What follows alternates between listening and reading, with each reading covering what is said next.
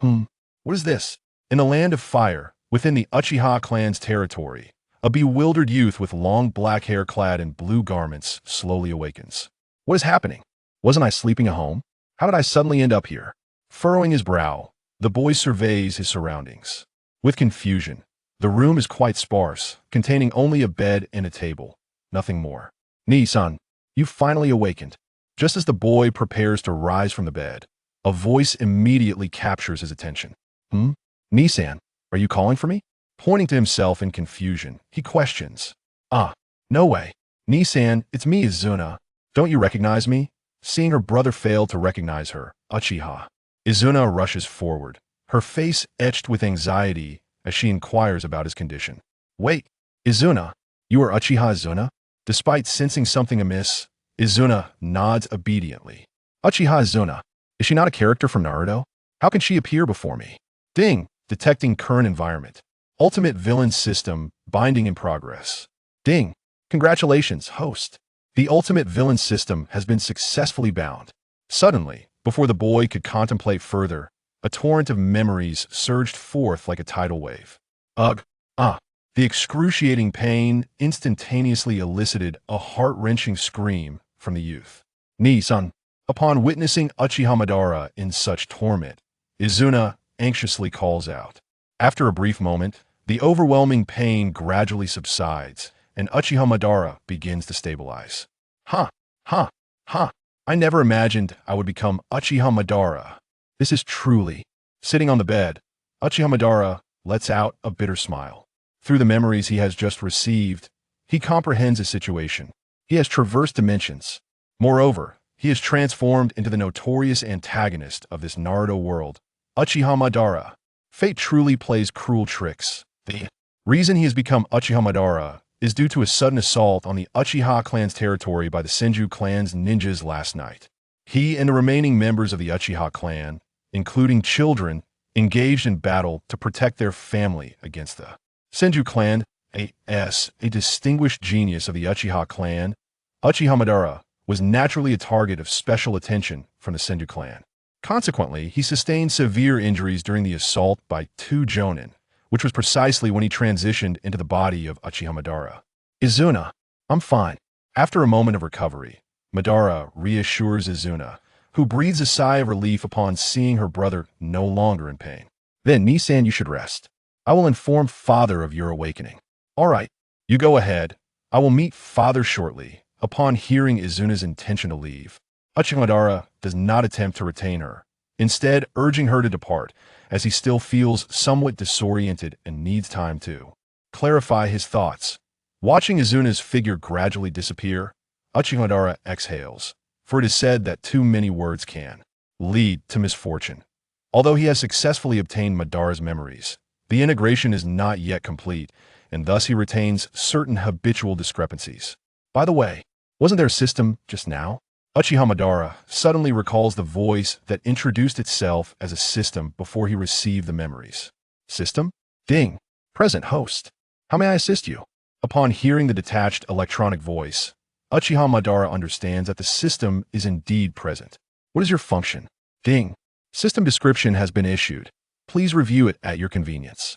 After briefly perusing the system's explanation, Uchiha Madara gains insight into its capabilities.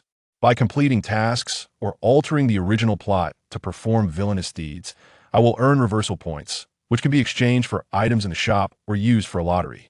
A glimmer of determination sparks in Uchiha Madara's eyes as he accesses the system shop, only to be disheartened by the points required. Damn it, what a ripoff. An A-rank ninjutsu costs 1,000 reversal points, and even would release requires 100,000 reversal points. Glancing at the shop, he promptly closes it, preferring not to dwell on the troubling prices. Ding. A beginner's gift package has been issued. Would the host like to claim it? Yes. As Uchiha Madara's words resonate, a brilliant white light envelopes him. Ding. Congratulations, host, for acquiring a Sharingan with 1 Tomo. Ding. Congratulations, host, for acquiring Chidori. Ding. Congratulations, host, for acquiring Chunin level chakra. As the system rewards are granted, Uchiha Madara immediately feels a sharp pain in his eyes, though it dissipates as Swiftly, as it arrived, this the power of the Sharingan? His once pitch-black pupils have now transformed into a blood-red hue, with a small black tomo at the center. Upon activating the Sharingan, Uchiha Madara perceives everything around him as if time has slowed, allowing him to discern even the flow of air. Naturally, the activation of the Sharingan is accompanied by a surge of chakra within Uchiha Madara. System. Display personal attributes. Name, Uchiha Madara. Gender, male. Strength, Chunin. Ability, 1 Tomo Sharingan. Path, none. Reversal points, 0. Observing his simplistic attributes, Uchiha Madara shakes his head. Never mind. I won't dwell on this. With a system, I will undoubtedly grow stronger. With this thought, an overwhelming aura emanates from Uchiha Madara. Since I have become Uchiha Madara, I will certainly not follow the original storyline. Upon uttering these words, a palpable killing intent radiates from him. After a moment, Madara retracts his aura, mindful that he is still injured and that all matters must wait until he has fully recovered. Half a month swiftly passes, and Uchiha Madara's injuries have completely healed. Izuna, father wishes to see you. As Madara studies ninjutsu at the table, he pauses briefly. I understand. With that, Uchiha Madara sets aside the scroll and rises to exit, with Izuna obediently following him. Alas, it seems I cannot escape this encounter. Sighing inwardly, Madara feels a flicker of apprehension, for the person he is about to meet is Uchiha Taijima, the patriarch of the entire Uchiha clan, one of the few formidable warriors of the Uchiha, and also Madara's father. After navigating a series of twists and turns, they quickly arrive outside Uchiha Taijima's residence. Father. In unison, they call out, and a voice resonates in their ears. It is Madara and Izuna. Come in. Upon entering the room, Uchiha Madara immediately sensed a gaze scrutinizing him. He lifted his head and beheld a distinguished man seated before him, his hair flecked with gray, eyes gleaming with intensity, none other than Uchiha Tajima, the clan leader of the Uchiha. Indeed, you have led our kin to safeguard the clan, even standing against elite shinobi single-handedly. Tajima remarked, pausing momentarily before adding, however, I bear unfortunate news.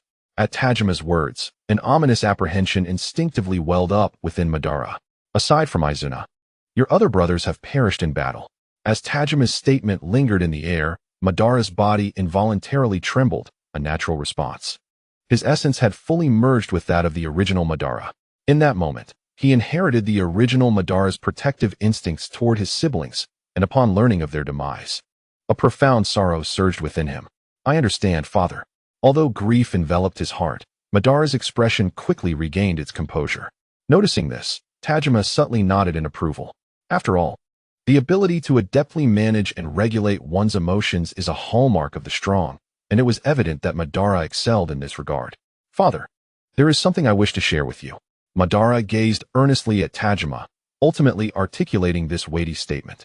Oh, what is it? Tajima, recognizing the gravity of Madara's demeanor, became intrigued, sensing it was no trivial matter. Father, I have awakened my Sharingan. The words fell upon Tajima's ears like a thunderclap, leaving him stunned. Madara, this is not a matter to be taken lightly. Tajima regarded Madara with utmost seriousness, for he could not afford to be careless. After all, Madara was merely 10 years old. In the annals of the Uchiha clan, there had never been a member to awaken their eyes at such an early age. Observing Tajima's grave expression, Madara offered no explanation, simply closing his eyes. When he opened them once more, his normal irises had transformed into a blood-red hue, with 2 small tomo adorning each eye. This was indeed the Uchiha clan's Kekkei Genkai, the Sharingan. Tajima gazed in astonishment at Madara's eyes, and a wave of exhilaration surged within him, his face unable to mask the joy that radiated from his features. Haha, excellent, truly remarkable. Madara, you are indeed the greatest prodigy of our Uchiha clan. To have awakened your Kekkei Genkai at such a tender age is extraordinary. The more Tajima looked at Madara, the more he appreciated him, until suddenly, a thought struck him. No, Madara, the awakening of your Sharingan is a momentous occasion for our Uchiha clan, and you are the hope for our future. However, once other clans learn of your abilities, they will undoubtedly seek to target you. Therefore, from this day forth, we must increase your protection. Madara furrowed his brow at Tajima's command. Although Tajima's intentions were undoubtedly well-meaning and aimed at ensuring his safety, an increase in guards would also hinder his freedom. Father, augmenting our guard is unnecessary. Given my capabilities, Uchiha Madara was interrupted mid-sentence by Uchiha Tajima. No, it is indeed crucial. As the most formidable genius of the Uchiha clan, your safety is paramount, especially following the recent ambush by the Senju clan. However, Uchiha Tajima's tone shifted abruptly. I do not intend for you to become a mere flower sheltered in a greenhouse. You must also partake in frontline combat. After all, the future leader of the Uchiha clan cannot be a worthless individual relying solely on the protection of others. Tajima's words resonated deeply within Madara, causing him to reflect. After a resigned sigh, Madara acquiesced to Tajima's demands. Subsequently, Tajima personally ordered that Madara be granted unrestricted access to the clan's shrine to study all Uchiha ninjutsu. Surprised by this unexpected boon from Tajima, Madara took his leave from both Tajima and Izuna, returning alone to his residence. Phew. It seems my father has not noticed anything amiss. Thus, the path ahead appears straightforward. A glint of determination flickered in Madara's eyes. Time, as always, slipped away unnoticed. And soon half a month had passed. Throughout this period, Madara remained industrious, diligently visiting the shrine daily to study ninjutsu. With the aid of the system, learning ninjutsu became as effortless as dining. Similarly, during assessments conducted by Tajima and others, Madara's remarkable learning speed astonished them, ultimately leading them to attribute his prowess to an extraordinary talent, a genius rarely seen in a century. Within the Uchiha clan's domain, the upper echelons gathered, filling the room with a palpable enthusiasm. After a brief wait, Uchiha Tajima made his entrance, accompanied by Madara. Elders! Elders! As Tajima entered, the gathered Uchiha clan members nodded in greeting. Upon noticing Madara behind Tajima, they smiled and acknowledged him as well. Once Tajima took his seat, the assembly fell into a hush. Ladies and gentlemen, I have summoned you for two significant announcements. Tajima's steady voice echoed through the hall, prompting the attendees to direct their attention toward him. The first announcement is that, effective immediately, Madara will serve as the deputy clan leader of the Uchiha clan. Following Tajima's declaration, no objections arose from the assembly. On the contrary, there was a general consensus supporting Tajima's proposal. Madara's reputation as a genius had already spread throughout the Uchiha clan, explaining the absence of dissent. Observing the lack of opposition, Tajima nodded subtly and continued. As for the second matter, it pertains to our long-standing rivals, the Senju clan. Upon mentioning the Senju clan, the smile vanished from Tajima's face, mirrored by the other clan members, some of whom clenched their teeth in anger, wishing to exact vengeance. Elders, what has transpired with the Senju clan? As the esteemed elder of the Uchiha clan, Uchiha Ao furrowed his brow and inquired.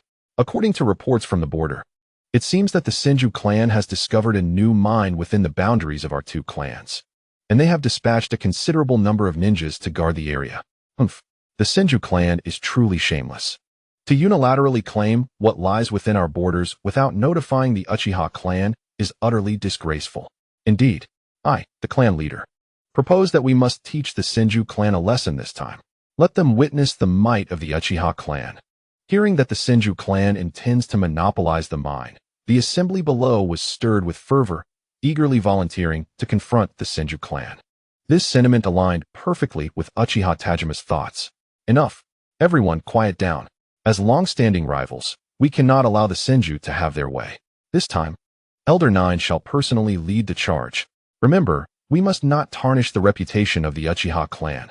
Upon being singled out by Uchiha Tajima, Uchiha N stood excitedly, pledging his commitment. Rest assured, clan leader, this mine shall undoubtedly belong to the Uchiha clan. Observing Uchiha N's fervent demeanor, Uchiha Tajima merely nodded, then turned his gaze to Uchiha Madara. For this campaign against the Senju clan, Madara, you too must head to the front lines. While surveying the important figures in the room, Uchiha Madara was suddenly called upon, responding with utmost respect. Yes, father. I shall give my all and uphold the honor of the Uchiha clan. Uchiha Tajima paid little heed to Madara's declaration. The reason for sending him into battle was simply to gain experience and broaden his horizons. Very well. You may all depart. Quickly assemble the ninjas. Tajima waved his hand, and the Uchiha clan members exited the room. Moments later, The once vibrant hall was left with only Uchiha Madara and Uchiha Tajima. Madara, I shall not waste words, for this is not your first battle. I will assign 2 elite jonin to ensure your safety throughout, so proceed with confidence. Feeling the warmth of Tajima's concerned gaze, Uchiha Madara felt a surge of gratitude. Despite Tajima's usual sternness towards his offspring, he remained a father at heart. Father, do not worry. I will take care of myself. Now I must prepare. Go. Having received Tajima's approval, Uchiha Madara did not linger, rising to return to his quarters, as preparation before battle was essential, especially for such a significant conflict. Uchiha Madara grasped his weapon, casting one last glance at the familiar room before turning to leave. Brother, just as he was about to head to the square, Uchiha Madara was suddenly called by a tender voice. It was Izuna. Uchiha Madara turned with a smile towards his younger brother. Although he often presented himself as a mature figure in front of other clan members, he reserved a softer expression solely for Izuna. Yes, are you heading to the front lines? Brother? Uchiha Izuna looked at Uchiha Madara with a face full of concern. In this era of war and strife, conflict and bloodshed were the prevailing themes. Upon reaching the age of 5, every child in the clan is thrust into the fray of battle. Unlike the trivial skirmishes of later generations, these conflicts are genuine and perilous. As a member of the formidable Uchiha clan, Izuna has faced this reality, fully aware of the dangers and brutality of war. Thus, when he learns that his elder brother intends to head to the front lines, an overwhelming sense of concern envelopes him. Rest assured, Izuna, you are well aware of my abilities, and our father has specifically assigned me 2 elite jonin as my protectors, so my safety is assured. Upon hearing such reassurances from Madara, Izuna's worries begin to ease. That is a relief. Brother, please exercise caution during battle. Madara nods in acknowledgement of his younger brother's admonition before turning to leave. As Madara arrives at the plaza, the departing ninjas have nearly gathered. The square is alive with groups of 3 or solitary figures engaged in idle conversation. The moment Madara appears, all eyes converge upon him. Though many have never laid eyes on him before, the tales of his genius have long circulated among the Uchiha clan. Curiosity abounds among the clan members regarding the prodigious talent of this esteemed individual, and they cannot help but scrutinize him the instant he makes his entrance. Unperturbed by the multitude of gazes, Madara strides forward with his 2 bodyguards, prompting admiration from the onlookers, who marvel at the future clan leader's composure. Elder 9. Upon encountering Uchiha N, Madara offers a slight bow as a gesture of respect. Haha, no need for such formalities. Truly, you are the strongest genius of our Uchiha clan. Please wait here for a moment. Once everyone has arrived, we shall set forth. Since Madara's arrival at the plaza, Uchiha N has been observing him. Not immediately speaking, but instead assessing Madara's demeanor, serving as a small test for him, which Madara is aware of. His earlier response has garnered the elder's approval.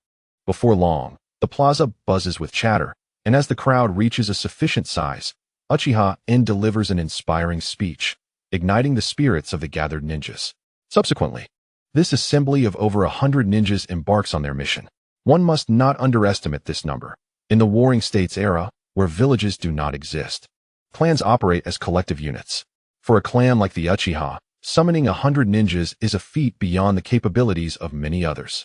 After 2 days of travel, Madara and his group finally arrive at the designated location indicated in their intel.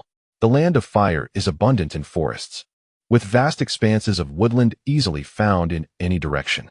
The task site is similarly enveloped in lush greenery. Elder 9. This is the spot. According to our intelligence, the mine discovered by the Senju clan lies just ahead. One of the ninjas gestures toward a small hill in the distance. Excellent. In that case, let us hasten our pace and impart a proper lesson to that group from the Senju clan. As Uchiha Yan's words fell, over 100 ninjas behind him erupted into cheers.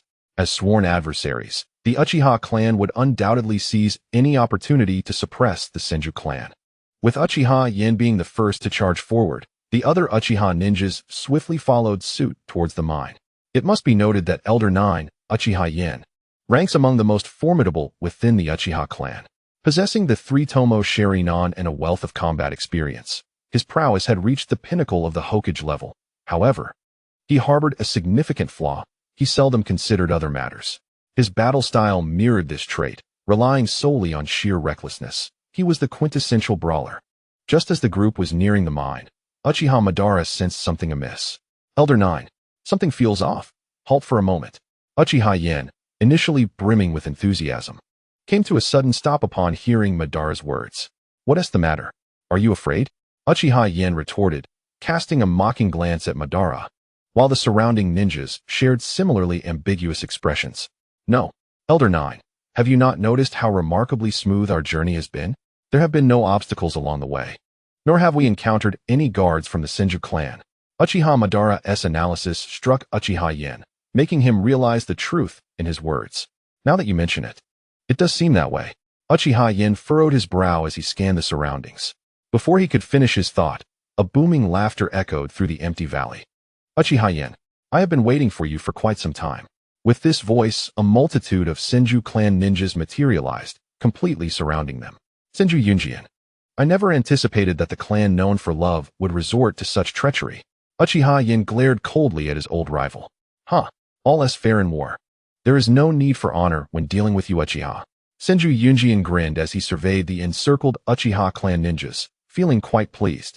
Should this plan succeed, it would undoubtedly deal a significant blow to the Uchiha clan.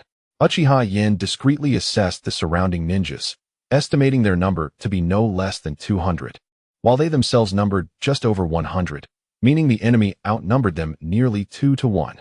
Madara, remember, once the battle commences, take advantage of the chaos to break through. We will hold them here. You are the future hope of our Uchiha clan. Nothing must happen to you. Uchiha Yen, contemplating briefly, quietly conveyed this to Uchiha Madara while Senju Yunjian reveled in his triumph. Madara understood that Uchiha Yen had likely resigned himself to fate, given the dire battlefield circumstances. Enough talk. Now, let me send you on your way. With a vicious smile, Senju Yunjian was the first to strike, launching a kunao at Uchiha Yen with great speed. The other Senju clan members followed suit, swiftly hurling their kunao and shurikens towards the Uchiha ninjas. Taking my life will not be so simple. Besides, numbers do not always guarantee victory. As Uchiha Yen's words fell, the earth began to tremble, and in an instant, earthen walls erupted from the ground, shielding against the barrage of shurikens and kunao that filled the sky.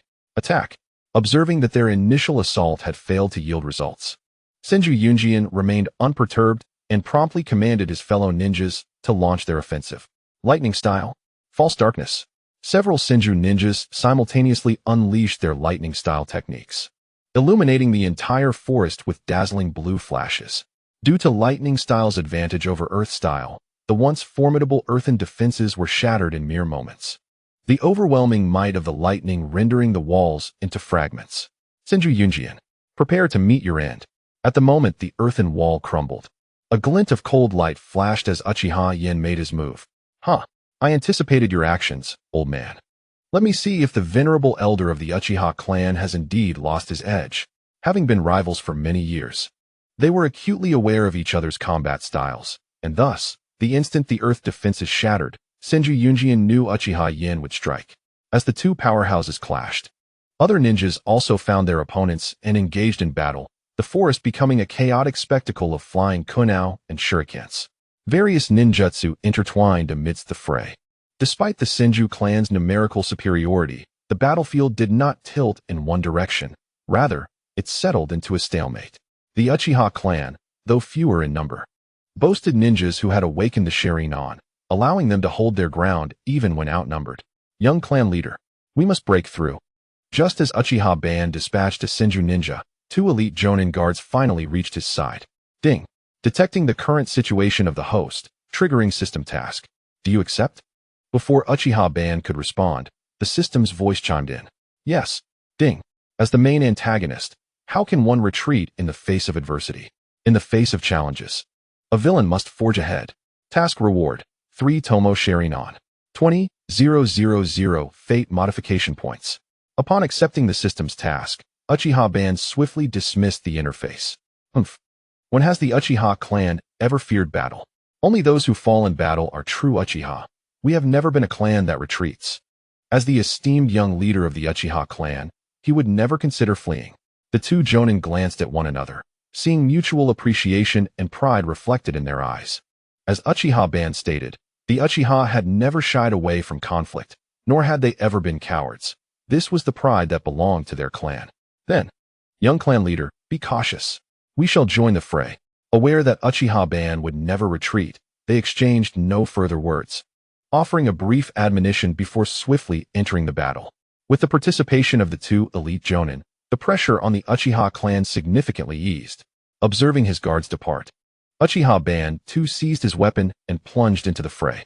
Although Uchiha Obito's strength may not be formidable, it is more than sufficient to deal with the Chunin. Nevertheless, to maximize his potential, Uchiha Obito selectively engages only the genin. In a fleeting moment, he traverses the battlefield, embodying the very essence of a war demon, mercilessly reaping the lives of the Senju genin.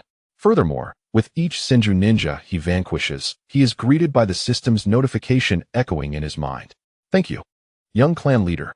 After effortlessly saving a fellow Uchiha, the recipient is overwhelmed with gratitude, a sentiment echoed by others he has rescued. As a result of his actions, the Uchiha ninjas he saved begin to harbor a burgeoning respect for him. Congratulations, host, for slaying a genin. You have earned 200 fate alteration points. As Uchiha Obito slowly withdraws his blade from the lifeless body of a Senju genin, the system's voice resonates once more. Phew. I must have taken down at least 15 or 16 enemies this time, accumulating 200 points.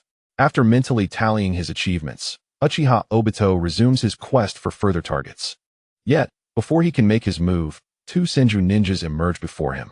Due to Uchiha Obito's relentless actions, the Senju clan quickly recognizes the presence of this war demon on the battlefield. However, upon seeing his youthful visage, they are momentarily taken aback. They had not anticipated that the source of their significant losses would be a mere boy. In an instant, the words genius surface in the minds of the Senju ninjas.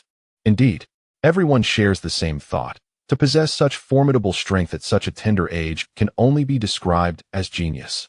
Yet, admiration swiftly gives way to murderous intent. While genius is commendable, he is not one of the Senju. Rather, he is their adversary. All comprehend the implications. Should Uchiha Obito reach maturity, he would undoubtedly become a nightmare for the Senju clan. Thus, the Senju clan takes action. And the two individuals before Uchiha Obito are none other than elite Chunin of the Senju. You little brat. I must admit, you are the most talented youth we have encountered, even surpassing our clan's strongest prodigy. One of them sneers. Indeed. However, while you may be a genius, let me remind you that a dead genius ceases to be a genius. After all, genius can be snuffed out. Upon hearing their words, Uchiha Obito gazes at them in silence, contemplating. At that moment, he longs to declare, I apologize. I have never been a genius. I am merely a wall ornament. Yet, he refrains from voicing this thought, knowing they would not comprehend. Enough of this idle chatter. The outcome remains uncertain. And have you not heard the saying? Uchiha Obito's words linger in the air, leaving the two momentarily stunned. The Senju Chunin on the right inquires, what saying? Villains perish from excessive talk. No sooner had Uchiha Obito uttered this than a colossal fireball erupted from his mouth, hurtling towards the two, a manifestation of the great fireball technique. Damnable brat.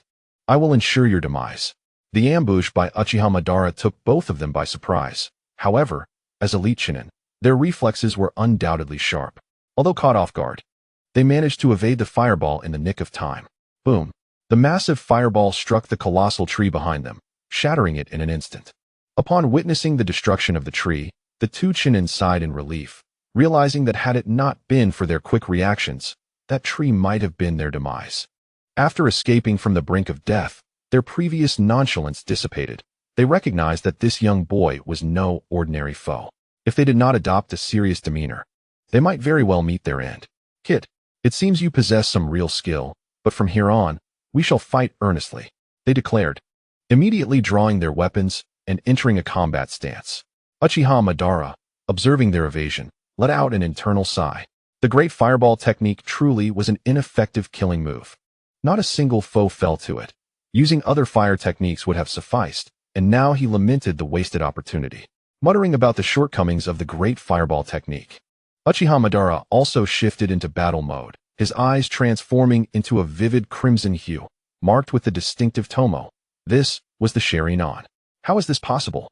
You've activated your bloodline limit. The two exclaimed in astonishment upon seeing the Sharingan. They had not anticipated that this youth had already awakened his Kekkei Genkai. Is it really that surprising? It's merely a bloodline limit. Their expressions betrayed their disbelief as they regarded Uchiha Madara's nonchalant demeanor, with a twitch of irritation at the corners of their mouths. Damn, this kid truly knows how to flaunt, echoed simultaneously in their minds. Humph, I did not expect you to awaken your bloodline limit, but now you cannot be spared. With a cold snort, the two Chunin swiftly dispersed, coordinating their assault on Uchiha Madara. Seeking my life, are you? Let us see if you possess the ability to take it. Uchiha Madara responded defiantly to their attack. Clang, clang, clang. Though the two had not yet reached him, their shuriken had already hurtled toward Uchiha Madara, despite their incredible speed, which rendered their trajectory almost invisible to the naked eye. The Sharingan made their movements crystal clear to him. With a swift motion, Uchiha Madara intercepted every shuriken with ease. Naturally, this shuriken barrage was merely a probing attack. They were not surprised that Uchiha Madara could deflect their projectiles. Kid, here. Just as Uchiha Madara deflected the shuriken, a Chunin from the Senju clan seized the opportunity to launch an attack. As elite Chunin, their taijutsu was formidable, and this time they employed the body flicker technique, enabling them to move with remarkable speed. Your speed is indeed impressive. However, in the presence of the Sharingan, your velocity is rendered futile. Uchiha Madara effortlessly evaded their determined strike. What? How could he react so swiftly? Two Chunin were evidently unprepared for the astonishing speed of Uchiha Madara, leading to a collision between them rather than a successful strike. There need not be so many explanations. As the saying goes, courtesy demands reciprocity. Allow me to present the gift I have meticulously prepared for you. Upon hearing these words, the two were momentarily taken aback, evidently struggling to grasp the implication of Madara's statement. However, clarity swiftly dawned upon them as they recognized a familiar sound. Not good. Retreat. They glanced back, and their expressions drastically changed. Without a moment to spare, they hastily withdrew. Boom. Before they could fully escape, the explosive tags detonated.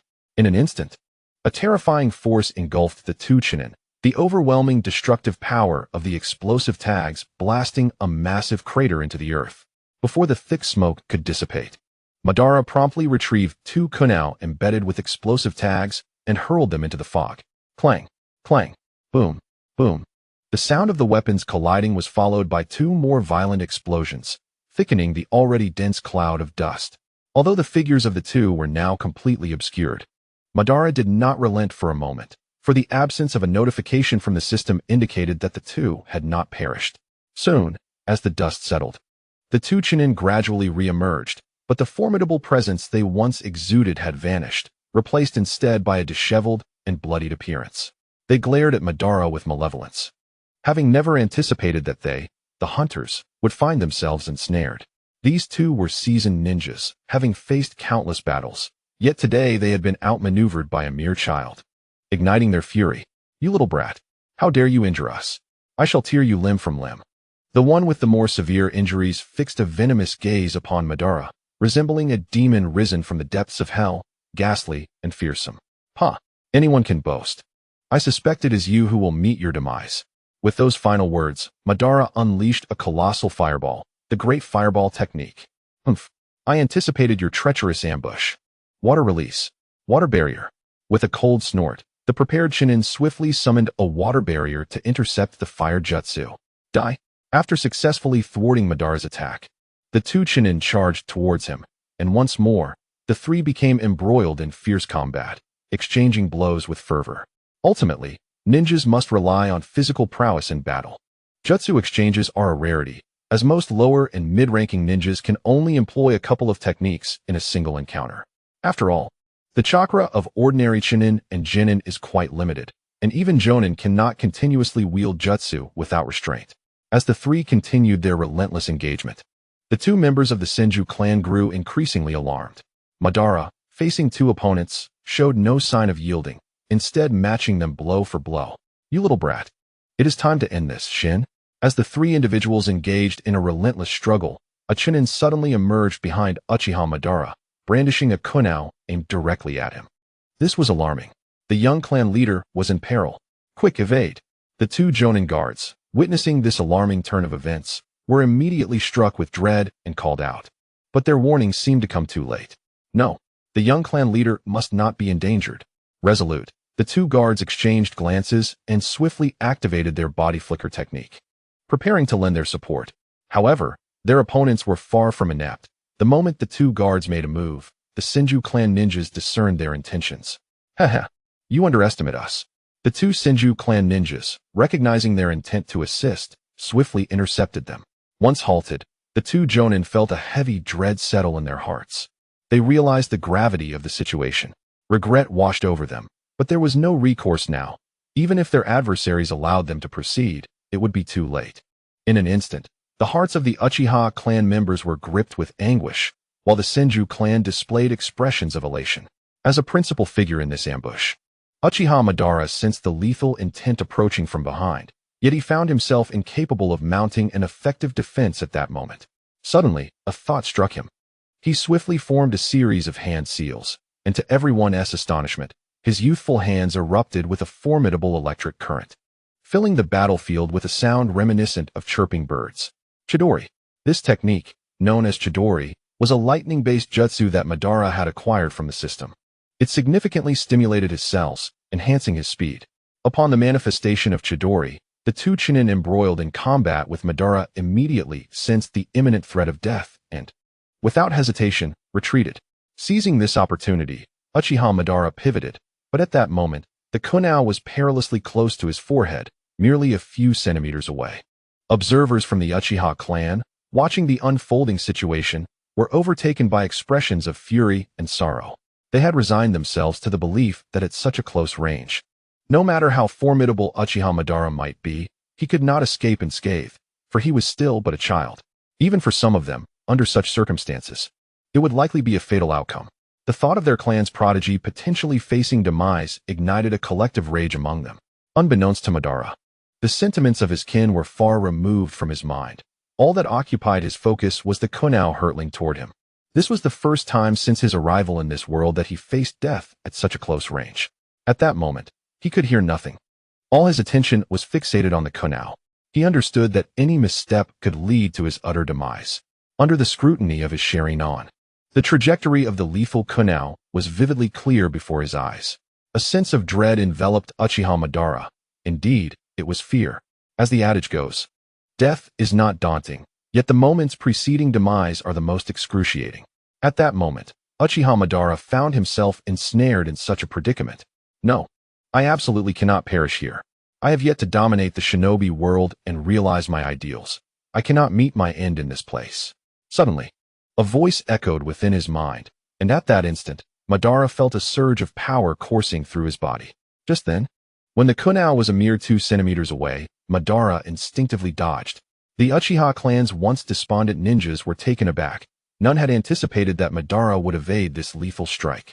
The Senju clan ninja across from him was equally astonished. The sinister, triumphant grin that had adorned his face vanished, replaced by sheer bewilderment. Yet soon, a wave of excruciating pain jolted him back to reality. As he lowered his head, he beheld Madara's hand, enveloped in lightning, having pierced through his chest without his prior notice. The jonin uttered a single syllable before his pupils faded into nothingness, and he collapsed to the ground. A profound silence enveloped the battlefield. None could fathom that Uchiha Madara had just turned the tables on his assailant. Excellent. Truly, he is the strongest genius of the Uchiha clan.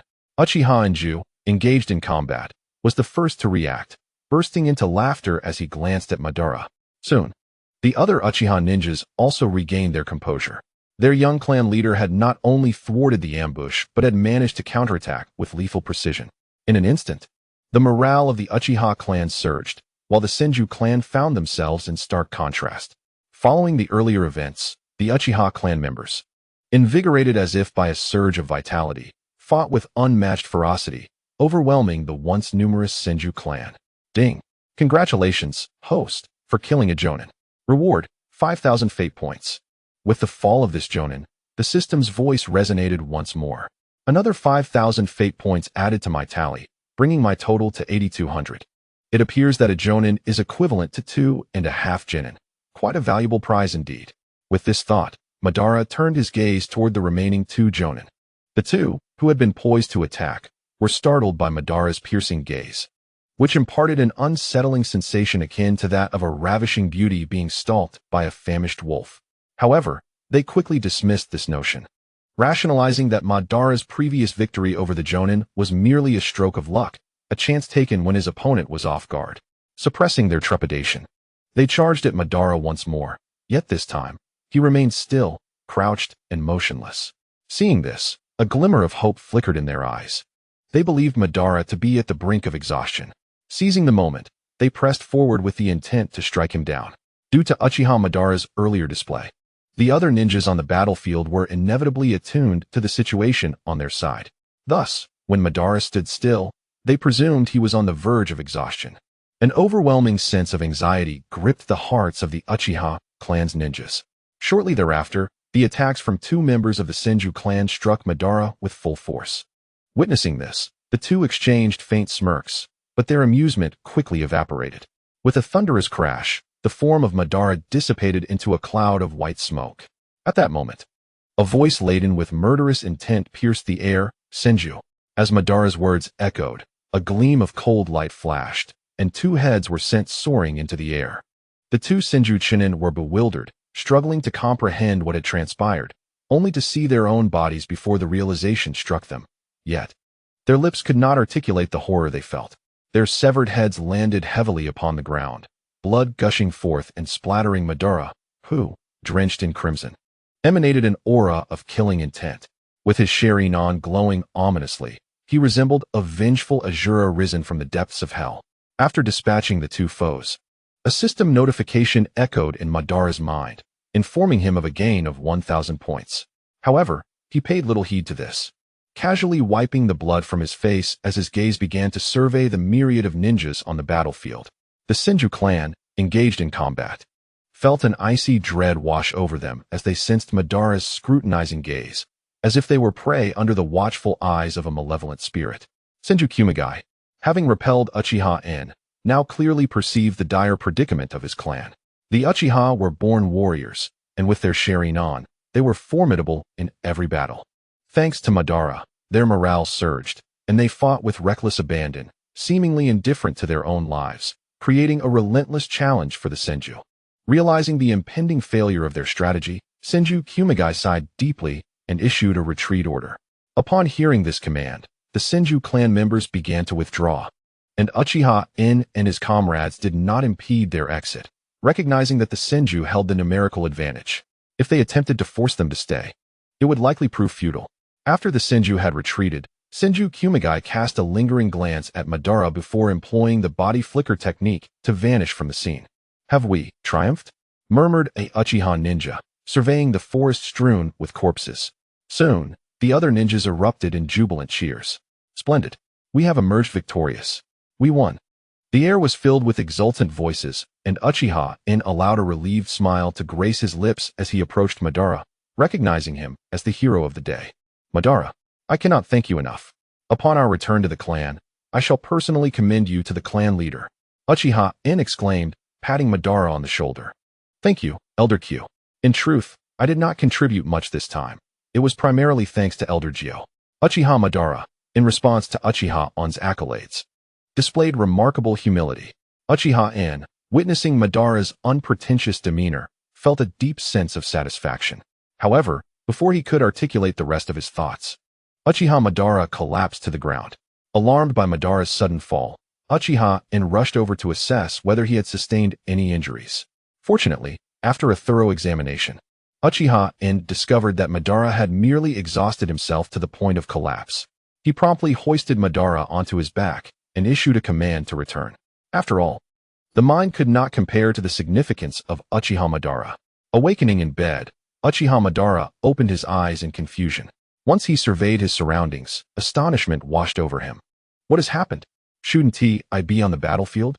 Puzzled, Madara prepared to rise, just as a familiar voice reached his ears. "Nisan, you're awake.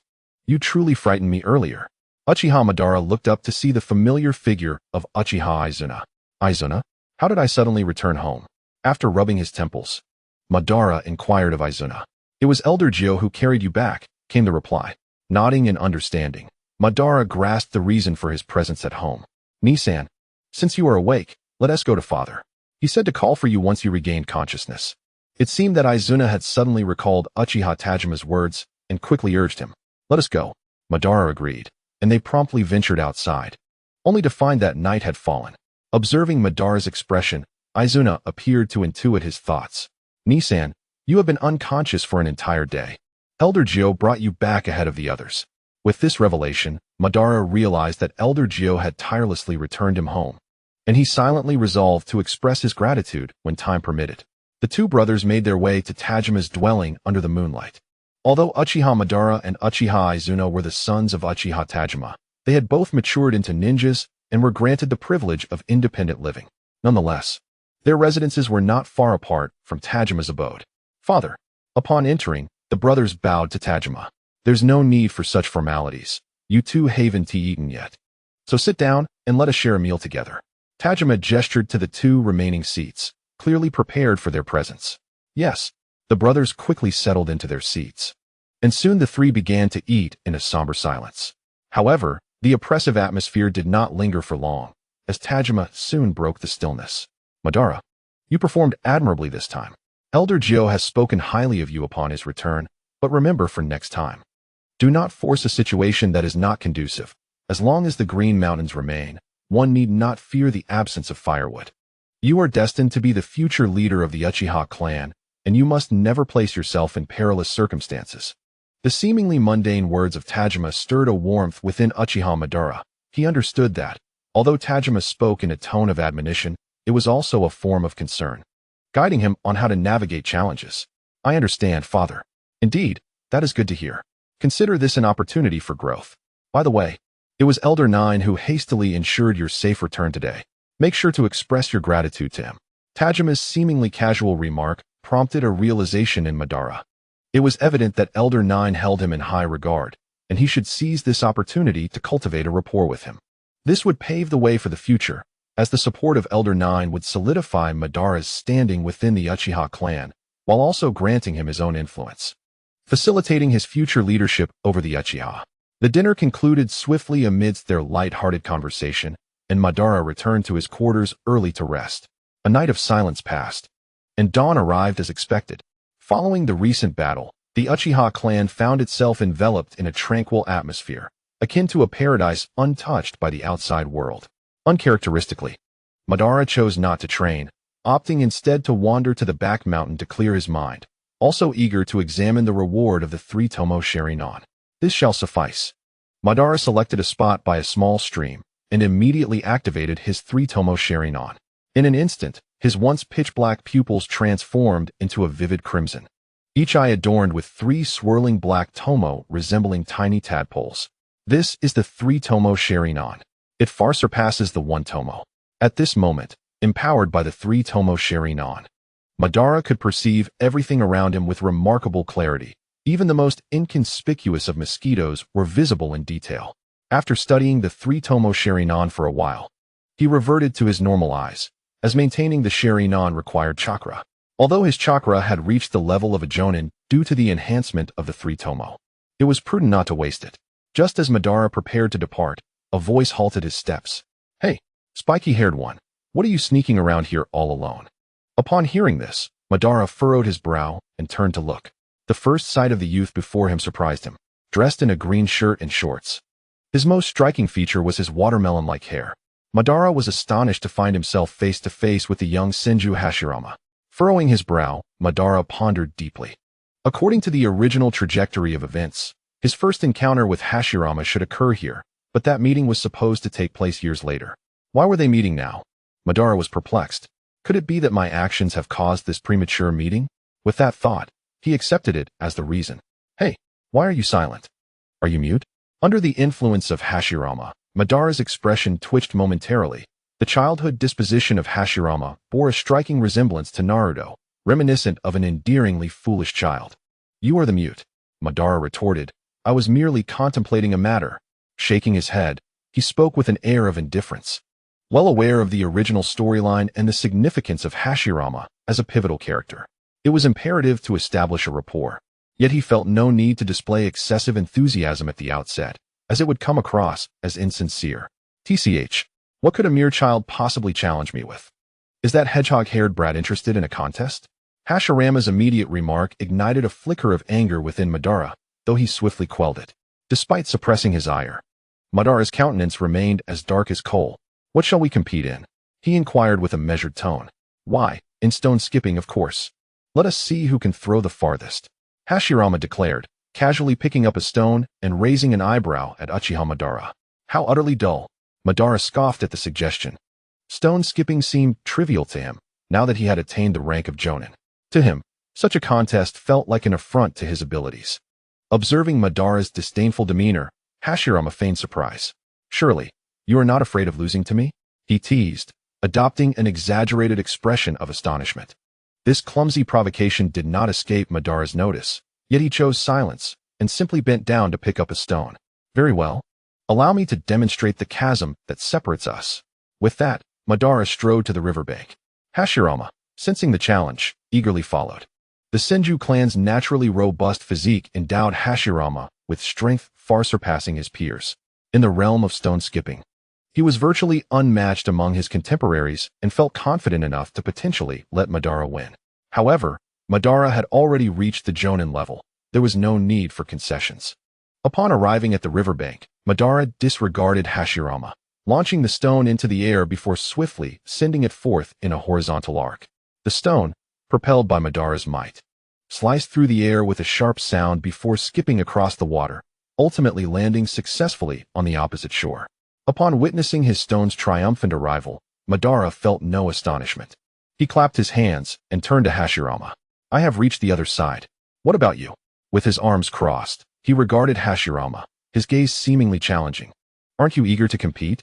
Feeling the weight of Madara's scrutiny, Hashirama's lips twitched slightly. Momentarily taken aback by Madara's skill, he quickly regained his composure. What is so impressive about that? I can do it too, Hashirama declared, rolling up his sleeves. He raised his right hand and hurled the stone into the air.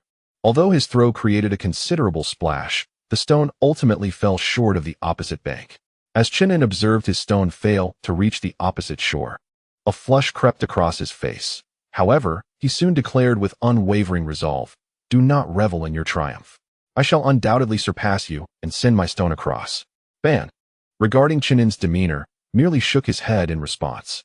At that moment, a lifeless body drifted past on the stream, causing both of their expressions to harden.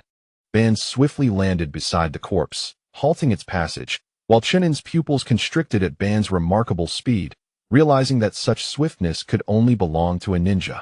A thought that weighed heavily on his heart. Nevertheless, he chose not to unveil his identity, and thus approached Ban's side. Is there any hope for him? Can he still live? He is already deceased, Ban replied, releasing his grip and allowing the body to continue its drift downstream. Once they returned to the bank, silence enveloped them, rendering the atmosphere rather somber. After a brief respite, Chinin broke the oppressive silence. Do you believe that a ninja's fate is inevitably death? His low voice pierced the stillness, prompting Ban to ponder in silence, unable to articulate a response. After all, in this era, war reigned supreme, and the life of a ninja was perpetually fraught with deception and bloodshed. Each individual was destined from birth to fight for their clan, and every ninja accepted that death was the ultimate destination. This was the prevailing reality of their world. Perhaps so, but who can truly predict? The past is immutable, yet our fate is ours to determine. The destiny of a ninja need not remain fixed.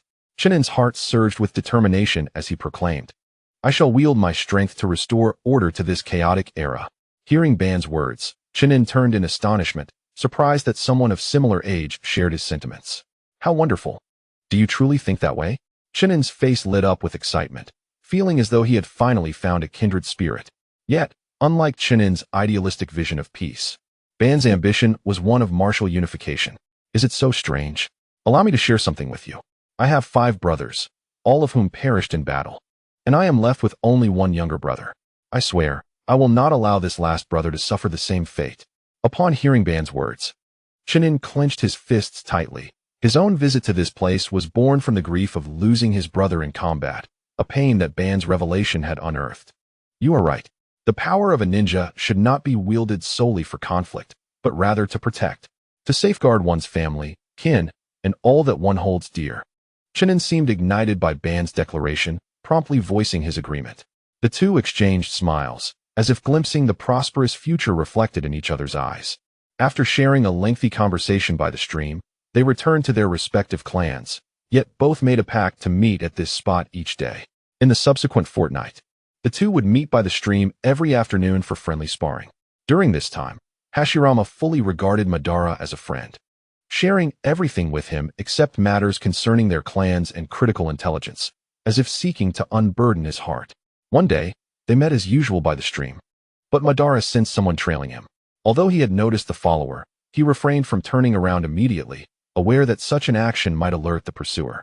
After walking a short distance, he seized an opportunity to utilize the body flicker technique, appearing behind the individual shadowing him. "Speak. Who sent you to follow me?" Madara demanded, positioning his weapon against Aizuna's throat. Having experienced numerous life and death battles, Madara's murderous intent was unleashed without reservation at the slightest hint of danger. Feeling the palpable aura of death, Aizuna was instantly gripped by a chill, his limbs numb with shock. Terrified, he quickly dispelled his transformation technique, fearing that Madara might inadvertently kill him. "Brother, don't make any sudden moves. It's me, Aizuna." Upon hearing this, Madara stepped closer, surprised to find that the one trailing him was indeed his younger brother, Aizuna. Confusion washed over Madara's face. "Aizuna, how could you possibly be following me? Who instructed you to do so?" Furrowing his brow, Madara looked at Aizuna with a mixture of perplexity and concern, his first instinct being that someone had commanded Aizuna to follow him. A suspicion that he was beginning to form. I was sent by father to fetch you, but upon arriving at your residence, I noticed you sneaking out," Aizuna explained, a hint of grievance in his gaze. "I thought you might be training in secret, so I decided to follow you." Madara found himself caught between amusement and exasperation at Aizuna's explanation. With a gentle chuckle, he instructed Aizuna to return to their clan, deciding to return home later that evening. As Madara's figure receded into the distance, the look of grievance on Aizuna's face vanished, replaced by a grave expression. He hadn't anticipated Madara's strength to be so formidable, and he was astonished that his carefulness had been so easily detected. After a moment of contemplation, Aizuna made his way back to their clan. "Father, I have failed." Upon returning, he rushed to Tajima's chamber to recount the events in detail. "You did well, Aizuna. This is not your fault. It seems Madara has grown even stronger. Tomorrow, I shall personally dispatch a jonin," Tajima assessed after hearing Aizuna's report and made a new decision. "Thank you, father." Aizuna exhaled a sigh of relief, though his face bore an expression of hesitation. Noticing his son's demeanor, Tajima felt a stir of curiosity and prompted. "What troubles you, Aizuna? Speak your mind. We are father and son after all." Tajima's words had the desired effect, and after gathering his thoughts, Aizuna earnestly cautioned, "Father, I believe it is best for us to have a conversation with Nissan. If he discovers that we are tracking him, it is likely that Aizuna's subsequent words will remain unspoken. However, Tajima understands his intent.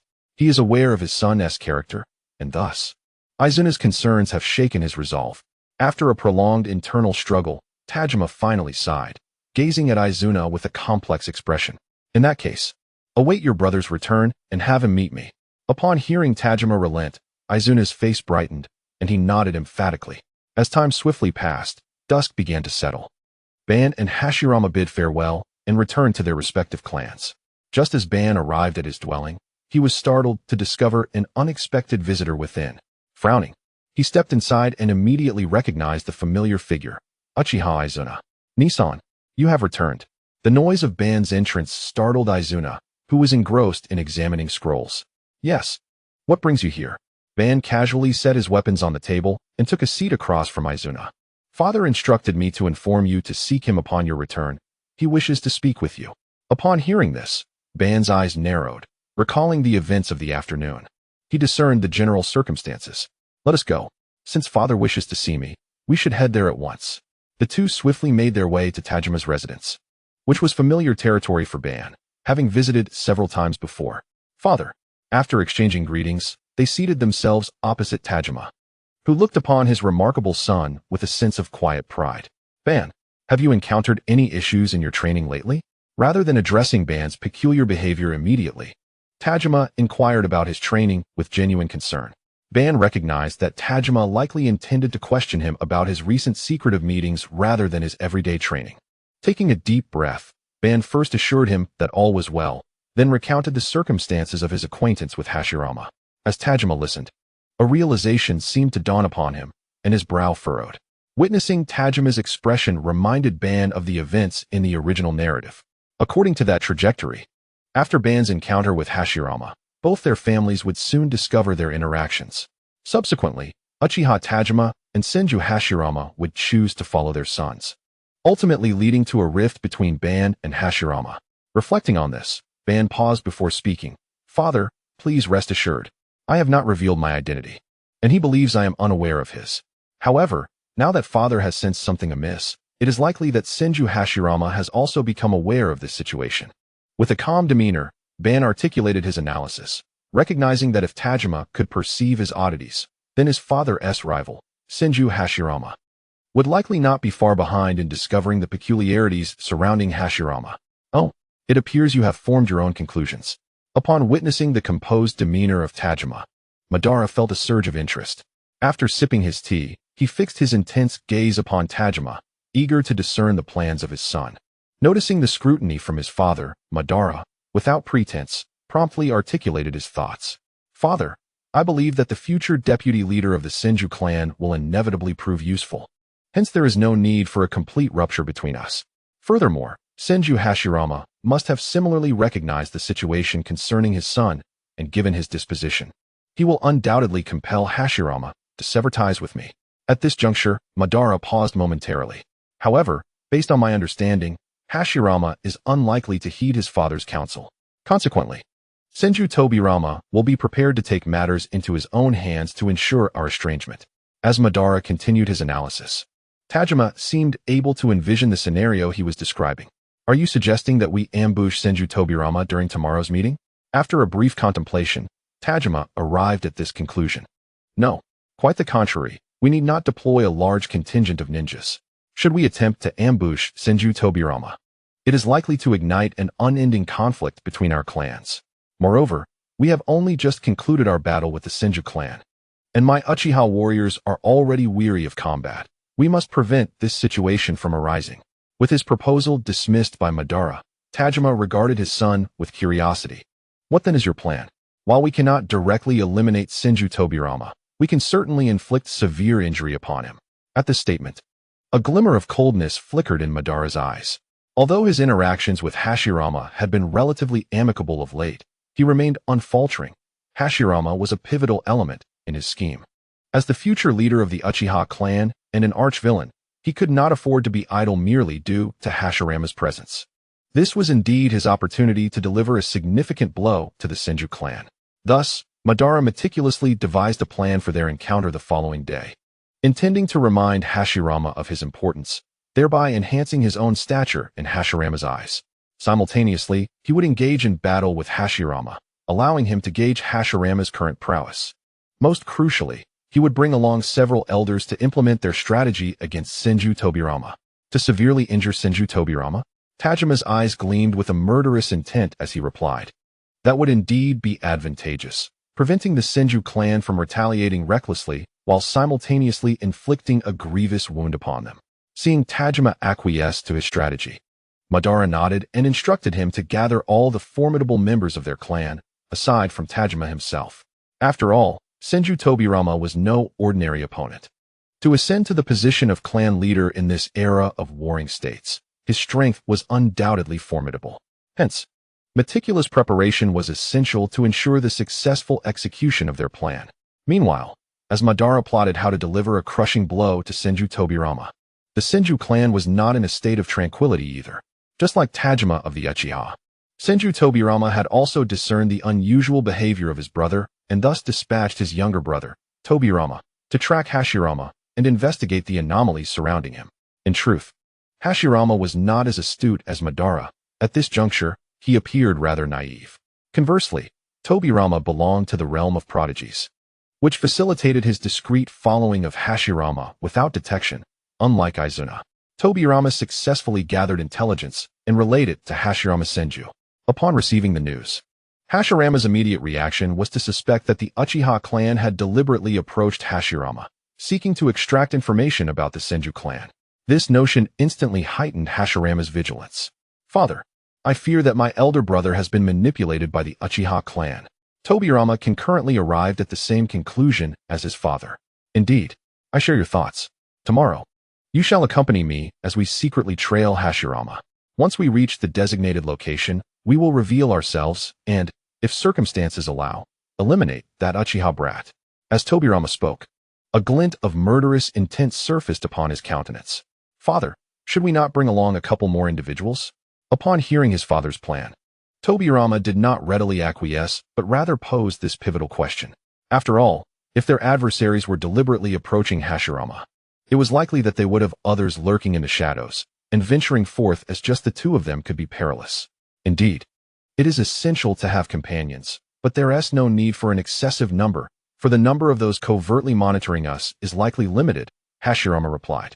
"In that case, let us proceed with your plan, father." Tobirama nodded and then retreated to his chamber. Before long, the day of the meeting between Madara and Hashirama arrived. Uchiha Tajima and others stealthily followed Madara as planned, while Hashirama and his companions discreetly trailed behind him. Although Hashirama appeared somewhat simple-minded, he was acutely aware that numerous individuals were shadowing him. As the reincarnation of Ashura, he possessed an exceptionally keen sense for danger. After a brief moment of contemplation, Hashirama surmised who might be following him. A sense of foreboding settled over him, yet he did not immediately turn back. Instead, he maintained a facade of tranquility as he proceeded towards the meeting place, albeit with an increased pace. Soon, Madara and Hashirama arrived at the familiar brook, but unlike before, they stood on opposite banks rather than congregating together. "Madara, let us commence. First, we shall engage in the familiar pastime of skipping stones." After exchanging glances, Hashirama initiated the conversation, to which Madara simply nodded in agreement. Subsequently, both produced a prepared stone from their chests. With a vigorous throw, the stones shot through the air like bullets, ultimately landing in each other's hands. Upon catching the stone, Hashirama noticed it bore the inscription, "Run." Meanwhile, Madara's stone bore the words, "It's a trap, leave." Feeling a tightening in his chest, Hashirama swiftly gestured, "Let us call it a day. We shall meet again another time." Madara. With that, he turned to depart, while the concealed Uchiha Tajima and Hashirama sensed that something had gone awry. After silently cursing, Senju Hashirama no longer hesitated and immediately employed his body flicker technique to arrive in the midst of the stream. Likewise, Uchiha Tajima found himself at the center of the brook, and the two fated adversaries faced each other once again. "Ah, what a coincidence, Uchiha Tajima," Hashirama greeted with a mocking tone upon seeing the familiar figure he had long desired to eliminate. "Haha, indeed, you have come, Senju Hashirama and Senju Tobirama."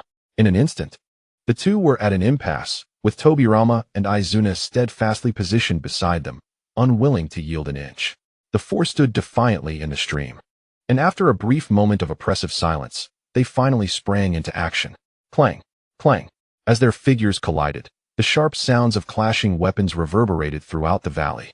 Sensing the force emanating from each other's weapons, both Hashirama and Tajima felt a stirring within.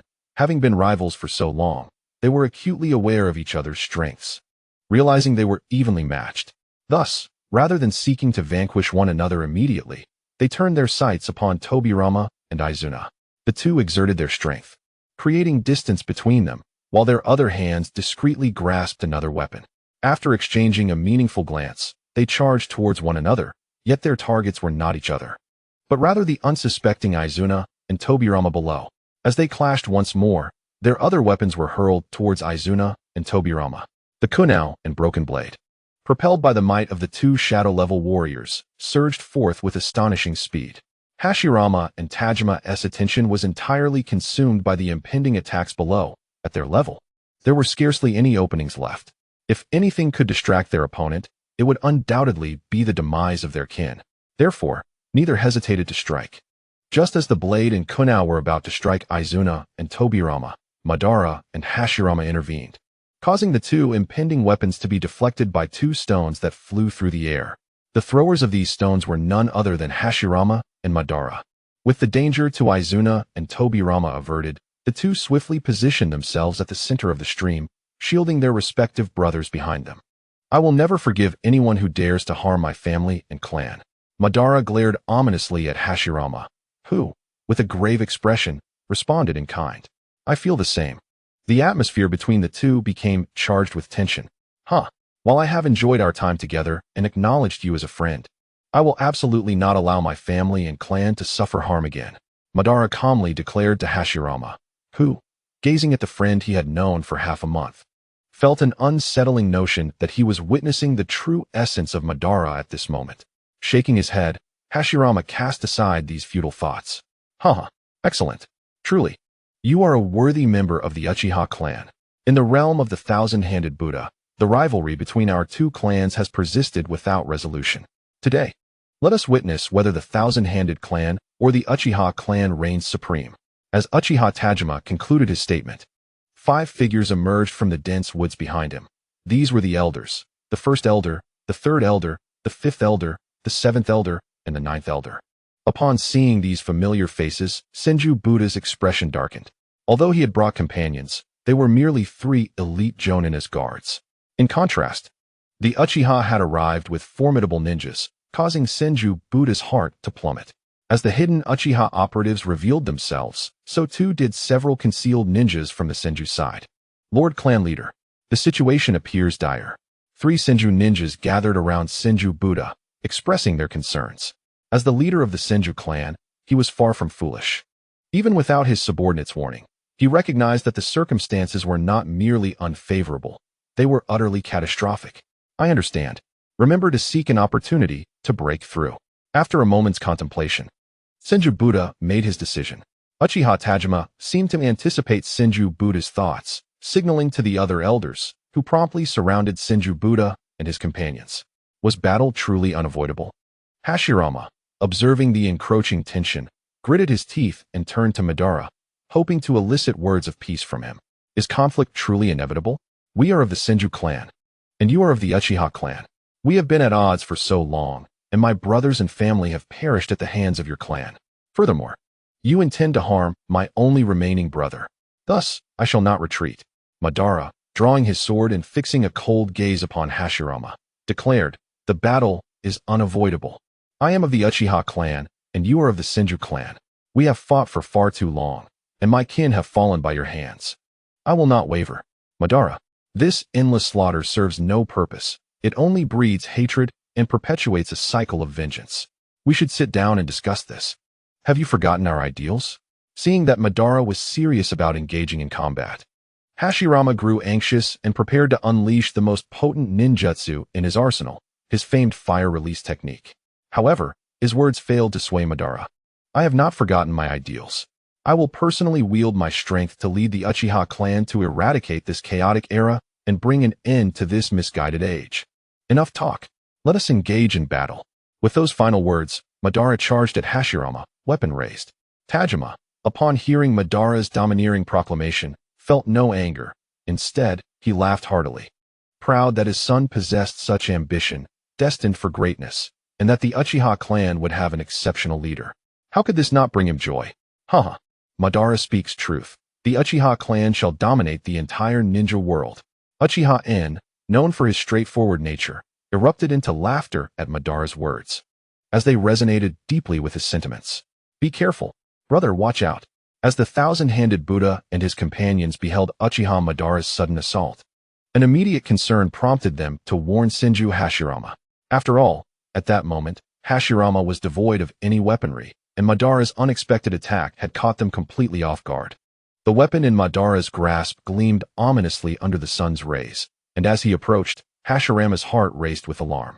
Instinctively, he lifted a broken blade from the ground to shield himself. Clang!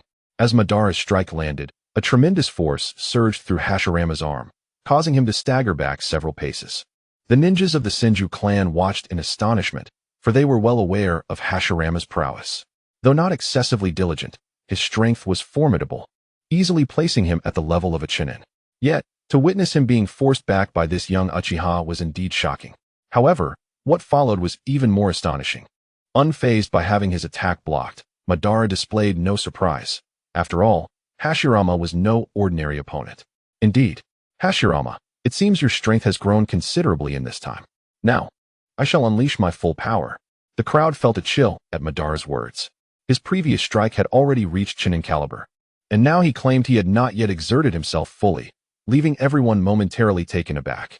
Upon finishing his statement, Madara's formerly normal eyes transformed into the three-tomo Sharingan, and his presence intensified dramatically. Hashirama, sensing this newfound aura, stood stunned. He had not anticipated that this friend, with whom he had sparred daily, possessed such strength. This overwhelming presence was akin to that of formidable clan elders. Father, brother has activated the three-tomo Sharingan. As Madara's power surged, the crowd was astounded.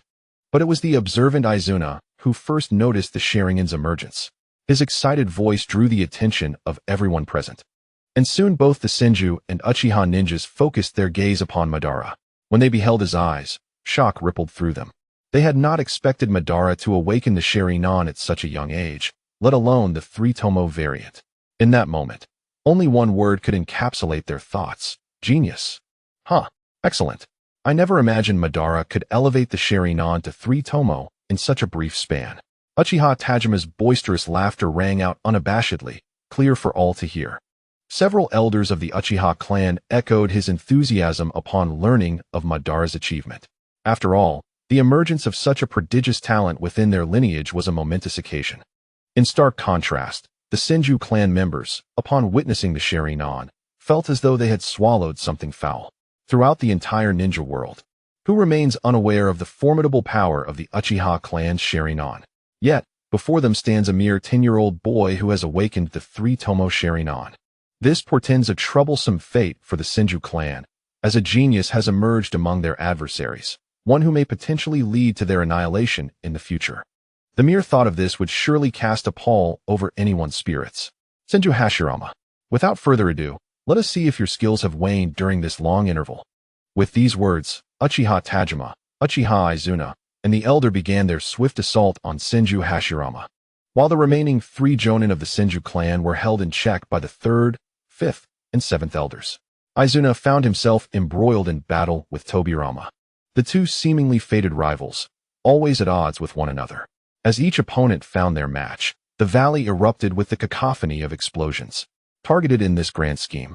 Senju Hashirama found himself in dire straits under the combined onslaught of Tajima and his compatriots. Initially, he and Tajima were evenly matched, but with the addition of 2 more opponents of similar strength, he found himself beleaguered, nearly struck multiple times. Fire release. Great fireball technique. With the completion of his hand seals, a colossal fireball hurtled towards Hashirama. Gritting his teeth, Hashirama swiftly countered with water release. Water barrier technique. Upon completing his own hand seals, a wall of water materialized before him, successfully absorbing the Uchiha's attack. The immense fireball detonated upon contact with the water technique, sending droplets cascading over the stream. Witnessing the ineffectiveness of his fire technique, Madara immediately employed the body flicker technique to launch a surprise attack on Hashirama. Still recovering from his previous jutsu, Hashirama sensed a chilling aura locking onto him, causing the hairs on his body to stand on end. Without a moment's hesitation, he lowered his body, narrowly avoiding Madara's weapon as it sliced past his scalp, allowing Hashirama to glimpse the strands of hair severed by Madara's strike. After a silent sigh of relief, Hashirama brandished his short blade, engaging in fierce combat with Madara. The 2 exchanged blows, their weapons clashing incessantly until Madara seized an opportunity, landing a decisive kick to Hashirama's chest. Coughing, Hashirama felt as though a boulder had struck him, a wave of pain radiating from his chest. Heh, it appears I am ultimately the stronger one, Madara taunted, observing Hashirama's injury, yet refrained from pressing the advantage, as his objective had been achieved, rendering lethal force unnecessary. Cough. Madara, do not revel in your triumph. I shall surpass you one day. Hashirama retorted defiantly, his countenance reflecting his dissatisfaction with the outcome, while Madara celebrated his overwhelming victory. Uchiha Tajima's side also reached a resolution. At that moment, a critical opening appeared in Senju Hashirama's defenses under the relentless assault of the 3 Uchiha. Tajima's eyes gleamed with a spark of determination.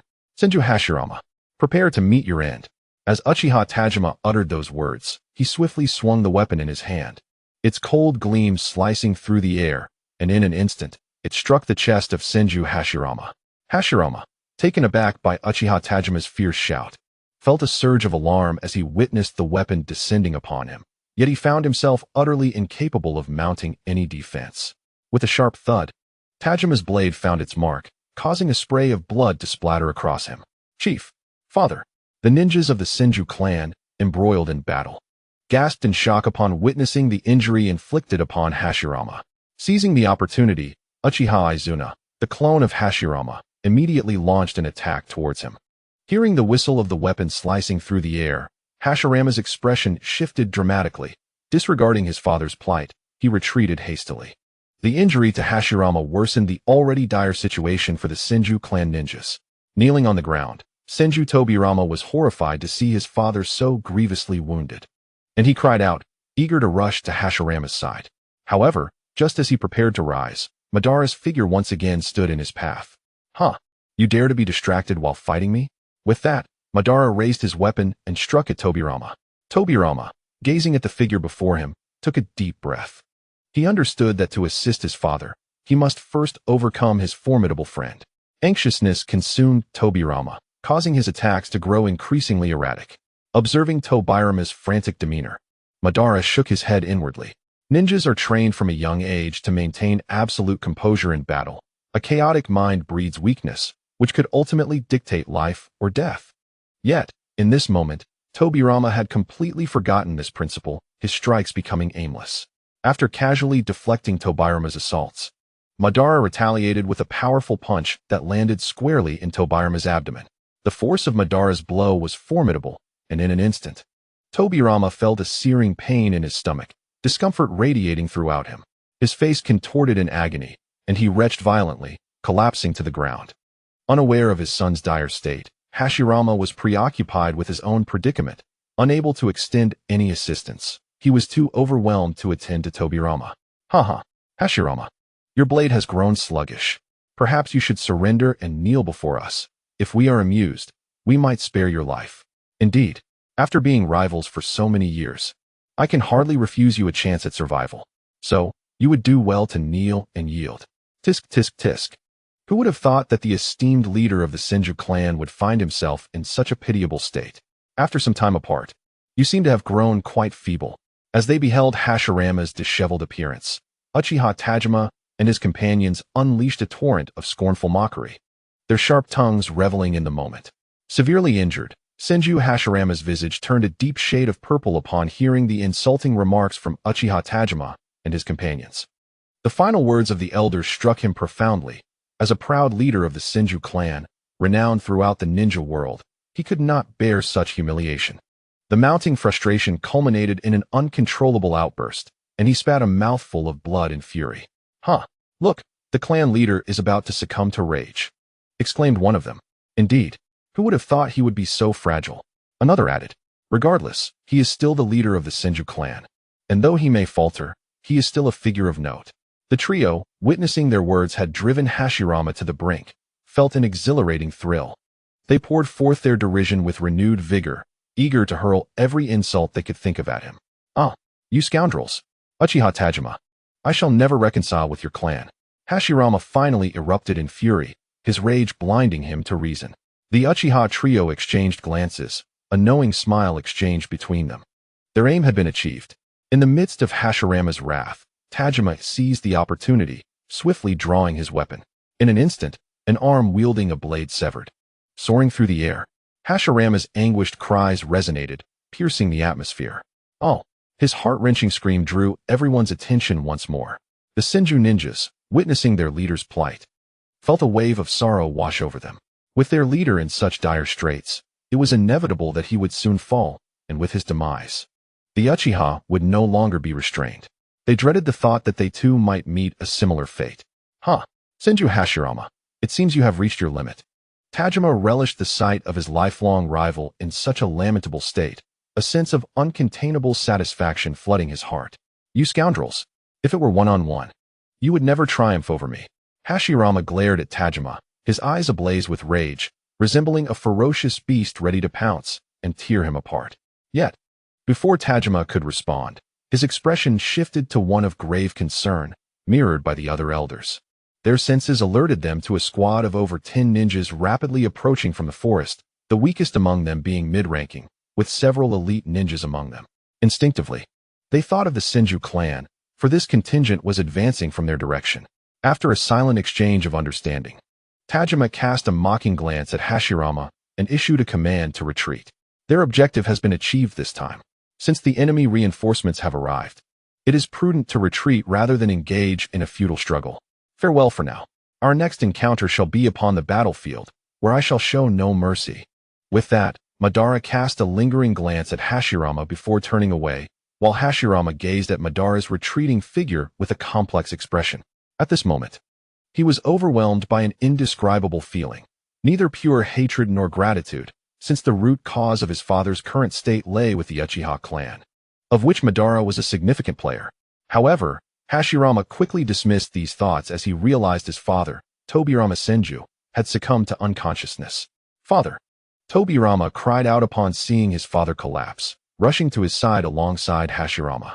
Just as they prepared to return, reinforcements from the Senju clan arrived, and they carried the severely injured Tobirama back to their clan. Setting aside the Senju clan's affairs, Uchiha Tajima and his companions, having retreated early, did not encounter the Senju reinforcements, allowing them to swiftly return to their territory. The elders who participated in the operation returned with great excitement, and even Madara, the architect of the plan, received their commendations. Yet, unlike the others' exhilaration, Madara felt little satisfaction from the blow dealt to the Senju clan, as he was acutely aware of the myriad troubles that lay ahead. Father, esteemed elders, I believe we should temper our joy. Tobirama's severe injury will surely incite a desire for vengeance from the Senju clan. Madara's words fell like a cold splash of water, extinguishing the elation among the elders. Observing their grim expressions, he smiled reassuringly. There is no need for excessive worry. An all-out war from the Senju clan is unlikely. Their retaliation will likely be on a small scale. However, I have a plan that could allow our Uchiha clan to seize a significant advantage over the Senju. As he spoke, a confident expression graced his face. Oh, what plan do you have in mind, Madara? Pray, share your thoughts. Tajima remarked, recognizing his son's determined demeanor, aware that Madara was likely plotting against the Senju once more. Father, are there still Hyuga captives within our Uchiha clan? Tajima, initially intrigued, was momentarily puzzled by Madara's sudden reference to the Hyuga captives. After a brief contemplation, he responded, Indeed, we do have a few Hyuga captives, though not many. They are remnants from our previous conflict with the Hyuga clan. The rest have already been exchanged. Upon hearing Tajima mention the existence of Hyuga captives within the Uchiha clan, a spark of excitement ignited in Madara's eyes. Father, since there are captives from the Hyuga clan, it will be straightforward. Let us summon them now. Uchiha Tajima observed Madara's enigmatic demeanor with a hint of confusion, yet he refrained from voicing his thoughts. After all, judging by Madara's consistent behavior, he was not one to act without purpose. Thus, Tajima promptly instructed others to bring forth the Hyuga captives. Soon, dozens of captives were assembled, and a significant portion of the training ground was filled with members of the Hyuga clan. As Madara gazed upon the captives, a look of satisfaction crossed his face. He cleared his throat and addressed the gathered crowd. Esteemed captives, today, I have convened you here to share some auspicious news. No sooner had Madara's words fallen than the crowd erupted into murmurs, and the previously bleak expressions of the captives began to shimmer with a glimmer of hope. Humph! What good fortune could possibly come from the Uchiha clan? One of the captives retorted. Are you suggesting that your good news entails our execution? Indeed. Even if there were good tidings, it would hardly be for a mere child like you to proclaim. Is there no one left in your Uchiha clan, that they must rely on a mere boy to make a show? The apparent leader among the Hyuga captives spoke, prompting a chorus of laughter from the others. They dismissed Madara's words entirely. Having been captives for a considerable time, many of their kin had since been redeemed, while they remained abandoned, clearly forsaken. The fate of those abandoned is all too predictable, and thus, upon hearing Madara's proclamation, they regarded him with disdain, even jesting in response. In their eyes, they were already condemned to death, and therefore had little to fear. According to the customary rules, any clan member captured by the enemy would typically be redeemed within a fortnight post-battle. Exceeding that time frame signified abandonment. Given the limited resources of the clan, which could not accommodate the rescue of all, Madara, undeterred by their ridicule and skepticism, merely smiled faintly, feeling a sense of elation. The despair of the Hyuga captives only served to facilitate his plans further. Haha, I am Uchiha Madara, the esteemed junior leader of the Uchiha clan. Do you believe my words hold no weight? As for the good tidings I speak of, I have no need to deceive you, a bunch of failures. His declaration incited fury among the Hyuga captives. Despite their defeat, they considered themselves heroes of their clan, and Madara's insult ignited their rage. Brute! If you wish to kill us, do so. What merit is there in insulting us? Indeed, though I am a failure, it is not for a mere child like you to lecture me. Exactly. In an instant, the training ground erupted with fervent outcries, a cacophony of voices yearning for death. Do you all desire death so fervently? The disdainful expression on Madara's face ignited a deeper fury among the Hyuga ninjas below. Yet what resonated more profoundly within them was a sense of sorrow.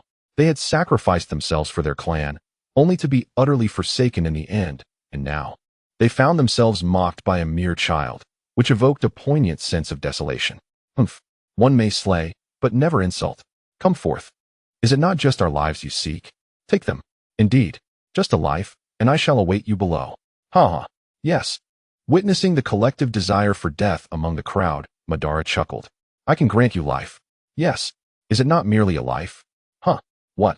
You say you can let us survive? Madara's calm words, amidst the cacophony below, seemed to press a mute button, leaving them all momentarily stunned and speechless. Indeed, I can spare your lives, but you must accomplish a task for me. Should you succeed, you shall all live. Upon hearing this, a profound silence enveloped the captives below. No one dared to doubt Madara's words. After all, when Madara had revealed his identity, the nearby Uchiha had shown no signs of surprise, further affirming his claims. I fear the task you request will not be simple, remarked the leader among the Hyuga captives after a moment of contemplation. Madara regarded this composed captive with a flicker of intrigue. Indeed, it is no trivial matter. Yet, it shall not prove exceedingly difficult. Following Madara's declaration, the Hyuga captives were stirred, their faces alight with eager anticipation. However, despite their intense interest, no one spoke first. Instead, all eyes turned to their leader. Noticing this, Madara felt a twinge of surprise. It appeared this captive was no ordinary individual. Madara narrowed his eyes, scrutinizing the man closely. Perhaps he could become the linchpin of my plan. Unbeknownst to Madara, the Hyuga ninja was acutely aware of the gazes of his fellow clan members, leaving him deeply conflicted. He was uncertain whether to acquiesce to Madara's request. Although he had just sought death with fervor, who could truly face mortality with indifference? Moreover, a seething hatred lingered in his heart. How could he find peace in death when vengeance remained unfulfilled? It seemed Madara discerned the turmoil within the Hyuga ninja, and he immediately adopted a subtly enticing tone. Do not worry, I will not set you against your clan. On the contrary, this mission targets the enemies of the Hyuga clan. Thus, you need not harbor any concerns. Furthermore, Madara continued, his tone shifting, upon completing this task, you shall be hailed as a great hero of the Hyuga clan. What could be more rewarding? Madara's words, laced with temptation, acted as the final straw that broke the camel's back, dispelling the Hyuga ninja's worries. The hesitation on his face vanished, replaced by a resolute expression. I have made my decision. As these words left his mouth, all eyes turned to him, particularly those of the Hyuga captives, who regarded him with palpable tension. I hope you do not deceive us. I accept your proposal. Hinata Shino cast a glance at Madara, a gaze imbued with subtle significance. He was uncertain whether Madara would uphold their agreement. All he could do was hope for compliance. Indeed, you have made an exceedingly wise decision. I trust you will be grateful for this choice in the days to come. With Shino's approval, Madara smiled and promptly instructed his subordinates to accommodate the captured Hinata clan members within the confines of a house, ensuring they were well treated. Though vigilant oversight would not be lacking. With progress on the captives proceeding smoothly, Madara soon arrived at the Uchiha clan's council chamber, where the esteemed elders awaited eagerly for his plans. Madara, you have returned. Can you finally share your strategy with us? Tajima greeted him with a smile, clearly excited by Madara's return. Indeed, my plan is to drive the tiger and swallow the wolf. Drive the tiger and swallow the wolf. The numerous Uchiha elders expressed their confusion upon hearing this unfamiliar phrase. Precisely. My strategy is to incite a conflict between the Hinata clan and the Senju clan, while we sit back and reap the benefits. Upon hearing Madara's proposal, the Uchiha elders were astonished, their eyes lighting up with realization. They had not anticipated such cunning from one so young. Truly, he was a prodigy of the Uchiha clan. Excellent. This plan is entirely feasible. Since it is your brainchild, you shall lead the execution yourself. All Uchiha ninjas are at your disposal, Tajima declared. Furthermore, your words carry the weight of my own. I grant you full authority to address any issues that may arise. Madara was taken aback by the extent of authority bestowed upon him by Tajima, akin to that of the clan leader. However, within the chamber, no elder voiced dissent. They had all witnessed Madara's capabilities and recognized that he was destined to be the next clan leader. This was merely an opportunity for him to familiarize himself with the leader's responsibilities. They had faith that, given Madara's talents, he would manage without difficulty. Haha, Madara, give it your all. We old fellows are eagerly awaiting a splendid performance. The ninth elder, who shared a close bond with Madara, patted his shoulder, his tone brimming with trust. Rest assured, esteemed elders and father, I will not disappoint your expectations. With this, Madara exited the hall, directing his comrades to initiate the plan. His first command was for the ninth elder to lead a contingent of Uchiha ninjas to negotiate an alliance with the Hinata clan, ensuring that the news of their endeavor would stir excitement throughout the town, making it known that they were embarking on a journey to sign a pact with the Hinata. Though Uchiha En had some reservations, his faith in Madara encouraged him to comply with the orders. Soon, Uchiha En and his entourage of several dozen began their journey towards the Hyuga clan, deliberately amplifying their presence along the way, even making a point to pass through other clans, causing the entire shinobi world to become aware of the impending alliance between the Uchiha and the Hyuga. Upon receiving this news, Senju Butsuma was so incensed that he cursed vehemently, his injuries causing him to faint. As the momentum of Uchiha On's faction continued to swell, the Hyuga clan also received word of the Uchiha delegation's approach. At this moment, the head of the Hyuga clan, Hyuga Masaru, furrowed his brow, having just learned of the Uchiha clan's unexpected visit, which left him profoundly shocked. The Uchiha clan had always been renowned throughout the shinobi world, and unlike the Senju and other clans, they were notorious for their pride, relying solely on their own strength and eschewing alliances. The fact that they were now seeking an alliance with the Hyuga clan was unsettling to Masaru, especially since his son, Hyuga Jin, had perished at the hands of the Uchiha in a previous conflict. It was evident that the Hyuga clan was not the most prudent choice for an ally. Yet the Uchiha were inexplicably pursuing this course of action. After contemplating for some time, and finding no clarity regarding the Uchiha's intentions, Masaru decided to cease his musings. With a sigh, he rose to instruct his guards to prepare for the Uchiha delegation's arrival. Despite their enmity, this was a matter of great significance for both clans. Failing to show proper respect would be tantamount to an affront, with consequences that could range from apologies and reparations to the onset of war. Following Masaru's orders, the entire Hyuga clan quickly set to work, and soon the atmosphere within their compound began to reflect the gravity of the forthcoming alliance. As time passed, the Hyuga clansmen stationed at the entrance spotted a swarm of small figures approaching, moving swiftly towards them. These figures were none other than the delegation, led by Uchiha En. Ah, Uchiha En. It has been quite some time. Indeed, it has been a long while, Hyuga Masaru. They exchanged pleasantries, both men feeling the weight of the years despite being in their early 30s. Their faces lined with the weariness of those who seemed to have lived far beyond their age. In the tumultuous era of the warring states, the average lifespan hovered around the 30s, and they felt they could now refer to themselves as old men.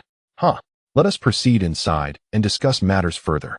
After a brief exchange, the two entered the Hyuga clan's compound. They soon arrived at the hall where the clan typically convened, only to find it filled to capacity. Uchiha En, we are old acquaintances, so let us dispense with the formalities and get straight to the point. What is the purpose of your visit? Hyuga Masaru inquired directly after taking his seat, foregoing any unnecessary preamble. Hinata Masahiro gazed intently at Uchiha En, fully aware that the Uchiha clan has always favored directness over subtlety. Thus, he refrained from unnecessary dialogue, yet it was evident that he had miscalculated this time. Armed with Madara's instructions, Uchiha In was not inclined to acquiesce to his wishes. Patience, patience. I have traveled a long road and am quite fatigued. Let us discuss the alliance on the morrow, he remarked.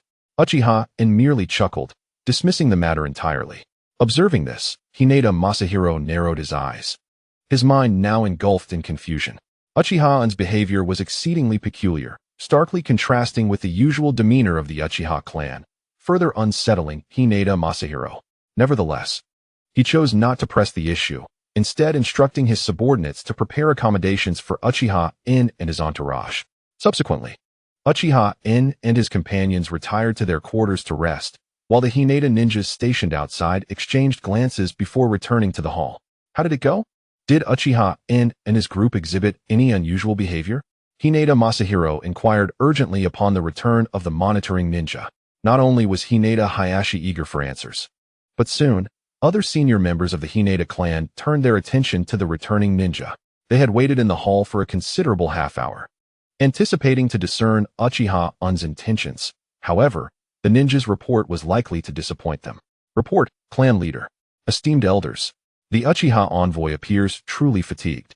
Upon returning to the accommodations we prepared, they promptly fell asleep.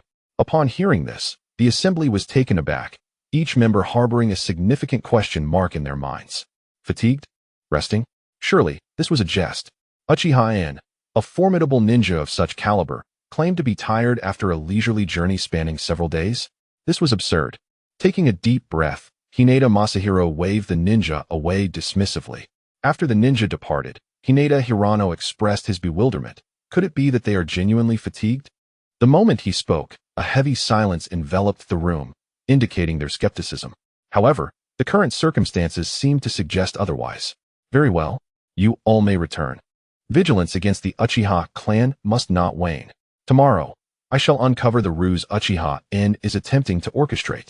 With that, Hinata Masahiro led Hinata Tenin from the hall. Tenin, what do you suppose the Uchiha clan is truly up to? Hinata Tenin, already harboring suspicions, was startled by his father's inquiry. Father, I believe the Uchiha clan harbors some unspeakable secret. Yet, we of the Hinata clan need not fear them. After all, we are not to be trifled with. Upon hearing Tenin's words, a trace of helplessness crossed Hinata Masahiro's face. It was clear that his son was somewhat distracted.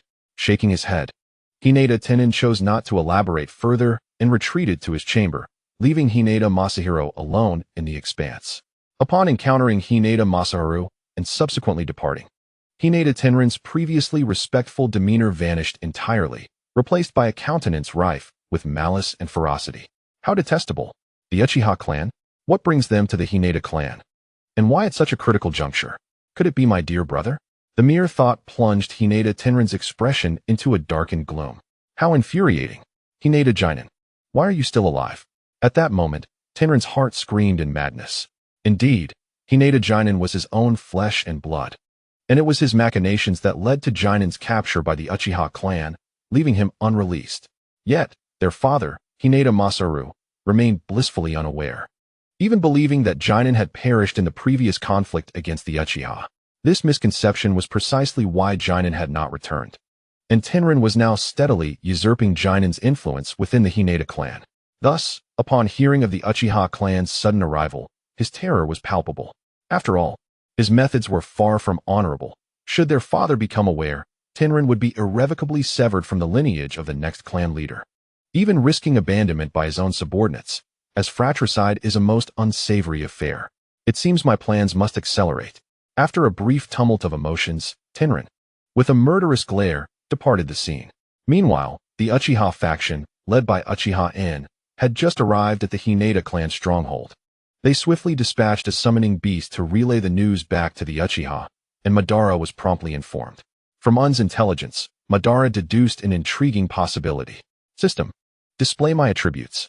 Upon uttering these words, a virtual screen materialized before him, detailing his information. Name, Uchiha Madara. Gender, male. Strength, elite jonin. Ability, 3 Tomo Sharinon. Path, none. Destiny points, 38. 200. Madara surveyed the final entry with great satisfaction.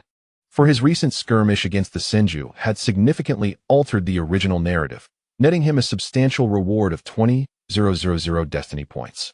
This newfound wealth was exhilarating. System. Initiate a tenfold draw. As the adage goes, a full pocket brings peace of mind. After considerable effort, Madara's coffers were now filled, prompting him to indulge in a tenfold draw to relish the sensation of affluence.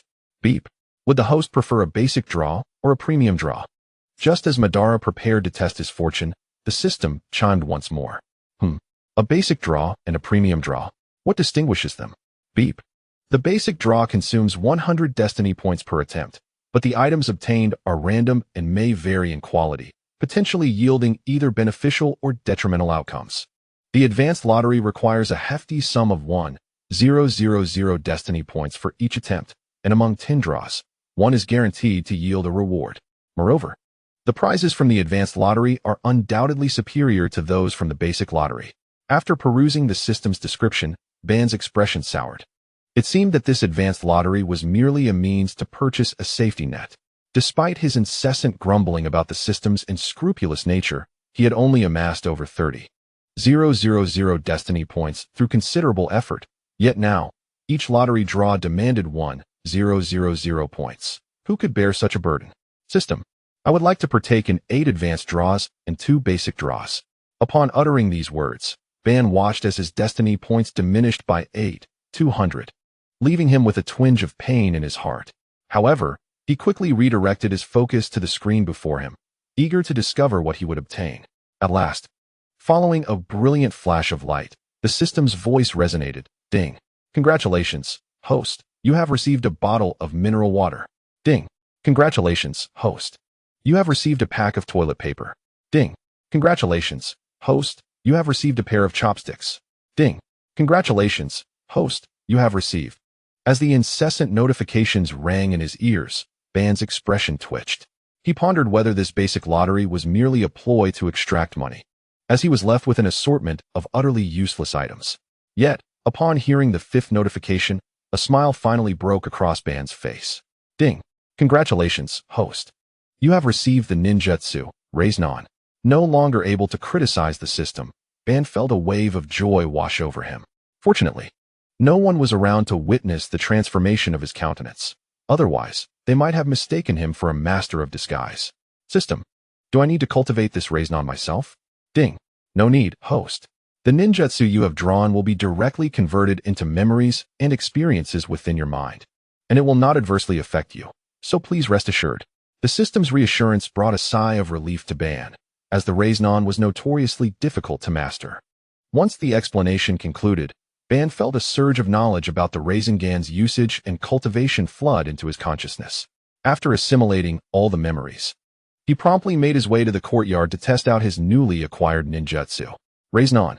With the manipulation of wind-based chakra, a blue, spherical raison gradually formed in Ban's right hand. Gazing at the raison, a satisfied smile graced his face. Excellent. A genuine raison. Now, he wondered about its power. As he contemplated this, his gaze fell upon a towering tree in the courtyard, its age evident in its thick trunk, which required 3 people to encircle it.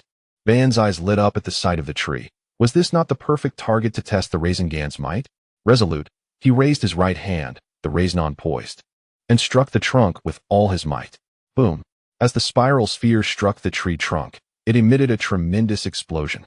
The once robust trunk was instantly marred by a vast crater, and as Madara continued his advance, the wind attribute chakra showcased its astonishing destructive power. In just a few fleeting seconds, the sturdy tree was completely snapped in two. With a resounding crash, the entire tree toppled to the ground, raising a cloud of dust.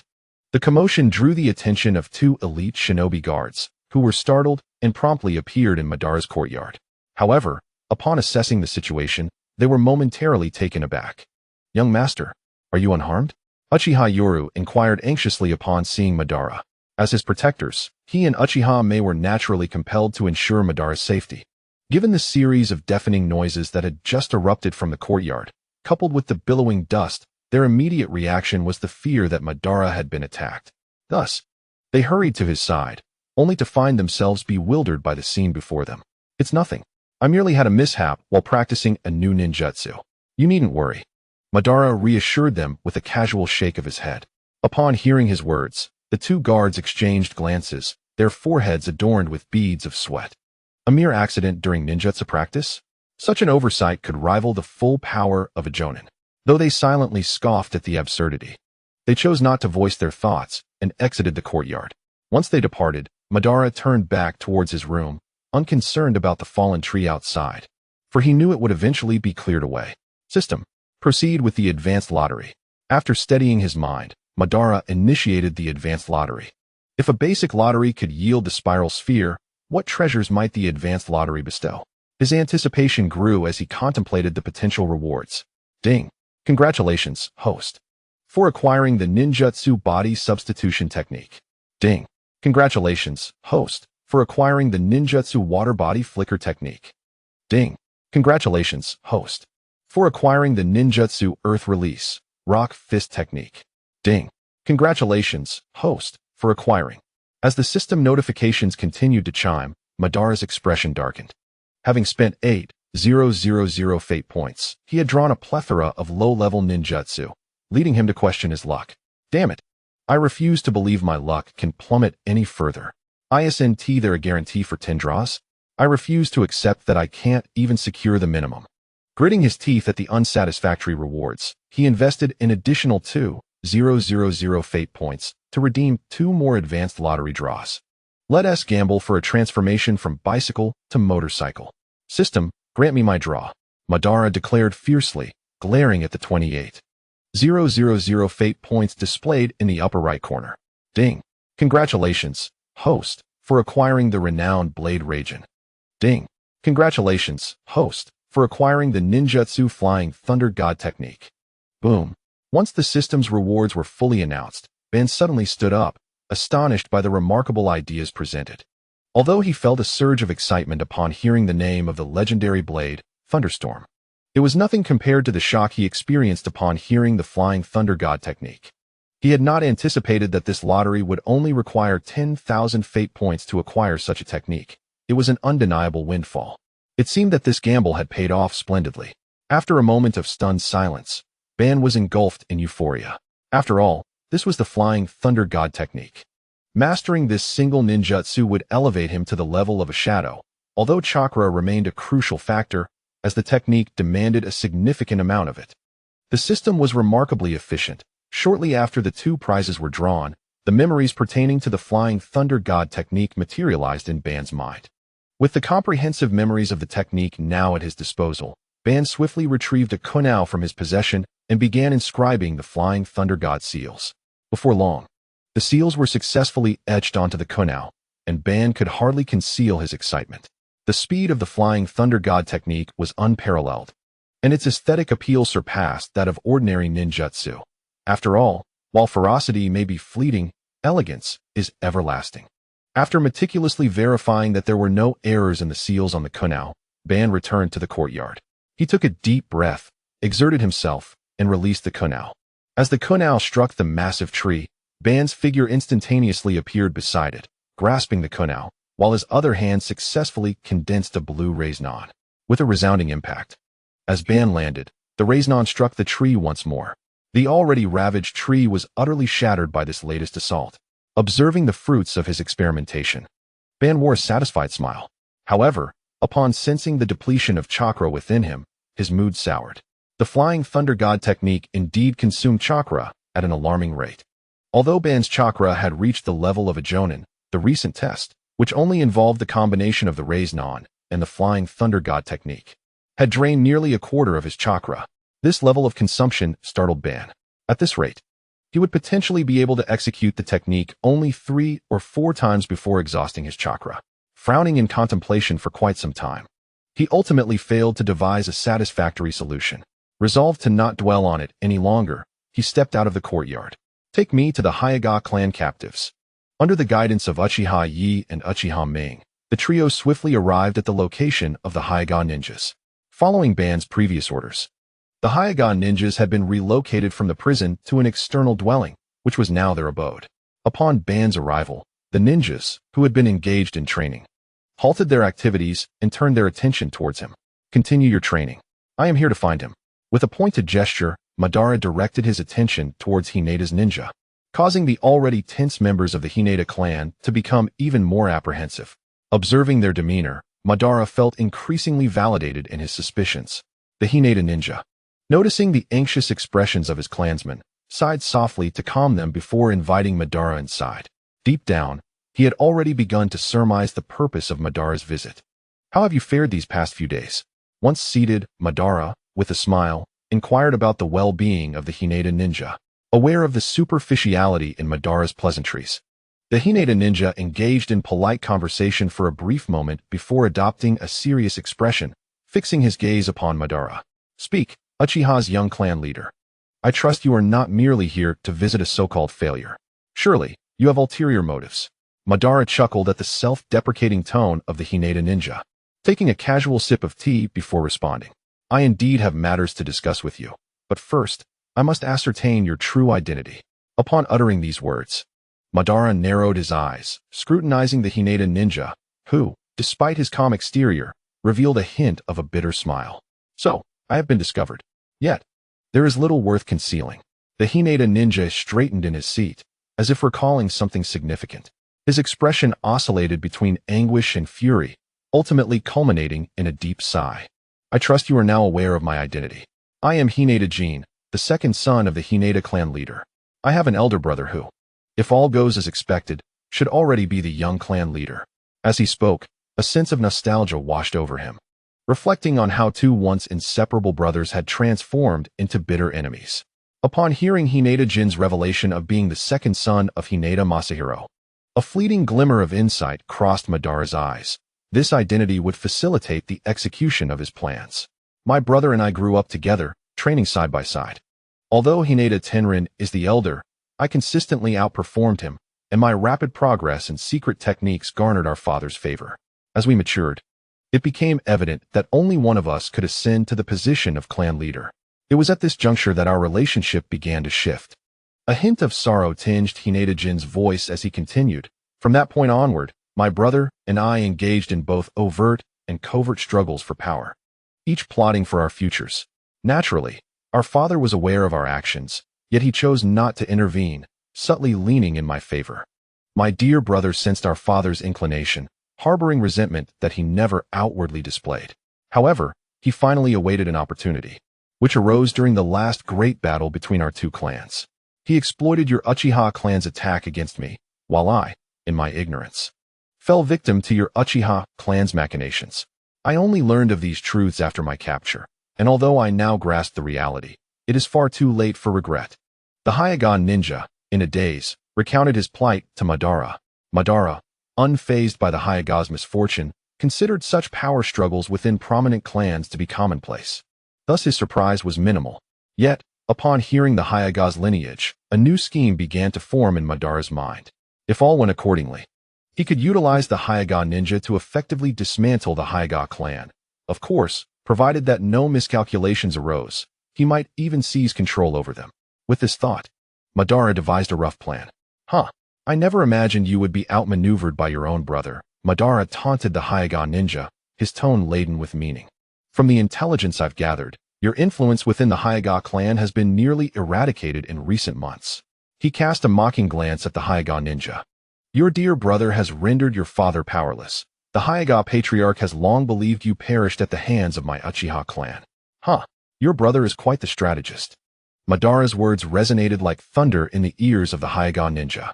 He was astounded by the rapid expansion of Hyuga Tenrin's power. Realizing that even his father had been kept in the dark, it became clear that Hyuga Tenrin was utterly determined to eliminate him. Overwhelmed by rage, the Hyuga ninja gritted his teeth and spat out the name of his brother, Hyuga Tenrin. "One day, I, Hyuga Jin, shall live to slay you, beast."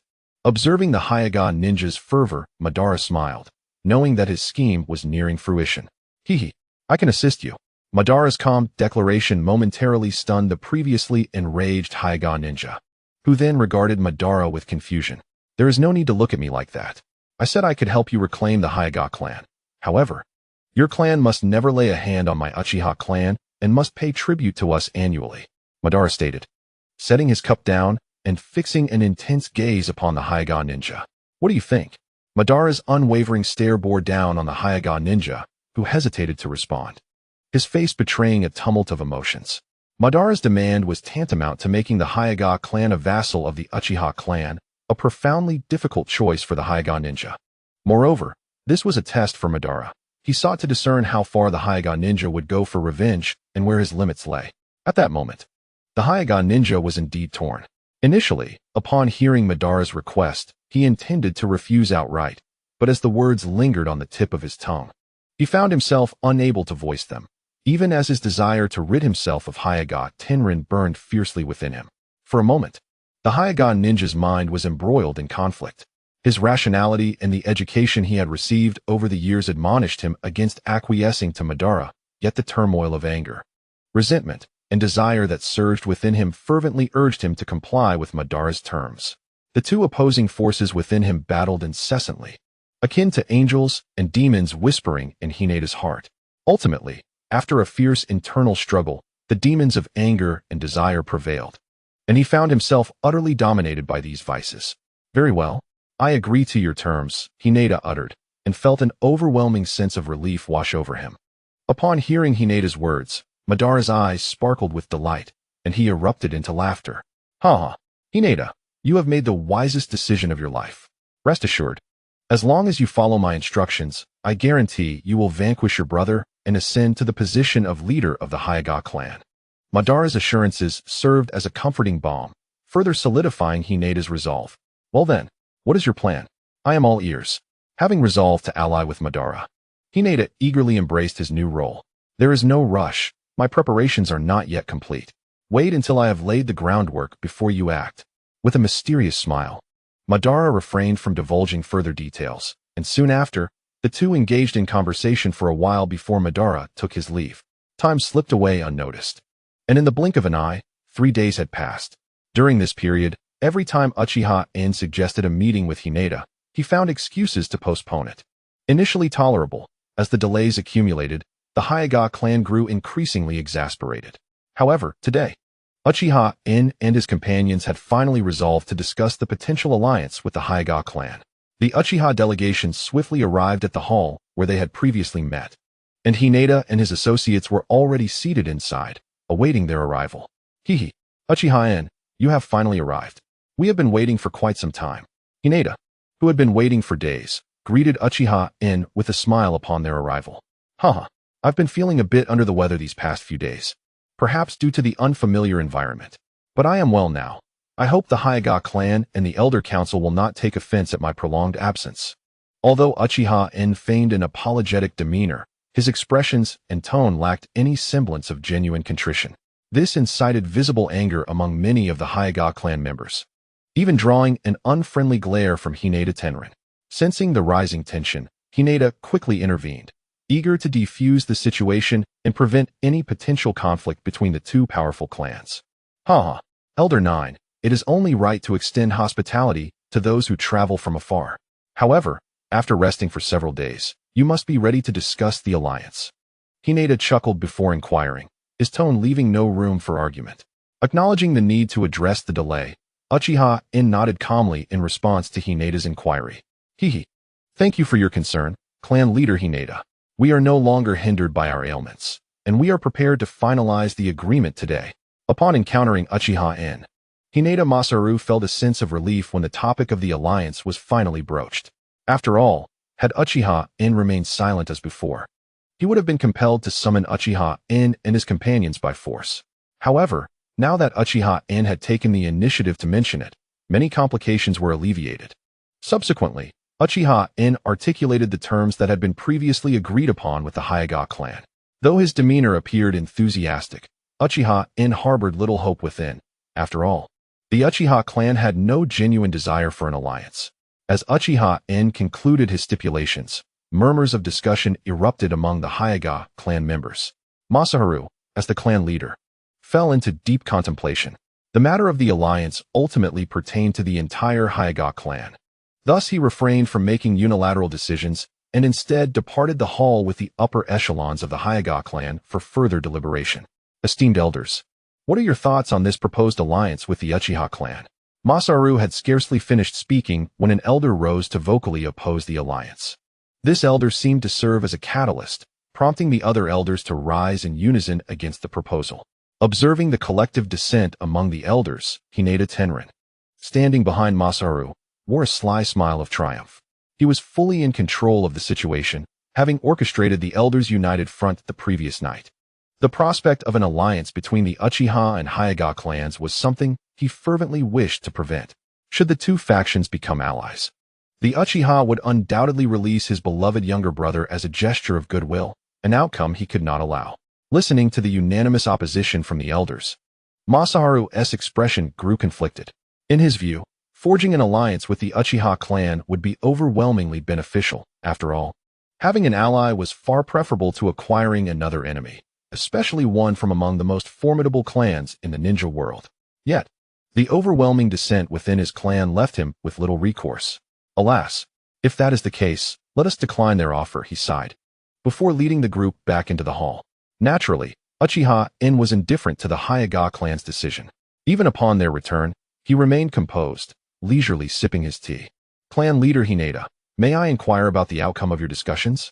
Upon hearing this, Masaharu's face displayed a hint of regret as he replied, I apologize. The Hyuga clan has been preoccupied with various matters, and the members are disinclined to engage in battle. Although he did not articulate the word decline, Uchiha comprehended his intent. Thus, he chose not to elaborate further and simply rose, stating, in that case, we shall return to our clan and report to our leader. However, to express our desire for amicable relations, our leader has sent a small token of goodwill to your esteemed clan. We hope you will graciously accept it. Uchiha Yan's words immediately left the Hyuga clan in a state of astonishment.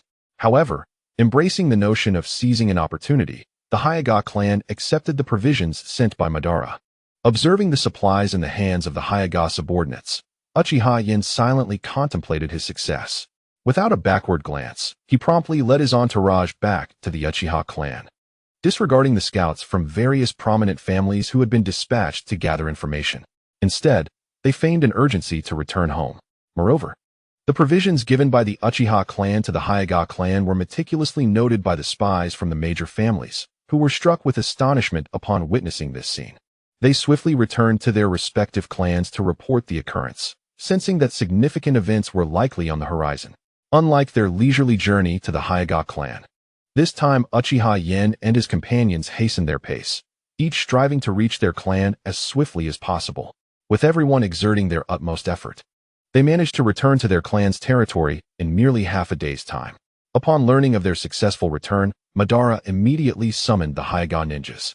This time, in contrast to their previous appearance, the Hyuga ninjas appeared significantly better in spirits, prompting Madara to nod approvingly.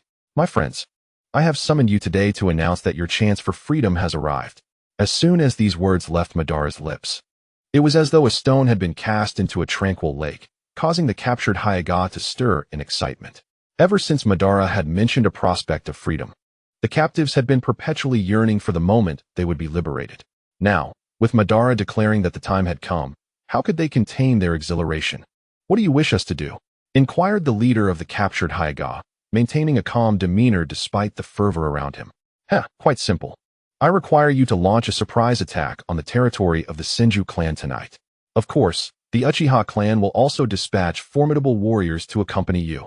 Upon hearing Madara's demands, smiles crept onto the faces of the Hyuga captives, who believed Madara was utilizing them to strike against the Senju clan. They began to discuss their plans with great enthusiasm. Observing their animated discussion, Madara chose not to intervene, instead instructing the guards beside him to prepare military supplies for distribution to them. He then discreetly called the leader of the Hyuga aside. What is it? Is there another task? The leader, sensing that Madara had a special assignment for him, inquired with a composed expression, devoid of any doubts.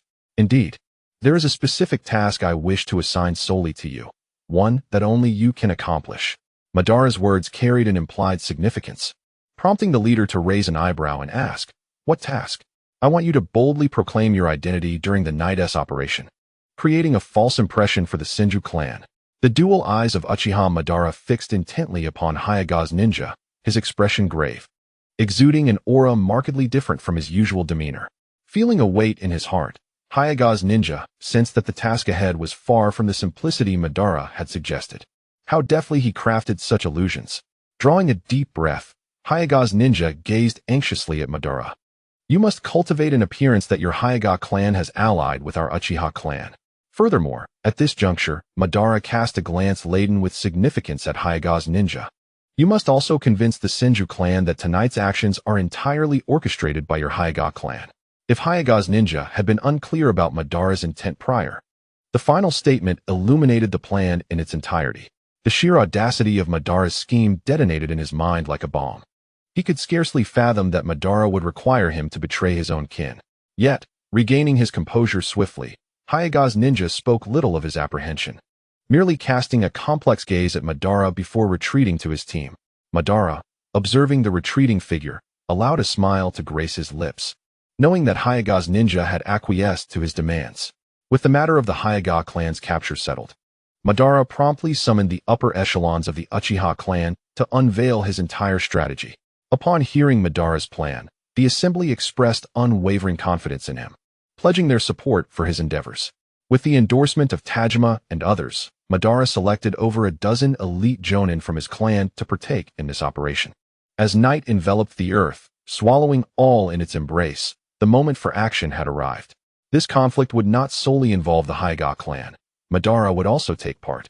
However, they would refrain from utilizing the Sharingan, for its conspicuous nature could unravel all their meticulously laid plans. Under the cover of darkness, Madara and his cohort swiftly approached the border between the Hayaga and Uchiha clans. Perhaps due to the prolonged absence of hostilities with the Hayaga, the Senju clan's guards were remarkably lax, oblivious to Madara's approach.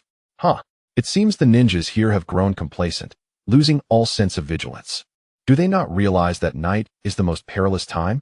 A glimmer of amusement flickered in Madara's eyes. The more relaxed the Senju were, the more promising his scheme appeared. How astonishing that the esteemed Senju clan could find themselves in such a predicament. One must ponder how they have survived until now. As he surveyed the lax guards ahead, a glimmer of disdain crossed Hayaga's ninja's eyes, as if he held them in contempt. Very well. Today, we shall witness your performance. Should you excel, I shall ensure your freedom after the mission's conclusion. With Madara's words, excitement ignited in the eyes of the gathered Hayaga clan members, and numerous ninjas surged forth towards the Senju camp. Although the Senju clan's guards were indeed somewhat lax, it does not imply that they were utterly incompetent. Thus, upon the demise of one sentinel, the presence of Madara and his entourage was immediately detected. Alas, an enemy attack. With this exclamation, chaos erupted throughout the camp. The ninja who had uttered these words was swiftly silenced by a shuriken that severed his vein. With their cover blown, concealment was no longer necessary. With a wave of his hand, Madara signaled for the ninjas behind him to surge into the Senju clan's encampment. Meanwhile, several elite jonin from the Uchiha clan seized the opportunity to unleash fire release techniques, sowing disarray amidst the unprepared Senju warriors. Some unfortunate Senju chunin were even killed outright. The air was filled with the cacophony of battle cries as the seventh elder, Senju Tajima, stood guard at the border of the Hayaga clan. What is happening? Why is there such turmoil? The recently awakened Senju Tajima, upon witnessing the inferno engulfing the camp, was engulfed by rage as he clutched his guard and inquired. Elder, the Hayaga clan has launched a surprise attack on our camp, and they are nearly upon us. What? Upon hearing his guard's words, Senju Tajima's voice rose several octaves, exceeding even the highest of tenors. Damn it! Who gave them the audacity? Who dared to attack the Senju clan? They are courting death. Realizing the gravity of the situation, Senju Tajima was initially incredulous, quickly followed by fury. He could scarcely believe that the Hayaga clan would dare to strike them. Had they truly become so brazen?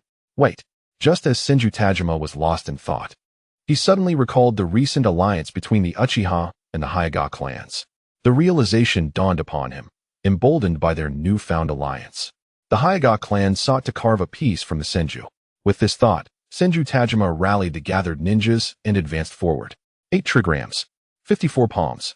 Just as Senju Tajima arrived at the battlefield, he witnessed a Hayaga ninja dispatching a Senju clan member with a single strike. Enraged by the sight, Senju Tajima shouted, "Scoundrels! You Hayaga clan seek your own demise."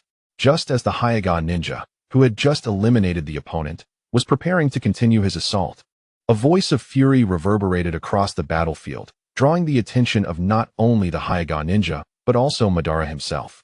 As the seventh elder of the Senju clan, Senju Tajima was no weakling. His strength reached the level of a Kaguya, complemented by ample combat experience, making him a formidable adversary. Madara scrutinized the furious elder clad in green armor, a myriad of thoughts racing through his mind, yet he could not devise a swift means to eliminate him. It seemed the Uchiha's identity might soon be revealed. Observing the wrathful Senju Tajima, Madara contemplated silently. I am a Hyuga ninja. Who are you? In response to Madara's demand, the Hyuga ninja promptly revealed his identity before all, his voice echoing across the battlefield. The young imp. I am the seventh elder of the Senju clan. Our two clans were initially destined for peaceful coexistence. Why then? Does your Hyuga clan dare to infringe upon the territory of the Senju? Although Senju Tajima was seething with rage, he was not a mindless brute. Thus, he refrained from charging in recklessly. After all, the identity of Hyuga Niji was no trifling matter, and to slay him would undoubtedly invite considerable trouble. As for why Senju Tajima was unaware of Hyuga Niji's demise, it was due to the previous information blackout imposed by the Hyuga clan. In this world, all are bustling for profit, and you must be aware that the Senju clan is currently in a state of weakness, prompting my Hyuga clan to seize the opportunity for gain. Moreover, we have established an alliance with the Uchiha clan. Your Senju clan's defeat is thus inevitable. Hyuga Niji's proclamation not only astounded the Senju clan, but also left the captives from the Hyuga clan equally astonished, their minds swirling with questions. When had Hyuga and Uchiha forged such an alliance, and why were they not informed? Though they were puzzled, none dared to voice their thoughts. For these were the words of their leader. What? How infuriating. The Hyuga clan has indeed allied with the Uchiha. That explains everything. No wonder your clan launched a sudden offensive against us, and even included elite members of the Senju clan in your ranks. Upon hearing Hyuga Niji's words, Senju Tajima seemed to experience a sudden epiphany. If that is the case, there is nothing more to discuss. Everyone, let us eliminate these foes. With that, Senju Tajima charged towards Hyuga Niji. As a shadow-level ninja, his explosive power was formidable, and with the aid of the body flicker technique, he vanished from Hyuga Niji's sight in an instant. What? As Tajima suddenly disappeared from view, Hyuga Niji had no time to ponder and immediately utilized the techniques of the Hyuga clan. 8 trigrams palm, heavenly spin. As the secret technique of the Hyuga clan was activated, an immense quantity of chakra surged from within Hyuga Niji's chakra points, and he began to spin rapidly like a top, forming a protective blue sphere around himself. This was the Hyuga clan's renowned technique, the heavenly spin. Clang, clang, clang. As the protective field expanded, several sounds of impact resonated, and soon, Hyuga Niji deflected several shurikens, while also withstanding Senju Tajima's assault. Damn! That cursed secret technique of the Hyuga clan. Observing Hyuga Niji gradually come to a stop, Senju Tajima inwardly cursed. Though he was a shadow-level powerhouse, he was not an overshadow, nor did he possess a bloodline limit. His only strengths lay in his physique and chakra reserves. Seeing Hyuga Niji successfully fend off Senju Tajima's initial onslaught, Madara subtly nodded in approval. However, Tajima was indeed a shadow-level ninja, and it was likely that Hyuga Niji would ultimately be defeated. With this thought, Madara immediately signaled to 2 of his guards to assist Hyuga Niji. 2 guards, upon receiving instructions from the enigmatic figure, swiftly positioned themselves around Senju Tajima, forming a triangular formation with the Hyuga clan, effectively encircling him. Are 2 more foolish souls arriving to meet their demise? Observing his confinement, Senju Tajima remained unfazed, exuding an air of nonchalance. His audacious demeanor naturally irked Uchiha Yuru and Uchiha Mei. Although they had not yet attained the status of a Kaguya, they stood as the pinnacle among Jonin. Thus, Tajima's blatant disregard for their presence was particularly vexing. Enough with the bravado. Witness as we claim your life. Seizing the opportunity while Uchiha Yuru diverted Senju Tajima's attention, Uchiha Mei unleashed his ninjutsu. Fire release, Great Dragon Fire Technique. As Uchiha Mei completed the hand seals, a dragon-shaped inferno erupted from his mouth, racing towards Senju Tajima. Engrossed by Uchiha Yuru, Tajima failed to notice Mei's actions until the massive fire dragon was nearly upon him. He could feel the searing heat emanating from the dragon, the imminent danger closing in. Without hesitation, he began to retreat. Yet it was evident that Uchiha Yoru would not grant him such reprieve. Simultaneously, Uchiha Yoru executed the same great dragonfire technique, effectively sealing off any escape routes. Damn it, there's no choice left. I must withstand it.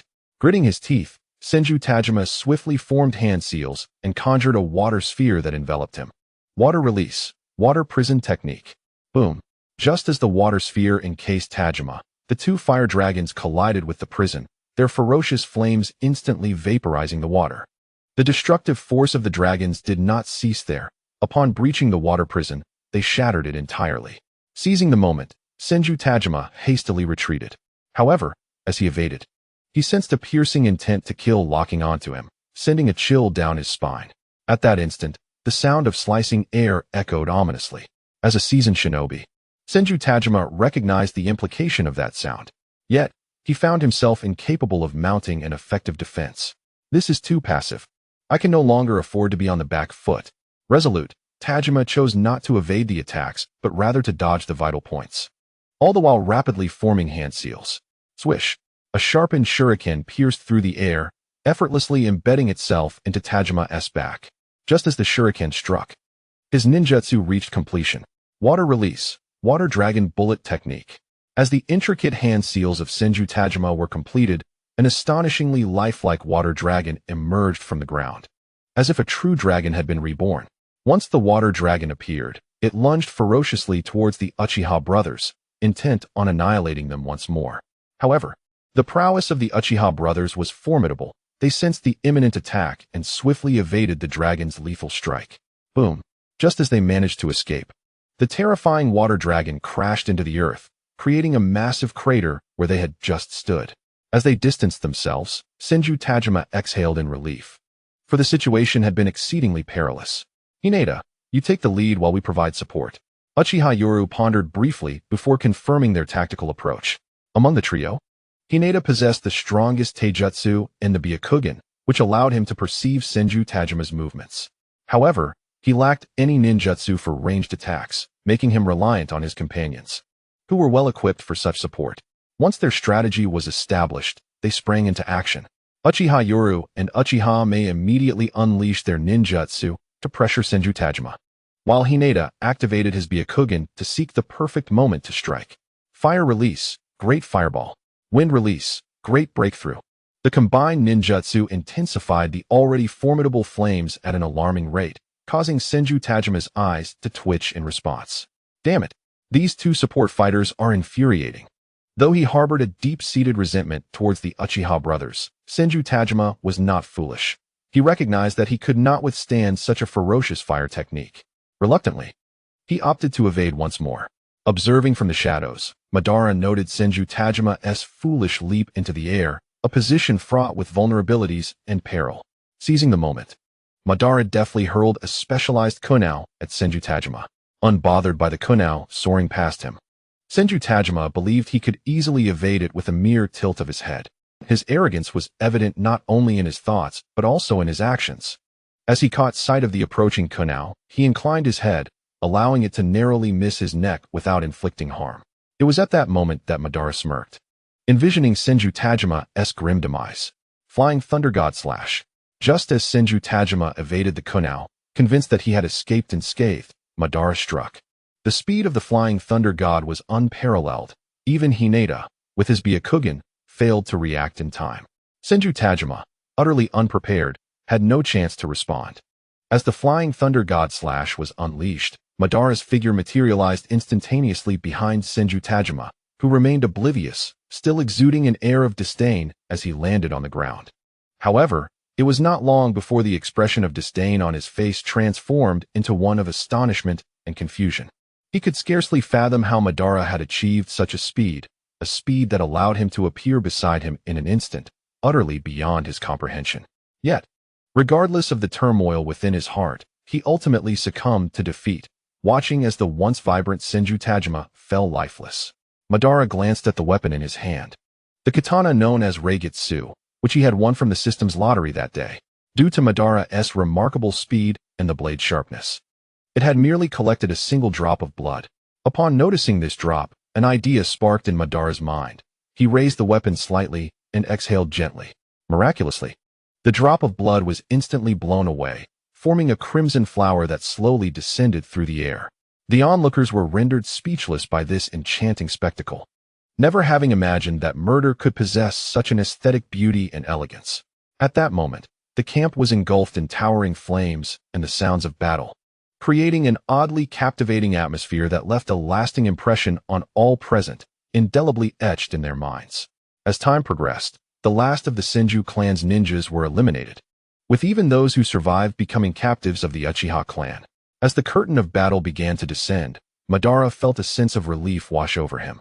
Young clan leader, how shall we handle these individuals? After organizing the prisoners from the Senju clan, Uchiha Yoru approached Madara to inquire about their fate.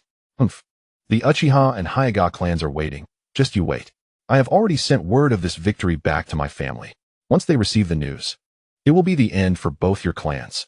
Before Madara could respond, a captured Senju ninja threatened him with venomous words. Instead of being angered, Madara erupted into laughter. Excellent. You have truly done me a great service. To express my gratitude, I can only send you to the Pure Land to reunite with your family. After uttering these words, Madara gestured for Uchiha Yoru and the others to take action. Given their captured state, the remaining Senju prisoners posed no threat whatsoever, and within mere seconds, they were swiftly dealt with by the Uchiha ninjas. Well, that problem is resolved. Now, let's discuss your situation, Madara said, shifting his attention away from the pile of corpses and focusing on the Hyuga ninja. My situation? Upon hearing his name mentioned, the Hyuga ninja narrowed his eyes, falling into a deep contemplation. Initially, his thoughts had been simple: complete the mission and return home. However, having received information about his clan from Madara, he realized that returning home was likely impossible. If he did, he might face the treachery of his elder brother. Even if he escaped death, he could be subjected to lifelong imprisonment. The thought left the Hyuga ninja bewildered. In this vast world, he found himself without a place to belong. Observing the confusion on the Hyuga ninja's face, Madara placed a reassuring hand on his shoulder. If you trust me, follow me back to the Uchiha clan, he said. I promise to help you reclaim the Hyuga clan, and you need not worry. However, the timing is not yet ripe. Once the moment is right, I shall ensure you ascend as the head of the Hyuga clan. Upon hearing these words from Madara, Hineda's ninja felt as though he had grasped a lifeline in treacherous waters, fully believing in Madara's assurances. Very well, I shall return with you. Hineda's ninja nodded resolutely, having completely become Madara's subordinate. Observing that Hineda's ninja had been successfully swayed, Madara subtly nodded, then turned his gaze towards the remaining ninjas of the Hyuga clan. Madara was resolute in his intent not to allow them to return alive to the Hyuga clan. However, should they choose to surrender alongside Hineda's ninja, it might be acceptable. For those who wished to return, he merely scoffed. As Madara's eyes shifted to his kin, Hineda's ninja sighed inwardly, intuitively grasping Madara's intentions. Allow me to speak. Before Madara could utter a word, Hineda's ninja volunteered to persuade his clansmen, prompting Madara to nod in agreement. After all, as the son of their clan leader, his words might carry more weight. Once he approached the group, the gathered ninjas remained oblivious to the impending life and death crisis, instead dreaming of what they would do upon returning to their clan. Listening to the chatter of his kin, a fleeting pang of sympathy crossed Hineda's ninja's mind. Yet, as soon as this thought emerged, he extinguished it entirely. For the sake of his future, he would have to sacrifice a portion of his clan. With a silent resolution, he spoke up. Ahem. Everyone, I have something to discuss. His words swiftly captured the attention of those present. Young Lord Hineda, are you bringing us home? One of the Hyuga ninjas asked, excitement gleaming in his eyes. Yet, Hineda's ninja would undoubtedly disappoint him. Though it pains me to say this, for your survival, I must inform you that we cannot go back. His declaration struck like thunder, leaving the Hyuga clan members in stunned silence. They had obeyed so readily, fighting for Madara, solely for the hope of returning to their family. Yet now Hineda's ninja proclaimed their inability to do so. After a moment of shock, anger surged among the Hyuga ninjas. They believed Madara had deceived them, leading them to sacrifice their lives without honoring their promise to allow them to return. Scoundrel! The Uchiha clan has gone too far. Indeed, we shall fight them to the death. Exactly. What's there to fear? We would rather die than live in shame. In an instant, fervor ignited among them, with a palpable air of rebellion brewing. The battlefield, which had settled into a tense calm, was once again charged with the scent of gunpowder. In that moment, the members of the Hyuga clan resembled a powder keg on the verge of explosion, merely awaiting the spark to ignite their fury. Hinata Jin watched the scene unfold, a fleeting expression of reluctance crossing his face. However, the thought of becoming the head of the Hyuga clan after his success soon dispelled any lingering concerns. "Silence, everyone, and heed my words," he commanded. Indeed, Hinata Jin held a position of considerable esteem among the onlookers, for as soon as he uttered this declaration, the tumultuous crowd fell silent, their eyes fixed upon him, eager to comprehend the reason for their inability to return. After surveying the assembly, Hinata Jin inhaled deeply and articulated, "Esteemed members, it is not the Uchiha clan that prevents our return, but rather unforeseen circumstances within our own family." As his words resonated, the Hyuga clan members were taken aback, perplexed by his assertion. Yet, as the son of the clan leader, they trusted that Hinata Jin would not speak without basis. And thus no one interrupted his discourse. "The reason for our predicament lies solely with that disgrace, Hinata Tenjin." At the mere mention of Tenjin, a flicker of anger ignited within Hinata Jin, inadvertently revealing a hint of lethal intent. The sincerity of his demeanor convinced the audience of the veracity of his claims. Soon, Hinata Jin recounted the information he had gleaned from Madara, slightly embellishing the details, and declared that Madara had pledged to assist him in reclaiming the position of clan leader. He further assured them that upon ascension, he would bestow upon them their rightful rewards. Upon hearing this, the assembled Hyuga members grasped the implication. It was an attempt to win their allegiance. Moreover, it seemed that Hinata Jin's rise to leadership was a mere formality. As excitement surged among them, they began to envision the prospects Hinata Jin painted for their future. The prospect of rapid promotion was enticing, especially when considering the rewards that came with it. After all, the current high-ranking officials of the Hyuga clan were once mere supporters of Hinata Masahiro. They had transformed into esteemed elders following Masahiro's ascent, and this realization stirred the ambitions of many within the clan. Though the allure captivated the majority, a small faction yearned for home. Despite their desire to remain, the pangs of nostalgia ultimately prevailed, leading them to opt for a return. "Second young master, my apologies, but I wish to return home." Finally, one brave clan member mustered the courage to voice his sentiments. After speaking, he stepped away from the ranks, his gaze averted from Hinata Jin. Hinata Jin made no remark regarding his choice. After all, the individual was not one of his confidants. He merely nodded in acknowledgement. As is often the case, the first to step forward inspired others to follow suit. "Second young master, I too wish to return." "So do I." In a fleeting moment, more than a dozen individuals scattered from the scene. Observing this, Hinata Jin breathed a sigh of relief, grateful that none among them were his trusted subordinates. With their departure, the remaining members of the Hinata clan were either unwavering loyalists to Jinin or mere gamblers. Looking at the few remaining ninja, Hinata Jin smiled.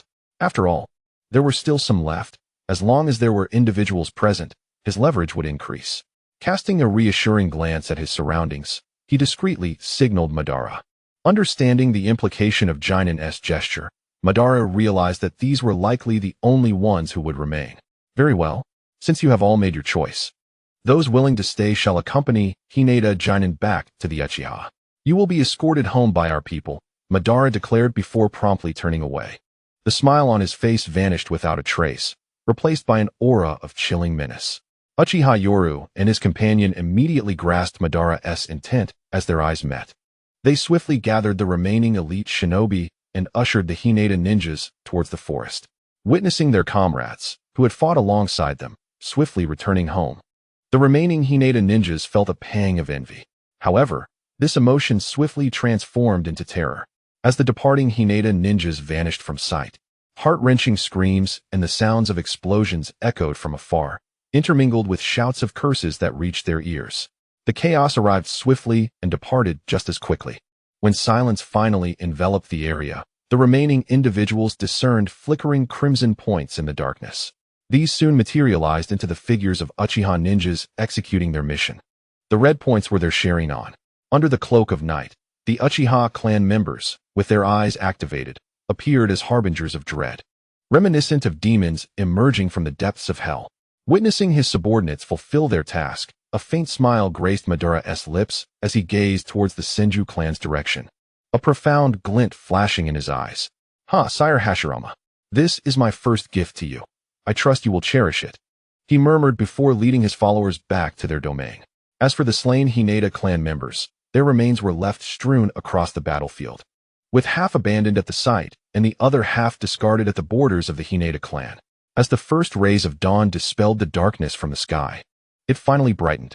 After a night of frantic escape, the surviving Senju clan ninjas finally reached their homeland.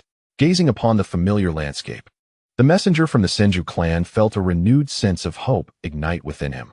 Ignoring his exhaustion, he summoned his last reserves of strength and sprinted towards the clan's stronghold. Urgent news from the borders. The Hinata clan, in alliance with the Uchiha, has launched a surprise attack on our territory. With these words, he expended the final ounce of his energy, collapsing to the ground, unconscious and devoid of awareness. Upon hearing the urgent call, the guards of the Senju clan were taken aback, their expressions shifting dramatically. Without a moment's hesitation, they rushed to the side of the messenger ninja. However, due to the exhaustion from their overnight journey, the ninja had succumbed to complete unconsciousness. Unresponsive to their frantic attempts to awaken him, the guards exchanged glances, and finally, the captain seized the scroll, meticulously examining it. Upon confirming that it indeed bore the techniques of the Senju clan, a sense of foreboding settled upon them. They understood that a grave situation was unfolding. Without delay, they hurried to bring the unconscious ninja to Senju Hashirama to report the troubling news. Meanwhile, Senju Hashirama had been in a state of recuperation since his severe injuries from the last encounter. Although his wounds had healed, the loss of one arm and one leg was irreparable. This matter weighed heavily on his mind, contributing to an increasingly irritable temperament, as he often chastised his subordinates and exhibited emotional instability. Today, however, he was resolute in attending to family affairs when the guards' voices disrupted his focus, darkening his mood. Report. Lord Clan Leader. The Hyuga clan and the Uchiha clan have formed an alliance and launched a surprise attack on the borders of the Senju clan last night. Elder 7 discovered the assault and fought valiantly. As the messenger departed, Elder 7 was still engaged in fierce combat. The guard, having reviewed the scroll, was aware of the events transpiring at the border, which fueled his urgency in delivering the report to Senju Hashirama. What did you say? The Hyuga clan dares to attack us? Have they lost their senses? Upon receiving the news, Senju Hashirama immediately dismissed the possibility. In his perception, while the Hyuga clan was formidable, they had always maintained a neutral stance, unlikely to engage in battle without certainty of victory. The claim that they had launched an assault was utterly absurd. Clan leader, it is true. This is a plea for help written by Elder 7 himself, and the messenger is currently with the medical ninjas. Seeing that Senju Hashirama was reluctant to believe him, the captain of the guards became agitated, hastily presenting the scroll to him. Initially skeptical, Senju Hashirama's doubts began to wane as he observed the guard's earnestness. When he finally laid eyes on the scroll, an unsettling premonition gripped him, as if foretelling an impending crisis. Suppressing his unease, he took the scroll from the guard's hands and began to scrutinize its contents. However, the longer he read, the more his hands trembled. Upon completing the scroll, he erupted in furious outcry. Unbelievable! You Uchiha, you Hyuga? How dare you launch a covert attack on the Senju clan? This infuriates me beyond measure. Glaring at the hasty handwriting, his anger surged as he recognized the scrawl as that of Senju Tajima. You must summon all the elders immediately. The audacity of the Hyuga clan to strike against us is utterly intolerable. In the Hall of 1,000 Hands, the Buddha suppressed the fury simmering within him and instructed the guards. However, his demeanor made it evident to all that this matter could not be resolved amicably. Shortly thereafter, upon receiving news of an attack on their territory, several elders of the 1,000 Hands clan realized the gravity of the situation. They hastily abandoned their breakfast and rushed to the hall. As the assembly gathered, the atmosphere within the room became overwhelmingly oppressive, leaving everyone momentarily speechless, for they were not fully apprised of the circumstances. Suddenly, a voice shattered the stifling silence. Report to the clan leader and esteemed elders. The messenger ninja has awakened. The guard's announcement immediately captured the attention of everyone present. After all, they had been summoned in confusion early that morning, and even the one who called them, the Buddha of the 1,000 Hands, had only a vague understanding of the situation. With the awakening of this pivotal figure, it was imperative that they comprehend the unfolding events. Come, let us all proceed together to ascertain what has transpired. Upon the conclusion of the Buddha's words, all present unanimously agreed to the proposition. Due to the disability of the first Hokage, he relied on others for support, yet their pace remained swift nonetheless. What exactly has occurred at the border? Provide me with a detailed account.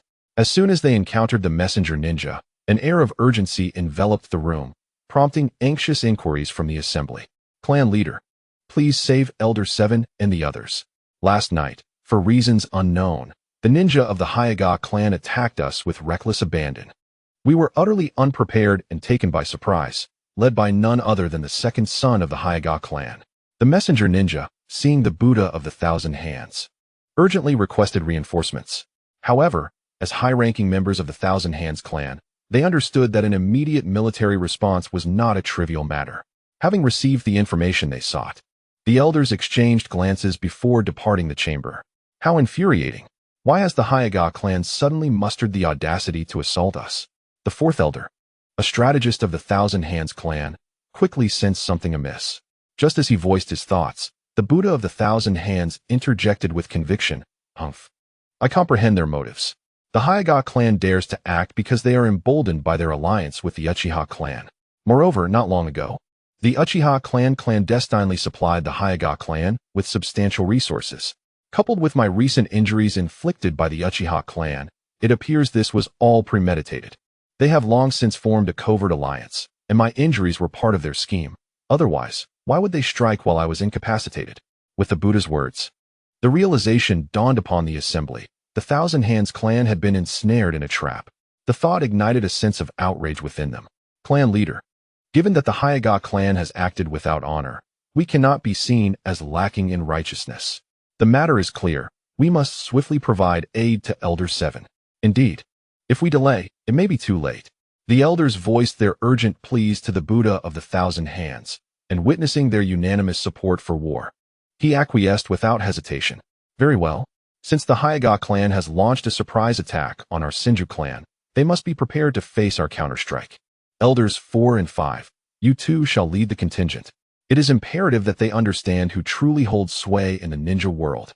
Rest assured, clan leader, we shall not fail in our duty. Upon receiving the command, the two elders promptly mobilized their forces, preparing for departure. Given the urgency of the situation, they gathered their troops with remarkable speed, assembling a 500-strong unit in mere minutes. Observing the disciplined formation below, Elders 4 and 5 conferred briefly. Time was of the essence, and they could only summon this contingent for now. The absence of others would not be detrimental, as Elder 5 would lead this vanguard to provide support. With the plan established, Elder 5 set forth with this elite group of ninjas. Meanwhile, after half a day had passed since the Senju clan departed, the Hyuga clan at the border finally discovered the bodies of their fallen kin. As the patrolling Hyuga ninjas reported the grim finding to their superiors, Elder 4, stationed at the border, sensed something amiss upon hearing the news. He promptly took half of his ninjas to the location of the corpses. Elder 4, the bodies lie ahead. Without needing further prompting, Hyuga Sora, now incensed, spotted the remains. It was indeed members of the Hyuga clan. What could have transpired? After examining the bodies, Sora confirmed their identities. They were unmistakably his kin.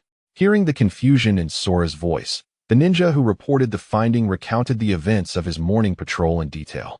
As Sora processed this information, an unsettling feeling grew within him. Why had his clan members suddenly perished? There had been no signs of trouble the previous night. Instinctively, Sora sensed the shadow of a conspiracy lurking beneath the surface. Something is amiss. Everyone, follow me to the Senju clan. Suddenly, Sora appeared to grasp a crucial insight and shouted urgently, leading his team to the Senju clan's territory. After a half-hour of travel, Sora and his men arrived at the Senju clan's grounds, only to be met with a chilling sight. The camp was strewn with uncollected bodies, and the remnants of last night's battle were starkly evident. As he surveyed the scene, Sora's brow furrowed. It became painfully clear that the Senju clan had been ambushed. A torrent of thoughts raced through his mind as he attempted to connect the dots between the deaths of his kin and the Senju's assault. Just as he began to grasp a thread of understanding, his peripheral vision caught sight of the fallen Hyuga clansman, sending waves of tumult through his heart. It was as if the entirety of the situation dawned upon him. Before he could voice his thoughts, a voice laced with trepidation reached his ears. "Long Elder, the Senju clan has arrived." With this revelation, a sense of foreboding washed over Sora. His expression shifted dramatically as he commanded his subordinates to retreat. "Let us flee. We must not allow the Senju to see us." At this moment, Hyuga Sora was engulfed in anxiety. Acutely aware that the current predicament must not be witnessed by the Senju clan, otherwise, it would be impossible to explain. "Humph. Indeed, it is you of the Hyuga clan." Before the Hyuga members could retreat, a cold snort reverberated like thunder in their ears. At the sound, Senju Hirama and Senju Token revealed themselves, followed closely by hundreds of Senju ninjas. This is bad. Upon seeing the Senju ninjas before him, Hyuga Sora realized the gravity of the situation. "Senju Token and Senju Hirama, what are you doing here?" Hyuga Sora fixed his gaze on the two men, his voice low and tense. This is the territory of the Senju clan. Since your Hyuga clan can come here, why can't we?" Senju Token's tone shifted, his words laced with a murderous intent. "This place has already become the domain of your Hyuga clan." Upon hearing Senju Token's statement, Hyuga Sora's expression darkened. Such words were a piercing blow to his heart, implying that everything here was the consequence of the actions of his clan. "Bastard! Senju Token, do not slander us." Hyuga Sora would never admit to Senju Token's accusations, as it pertained to the potential outbreak of war between their clans. Yet, the more he wished to avoid it, the more the situation seemed to spiral in an unfavorable direction. "Token-sama, that is Tanaka-sama." Just as tensions escalated between the two parties, a voice from the Senju clan drew the attention of both Senju Token and Senju Hirama, who turned to see the lifeless body of Senju Tanaka. Without a second thought, they rushed to Tanaka's side, and upon checking for his breath, their faces fell. Senju Tanaka had completely ceased to breathe, his body already stiffening. "Bastard! I will not spare the Hyuga clan." As Senju Tanaka's closest brother, Senju Hirama was consumed by rage at the sight of his brother's tragic demise. "Senju Hirama, I have already stated that it was not my Hyuga clan that acted. Enough. The evidence is right before us. Are you still trying to argue? Senju clan ninjas, heed my command. Avenge our fallen kin." In his fury, Senju Hirama would not entertain Hyuga Sora's explanations, especially as the evidence before them seemed to suggest the involvement of the Hyuga clan. With Hirama's words, the eager Senju ninjas surged forward en masse. "Despicable. This is intolerable. Attack." As the two factions tore off their veils of civility, the battlefield, still thick with the scent of blood, erupted once more into chaos. "Hyuga Sora, return my brother's life." Senju Hirama roared, brandishing his weapon as he charged. The Hyuga clan, renowned for their mastery of physical techniques, met Hirama's advance head-on. Clang, clang, clang. As the most common combat methods among ninjas, the probing with kunao and shuriken proved effective, and as elite fighters, neither of the two could escape this customary practice. 8 trigrams, 64 palms. As the Hinata secret technique was unleashed, Hinata Sora's chakra surged throughout his body. He swiftly wielded his palms, and under the enhancement of the secret technique, his once ordinary hands transformed to possess a hardness rivaling that of steel. In that moment, his hands became mere afterimages as each strike was accompanied by the sound of air being violently ruptured, revealing the terrifying power contained within. A careless blow could easily shatter bones. Though Hinata Sora's taijutsu was formidable, Senju Hashirama was equally powerful. In this era, ninjas were not merely specialists in a single discipline. Rather, the strong were well-rounded, exhibiting no apparent weaknesses. Senju Hashirama deftly wielded his weapon, neutralizing the tempestuous barrage of Hinata Sora's attacks. The taijutsu of the Hyuga clan is indeed bothersome. After creating some distance, Senju Hashirama swiftly formed hand seals. Earth release. Earth pillar jutsu. With a commanding shout, a stone pillar erupted from the ground, charging forward and leaving a trail of stone columns in its wake. 8 trigrams. Air palm.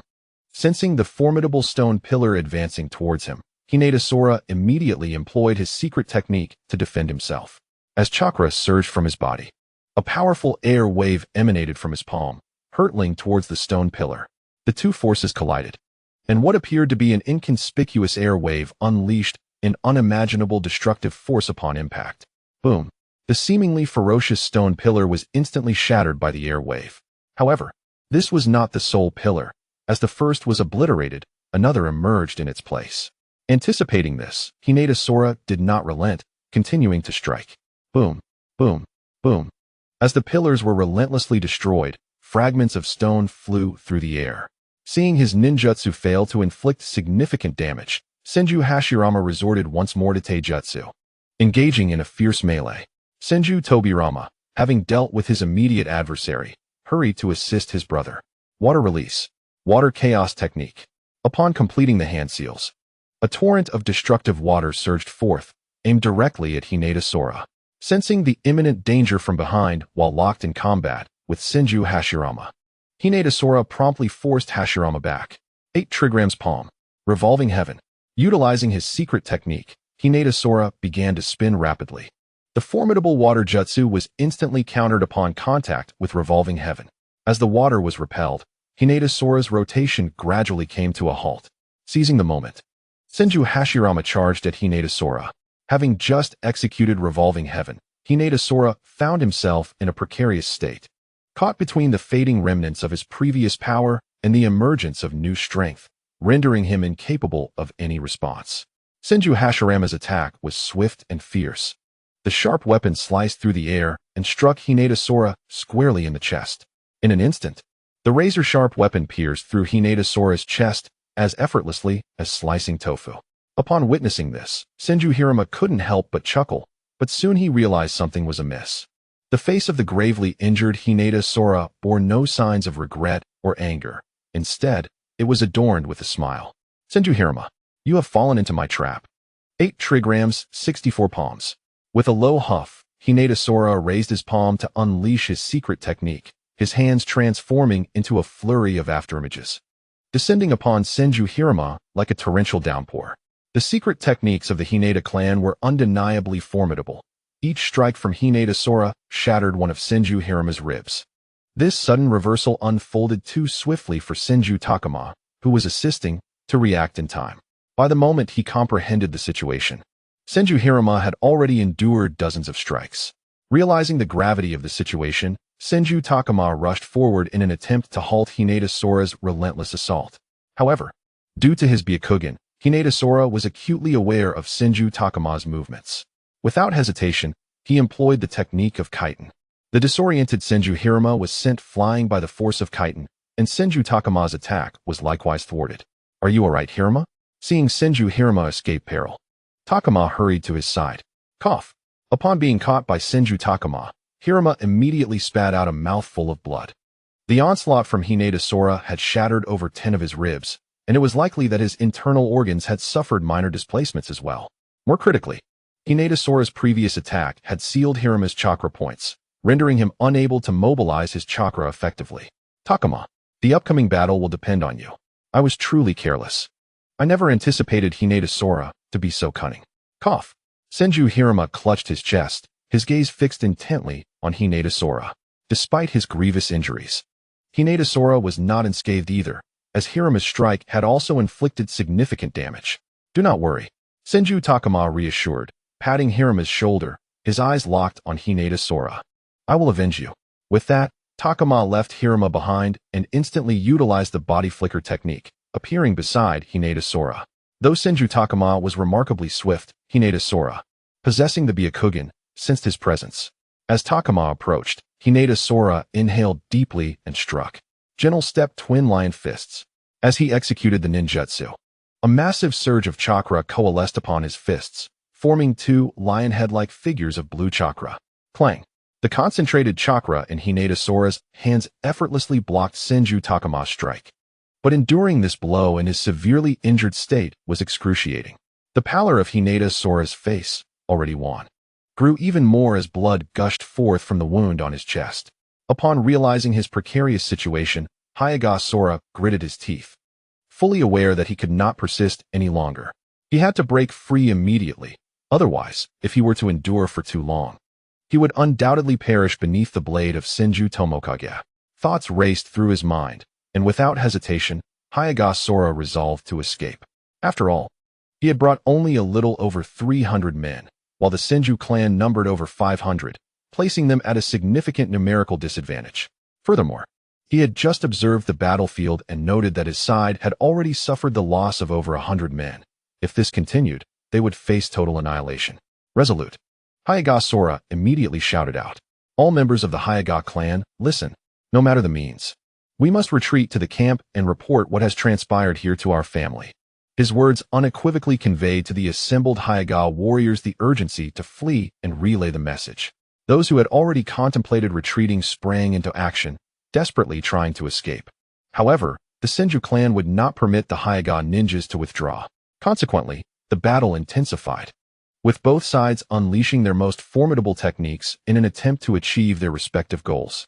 The battlefield became a spectacle of ninjutsu, taijutsu, explosive tags, and kunai, all emerging like bamboo shoots after the rain. One side fought for vengeance, while the other aimed for survival, driving the conflict to a more brutal crescendo. Boom! An explosive tag detonated, sending a thick plume of smoke into the air. Yet, the smoke quickly dissipated, revealing Hyuga Sora on the brink of collapse, swaying precariously as if a mere gust of wind could topple him. "Hyuga Sora, do you have any last words? If not, I shall send you on your way now," Senju Tomokage declared, gazing at the defiant Hyuga Sora as though pronouncing a death sentence. "Humph, Senju Tomokage, do not revel in your triumph just yet. Some of my Hyuga clan have already escaped.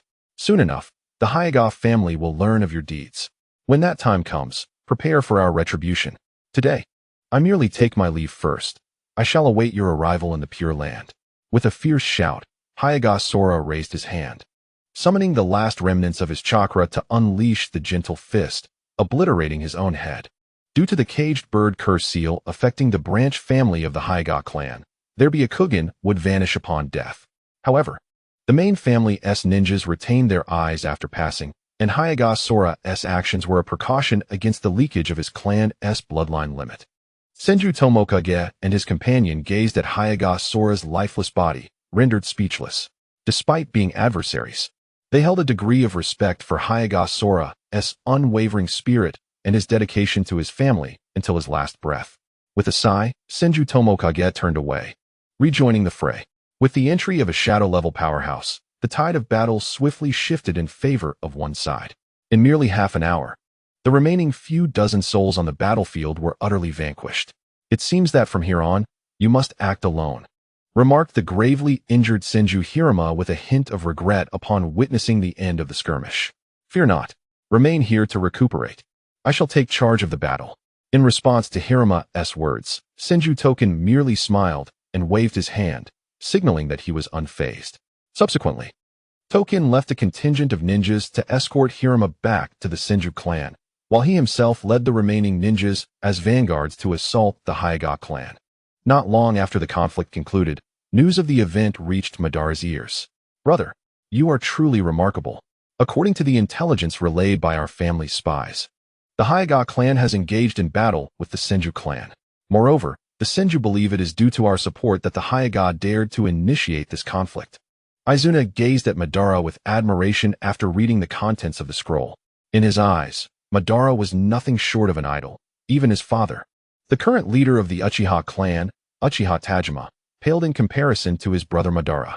Observing Izuna's starry-eyed expression, Madara chuckled and shook his head. "Very well. Go and inform father and the elders of this development. I must continue to contemplate our next course of action." Naturally, Izuna heeded Madara's words without hesitation, promptly heading to the hall. As Madara watched Izuna's figure gradually disappear, a thought crossed his mind. "System, initiate the settlement." Beep. Settling in progress. Congratulations, host. You have successfully altered the original narrative, inciting war between the Hyuga and Senju clans. You have earned 20,000 fate alteration points. The system's rather unmelodious voice resonated in Madara's ears, surpassing all the exquisite sounds of the world. System, display my attributes. Name, Uchiha Madara. Gender, male. Strength, near peak shadow. Ability, 3 Tomo Sharinon. Item, Renowned Blade. Region, alteration points, 70,000. As Madara surveyed his attributes, a relaxed smile graced his lips. Since his arrival in this world, he had been perpetually anxious and on edge. After all, the world of Naruto is fraught with peril, teeming with prodigies and monsters. not to mention the ominous presence of the fated. The sheer devastation wrought by battles made it impossible for Madara to find peace of mind. Fortunately, he had now acquired sufficient strength to ensure his own safety, and with the system's assistance, he would only grow more formidable. With his alteration points now totaling 70,000, it seemed that taking lives was not as expedient as shifting the tide of fate. A shadow-level ninja could yield only 2,000 points per alteration, while altering the story or direction at its minimum would cost at least 10,000. As these thoughts flashed through his mind, Madara's fingers rhythmically tapped on the table, filling the room with the sound of drumming. With the Hyuga clan's subjugation by the Senju, perhaps I can finally set that plan into motion. As he spoke of this plan, a glimmer of brilliance ignited in Madara's eyes. Having made up his mind, Madara ceased to ponder further. After putting away the system interface, he proceeded towards the family council chamber. Father. Upon entering the assembly hall, Tajima was engrossed in the affairs of the Uchiha clan. As one of the prominent families in the ninja world, the Uchiha had a multitude of matters to attend to daily, many of which required the clan leader's decisive judgment. Thus, being the clan leader was undoubtedly a burdensome responsibility. Oh, it's Madara. Come in. You have accomplished something remarkable this time. Tajima, initially displeased by the interruption of his work, felt his irritation evaporate upon recognizing Madara. A smile, long forgotten, graced his face. Tajima was wholly satisfied with his exceptional son, and thus, he often chose to support Madara's requests.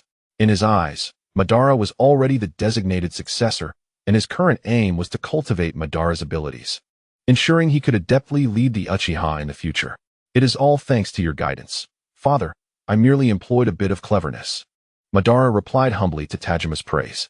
Indeed, victory should not breed arrogance, nor should defeat dishearten.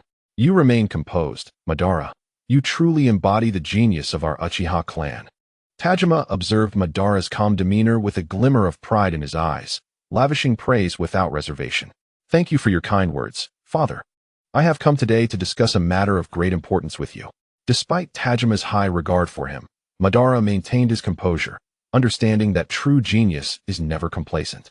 The real genius swiftly transforms their potential into strength, which was Madara's aspiration. Having been granted a second chance at life, he sought to reach the pinnacle of power. Otherwise, what meaning would it hold? Oh, it seems you have devised a new plan. Tajima regarded Madara with excitement, aware that whenever his son sought a discussion, it heralded significant developments, certainly advantageous for the Uchiha clan. Indeed, Father, I wish to seize this opportunity to make the Hyuga clan our vassals and to deliver a crushing blow to the Senju clan. As Madara spoke, a glint of ferocity flickered in his eyes. It appears you have a detailed strategy in mind. Tajima smiled slightly. Then I shall not pry further. Pursue your plans. I will fully support you. His words were imbued with trust, which Madara could easily sense. Gazing at Tajima illuminated by the flickering candlelight, a warm current surged within Madara's heart. Rest assured, Father, I will ensure that our Uchiha clan becomes the strongest in the ninja world, Madara declared resolutely, and Tajima, witnessing his son's steadfastness, could not help but smile. Excellent. Ambitious indeed. Take a look at this. It is the latest intelligence from the border. The Senju clan has already taken action against the Hyuga clan, and within a single day, the Hyuga's defenses have been breached. After Tajima spoke with a grave expression, he handed the scroll to Madara. Upon hearing the news regarding the Senju and Hyuga clans, Madara straightened his posture, understanding that the circumstances of these two clans were pivotal to his forthcoming plans. The Senju clan's vanguard consisted of 500 warriors, with an additional 600 set to join the battle. This meant that, aside from their defensive forces at other borders, the Senju clan had only 1,000 ninjas at their disposal. Their defensive troops stationed at our borders have consistently numbered 500, while securing their clan's territory would require approximately 200 men. Therefore, the Senju clan would have a total of 1,300 ninjas along their borders. Under normal circumstances, this would suffice for warfare. However, they were currently engaged in conflict with the Hyuga clan, which meant they would have no reinforcements. As the situation escalated, it was possible that they might even withdraw ninjas from their ranks. At this point, Madara exchanged a glance with Tajima, both recognizing the hunger for war reflected in each other's eyes. Nonetheless, while they held the advantage at present, commencing battle now would not maximize the interests of the Uchiha clan. The flames of ambition in Madara's eyes quickly dimmed. The Uchiha clan must enter the fray. But certainly not at this juncture. Father, I believe we need not rush into war with the Senju clan. We can observe the conflict from a distance, and when the Hyuga clan falters, we can extend our support to them as a gesture of goodwill. As long as the Hyuga clan is not foolish, they will undoubtedly ally with us, the Uchiha. At that moment, we can extort the Hyuga clan and subsequently declare war on the Senju clan. This way, we can severely weaken the Senju while using the Hyuga ninjas as pawns to control the Hyuga clan, ensuring the Uchiha emerge as the ultimate victors. Upon hearing Madara's words, Tajima laughed heartily. Huh, excellent, Madara, you truly are the great leader of our Uchiha clan. Since you have devised the plan, we can commence our actions tomorrow. Madara, momentarily taken aback by Tajima's declaration to initiate action the following day, paused. Observing Madara's reaction, Tajima sighed inwardly. Although his son was exceptionally talented, he was still somewhat lacking. Tomorrow, we shall begin to reinforce our troops at the borders with the Senju clan. Moreover, we will continuously deploy small units to harass the Senju, creating an illusion that the Hyuga clan has formed a genuine alliance with us. We must prepare to strike against the Senju clan. Tajima's explanation illuminated Madara's earlier miscalculations, although their previous strategies appeared flawless. If the Uchiha clan remained inactive as allies once the war commenced, it would seem insincere. Furthermore, given the long-standing rivalry between the Senju and Uchiha clans, they would undoubtedly discern each other's intentions. It is imperative to achieve an effect so convincing that it deceives even the thousand-hand Buddha. However, this strategy can only serve as a temporary ruse. Over time, the thousand-hand Buddha will undoubtedly discern the truth. After all, no one is a fool. Surviving in the Warring States period and rising to the position of clan leader requires more than mere brawn. It demands astute intellect. Very well, father. I shall take my leave to prepare. After a lengthy discussion, Ban bid farewell. Upon departing from the residence in Tianjima, Ban did not return home immediately. Instead, he made his way to Hineda's domain. What a surprise to see you here, remarked Hineda, who, while sipping tea, maintained a nonchalant demeanor upon sensing Ban's arrival.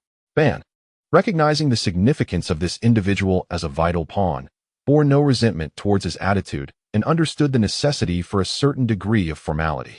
Is my presence here unwelcome? Ban retorted, deflecting the inquiry with a question of his own. Of course not. As the junior clan leader, your visit to the Uchiha clan is entirely appropriate, Hineda replied, stepping back from further questioning. Ban felt a sense of satisfaction with Hineda's awareness of social propriety. I shall dispense with trivialities. I have come to discuss matters concerning you. Me? Hineda expressed surprise at being the topic of discussion, a bemused smile crossing his lips as if he had heard the most absurd of jokes. Indeed, this matter is of great significance to you. It could be the key to reclaiming your control over the Hineda clan. Ban's words shifted Hineda's composure, igniting a fire within him. Nothing else could evoke such a response. If anything could, it would be revenge. Speak. What is it? Hineda inquired directly, his brow furrowing in determination. Ban observed Hineda's intensity and articulated his thoughts. Your influence within the Hineda clan has been completely dismantled, leaving you reliant on the information provided by the Uchiha. However, as outsiders, there are certain insights we cannot access. Thus, if you wish to regain control of the Hineda clan, you must be privy to their every move. As the saying goes, know thyself and know thy enemy, and you will never be defeated. I suggest you send some of your shinobi to infiltrate the Hineda clan as spies. This way, you can monitor their actions and gather leverage against Hineda 10, preparing yourself to reclaim your rightful position. With each word Ban spoke, Hineda's eyes sparkled with growing resolve. Upon hearing the phrase about knowing oneself and one's enemy, it was as if a light had dawned upon him. Ban, you are absolutely correct. We must undertake this endeavor to reclaim the Hineda clan. A flicker of determination shone in Hineda's gaze, which Ban keenly noticed. Excellent. Prepare accordingly. For I believe it will not be long before the Hineda clan returns to your grasp. In the words of Uchiha Madara, there seemed to linger a hint of profound meaning. However, the excitable Hineda Niji was oblivious to this, as he had already begun to envision himself reclaiming control over the Hineda clan. Observing Niji's almost trance-like demeanor, Madara shook his head and chose to disregard him, rising to depart from the scene. As time progressed, a week swiftly elapsed. During this period, The conflict between the Hinata and Senju clans escalated into a state of intense confrontation, with both sides gathering their ninja forces at the location seized by the Senju. The battlefield unfolded upon a vast plain, where the Senju dispatched all but the necessary defenders to the front lines, while the Hinata clan, equally resolute, assembled their mobilizable ninjas for battle. In a moment, the combined forces from both clans amassed to a staggering 4,000 warriors, an assemblage potent enough to annihilate any clan. Nevertheless, in terms of numbers, the Hinata clan held an advantage, as they did not require the diversion of a significant portion of their ninjas for defensive measures against other clans. They merely needed to maintain a basic defensive contingent. In contrast, the Senju faced immense pressure from the ever-watchful Uchiha clan, rendering them hesitant to mobilize over 1,000 ninjas stationed at the borders. This predicament placed the Senju at a disadvantage in their confrontations with the Hinata, with several instances where they nearly faced incursions into their territory. This war represented the culmination of both clans' elite forces and formidable warriors. The consequences of defeat for either side would be catastrophic, likely resulting in annihilation or, at best, relegation to a vassal status. Thus, both clans exerted themselves to the utmost. The Senju, having sustained severe losses in high-tier combatants due to Madara's relentless assaults, found themselves in a precarious position, while the Hinata fared relatively better. Although they had lost a shadow-level powerhouse, they still possessed several others of similar caliber. Within the main encampment of the Senju clan, recent skirmishes with the Hinata had left their situation bleak. The Hinata's numerical superiority, compounded by their Byakugan bloodline ability, allowed them to launch incessant ambushes on Senju supply caravans and deploy numerous small units into their rear for disruption. The Senju were exasperated by this almost unscrupulous tactic. Engaging in direct combat proved unfruitful due to the enemy's numbers. Attempts to eradicate these small units were futile, for the Hinata's Byakugan provided them with exceptional reconnaissance capabilities, enabling early detection of any capture attempts. The elite units responsible for harassing the Senju's rear were exceptionally skilled. Upon sensing the presence of Senju ninjas, regardless of their strength, they would immediately flee, proving more slippery than eels. Consequently, as the war progressed, the Senju found it increasingly difficult to secure regular supplies for the war effort, while suffering continual setbacks on the battlefield. Within the encampment on the front lines, a palpable sense of gloom permeated the atmosphere. At this moment, the expressions of Senju Token and his companions were grim, exacerbating the already oppressive ambience, where even the sound of a falling pin could be heard. After a prolonged silence, Senju Token finally broke the heavy stillness. Esteemed colleagues, it is evident that our current situation is far from optimistic. I propose that we seek assistance from our clan. I hope they can dispatch additional ninjas to alleviate our predicament. Upon finishing his statement, silence lingered in response. No one dared to voice their agreement. The attendees all understood that the likelihood of the Senju clan sending reinforcements was virtually non-existent. The Uchiha clan had been steadily augmenting their forces at the border, ever watchful and poised to launch an assault against the Senju.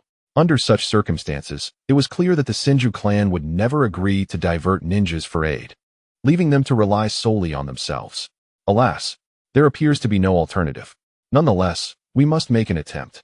After all, we cannot endure much longer. Senju Yunkai's words cast an even darker shadow over the already despondent assembly. In stark contrast to the Senju's dismal outlook, the Hyuga clan reveled in their recent successes. Since the onset of hostilities, they had achieved a string of victories, effectively subduing the foremost clan in the ninja world, thus avenging past humiliations. Who would have thought that the Senju clan would face such a fate? Relay my orders. Everyone shall rest for half an hour, and after that, we shall launch an all-out assault to expel these invaders. The head of the Hyuga clan, now over 40, radiated confidence and determination. Rest assured, esteemed leader. We shall undoubtedly reclaim the lands occupied by the Senju clan within half an hour. Indeed, it is outrageous that the Senju clan would launch a surprise attack upon us. Exactly. They dare to call themselves the Loving Clan, yet they resort to such treachery. It is utterly disgraceful. The Hyuga elders exchanged vehement criticisms of the Senju clan's actions. In their fervor, they had become intoxicated by their victories, neglecting to recognize that the Senju's repeated defeats were not due to their weakness, but rather because the majority of their strength was devoted to defending against the Uchiha clan. However, they were soon to pay the price for their hubris. In the blink of an eye, half an hour had elapsed, and the Hyuga clan, having regrouped, once again advanced against the Senju. Yet, unlike previous encounters, the Senju clan displayed neither despair nor defeat. Instead, they emanated a sense of anger and eagerness, leaving the higher-ups of the Hyuga clan puzzled. They could not fathom how the seemingly defeated Senju clan had suddenly rallied.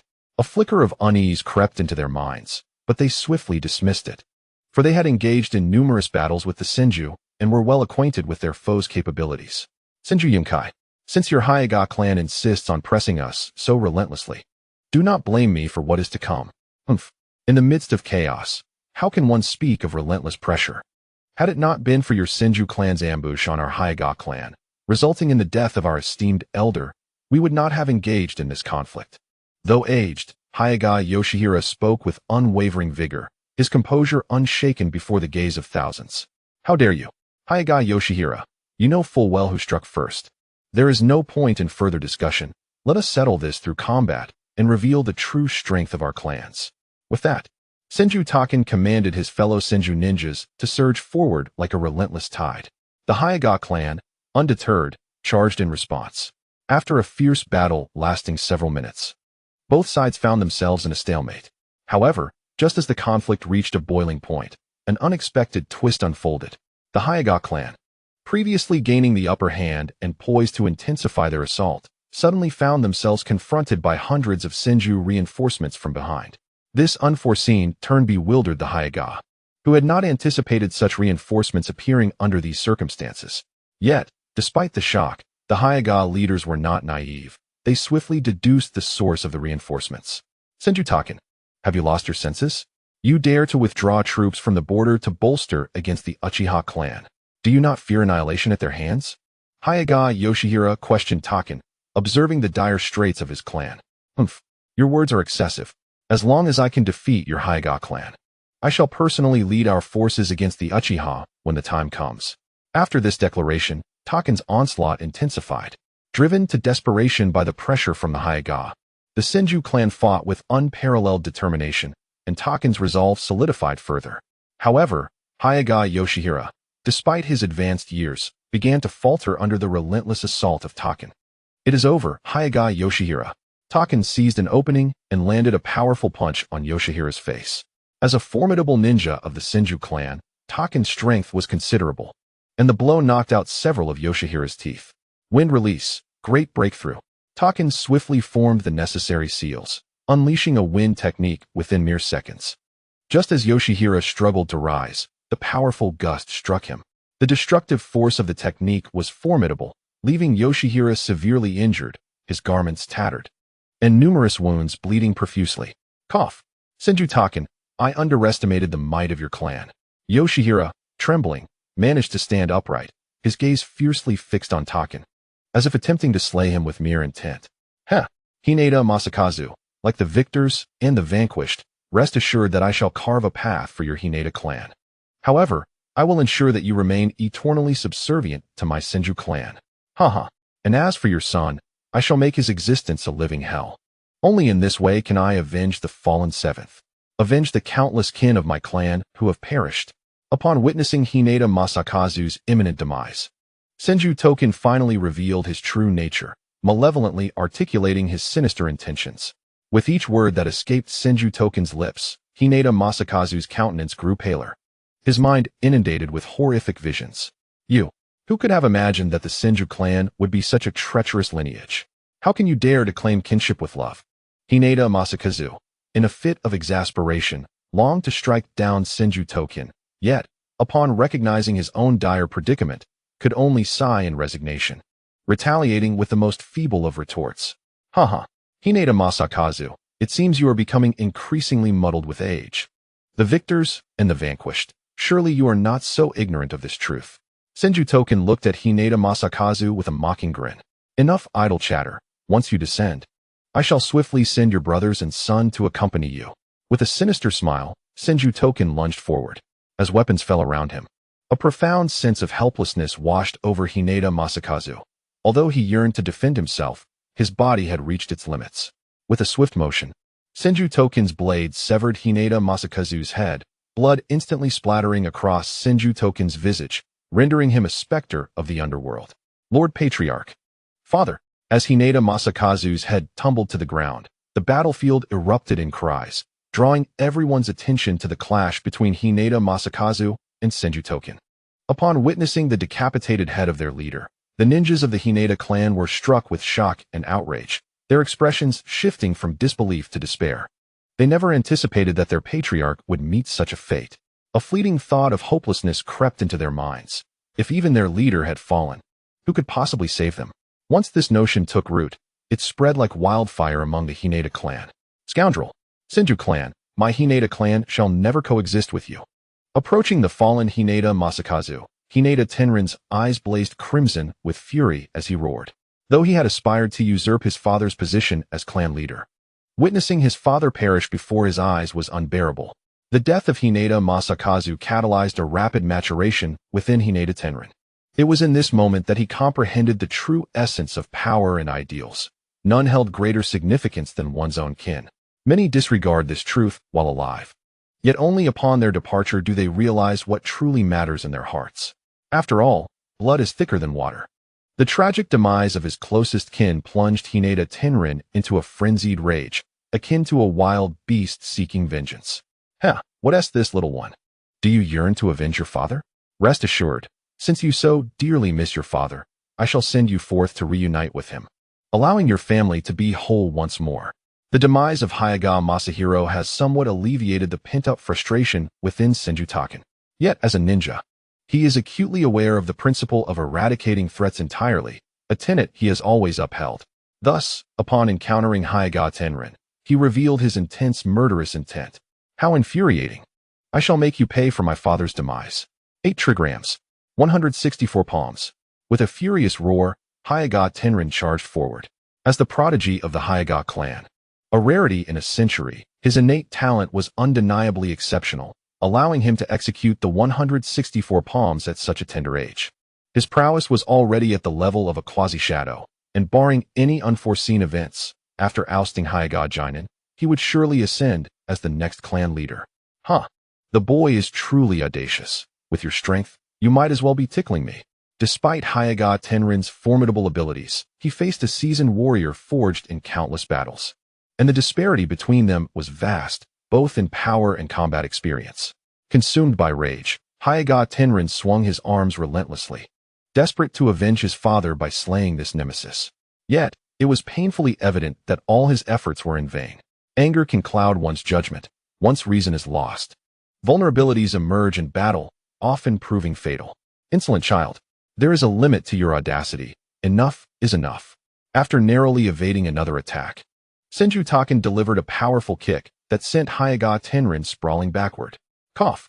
The terrifying power of Senju Token propelled Hyaga Tenrin several hundred steps away with a single strike. Struggling to rise, he wiped the blood from the corner of his mouth. Young clan leader, are you all right?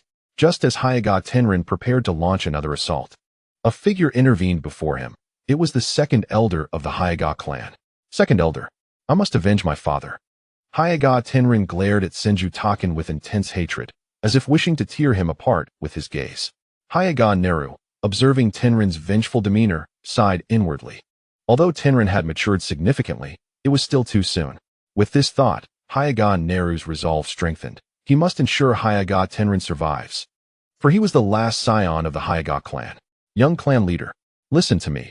The Hyaga clan stands at the brink of survival. Once, there were 2 heirs, and now only you remain. Therefore, you must live at all costs. Only by surviving can there be any possibility. Live on for those irreplaceable individuals. Embody your father's will, and lead the Hyaga clan out of adversity, nurturing successors worthy of the next era. Aware of the urgency, Hyaga Neru spoke rapidly, yet fortunately, Hyaga Tenrin possessed an exceptional memory, absorbing every word.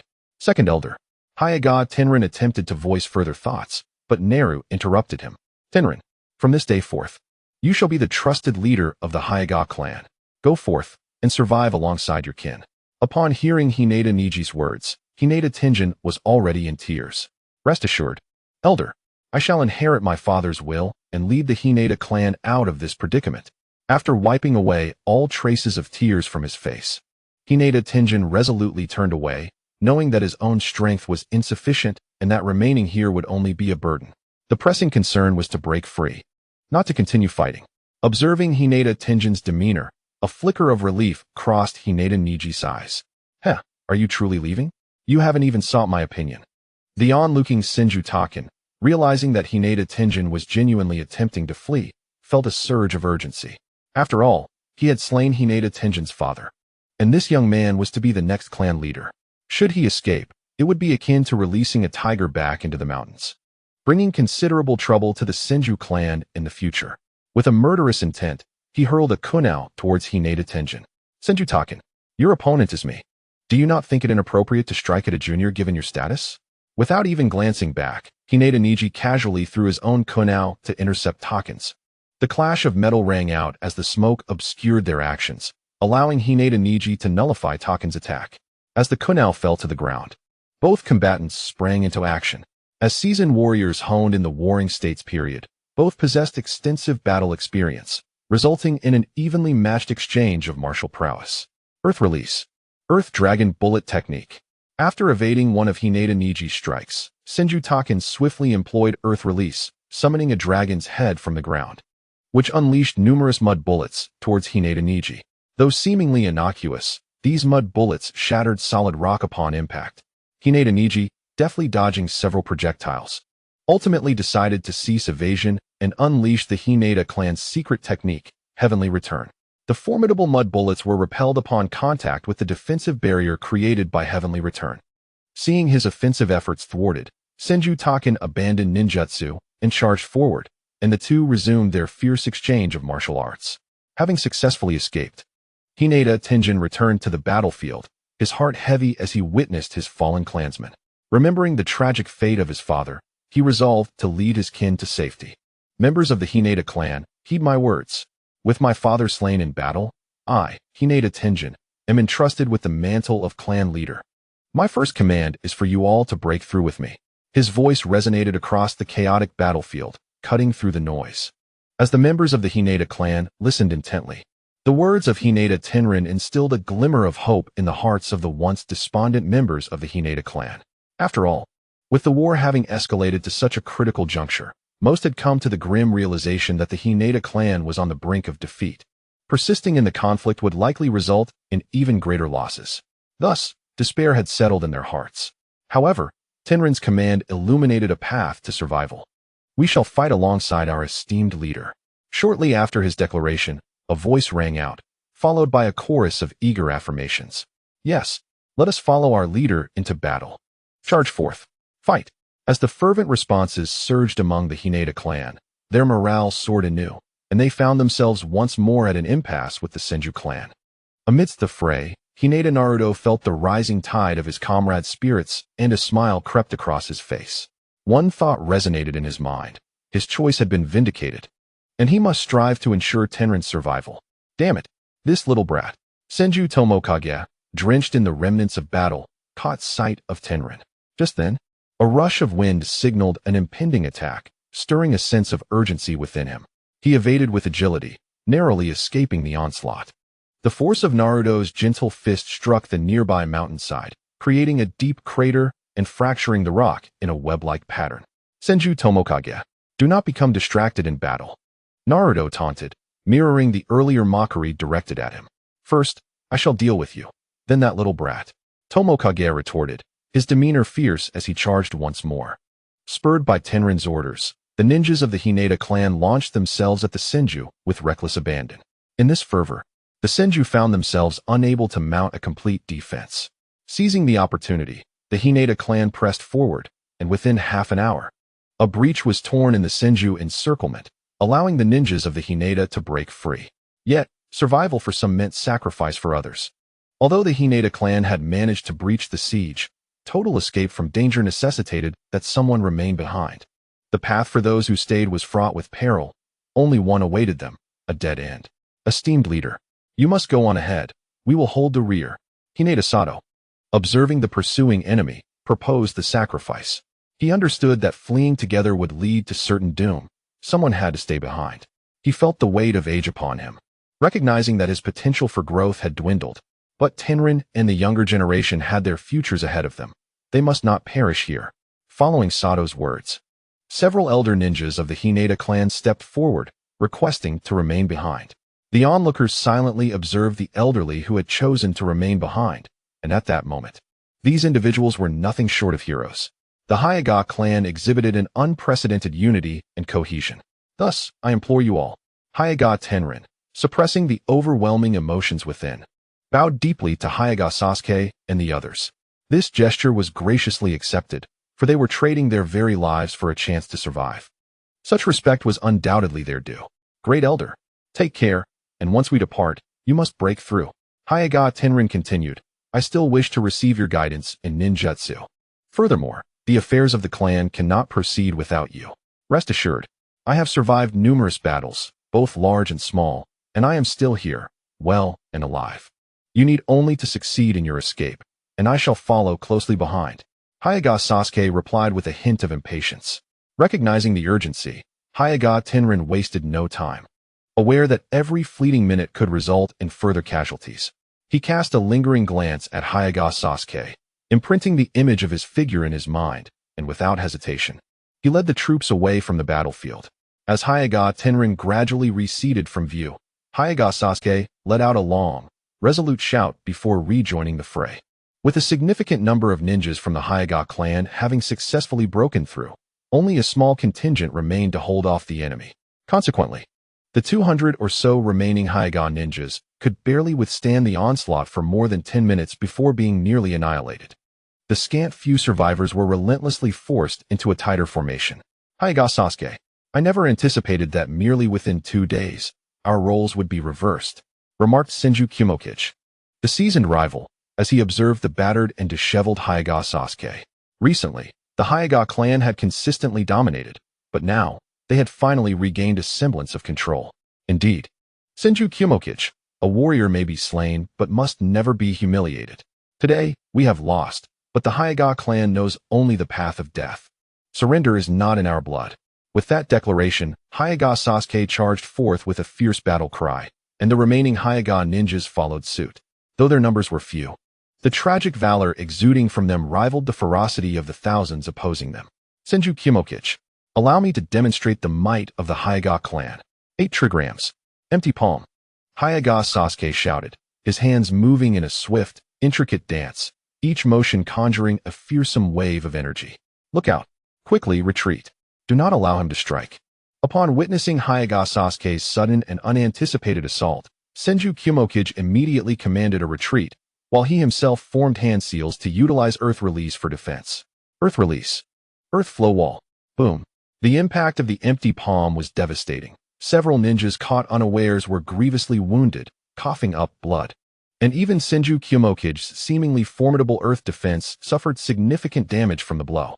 Damn it. Hyuga Sasuke, why can't you simply die quietly? Why must you be such a thorn even in death? Senju Kumokichi silently cursed as he lunged forward, his weapon aimed directly at Hyuga Sasuke's back.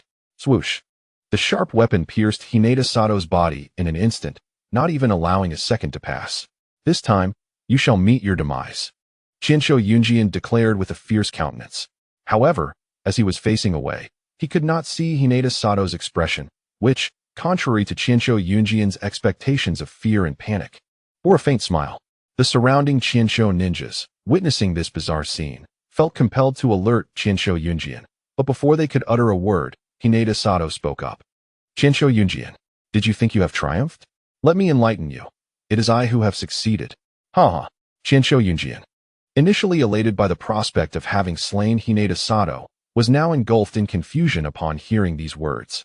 He could not fathom why Hinata Sato appeared so jubilant despite being on the brink of death.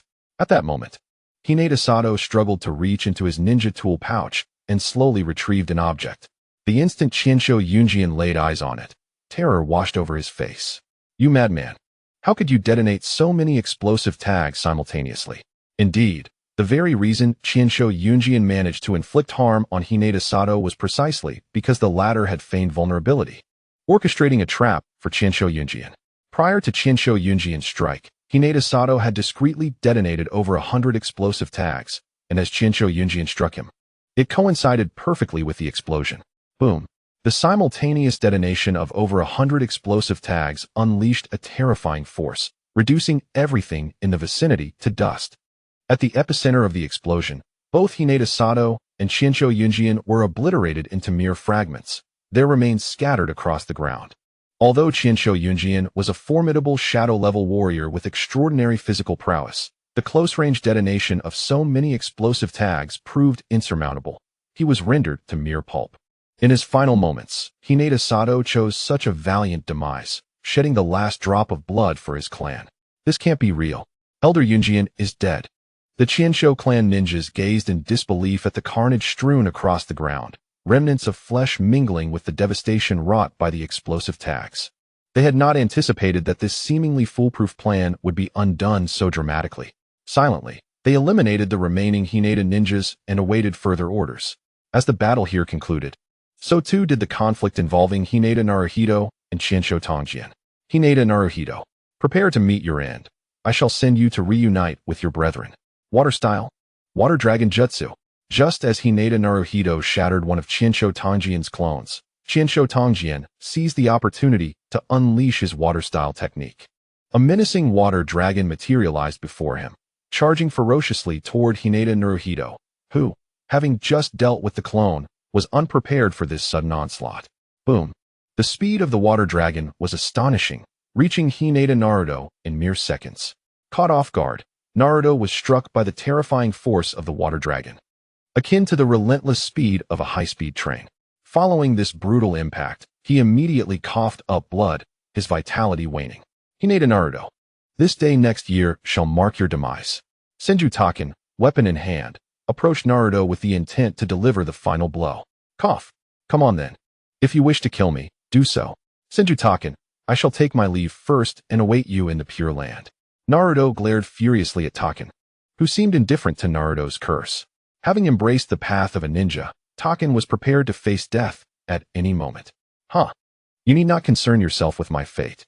My demise shall only come after the obliteration of your Hinata clan. With a cold smirk, Senju Taken wielded his weapon and extinguished Naruto's life. After dispatching Naruto, Taken and the Senju clan members tidied the battlefield before advancing deeper into the Hinata territory. Chief, we have successfully evaded the pursuit of the Senju clan. The Hinata clan members, retreating towards their stronghold, exhaled in relief upon realizing the Senju had not followed. Upon hearing his subordinates report, Hinata Tenin activated his Byakugan to probe their rear and confirmed that the Senju had indeed ceased their chase. Damn the Senju clan. The Hinata clan shall never coexist with them. Hinata Tenin stated with fierce determination. This war had inflicted severe losses on the Hinata, with 4 of their elite members perishing, reducing their strength by half. Chief, we must return to the clan and summon the remaining elders, uniting our forces for a counterattack. Hinata Cho, the clan strategist, proposed. However, Tenin did not act on this suggestion immediately. Instead, he pondered. You speak wisely, but in addition to that, you must immediately head to the Uchiha clan and seek an alliance. Upon hearing Tenin's command, Hinata Cho hesitated, recalling how the Uchiha had previously approached them for an alliance, only to be turned down. Would they agree now? Sensing Cho's apprehension, Tenin's expression hardened as he stated coldly, do not worry. Simply agree to whatever terms the Uchiha propose. As long as the benefits are substantial, they will surely accept our offer. This is merely a temporary sacrifice. Once we weather this storm, we can reclaim what is rightfully ours. Hinata Tenrin's words brought a sense of calm to Hinata Nagato, who had previously been unsettled by the continuous battles. He had not considered this perspective until Tenrin spoke. After all, there are no eternal enemies in this world, only everlasting interests. Very well, clan leader, hold your ground. I shall swiftly negotiate an alliance with the Uchiha clan. After a deep nod, Hinata Nagato departed with several ninjas. Tenrin silently prayed for Nagato's success as he watched him leave, knowing the urgency of the situation. Due to the pressing circumstances, Nagato and his companions chose not to proceed at a normal pace. Instead, they accelerated to their utmost speed, hoping to reach the Uchiha clan as quickly as possible. Every extra minute could cost the lives of more of their kin. After a 2-hour journey, they finally arrived at the Uchiha clan's territory. Who goes there? As they approached, a sharp voice rang out.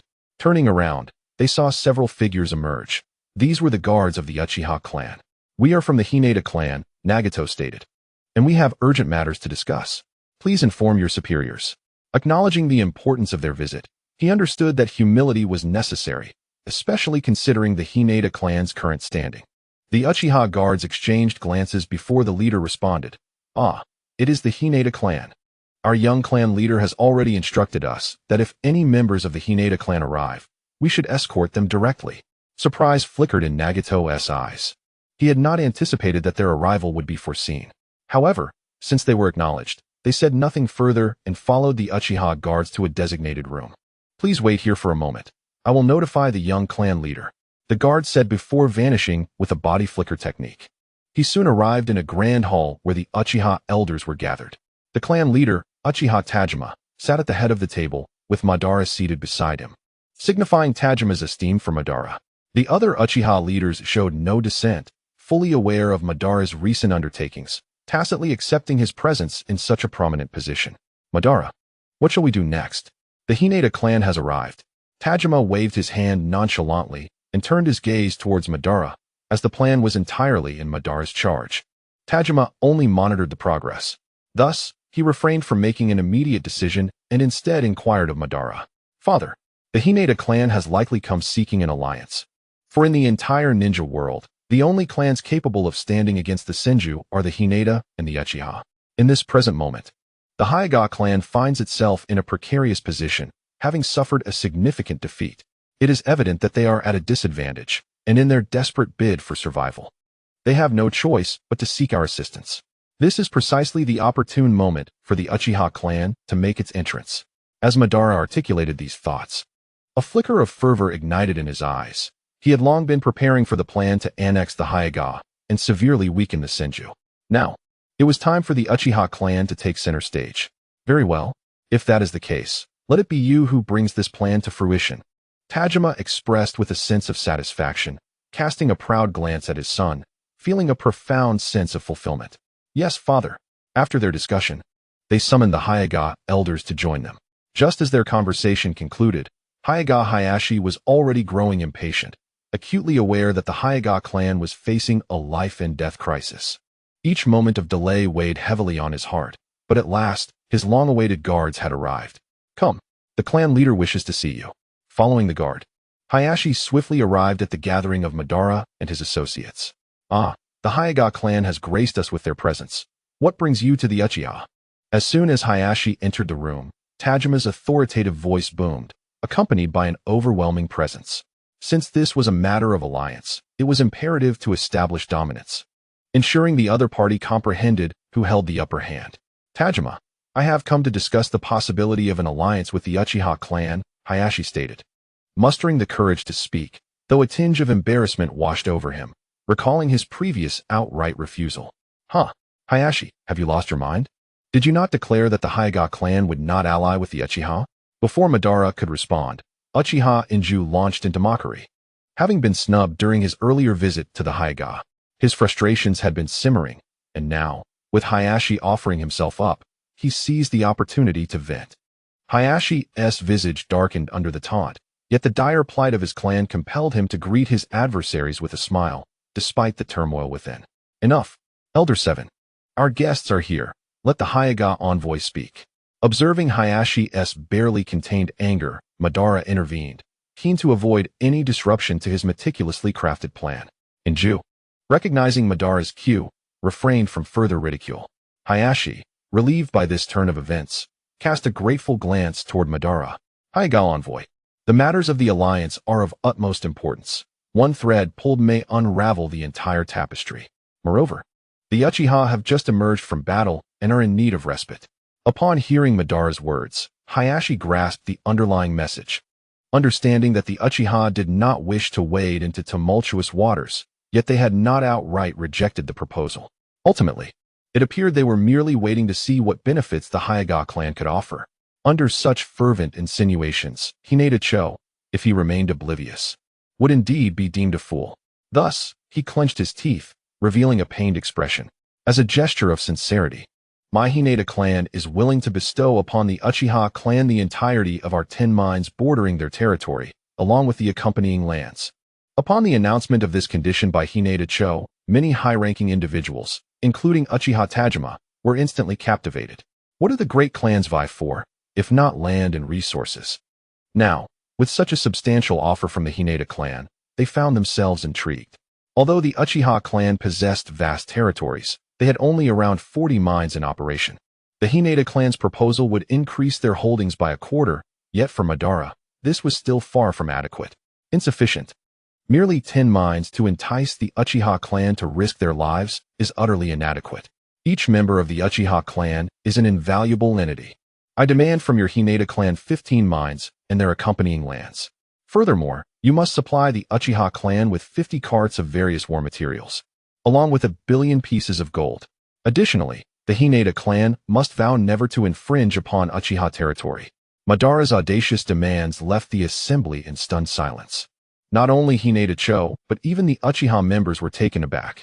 They had not anticipated such audacity. This was akin to outright robbery. Hinata Cho's countenance shifted, realizing the avarice of the Uchiha clan. If he were to concede to such terms, it would likely spell ruin for the Hinata clan. Naturally, Madara noticed the change in Hinata Cho's expression. Recognizing the need to temper his demands lest he overreach, he added, of course, that these terms need not be fulfilled in one fell swoop. The gold could be delivered in installments over 2 years, and the materials could be dispatched within a month. What say you? With this concession, the turmoil on Hinata Cho's face noticeably lessened, yet uncertainty lingered. Observing this, Madara understood the necessity of stoking the flames of urgency. Otherwise, Hinata Cho would remain reluctant to acquiesce. It appears, Hinata envoy, that you are not in agreement. In that case, seek out others. But do not say I did not warn you. The only clan capable of contending with the Senju is the Uchiha. Feel free to test whether others dare to assist you. And let me remind you, what use is wealth if your home is lost? Madara's words seemed to carry a deeper significance, and upon hearing them, Hinata Cho was struck with a realization. Indeed, if the clan were to be lost, what value would any resources hold? Moreover, before departing, Hinata Tenin had already stated that no matter the conditions set forth by the Uchiha clan, their assistance must be secured. Preserving their home was the utmost priority. Having come to this understanding, Hinata Cho replied earnestly, agreed. The Hyuga clan fully agrees to your conditions. We kindly request the Uchiha clan to mobilize troops to assist us promptly. Let us finalize the treaty at once. The mines and land can be directly accepted by your Uchiha clan upon the conclusion of our agreement. The Hyuga clan will also gradually send other supplies.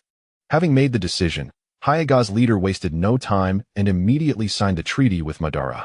As he gazed upon his name inscribed on the scroll, a profound sorrow enveloped his heart. The ceding of land and the offering of resources were actions only a traitor would undertake, yet he had done it all. He feared that in the future, his family would utter his name with disdain. But what could he do? If it meant saving his clan, he was willing to bear the burden of infamy.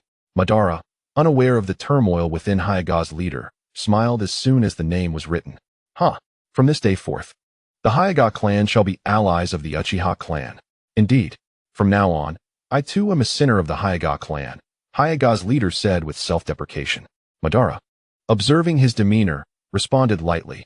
In this world, one's name is often the easiest to write, yet at times, it is the most challenging. True warriors dare to confront the grim realities of life. Moreover, you fight for the salvation of your clan. As long as you remain true to your heart and your kin, let the slander fall where it may. After speaking, Madara regarded Hyuga's leader with a smile, while the latter stared in astonishment, surprised that this young man could comprehend his plight. Thank you, young clan leader. I shall take my leave now. And when you visit the Hyuga clan in the future, I will be sure to express my gratitude properly. With those words, Hyuga's leader departed with his subordinates from the Uchiha clan. As Madara watched him fade from view, the smile on his face gradually vanished, replaced by a fierce intensity as he declared, "It is time to take action." Upon hearing these words, the entire Uchiha clan erupted in fervor. This battle would mark their resurgence. With Madara's command, the dormant war machine of the Uchiha clan awakened. In no time, the clan was abuzz with energy, supplies pouring in from every direction, and countless ninjas converging from the borders towards their homeland. Within just a few days, 3,000 ninjas had gathered in the Uchiha territory, a formidable number that showcased their resolve. The plaza was teeming with Uchiha ninjas, shoulder to shoulder. Their crimson Sharingan gazing intently upwards at Madara. They awaited a command with eager anticipation. Everyone, we shall expend the entirety of our Uchiha clan's strength. This battle will be our rise to power. We will demonstrate our might to the entire ninja world, and make our name resonate in their hearts with fear. For the glory of the Uchiha, let us fight. As Madara's final words echoed, the crowd ignited like a powder keg, surging with fervor. 3,000 ninjas from the Uchiha clan, under the leadership of Madara, advanced directly towards the territory of the Senju clan. With the Senju clan having dispatched a substantial number of their ninjas, only a few hundred remained at the borders. In stark contrast, the Uchiha clan had amassed a formidable force of 3,000 warriors. Furthermore, to ensure the success of their plan, Madara had imparted the Uchiha clan's forbidden technique, Izanagi, to these ninjas. Each of them, therefore, possessed multiple lives. As for the potential blindness resulting from the use of forbidden techniques, that was a trivial concern. The Uchiha clan had stood tall in the ninja world for many years, and countless clan members had perished in battle or succumbed to old age. Yet all their Sharingan had been returned to the family. As long as these ninjas did not perish, even if they lost their eyesight, new eyes could be provided later. The grand army of 3,000 ninjas marched for an entire day before finally reaching the borders of the Senju clan. The Senju clan, being acutely aware of the impending threat, adopted a vigilant defensive posture. Thus, as soon as the Uchiha army made their appearance, they were immediately detected by the sensory ninjas of the Senju clan. This is bad. An enemy attack. The Uchiha clan is launching an assault. The sensory ninja, upon perceiving the overwhelming numbers of the Uchiha clan, exclaimed in sheer terror, their panicked voice resonating through the tranquil night sky. Awakened by this alarm, Senju Hashirama and Senju Tobirama quickly emerged from their tents. However, instead of acting in unison, they opted for separate courses of action. Hashirama began to summon ninjas right where he stood, while Tobirama led a contingent of several ninjas straight towards the front lines. Young clan leader, it appears we have been discovered. Uchiha Izumi, with his crimson gaze fixed upon the flustered figures ahead, let out a cold smirk. Madara, upon hearing this, understood the thoughts swirling in Izumi's mind. We weren't concealing ourselves to begin with. This time, the Uchiha clan will decisively vanquish the Senju clan, making it clear that we shall dominate the ninja world henceforth. Though Madara spoke with a calm demeanor, the Uchiha clansmen were already ablaze with fervor. Fellow clansmen, for the glory of the Uchiha clan, attack! As Madara's words echoed, countless Uchiha ninjas surged forward with wild abandon. However, they were not devoid of strategy. Recognizing the Senju clan's advantageous terrain, they refrained from reckless assaults. Just as they neared the Senju encampment, they unleashed a barrage of fire-style techniques. In an instant, flames erupted from the mouths of the Uchiha ninjas, illuminating the dark sky as if it were day. The overwhelming inferno surged toward the Senju defenders. Feeling the scorching heat wave approaching, the Senju guards were engulfed in dread. Several water-style wielders among the Senju ninjas stepped forward, attempting to counter this terrifying blaze with their techniques. However, while their intentions were noble, reality proved to be harsh. Although water techniques counter fire techniques, in this scenario, the fire could equally overpower the water. The feeble water techniques were swiftly evaporated by the raging flames, and the guards were utterly consumed, their anguished cries echoing through the air. The ferocious fire, having devoured these sentinels, showed no signs of abating, relentlessly advancing towards the camp, leaving nothing but ashes in its wake. Upon arriving at the scene, Senju Yokan witnessed a fellow member of the Senju clan being engulfed by the inferno, releasing a heart-wrenching scream, until ultimately, not even a corpse remained. Yokan's eyes widened in horror as he beheld the devastation before him. Ah, Uchiha clan, I shall ensure your demise. Though the power of the fire techniques was formidable, it was not without limits. As numerous Uchiha ninjas ceased to release their chakra, the fierce flames finally subsided. With all obstacles reduced to ashes, the Uchiha clan ninjas bellowed as they surged into the camp. Caught off guard by the surprise attack, the Senju clan was slow to react, leaving some of their ninjas in a state of confusion. The fate of these isolated ninjas was grim, as they were mercilessly harvested by the advancing Uchiha. Yokan, what has transpired? Senju Yukin swiftly approached Senju Yokan, who was gathering their kin. Those treacherous Uchiha. They have come. Just as Yokan finished speaking, Uchiha Madara and his ninjas appeared before them, a mere few hundred meters away, illuminated by the flickering flames. Yokan could clearly see Madara's figure in the light. Oh, Senju Yokan and Senju Yukan, how long it has been. Uchiha N, relishing the sight of his old adversaries in such disarray, seized the opportunity. You scoundrel! Uchiha N, your clan is despicable for launching a sneak attack on the Senju. Unlike Yokan, Senju Yukan maintained his composure and refrained from shouting, instead addressing N with a calm demeanor. Uchiha N, do you truly wish to go to war with the Senju? There is no benefit in such a conflict, and it would only allow the Hyuga clan to seize the advantage. Huh, spare me your tedious rhetoric, Senju Yukan. Do you think I am unaware of the Senju clan's true nature? As for being despicable, I find your clan to be far worse. Given your unprovoked attack on the Hyuga. Upon hearing these words, Yukan's rationality began to give way to anger. How dare you, brat? Who are you to interrupt our discourse? Yukan feigned indignation, yet remained steadfast within, knowing this was merely a tactic to engage in conversation. Noticing Madara's youth and his prominent position, Yukan understood that only the most significant individuals could occupy such a place in the midst of turmoil. Moreover, he observed a subtle respect emanating from the surrounding Uchiha ninjas towards Madara. Recognizing these nuances, Yukan concluded that Madara's identity was undoubtedly extraordinary. And given the precarious situation of the Senju clan, he intended to extract information about Madara's standing, hoping to capture him amidst the chaos. If it is indeed possible to decisively alter the course of battle, the thoughts of Uchiha Madara, the embodiment of strength, would naturally align with this notion.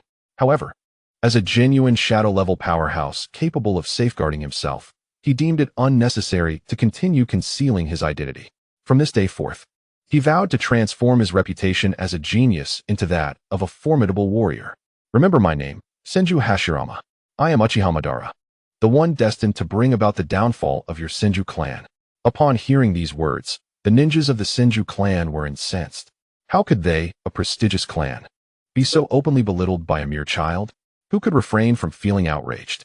Arrogant, do not presume that a modicum of strength grants you the right to disregard us. Even your ancestral Uchiha could never extinguish the Senju clan. Indeed, if Uchiha Tajima failed to teach you proper decorum, allow me to instruct you. Senju Hashirama and Senju Tobirama spoke with foreboding resolve. Are you attempting to instruct me? Madara's Sharingan materialized in an instant, coldly fixing its gaze upon the two, who, under his intense scrutiny, felt as though they were prey to a ferocious beast. This sensation was fleeting, and as they cast aside the ludicrous notion, a flicker of indignation arose within them. As seasoned warriors, they were taken aback to find themselves intimidated by a mere youth, which was an affront to their pride. Humph! You can only boast with words, child.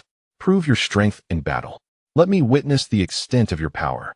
Observing Madara's haughty demeanor, Hashirama conceived a strategy. Given the arrogance displayed by this youth, it was clear his strength could not surpass his own. Thus, why not provoke him into a duel? If he could capture Madara, the war would be concluded. Hashirama's calculations were astute. Yet he failed to account for the fact that the figure before him was not merely a genius, but a formidable adversary. Very well. Let us allow strength to speak for itself. Uchiha clan, heed my command. Annihilate the Senju. Kill. With Madara's command, a thunderous roar erupted from thousands of Uchiha ninjas, shaking the very clouds above and revealing the luminous moon. The Senju clan, refusing to be outdone, charged forth in response. Hashirama took aim and, without hesitation, advanced towards Madara, fully aware that the fate of the war rested upon him. Madara, too, recognized Hashirama's approach, when suddenly, the voice of the system resonated. Ding! A mission is currently available. Would the host like to accept? This unexpected mission momentarily startled Madara, but he quickly resolved to accept it. Ding! Congratulations, host, on accepting a multifaceted mission. Mission 1. As a villain who defies fate, one must eliminate those who challenge their authority. Mission objective: defeat Senju Hashirama. Mission reward: 10,000 fate points. Random treasure chest. The chest may yield rare items, special abilities, including but not limited to anything from the Naruto world. Those of ill fortune may receive nothing. Mission 2.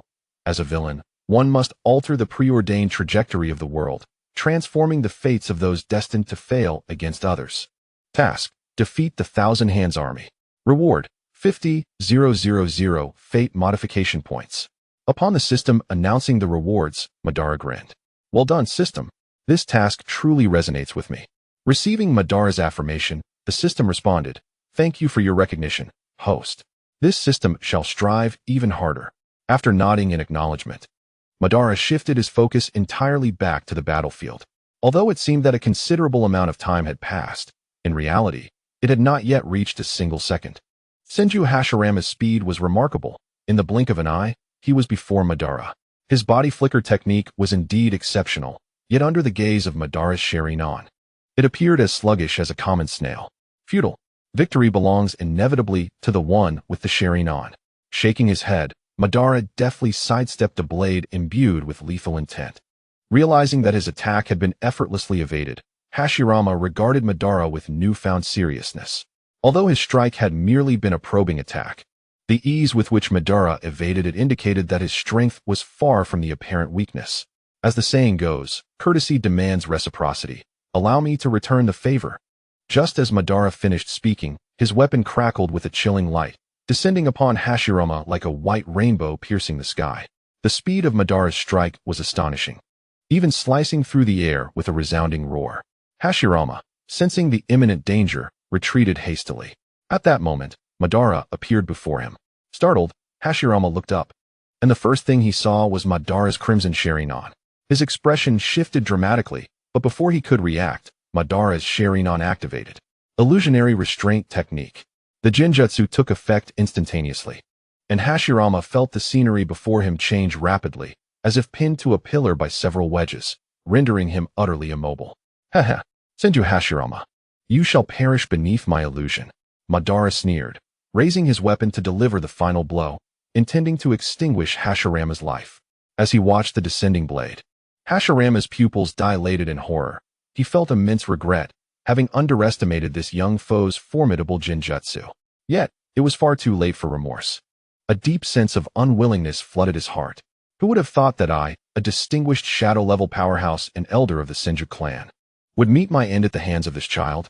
Such is my discontent. Despite his fury and reluctance, Hashirama could not prevent Madara's lethal strike. Damn it! How dare you! Meanwhile, Senju Tobirama, engaged in combat with Uchiha N, witnessed Hashirama succumbing to the Genjutsu and Madara preparing to strike him down. Tobirama glared at Madara with eyes ablaze, yet found himself powerless, being besieged by two shadow-level opponents.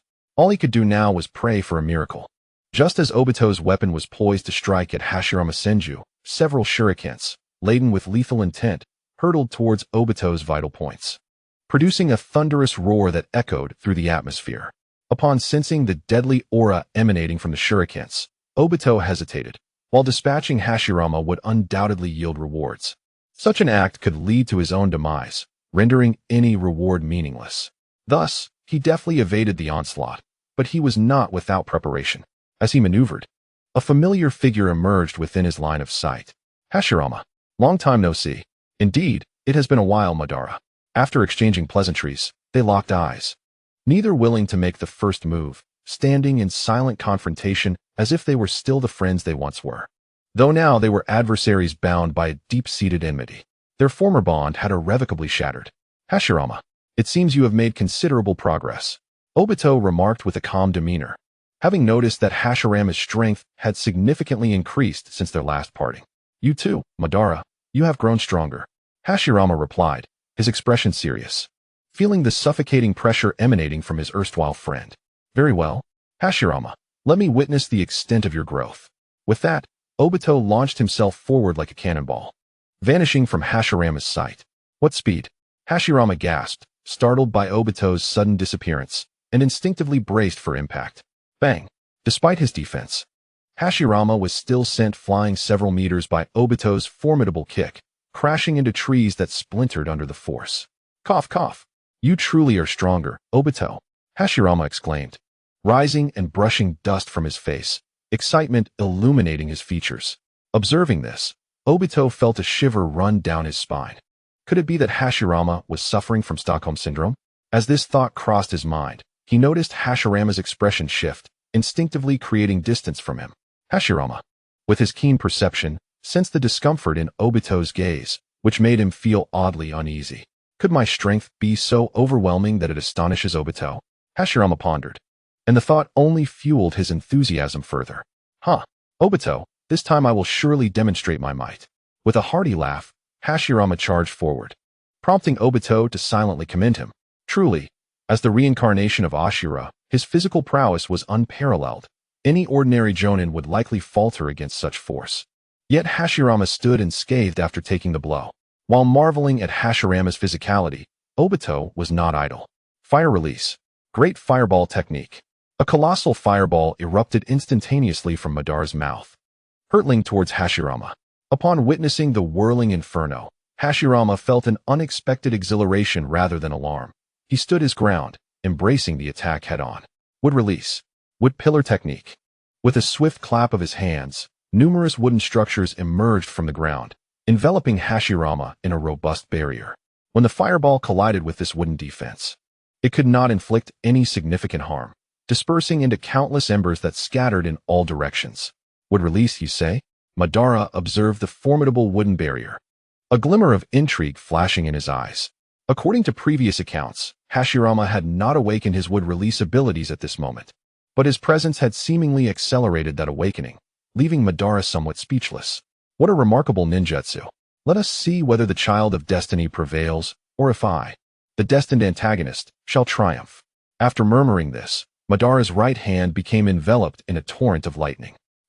Since you prefer to hide within your shell, I shall shatter it. Chidori. With those words, Madara charged towards Hashirama once more. This time, enhanced by the lightning release, his speed doubled. And in the blink of an eye, he stood before the wood pillar. Break. Madara thrust his electrified hand forward, akin to the hand of a thunder god, shattering the wooden barrier. As the defense crumbled, Hashirama's figure was revealed. Once more you have lost. Madara roared, not slowing his momentum as he struck a startled Hashirama. However, Madara soon sensed something amiss. Upon striking Hashirama, he did not bleed but instead gradually transformed into a wooden figure. Realizing he had been deceived, Madara was interrupted by Hashirama's voice from behind. Wood release. Adamantine wood technique.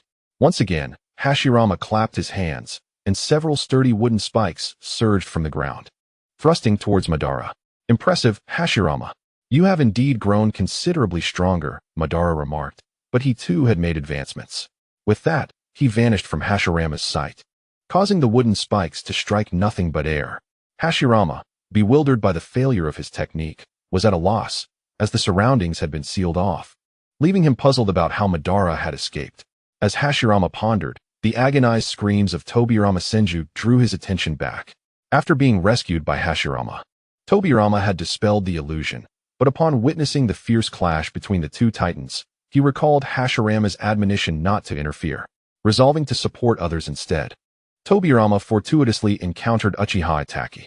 Their mutual animosity ignited an intense confrontation, and amidst their fierce battle, Madara activated the Flying Thunder God technique he had previously marked on Tobirama.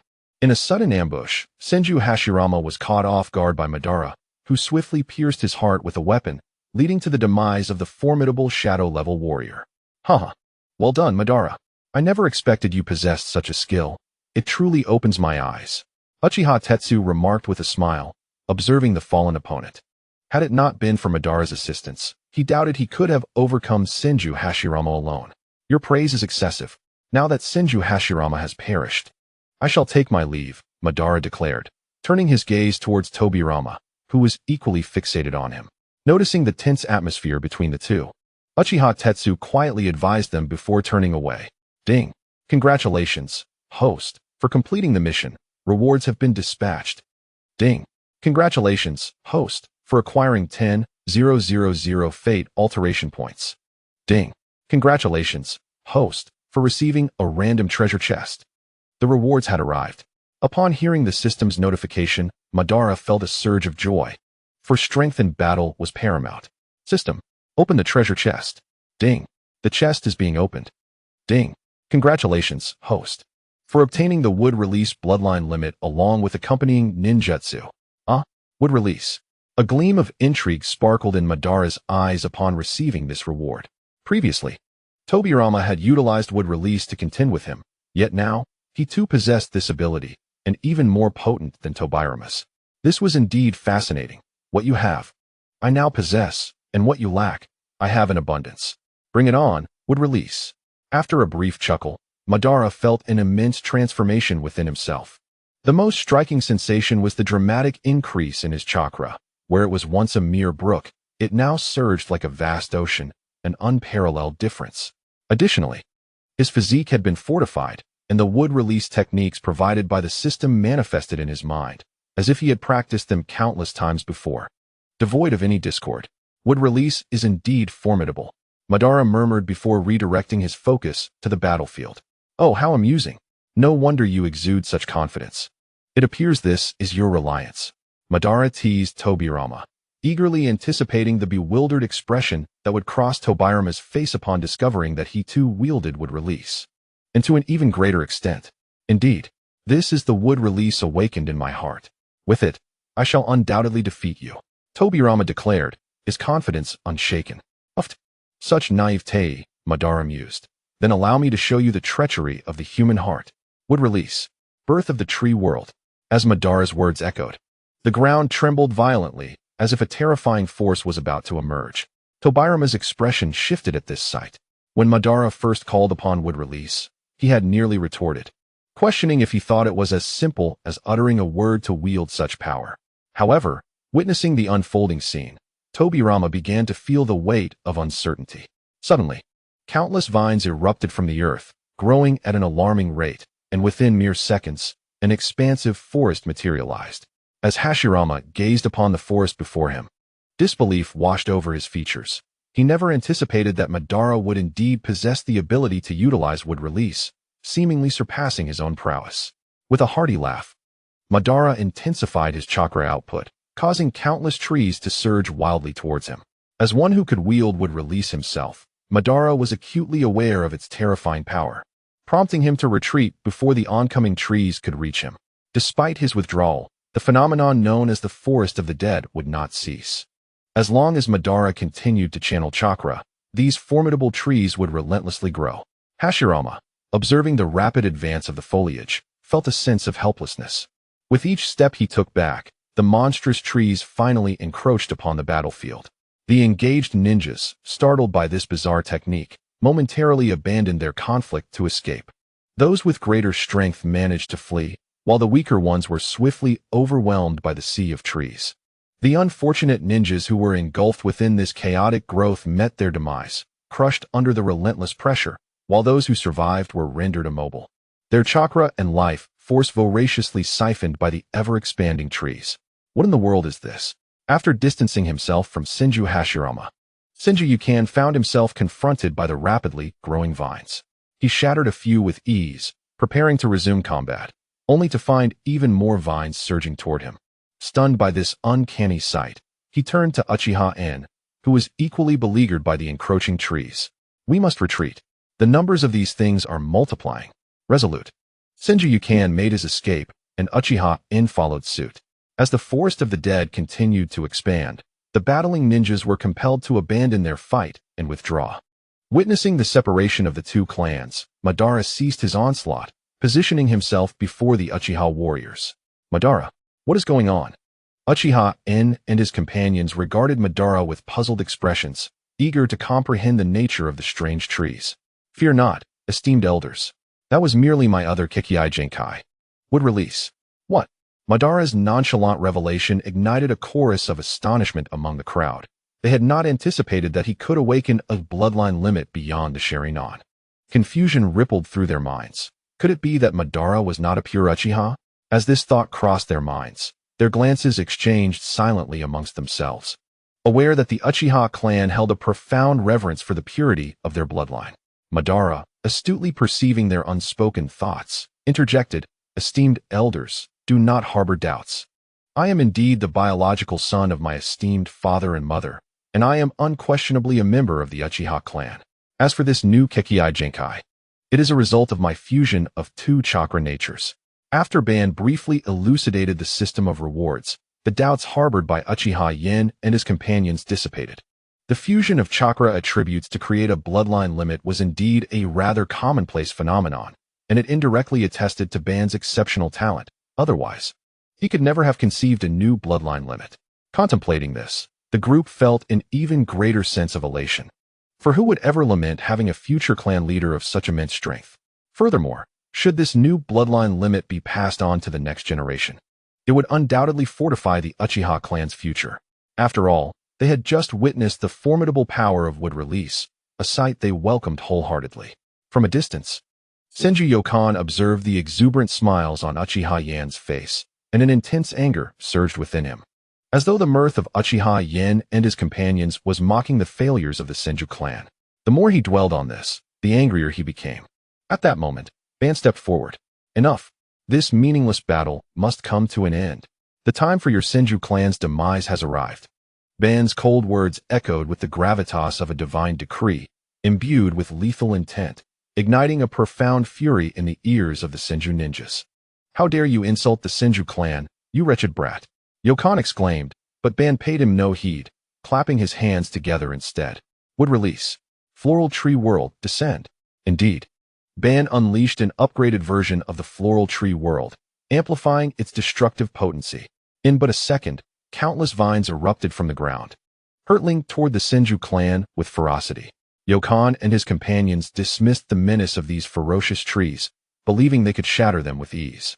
However, amidst the Senju, only Hashirama displayed a look of astonishment at this unfolding scene. Elders, flee. You cannot withstand this jutsu. Move quickly, Hashirama shouted, positioning himself at the forefront to deploy his own wood release. Strangely, though his wood release had not been particularly formidable before, the imminent life or death crisis had ignited a flash of inspiration in his mind, revealing to him the means to execute the floral tree world.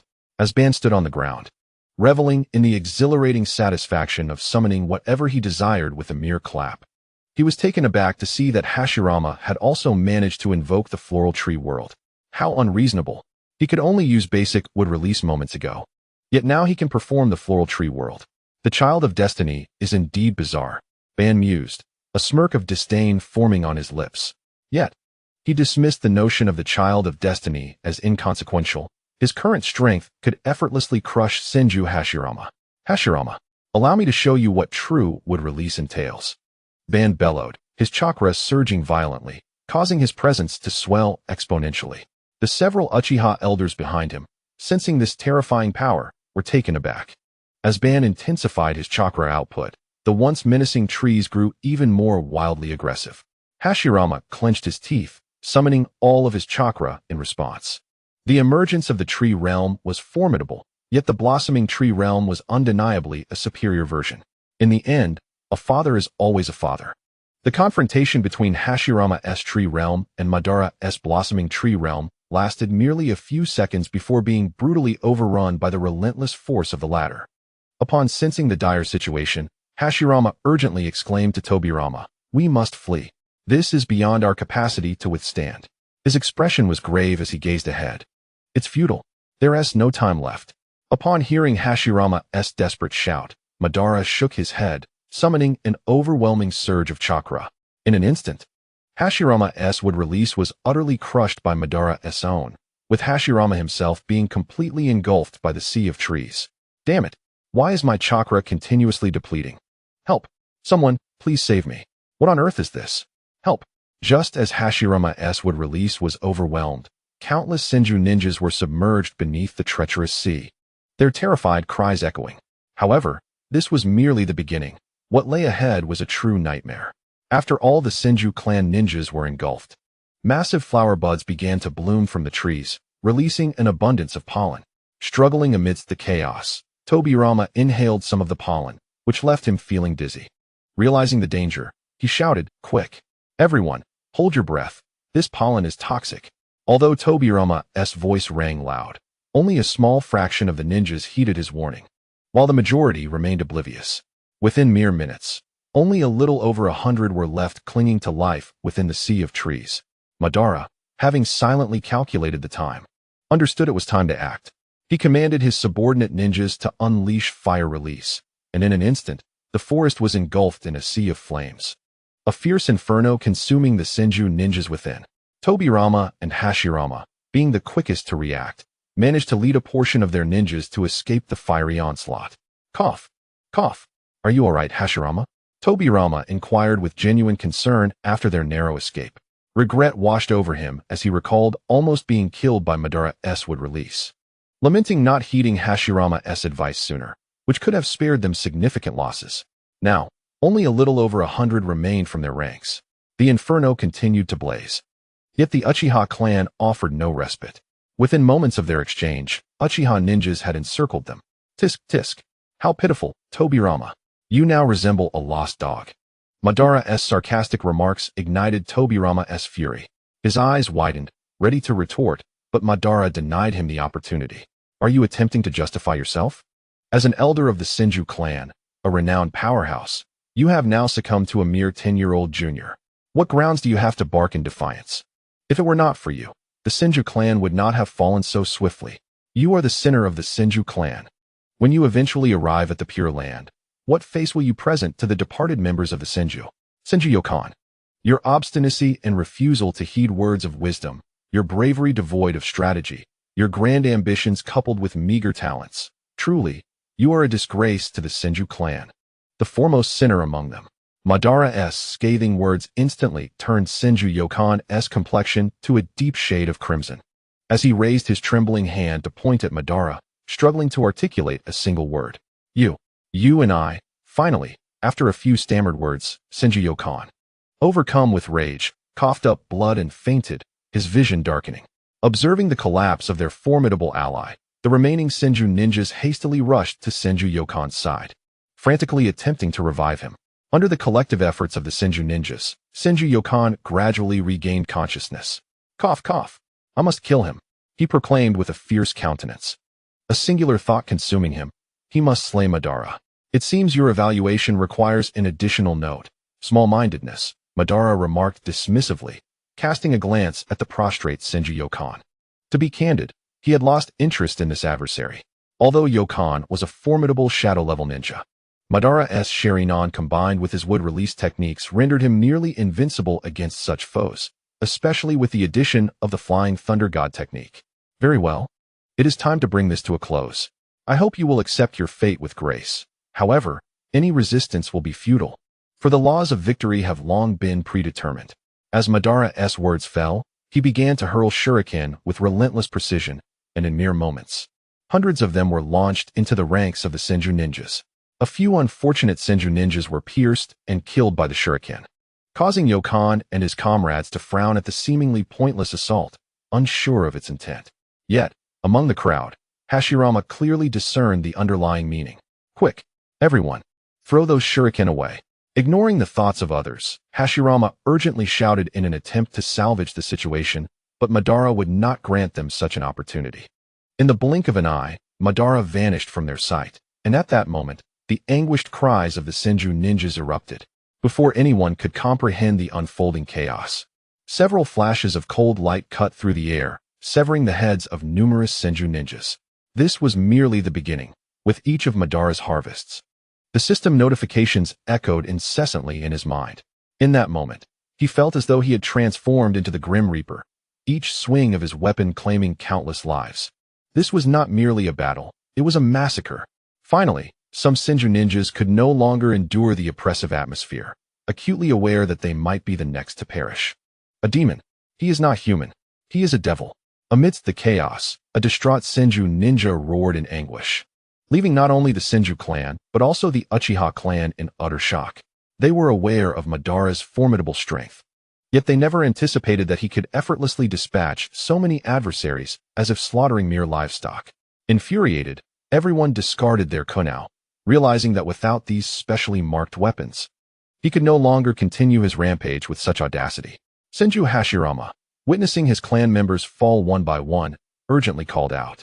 Although he shared a deep bond with Madara, these fallen individuals were his kin. Yes, discard those kunao. If he were to lose these distinctive weapons, he would be rendered incapable of further carnage. Hashirama's words struck a chord with Senju Tobirama, who promptly ordered the others to act. Upon hearing his command, the group hastily threw away their kunao, yet as they reached for them, they were met with their throats slit by Madara, leaving them unable to retaliate. Since you wish to meet your demise sooner, I shall oblige. With that, Madara's speed escalated beyond his previous limits, rendering him a blur to the onlookers, who could only witness the fall of Senju ninjas one after another. His merciless actions instilled a profound terror within the remaining Senju warriors within mere minutes. Aside from Tobirama and his brother, no other Senju ninja remained standing. When Madara reappeared before them, Tobirama's composure shattered, replaced by a visage of horror and disbelief, repeatedly muttering, "A demon! He is a demon!" The Uchiha clan erupted in joyous laughter at Tobirama's dismay. "Tobirama, as a longtime rival, it falls to me to bring your end." Uchiha Izuna reflected on the downfall of his former adversary with a tinge of melancholy. Do not take pride, Uchiha. Today's Senju clan will become tomorrow's Uchiha killers. The cycle of violence persists. Your clan cannot remain invincible forever. As an elder of the Senju, I shall not perish at the hands of such despicable scoundrels. With those words, Tobirama seized a kunai and plunged it into his own neck. Elder Tobirama. As he exerted force, the glinting kunai effortlessly pierced his throat, and this once renowned warrior of the Warring States period met his end by his own hand. Hashirama, with a cry, stared in disbelief at the lifeless body on the ground. Their Senju clan had been utterly defeated, and not a single Uchiha had fallen in this battle. However, the Senju's downfall could largely be attributed to Madara. With this thought, Hashirama lifted his gaze to see Madara, clad in black battle attire under the moonlight, exuding a chilling aura as he looked down upon him like a godly figure. It seemed that a mere utterance from Madara could seal his fate, leaving Hashirama in a daze, uncertain if the cold-hearted figure before him was truly his once beloved friend. Young clan leader. The clan of the Thousand Hands has been completely annihilated, leaving only this one young soul. How shall we proceed? Uchiha, clearly aware of the intricate relationship between Madara and Hashirama, refrained from making any unilateral decisions and instead sought Madara's counsel. However, in response to Uchiha's inquiry, Madara did not reply immediately. Instead, he cast his gaze upon Hashirama. Hashirama, it appears you remain as feeble as ever. Do you not see? Everything unfolding before you is merely a reflection of your own inadequacies. Your current strength is utterly insufficient to realize your aspirations. Thus, for the sake of your clan and the desires you hold dear, strive harder. After delivering this scathing remark, Madara turned his back on Hashirama and departed.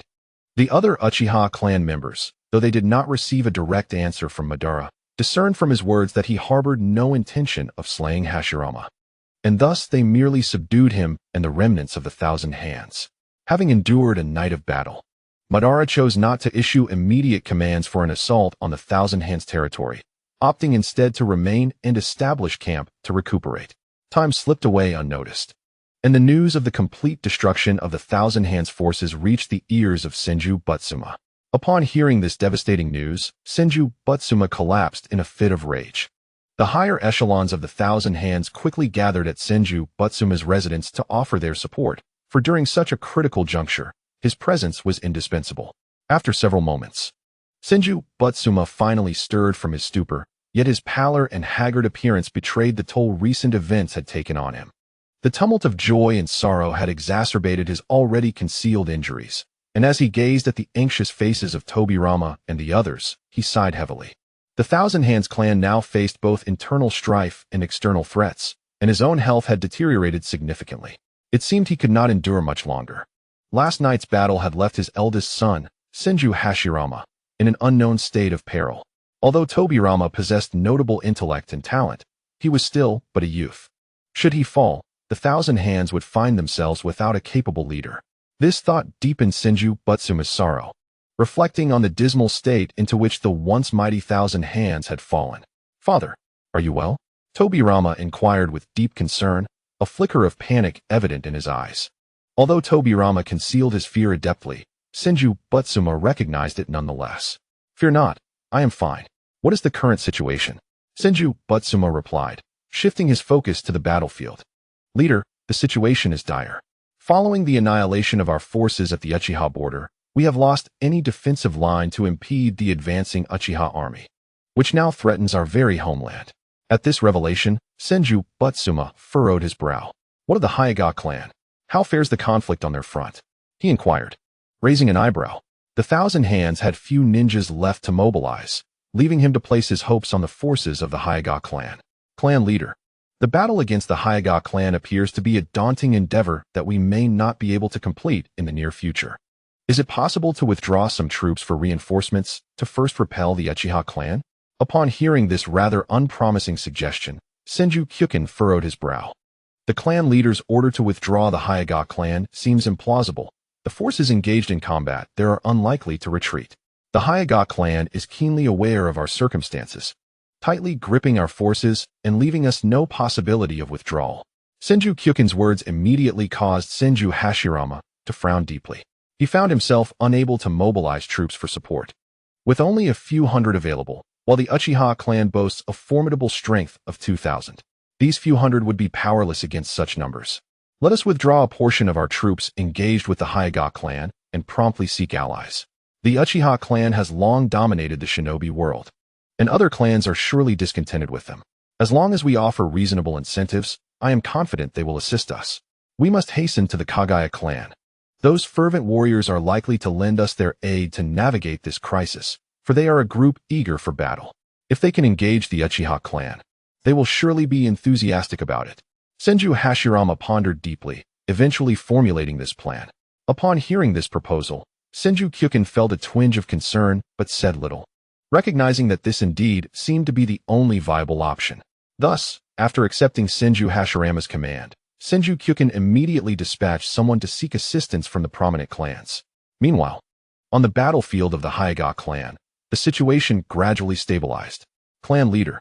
The Uchiha clan has made their move, and the defenses of the Senju clan have been breached. It won't be long before the Uchiha clan overthrows the Senju territory, exclaimed Hyuga Hayu. The once despairing Hyuga clan was invigorated by this news, managing to hold their ground against the relentless assault of the Senju clan. Senju Tobirama and his brother found themselves frustrated by the sudden resilience displayed by the Hyuga clan. They had received a call for help the previous day, yet in the current predicament, they found it impossible to breach the Hyuga defenses. The Hyuga clan clung to them like a stubborn adhesive, refusing to yield. Brother, what should we do now? The clan leader has commanded our retreat. Yet the Hyuga clan will not allow us to escape, lamented Senju Toka. Senju Tobirama's expression was grave, based on yesterday's reports. The Uchiha clan had already decimated the forces at the border. Just as the two brothers were at their wits' end, a summoning beast appeared before them. It seems there is new intelligence from the clan leader. Senju Tobirama quickly opened the scroll to examine its contents. After a moment, his furrowed brow finally began to relax. This is the latest news transmitted by the clan leader. Let us first withdraw a portion of the ninjas to return and provide reinforcement. The clan can still muster several hundred more. Moreover, the clan leader has dispatched envoys to seek assistance from other clans, so it is expected that help will arrive shortly. Upon hearing these words from Senju Hirama, both individuals exhaled in relief. To be honest, they had been quite anxious about the clan in recent days, but fortunately, Senju Hashirama had conceived a strategy to break the enemy's lines. In light of this, let us mobilize our forces to return without delay, for as the adage goes, speed is of the essence in warfare. The sooner we act, the better.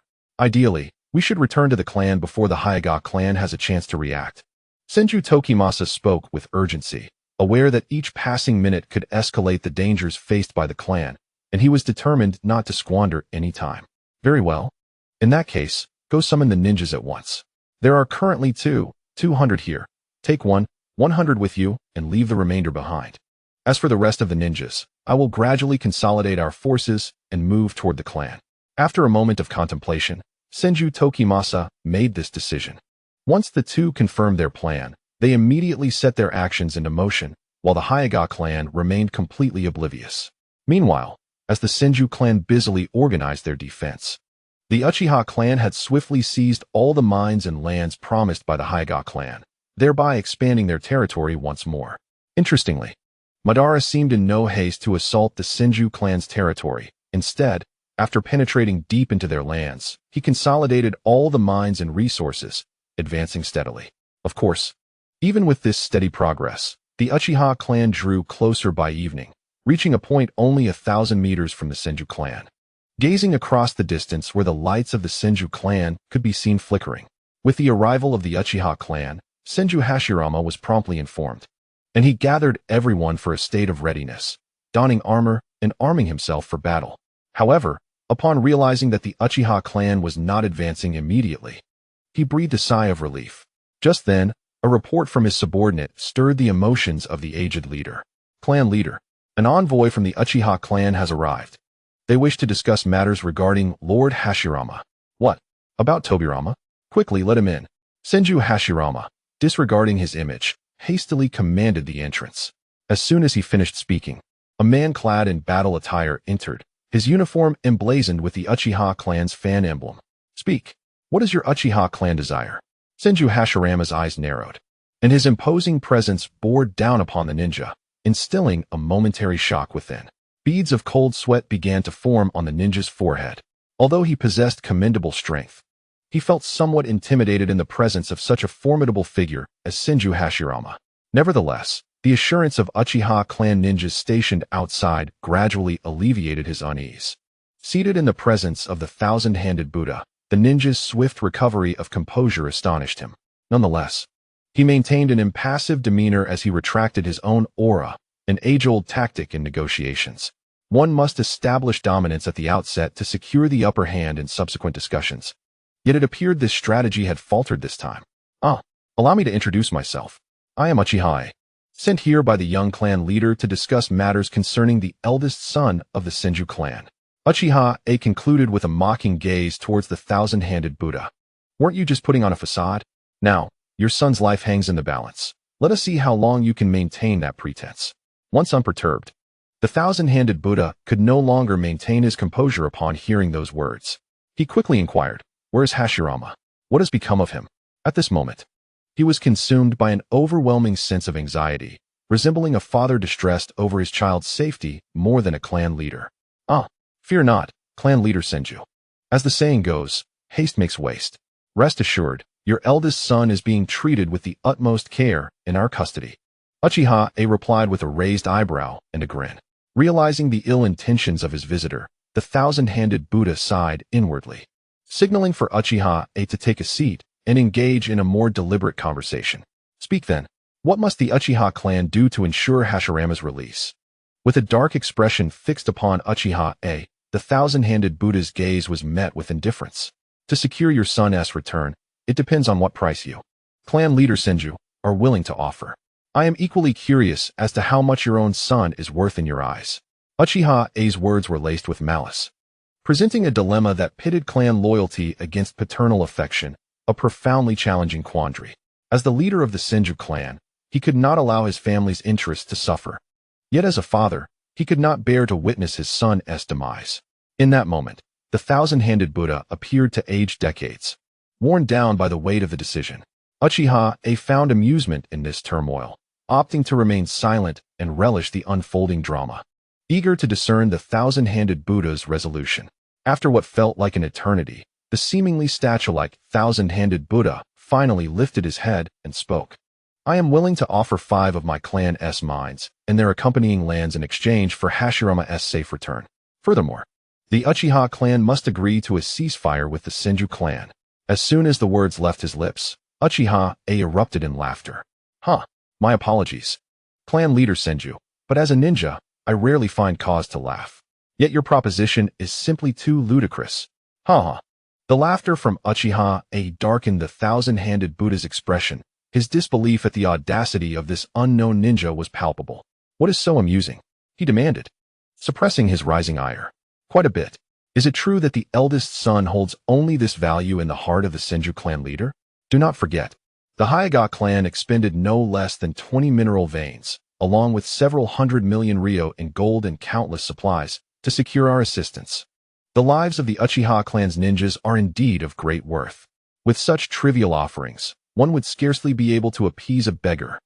Uchiha's derisive tone was unabashedly direct, deepening the scowl on Senju Hashirama's face. So, it seems that your Uchiha clan seeks to extort a fortune. While it may not be accurate to say we are demanding an exorbitant price, we merely wish to ascertain the value of the Senju clan's ninjas, including your own son, in the eyes of their leader and father. However, it appears they hold no value whatsoever in your heart. Uchiha Jia observed Senju Hashirama with a mocking expression. Impudence. Do you truly believe I would hesitate to slay you? Senju Hashirama could no longer suppress his rising fury, slamming his hand on the table and rising. His face a mask of murderous intent as he glared at Uchiha Jia, as if he wished to tear him apart. Ah, you are growing anxious. Uchiha Jia's words only served to intensify Senju Hashirama's wrath. What, do you wish to kill me? Huh, should you take my life now? I assure you, your Senju clan will likely face annihilation by nightfall. You must ponder this well, Senju Hashirama. If you take my head, it will be your clan that pays the price in blood. Under the weight of Senju Hashirama's overwhelming fury, Uchiha Jia felt a flicker of unease within. Yet his expression remained defiant. The words of Uchiha Jia momentarily rendered Senju Hashirama speechless. Indeed, what would be the outcome of his killing him? It would merely satisfy a momentary rage, while the Uchiha clan's retaliation loomed in the shadows. Contemplating this, Senju Hashirama let out a heavy sigh of resignation. Speak. What does your Uchiha clan desire? As long as it is not overly excessive, I shall acquiesce. Senju Hashirama seemed to relinquish his resistance, though deep within, he was reluctant. Ultimately, he spoke with a countenance of helplessness. Seeing this, Uchiha Jia understood the situation had reached a turning point, and thus refrained from further teasing. Our young clan leader proposes that, in exchange for a ceasefire with Senju Hashirama, your Hyuga clan must cede to the Uchiha clan 25 mineral veins and accompanying lands. Furthermore, a compensation of 30 billion ryo is required, along with 10 times the resources expended by the Uchiha clan during this conflict. Upon hearing Uchiha Jia's demands, Senju Hashirama's expression shifted, preparing to respond, yet Uchiha Jia interrupted him. I know what you are about to say. Not a single one of these conditions is negotiable. Do you believe that the esteemed names of the Senju clan's strongest leader and its members are not worth this price? Moreover, once you fulfill these reparations, the Uchiha clan will also facilitate the resolution of conflicts between you and the Hyuga clan. Upon hearing this, Senju Hashirama found himself in a state of turmoil. Truth be told, while these demands were indeed steep, they would only serve to inflict a superficial wound upon the Senju clan, ensuring that their foundations remained intact. In the realm of the Senju, the heart of Senju Hashirama stirred with intrigue. Upon meeting Uchiha A, he was astonished that the latter did not immediately dismiss him. Recognizing the potential for negotiation, he hastily remarked, Esteemed leader of the Senju, it is rather late this evening. I shall return at noon tomorrow. I hope by then you will present a resolution that satisfies both parties, or else. Uchiha A said little more. But the ominous tone of his final words carried a palpable threat. Once Uchiha A departed, Hashirama swiftly summoned the members of the Senju clan to deliberate. While they engaged in earnest discussions regarding a potential ceasefire, Madara dispatched his emissaries to the Hyuga clan. Their purpose was to inform Hinata Tenrin that half of the Senju forces on the front lines had been secretly withdrawn. This presented an opportune moment for vengeance. The dual strategy of Madara, sending envoys to negotiate while simultaneously alerting the Hyuga to attack, was a calculated effort to exert pressure on the Senju, compelling them to acquiesce to his demands, while significantly weakening both the Senju and Hyuga clans. Leader, a voice interrupted the deliberations of Hinata Tenrin and his comrades. An envoy from the Uchiha has arrived. Let them in, Hinata Tenrin replied, gesturing for the Uchiha envoy to enter the tent. The Uchiha ninjas soon appeared before them. Esteemed leader of the Hyuga, I come bearing news, he stated calmly. What news do you bring? Hinata Tenrin inquired, his curiosity piqued. The Uchiha clan's young leader has instructed me to inform you that half of the Senju ninjas have been secretly recalled. Now is the moment for your clan to seek retribution. The words of the Uchiha envoy reverberated like ripples upon water, sending shockwaves through the upper echelons of the Hyuga clan. Is this information reliable? Hinata Tenrin asked, his breath quickening, excitement gleaming in his eyes. The previous stalemate had stemmed from their equal numbers, but if the Senju had indeed withdrawn half of their forces, the Hyuga would have the opportunity to avenge their grievances. This news is undoubtedly true. The Senju troops are nearing their own territory, and now presents a prime opportunity to strike a devastating blow, the Uchiha envoy confirmed. With this affirmation, Hinata Tenrin, brimming with enthusiasm, declared, Esteemed members, given that the Senju have covertly recalled half of their forces, it stands to reason that only a little over 1,000 remain in their camp. Therefore, Why should we not launch a full-scale assault on the Senju encampment tonight to avenge our fallen and honor the spirits of our ancestors? His fervent words ignited a spark among his fellow Hyuga clan members, who recognized that the moment for action had finally arrived. In a fleeting moment, the entire Hyuga clan stealthily gathered, preparing to launch an assault on the Senju clan. The Hyuga's movements were swift, and in no time, all the shinobi in the camp had congregated. Clan leader, everyone is assembled. Upon hearing this, Hyuga Tennin's face lit up with excitement. Esteemed comrades, today, we shall avenge our grievances and reclaim our honor. Join me in driving back the Senju clan. With a rallying cry, Hyuga Tennin raised his arm, and the gathered Hyuga shinobi immediately rallied in response. They had endured the Senju clan's oppression for far too long. Their numbers had dwindled from 2,000 to just over 1,000, a testament to their heavy losses during this period. Kill. Following Tennin's command, over 1,000 Hyuga shinobi surged toward the Senju clan's encampment. The Uchiha shinobi, witnessing this scene, exchanged glances filled with a glimmer of anticipation before slowly melting into the shadows. This night was destined to be another drenched in bloodshed. Due to a leak from the Uchiha clan, the Hyuga clan exerted every ounce of their strength, and within just one night, they had relentlessly pushed the Senju clan back several hundred miles. Their ranks had been reduced to just over 500, losing half their number in a single night. As dawn broke, dispelling the darkness, the blood-soaked earth finally welcomed the first rays of morning light. News of the Senju clan's defeat reached Senju Hashirama, whose headaches multiplied from the dual fronts of battle. However, there was a silver lining. Reinforcements that had been summoned from the front lines had returned. Additionally, communications with other clans for aid had begun to yield results, and most crucially, the Kaguya clan had commenced their mobilization. It would not be long before they clashed with the Uchiha clan, alleviating some of the pressure on the Senju.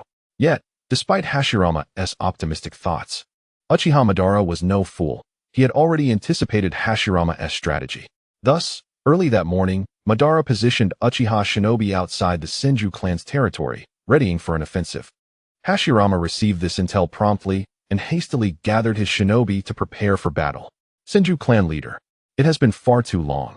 Madara greeted the injured Hashirama with a smile, appearing as if they were longtime friends to an unsuspecting observer. Uchiha Madara. Hashirama gritted his teeth. His face contorted with animosity as he uttered Madara's name, harboring immense hatred towards him. Had it not been for Madara, he would not have been reduced to his current state. Senju clan leader, do not be so agitated. My early arrival is merely to bring you some cheer. A playful smile danced upon Madara's lips. Uchiha Madara, what trickery do you intend to employ this time? Ever since being deceived, Hashirama had grown considerably cautious.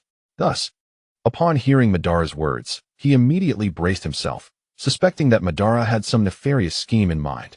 Upon witnessing the cautious demeanor of the Senju patriarch, Madara could not help but shake his head in disdain.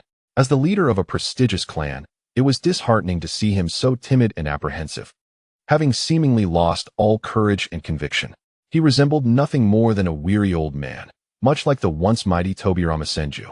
Oh, I do not possess the tricks of a ghost, Madara remarked with a chuckle. It is merely that I thought the Senju leader might yearn for his son, whom he has not seen in so long. Thus, I have brought Tobirama here for a reunion. With a clap of his hands, Tobirama was ushered forth. The moment he appeared, the Senju patriarch's heart sank with foreboding. Senju clan leader, there is no need for gratitude. Please, reminisce with Tobirama, Madara said. A smile gracing his lips as he observed the unfolding drama, seemingly prepared to witness an intriguing spectacle, though a sense of unease washed over him. The sight of Tobirama's somewhat gaunt visage tightened the patriarch's heart, causing a pang of pain. Are you all right, my dear son? The Senju patriarch inquired, his paternal concern evident. I am fine, father.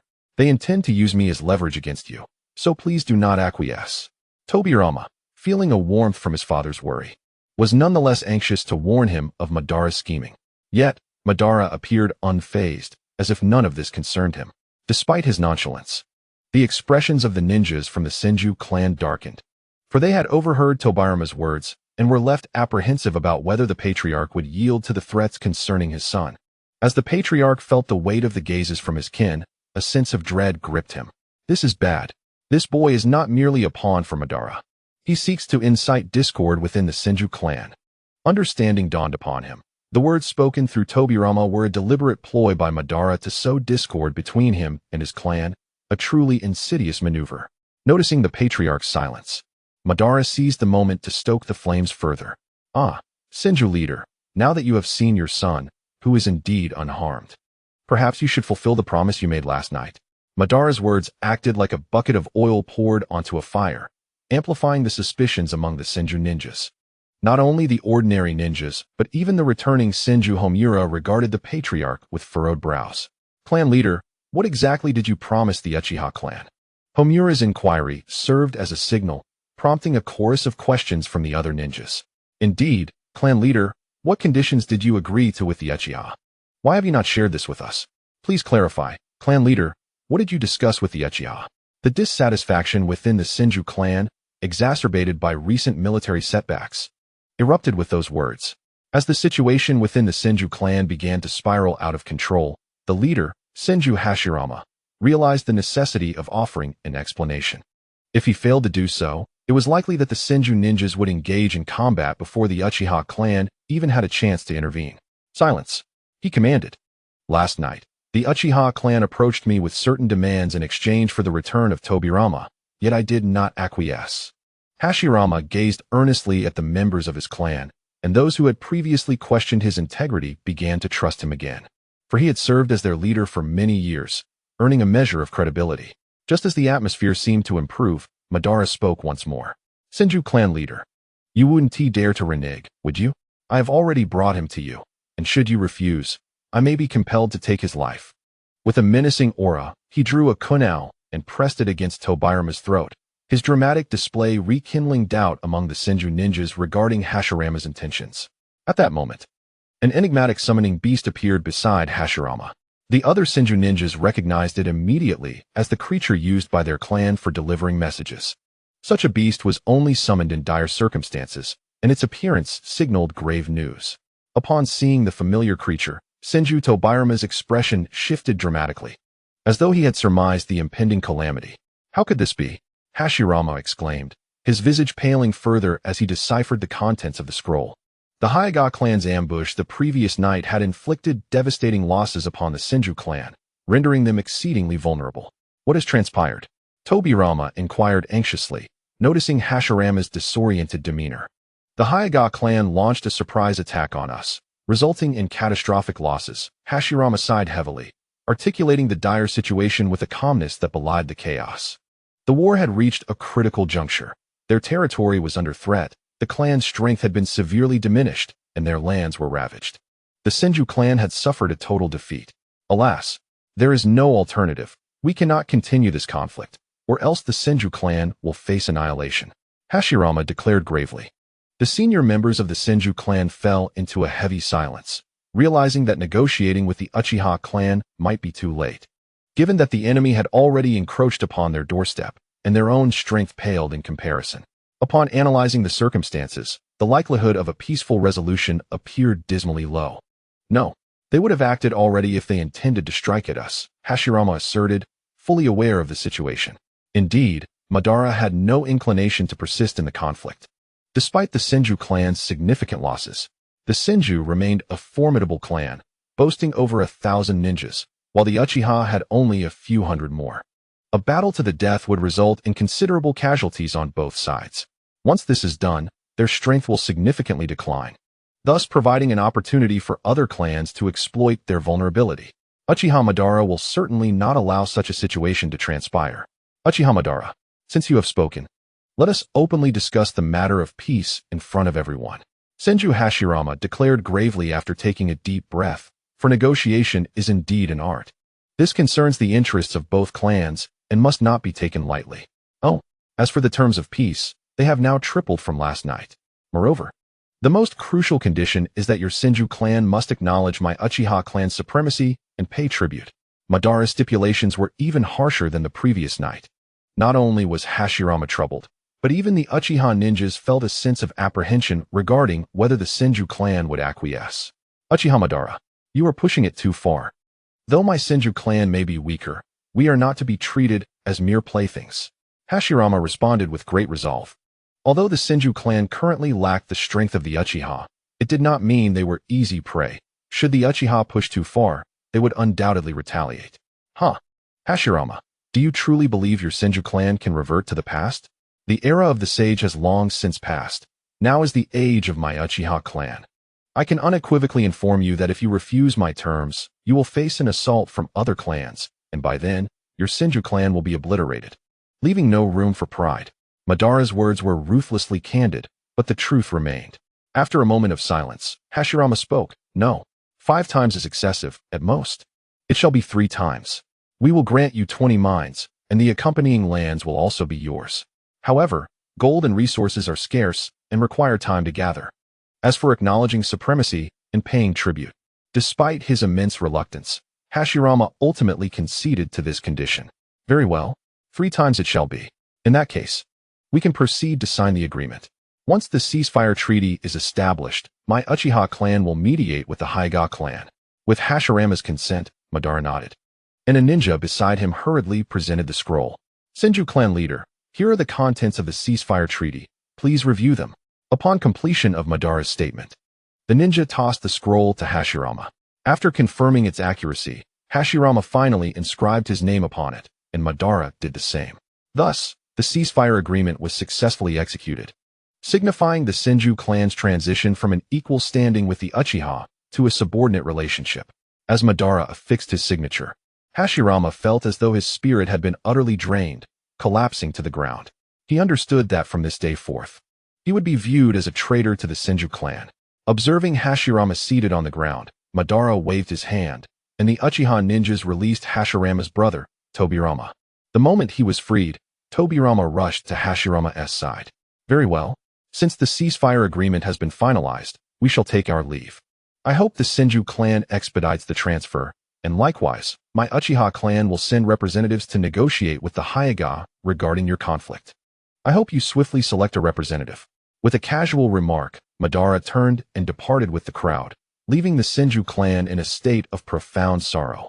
Victors perpetually strive to enhance their strength, while the vanquished can only quietly retreat into the shadows, nursing their wounds and seeking opportunities for retribution. The news of the truce between the Senju and Uchiha clans soon swept across the entire ninja world. However, what astonished them was not the cessation of hostilities, but rather the terms under which it was achieved. For the first time in many years, the Senju clan faced an unprecedented humiliation. As this news proliferated, the Hyuga clan also became aware of it. Upon receiving the information, they convened an urgent meeting to deliberate on the ensuing events. After all, the truce between the Uchiha and Senju clans significantly impacted their own standing. While they engaged in discussions regarding their next steps, they remained oblivious to the fact that Madara had already set his sights upon them. As a condition of the cessation of hostilities with the Senju, the Uchiha clan sought to mediate the conflict between the Hyuga and Senju clans. The envoy dispatched to the Hyuga clan was none other than Hineda's own ninja. Following the signing of the truce, Madara promptly summoned Hineda's ninja and entrusted him with the mission to facilitate communication with the Hyuga clan. He expressed that it was now time to reclaim the Hyuga clan. Upon receiving this directive, Hineda's ninja was exceedingly exhilarated, promptly assuring Madara of his commitment to the task at hand. After pledging his loyalty, he set forth with 2 fellow Hyuga clan members and 2 Uchiha clan members, the latter serving to reassure Madara by monitoring Hineda's ninja closely. Under the guidance of Hineda's ninja, the group arrived at the Hyuga clan's territory the following day. Gazing at the familiar yet foreign architecture from a distance, Hineda's ninja felt as though he had time traveled. The last time he departed from this place, he was filled with fervor to achieve great feats and expand the family's influence. Yet now, he stood as a vengeful figure, intent on reclaiming all that he had lost. Let us proceed. We shall enter. After casting a lingering glance at this place that was both familiar and strange, Hineda's ninja led the way inside. The 2 Hyuga clan members behind him also exhibited a flicker of excitement in their eyes upon hearing his words. Had they not toiled for so long for this very day? Should Hineda's ninja regain control, their fortunes would undoubtedly rise. Who goes there? A guard approached swiftly upon sensing someone nearing the clan's territory. However, upon recognizing Hineda's ninja's familiar visage, he exclaimed in astonishment, "Young master."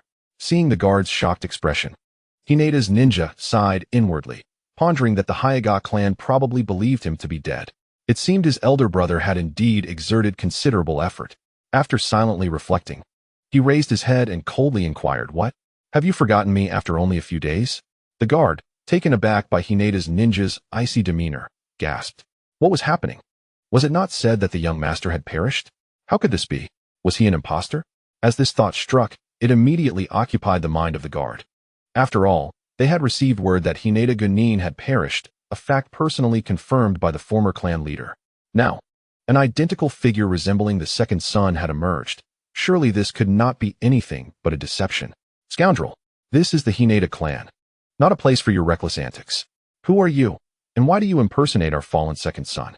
The guard warned sternly, his gaze scrutinizing Hineda Gunin and his companions, as if poised to act at the slightest provocation. Hineda Gunin, observing the guard's disbelief in his identity, furrowed his brow and promptly activated his Byakugan. In an instant, the veins around his eyes swelled, leaving the guard in a state of shock as he witnessed the undeniable manifestation of the Byakugan. This revelation confirmed that he indeed was the second son. Overwhelmed by this realization, the guard found himself at a loss for what to do next, when a ninja from the Uchiha clan approached. "We are ninjas of the Uchiha clan, and this gentleman is indeed Mr. Hineda Gunin. Furthermore, he will be responsible for the negotiations," the Uchiha ninja asserted, deliberately showcasing his Sharingan to validate his claim. His words struck like a seismic shock, leaving the guard utterly astounded. How could the second son now be an envoy of the Uchiha clan? In that moment, the guard's mind became increasingly muddled, yet he understood his duty. Despite his confusion, he led the group into the Hineda clan grounds. Clan leader, esteemed elders. Upon entering, the guard hesitated, as if grappling with the gravity of his news. Noticing his reticence, Hineda Tennin and the others furrowed their brows in inquiry. "What is it? Speak up," Hineda Tennin urged, anxious to discuss their next steps. Seeing the impatience etched on their faces, the guard clenched his jaw and resolutely declared, "Esteemed clan leader, the second son and the envoy from the Uchiha clan have arrived." At this, Hineda Tennin nonchalantly remarked, "Isn't it just a ninja from the Uchiha clan? I know how to handle them." "Wait, who did you just say? The second son?" Hineda Tennin interrupted, suddenly aware of the implications of the guard's words. "Indeed, the second son has returned, and he comes as an envoy of the Uchiha clan." The guard's revelation struck like a hammer, reverberating through Hineda Tennin's heart. How is this possible? Why is he alive? Why didn't the Uchiha clan eliminate him? A torrent of questions flooded Hineda Gunin's mind as he grappled with the inexplicable reality of his own survival and his unexpected role as an envoy of the Uchiha clan. It is essential to understand that although he currently holds the position of clan leader, his status is precarious. Within the confines of the room, while there is a superficial acknowledgement of his leadership, it is merely a consequence of the urgent circumstances, compounded by the fact that he remains the sole heir of the family. However, the return of his brother, once his most formidable rival, cast a shadow over his authority. Despite the passage of time, many within the clan still harbor loyalty towards Hineda's side. Just as he had begun to address pressing matters, Hineda's ninja re-emerged, igniting a sense of panic within him. It is evident to any discerning eye that Hineda's ninja has allied with the Uchiha clan, returning with the clear intent to seize power. In an instant, the expressions of the high-ranking members in the room shifted to one of intrigue, the atmosphere growing decidedly tense. They were not oblivious. The two brothers were engaged in a power struggle, one benefiting from internal advantages, the other bolstered by external affiliations. Thus, a palpable sense of equilibrium hung between them, and the seasoned observers remained silent, adopting a stance of detached observation, prepared to witness the unfolding drama. Aligning oneself in such matters cannot be taken lightly. Their best course of action was to remain neutral, for irrespective of who eventually triumphed, their chances of gaining favor were slim, yet it was preferable to risking their lives. Taking a deep breath, Hineda Tennin raised his head, his gaze gradually regaining its composure. Recent events had imparted a crucial lesson. One must never reveal their true self to their adversaries. "Let them in," he finally declared. At that moment, a familiar voice echoed through the room. "It has been a long time, my dear brother." As the voice resonated, a well-known figure materialized before them, Hineda Tennin. "Tennin, how long it has been." Hineda Tennin regarded the familiar visage before him, a hint of nostalgia flickering in his eyes as memories of the past surged forth. "Likewise." Upon seeing his brother once more, Hinata Tainen felt a tumult of emotions within. The two brothers locked eyes for a lingering moment, the reminiscence gradually dissipating. Esteemed guests, I have come to represent the Uchiha clan in negotiating a truce between the Senju and Hinata clans. Hinata Tainen proclaimed calmly, almost as if he were not a member of the Hinata clan himself. Second young master, how have you become an envoy of the Uchiha clan? Hinata Sora inquired. A look of confusion crossing his face, a sentiment echoed by the other senior members present. This tale is rather lengthy. Since my capture following the last battle, my family has delayed my ransom.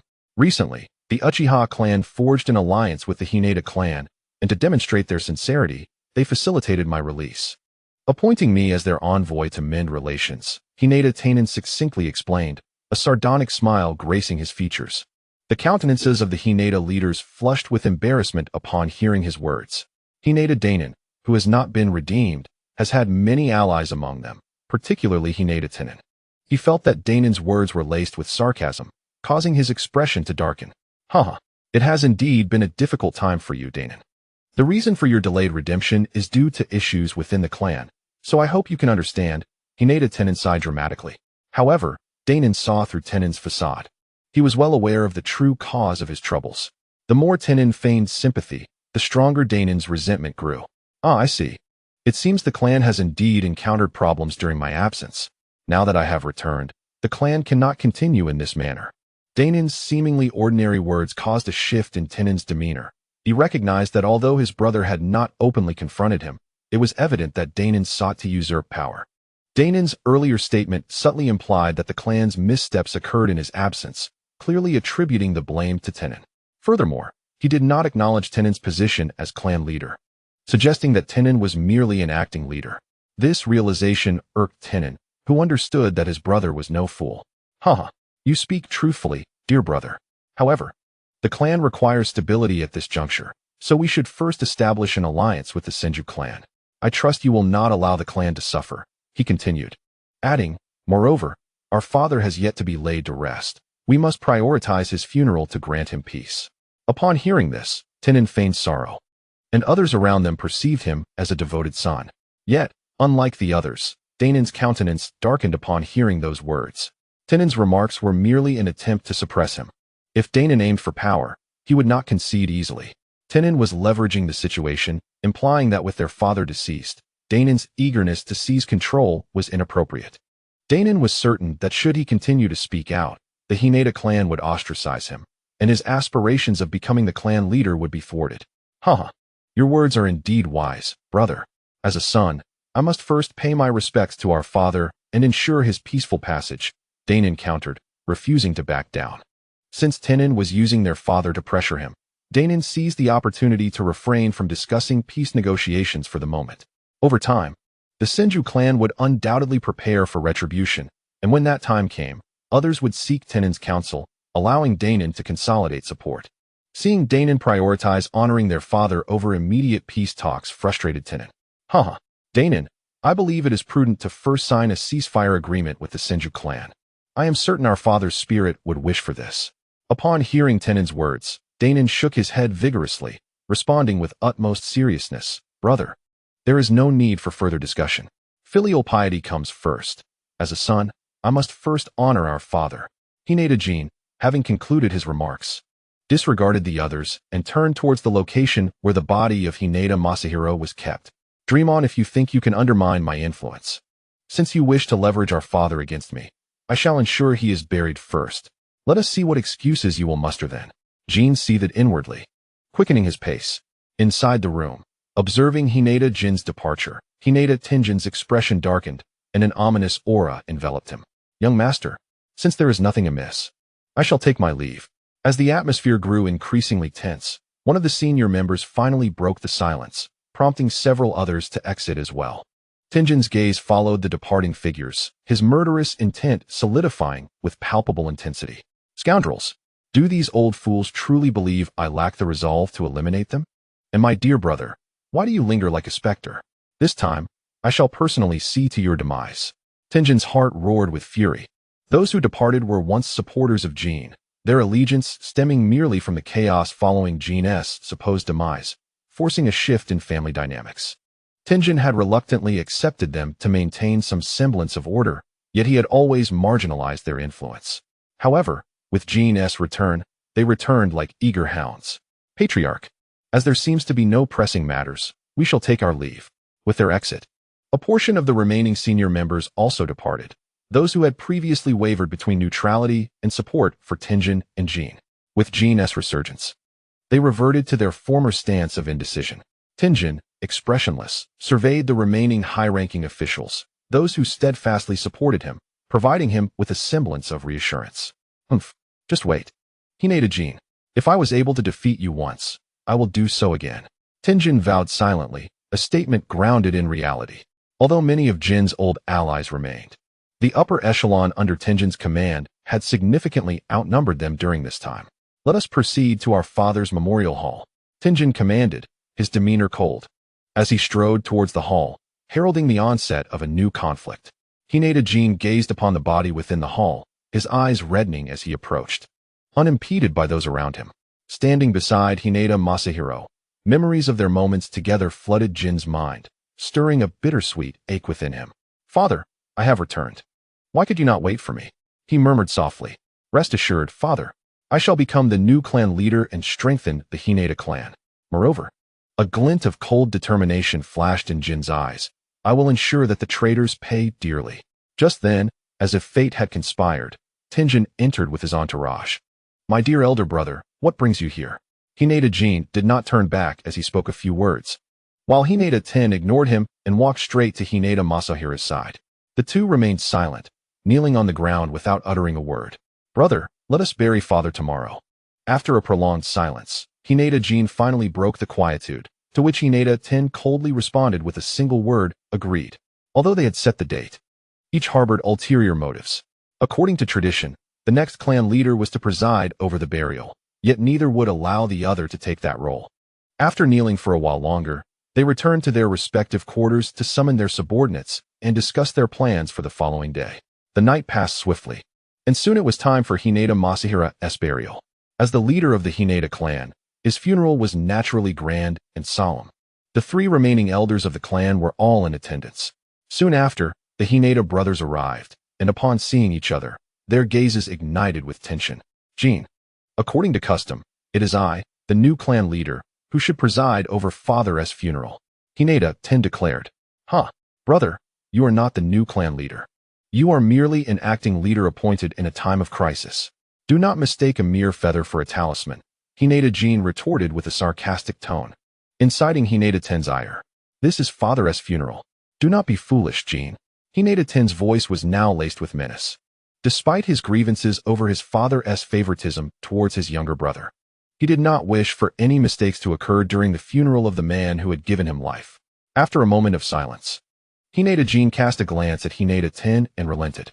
Very well, let us each take a step back. This is also my father. As a son, I too must accompany him on his final journey. Upon uttering these words, Hinata Jin observed the stillness in Hinata Ten's demeanor, and in the end, Hinata Ten nodded in agreement.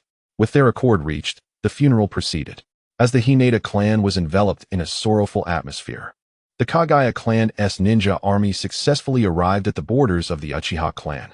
Following the recent plea for aid from the Senju clan, the Kaguya clan recognized an opportunity, a chance to elevate themselves to the pinnacle of the ninja world. Clan leader. The Uchiha clan is currently engaged in war with the Senju clan. The borders must be lightly defended. Let us launch an attack now. A nearby Kaguya clansman exclaimed with fervor.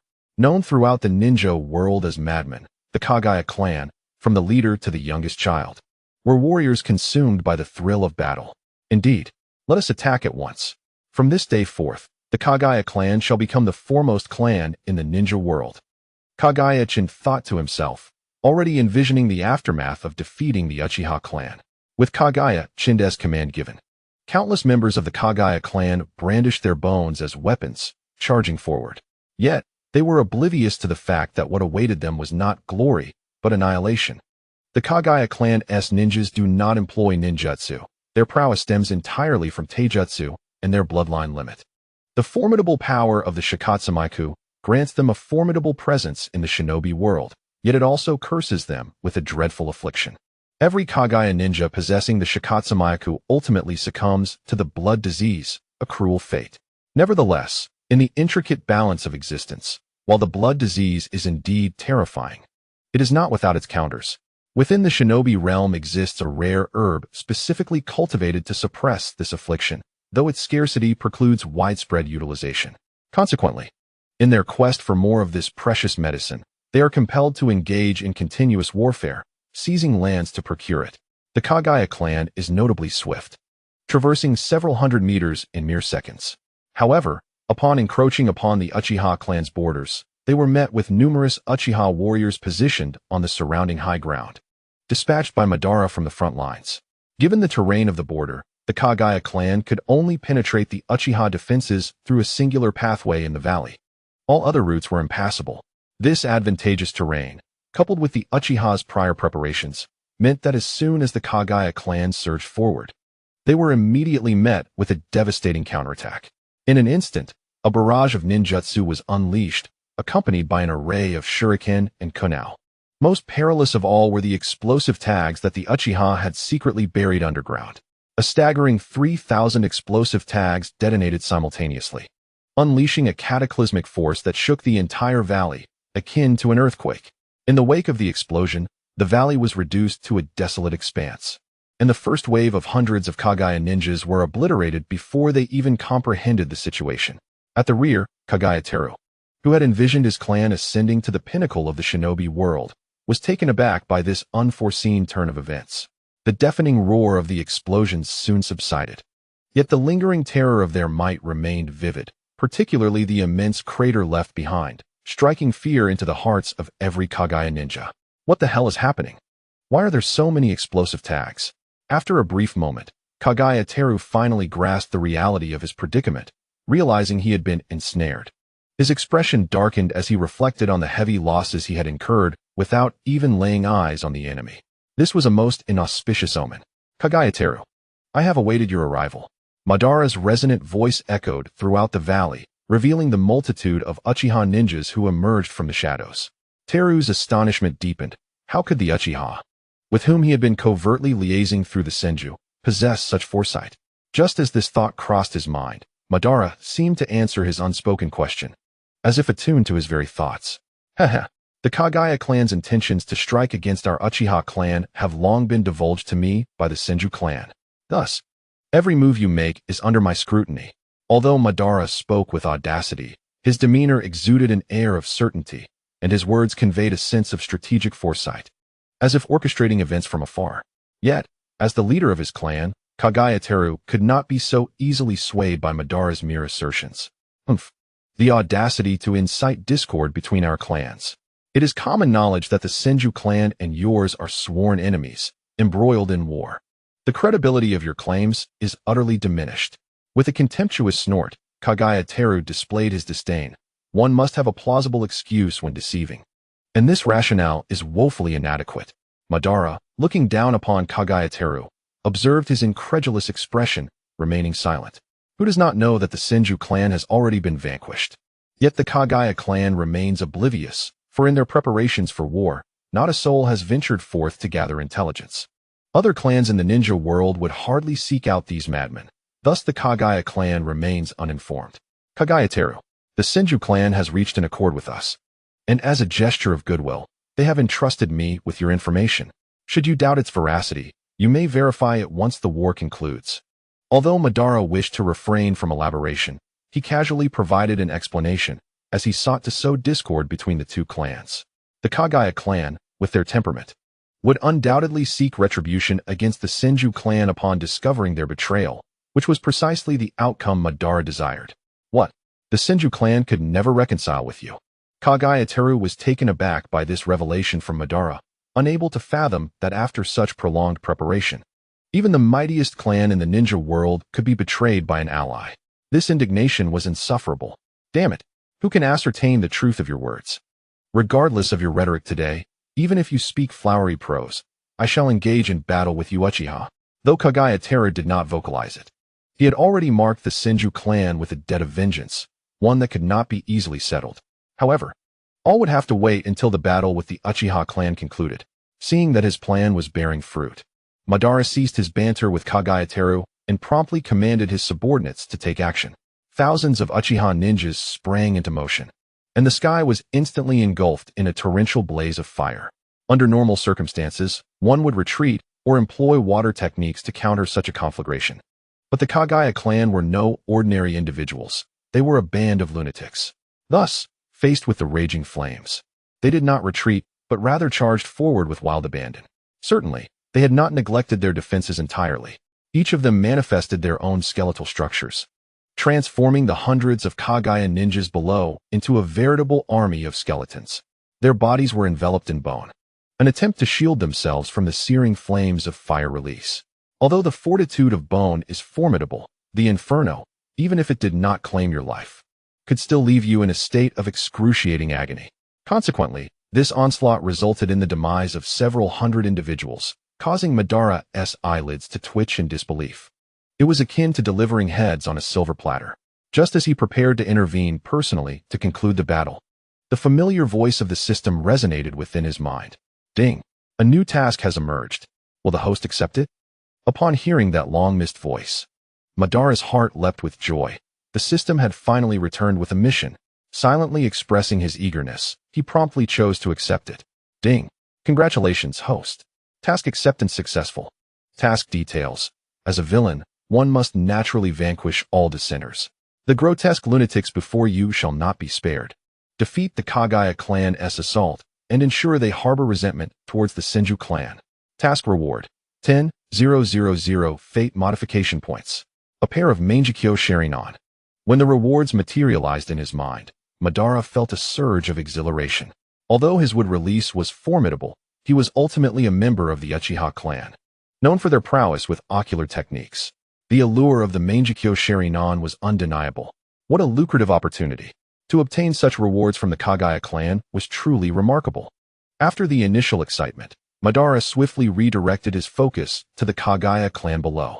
Given the enticing reward from the system, it was imperative he seize the opportunity. They would all contribute to his ascendance as a formidable force. Murmuring a quiet affirmation, Madara began contemplating the means by which to eliminate those below. He possessed a vast repertoire of jutsu at his disposal. After a brief moment of contemplation, a spark of inspiration ignited within him. If uncertain of which technique to employ, why not utilize them all? Resolute in his determination, Madara sprang into action. He summoned a multitude of specialized kunai from the system space, and, with unwavering hands, hurled them downward. The Uchiha ninjas, witnessing this display, were filled with excitement. They were well aware of Madara's prowess in space-time ninjutsu, and upon seeing him launch the kunai, they eagerly joined in, throwing their own towards the Kaguya clan. The Kaguya, already reeling from the assault, were momentarily taken aback by the Uchiha clan's seemingly futile probing attacks, perplexed by the rationale behind such insignificant offense. Countless kunai cascaded down like a torrential downpour. Despite their sharpness, they posed little threat to the Kaguya clan, who possessed the formidable Shikatsumayaku.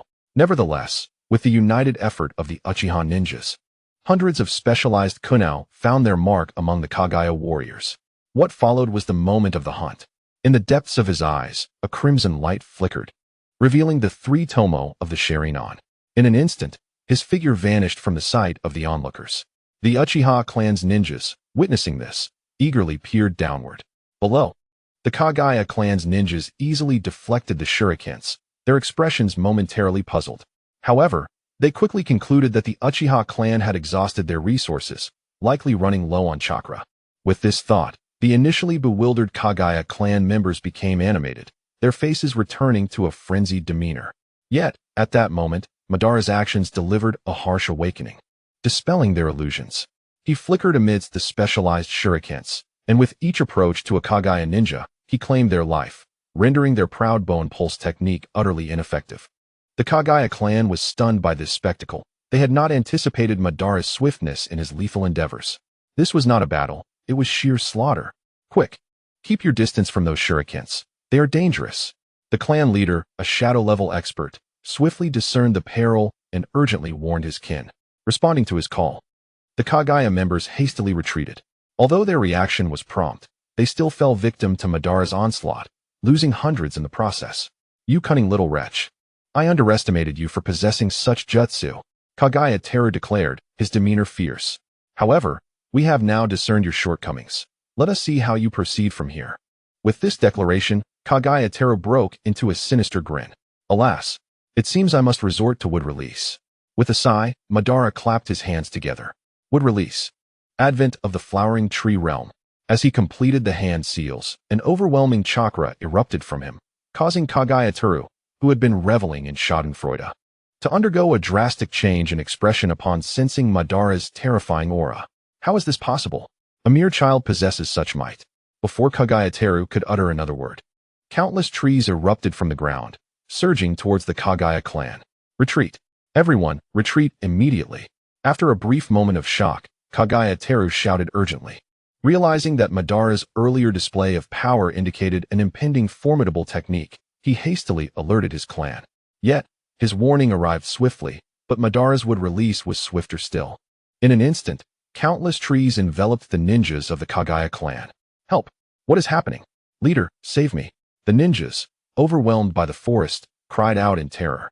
Although Madara's wood release was rapid, not all Kaguya ninjas were caught. Some managed to evade the onslaught, still trembling from the experience. After all, they had sensed a fatal aura from the wood release. Madara, having gauged the remaining Kaguya ninjas, realized he could only claim a few more lives and chose to cease expending chakra. As the remaining ninjas of the Kaguya clan prepared to retreat, the once wildly growing wood release ceased its relentless expansion, having lost the chakra support of Obito. Kaguya Teru, sensing this change, began to suspect that Obito might be running low on chakra.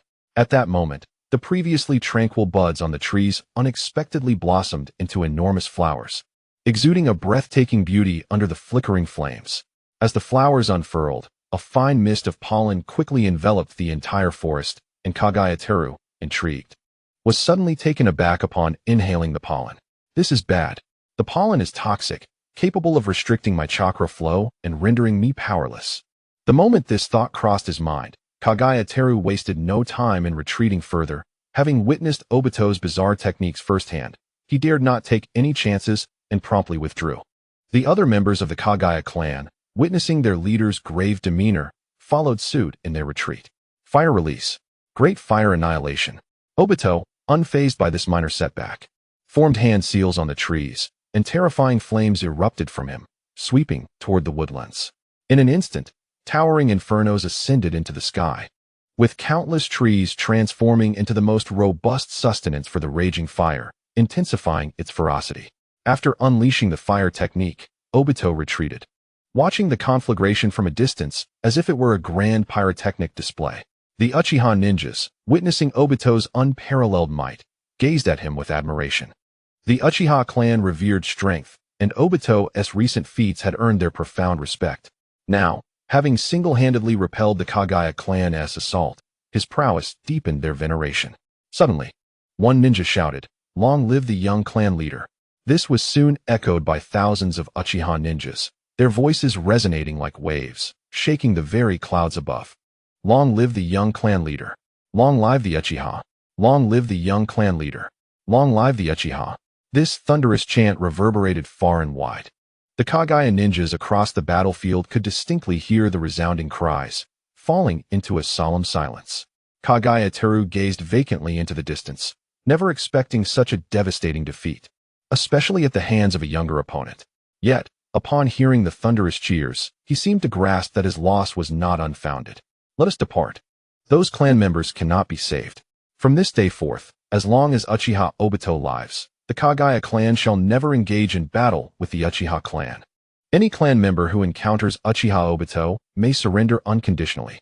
Taking a deep breath, Kaguya Teru uttered these words, casting a lingering glance at the inferno behind him before turning away without a trace of regret.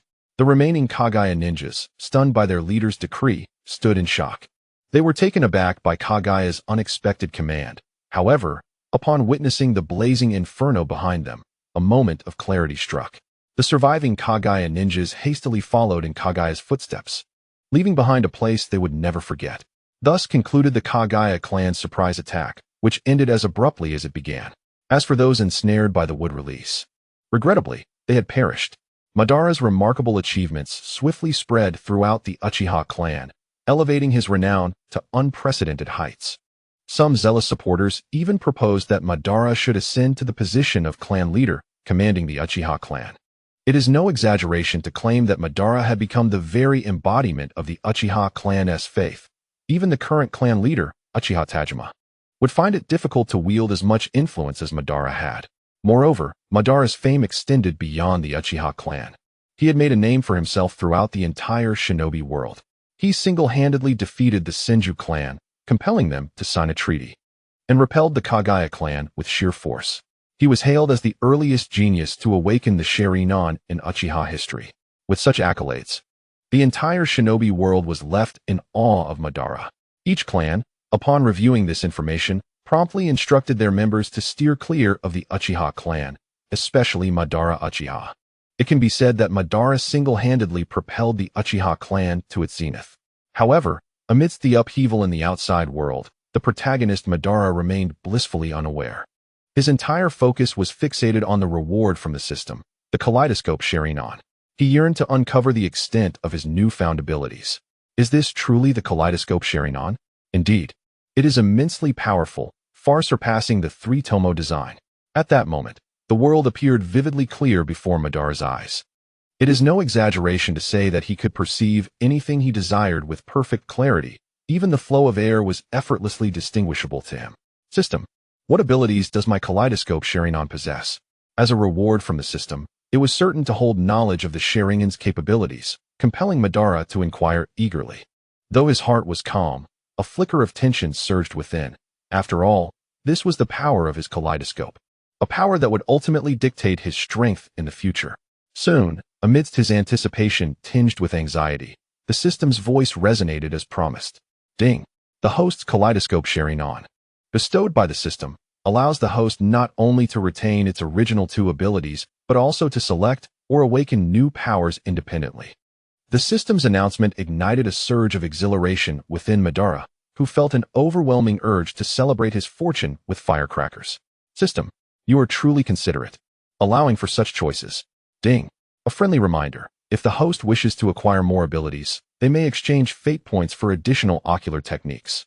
Once exchanged, the host may utilize all acquired techniques. The system's words were nothing short of divine music to Madara's ears. Haha, system, I truly adore you. With great excitement, Ban exclaimed and quickly turned his gaze towards the ocular techniques provided by the system. It is no exaggeration to say that if the system were to possess a physical form, he would undoubtedly kiss it to express his exuberance. However, just as this thought crossed his mind, the system's indifferent voice interrupted. Ding! Warning host, your thoughts are perilous. Please cease immediately. This system does not entertain such inclinations. Although the system's tone remained cold, Ban could faintly detect a hint of alarm within its voice. After a light chuckle, Ban paid no further heed to the system, his eyes gleaming as he browsed through the ocular techniques presented. Ocular technique, Tenjin, ocular technique, Shinwei, ocular technique, Tsukiyomi. Gazing at the array of techniques, Ban yearned to exchange for all of them, but reason reminded him that his points were insufficient. How frustrating it was to be limited to merely two choices when so many splendid options lay before him. Resisting the urge to redeem them all, Ban began to analyze which ocular techniques he truly needed. His inherent ocular abilities enhanced both ninjutsu and taijutsu, while his jinjutsu, though inferior to attackist Tsukiyomi, was still commendable. Coupled with the Susanoo granted by his Mangekyo Sharingan, it could be said that he was well equipped in ninjutsu, jinjutsu, and taijutsu. Thus, he resolved to select his own awakened abilities instead. After careful consideration, he ultimately chose to rely on his innate awakening power. At present, his capabilities could be considered versatile, and the Mangekyo Sharingan, known as the eye that reflects the soul, allows each awakened individual to develop the powers most pertinent to their needs. Therefore, Ban opted for his personal awakening. Only what belonged to him would truly suit him. Of course, he would not select none of the ocular techniques, as, being a villain, some of them would prove immensely beneficial to him. Ding! Host selection successful. You may awaken 2 ocular techniques at your discretion. Upon hearing the system's voice, Ban turned his attention to a particular ocular technique of great significance to him, one that would bolster his identity as a formidable antagonist. System. Exchange for Shinwei. Ding. Host. The cost for the ocular technique Shinwei is 100,000 points. Affirmative. Once ban confirmed, he immediately felt an unusual sensation in his eyes, followed by a sudden influx of knowledge regarding the usage of Shinwei in his mind. Having absorbed the memories, Ban swiftly directed his gaze towards the table, eager to test the power of Shinwei. Shinwei. The moment he activated Shinwei, a surge of ocular energy erupted within him. Unlike Kakashi's version, Ban possessed both eyes, allowing for an exponentially faster activation. In an instant, a distorted force materialized in midair, shattering the entire table, and the entire process, from activation to destruction, took merely a second. Observing the wreckage of the table, Ban nodded internally, clearly satisfied with the power of his ocular technique. System. Display personal attributes. Name. Uchiha Madara. Gender. Male. Strength. Pinnacle of Shadow level. Item. Famous Sword Raijin. Reform points. 120,000. Abilities. Eternal Mangekyo Sharingan. Would release bloodline limit. Madara gazed thoughtfully at the remaining 120,000 reform points in his attributes, recalling that he had previously amassed over 200,000 points before expending 100,000. System. I wish to exchange for the Eternal Mangekyo Sharingan. After careful consideration, he resolved to make this exchange, for the Mangekyo Sharingan is fraught with adverse effects, and he wished to avoid the fate of blindness. Beep. The current reform points of the host are insufficient. Please strive to complete tasks. The system's words caused Madara to furrow his brow. System. How many reform points are required for the Eternal Mangekyo Sharingan? Beep. The Eternal Mangekyo Sharingan costs 150,000 reform points. Upon hearing this figure, Madara's expression darkened. To think an Eternal Mangekyo costs 150,000 points, one might as well resort to robbery. Despite his dissatisfaction, he dismissed the system's interface. It was evident that he must swiftly subjugate the Hyuga clan. Only by altering the tides of fate could he accrue sufficient reform points. With this thought, Madara immediately employed the Flying Thunder God technique to arrive beside the Hyuga ninja. Earlier, he had discreetly inscribed a Flying Thunder God seal on the ninja, enabling him to teleport in an instant. Young clan leader, what brings you here? The Hyuga ninja, initially deep in contemplation about how to seize power, was startled by Madara's sudden appearance. Although he had been pondering, he was still attuned to his surroundings, and Madara's abrupt arrival shocked him. Enough. I am not here for you. Have you yet to accomplish anything? It truly makes me question your capabilities. Madara regarded the Hyuga ninja with disdain, prompting the latter, now recovering from his surprise, to vehemently retort. How could I possibly fail? It's merely that my brother is exceedingly difficult to deal with. Mentioning Hyuga Tenjin, the Hyuga ninja frowned at Madara. The two brothers had engaged in numerous overt and covert skirmishes, yet neither could best the other, causing the Hyuga ninja considerable distress. Enough. I am here to assist you. If you adhere to my plan, you shall undoubtedly ascend to the position of clan leader. What? Young clan leader, do you have a plan? Please, enlighten me. If you help me become the clan leader, I will promptly declare that the Hyuga clan pledges allegiance to the Uchiha clan.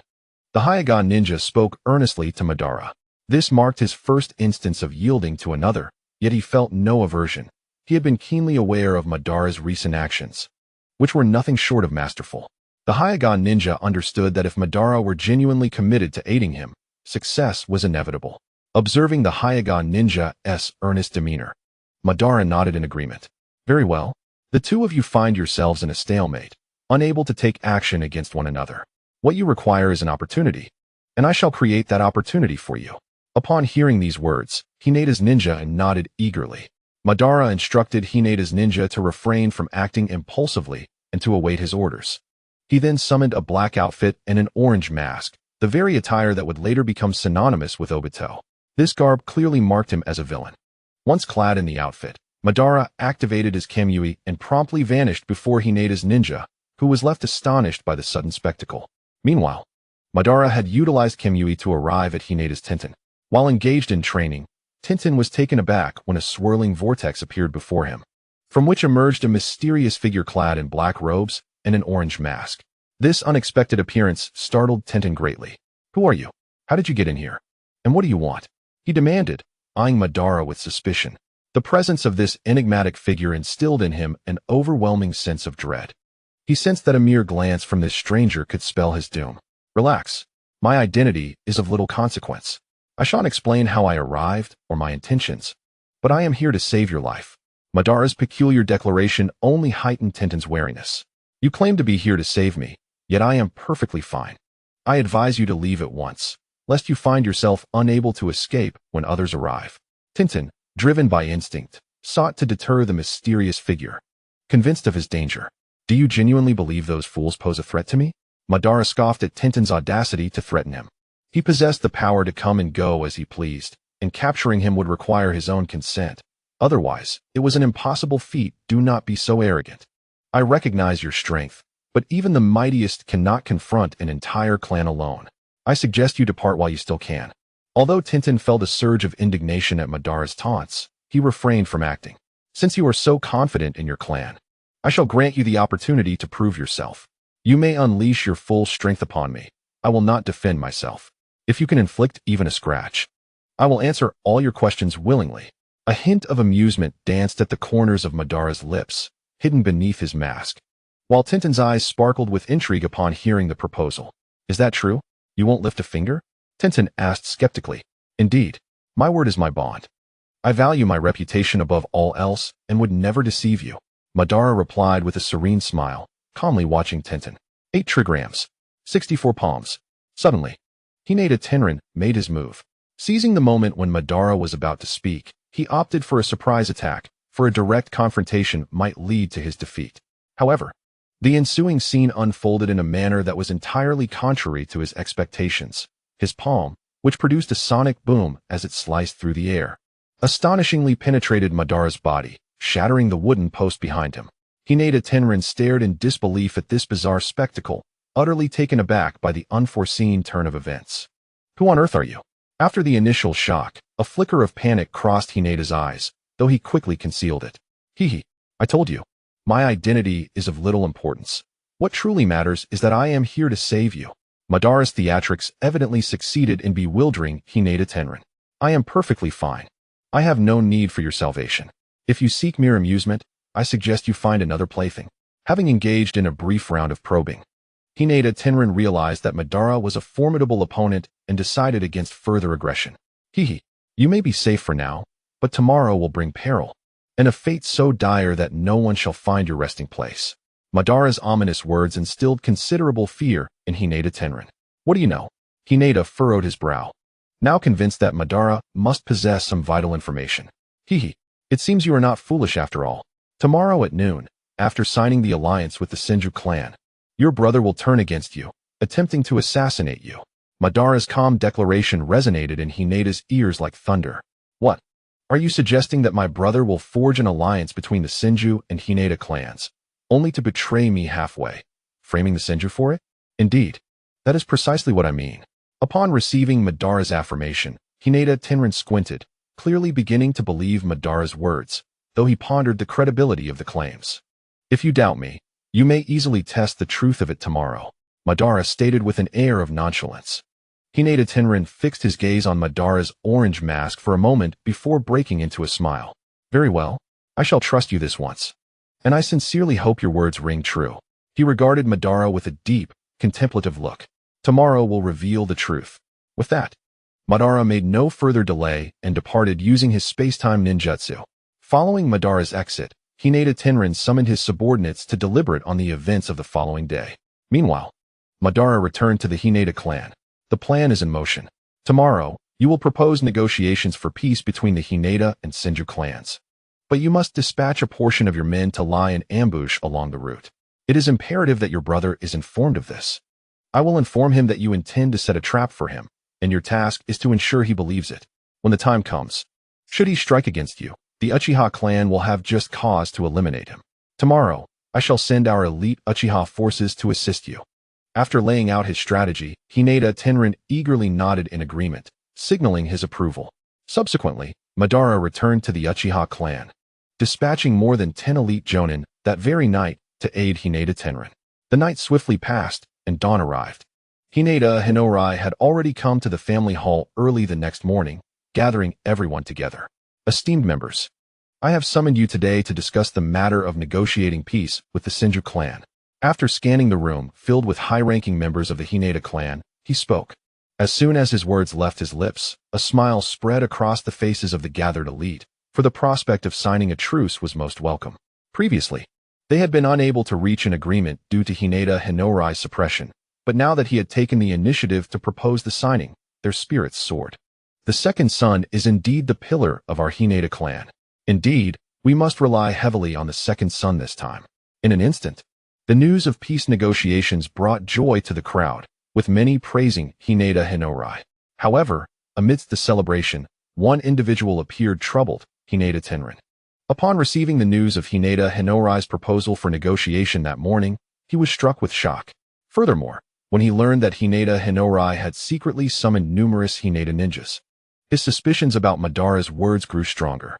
Remembering Madara's warning from the previous night that Hinata Hinorai might ambush him today, Hinata Tenrin felt a surge of panic. No, I cannot allow myself to be dispatched so easily. After a moment of shifting emotions, determination settled on his face. If you show no mercy, do not blame me for my lack of righteousness. Concealed within the crowd, Hinata Tenrin cast a murderous glare at Hinata Hinorai, who was excitedly anticipating becoming the clan leader. The latter, noticing his brother's gaze, chose to maintain a facade of cordiality, smiling subtly in response. Just wait. After today, I shall become the trusted leader of the Hinata clan. Hinata Hinorai vowed silently, as he continued conversing with the others. Though his intentions were noble, in the current context, Hinata Hinorai's actions appeared as disdain and provocation to Hinata Tenrin. How infuriating! Does he truly believe he can secure victory so easily? Hinata Hinorai, you underestimate me. Since learning of Hinata Hinorai's intent to act against him, Hinata Tenrin had quietly gathered his own forces, and now outside the hall, there were over 100 elite Hinata members ready to charge at his command. Initially, he had planned to wait until their departure to initiate action, but Hinata Hinorai's provocations ignited the flames of his anger. Peace talks? I see you seek to use this pretext to eliminate me. Hinata Tenrin scoffed coldly, directing a frosty gaze at Hinata Hinorai. His words sent a shockwave through the hall, but Hinata Hinorai, having been forewarned by Madara, remained composed. Brother, why do you speak thus? I am solely devoted to our clan. Does your conscience not ache for such slander? Hinata Tenrin, realizing the situation had turned against him, faced his younger brother with icy disdain. Still in denial? Yesterday, I received the news that your plans are fully known to me. Hundreds of ninjas under my command are waiting just outside the hall. At my command, you shall find no refuge. My dear brother, I advise you to endure your sins and surrender meekly. Hinata Tenrin narrowed his eyes, fixating intently on Hinata Tenrin, as if any sign of movement from the latter would prompt him to summon his forces immediately. Brother, you have truly misunderstood me. We are kin. How could I ever commit such acts? Moreover, my intentions this time are solely for the sake of our family. In the face of Hinata Tenrin's threats, Hinata Tenrin remained unfazed, exuding an air of calmness akin to a mountain that remains steadfast amidst chaos. Since you remain so obstinate, do not blame me for my ruthlessness. Observing Hinata Tenrin's imperturbable demeanor, a glint of cruelty flashed in Hinata Tenrin's eyes. With the facade now torn asunder, he resolved to take decisive action. As his words fell, dozens of Hinata ninjas surged into the hall, filling it to capacity, causing immediate shock among those present. Eldest son, please remain composed. Let us discuss this rationally. Yes, indeed. We are all of the same clan. There is nothing that cannot be resolved through dialogue. Witnessing the fierce countenance of the ninjas, the indecisive members of the faction quickly wilted, hastily voicing their pleas. Hinata Tenrin looked down upon these duplicitous individuals, a cold smirk gracing his lips. Today, everything is open for discussion. Yet have you forgotten how decisively you chose to leave on that fateful day? His words instantly reminded them of the day Hinata Tenrin returned, when they coldly opted to depart, and now they found themselves pleading for mercy before Hinata Tenrin. Truly, the wheel of fate turns mercilessly. At that moment, silence enveloped the room as the supporters of Hinata Tenrin, witnessing the unfolding tension, quickly approached him. Second son, you must flee. We will hold them off. Yes, if you escape, you can quickly summon help and expose this despicable man's true nature upon your return to the clan. Haha. Indeed, second son, You must go. We will buy you time. Seeing the dire predicament, the supporters of Hinata Nin urged him to escape. Yet he remained indifferent to their pleas, his countenance still calm as he spoke. Brother, must we truly escalate matters to this extent? There are many elders and high-ranking officials present. Upon hearing Hinata Nin's words, Hinata Nin fell silent for a moment before coldly replying, I have no choice. There is no turning back. If I do not act today, it may very well be my end. His somber declaration resonated in the hearts of all present, plunging the room into silence. I understand. In that case, I must apologize, brother. After a long pause, Hinata Nin sighed and slowly rose, shattering the cup in his hand. This was the signal he had agreed upon with Madara. The moment he broke the cup, it would signify the onset of conflict. After Hinata broke the cup, he stood motionless in place, appearing to have resigned himself to fate. The clan members supporting him were filled with anxiety and urged him to escape, but Hinata disregarded their pleas, maintaining an expression of calm detachment. Hinata Tenrin, witnessing this, felt an unsettling apprehension, unsure of Hinata intentions. Just as he prepared to give the command to act, anguished cries erupted from outside, followed by the entire room exploding around them. Hinata, second young master. We come at the behest of the young clan leader to assist you in eliminating the traitors. Amidst the chaos, a voice reached his ears, none other than Uchiha Yuru, a guard of Madara. Upon seeing the group of ninjas outside, Hinata Tenrin's pupils constricted. Hinata, how dare you conspire with the Uchiha clan against me? Panic surged within him. He had never anticipated that Hinata would seek aid from the Uchiha clan. Shouldn't family matters be resolved internally? How could one seek external assistance? The youth today lack martial ethics, resorting to outside help for a sneak attack. Hinata Tenrin's expression fluctuated as he regarded Hinata. What is the matter, brother? They are reinforcements I summoned. I had already warned you not to escalate matters to this extent. Now it is difficult to resolve. Hinata feigned a deep sigh, as though genuinely concerned for Hinata Tenrin. Hinata, to become the clan leader, one must rely on the recognition of the clan members and one's own abilities. Yet you have colluded with outsiders to usurp the position of clan leader.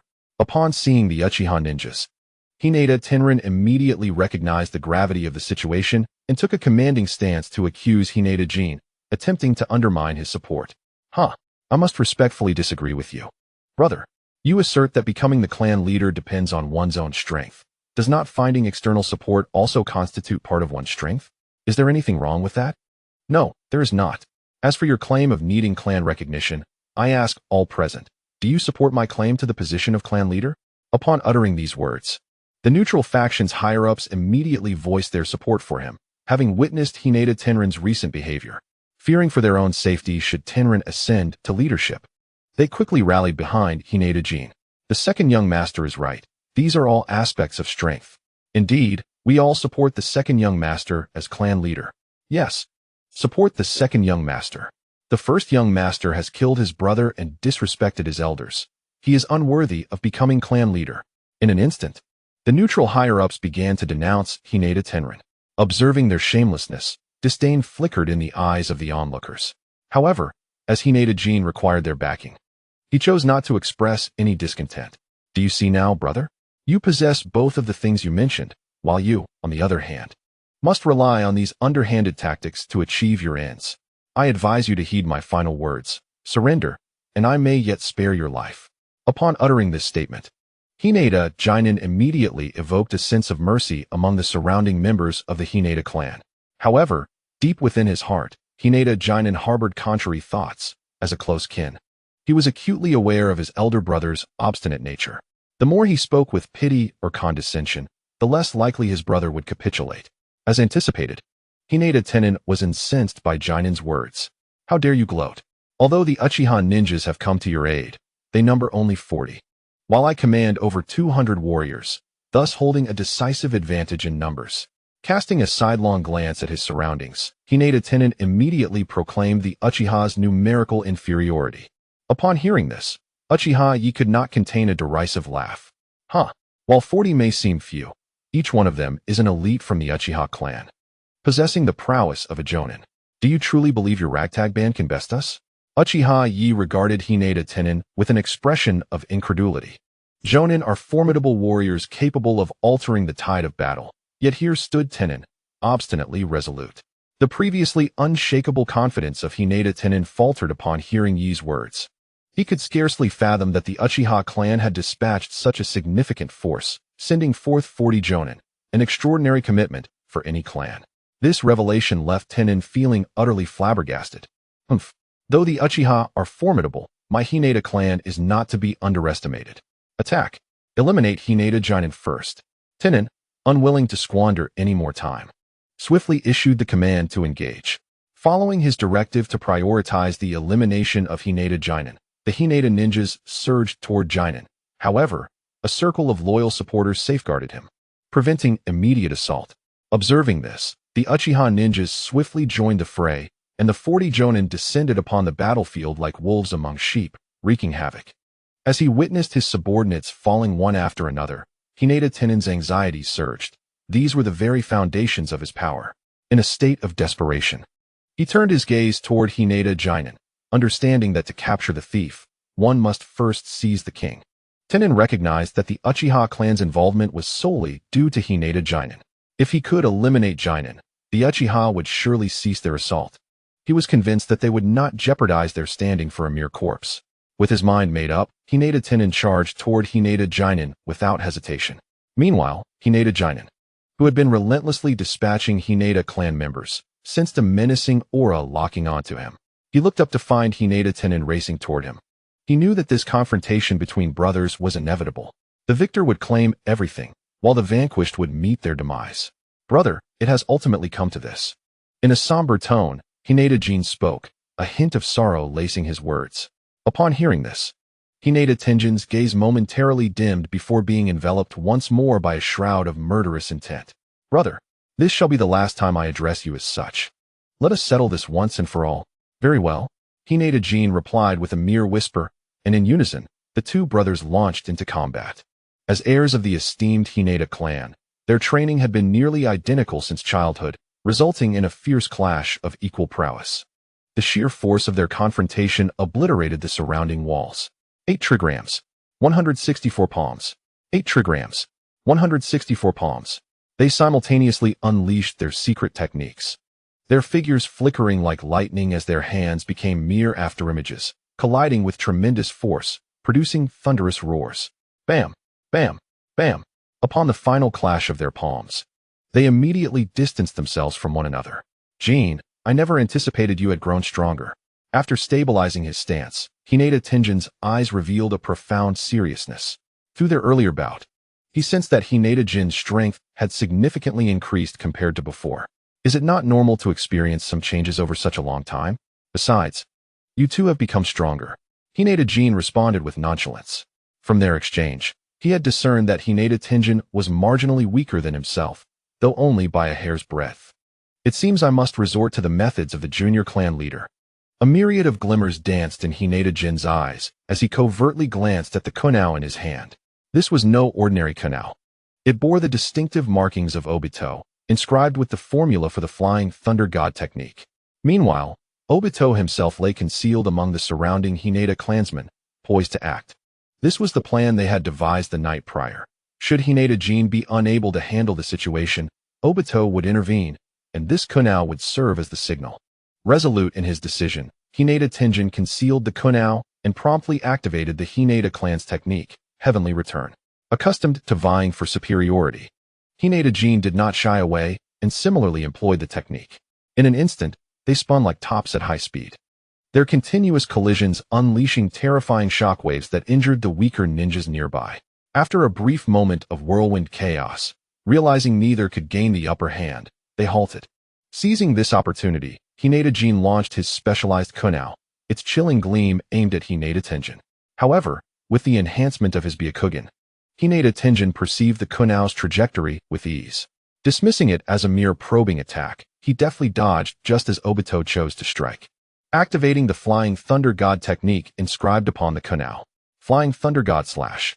Indeed, Madara has once again employed this technique. The space-time ninjutsu is truly insurmountable. Hinata Tennin had never anticipated that Madara would appear here, nor did he foresee that what seemed to be an ordinary kunao was, in fact, a special one. However, at this moment, He found himself unable to react in any way. The renowned blade, Raijin, speaks for itself in terms of its sharpness. After the activation of the Flying Thunder God Slash, Madara materialized behind Hinata Tennin.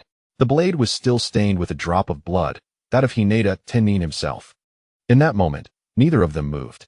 The onlookers witnessed Madara gently blowing on the blade, and astonishingly, the drop of blood transformed into a blood blossom that slowly descended.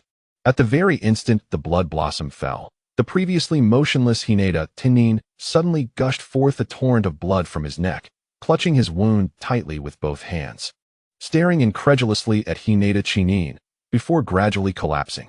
With the demise of Hinata Tennin, the Hinata clan ninjas, who were resisting, instantly surrendered, while the loyal followers of Hinata Tennin were systematically eradicated by the Uchiha ninjas without causing a ripple. Hinata Tennin surveyed the lifeless body of Hinata Tennin and was momentarily engulfed by an indescribable sensation. However, all his thoughts ultimately transformed into joy, as he was about to attain the position he had long coveted. After taking a deep breath, Hinata Tennin glanced around with an expression of exhilaration, and the clansmen who once belonged to Hinata Tennin's faction bowed their heads under his gaze, while those who followed Hinata Tennin stood tall, filled with pride, for they had emerged victorious. Ladies and gentlemen, from this day forth, I, Hinata Tennin, shall be the leader of the Hinata clan.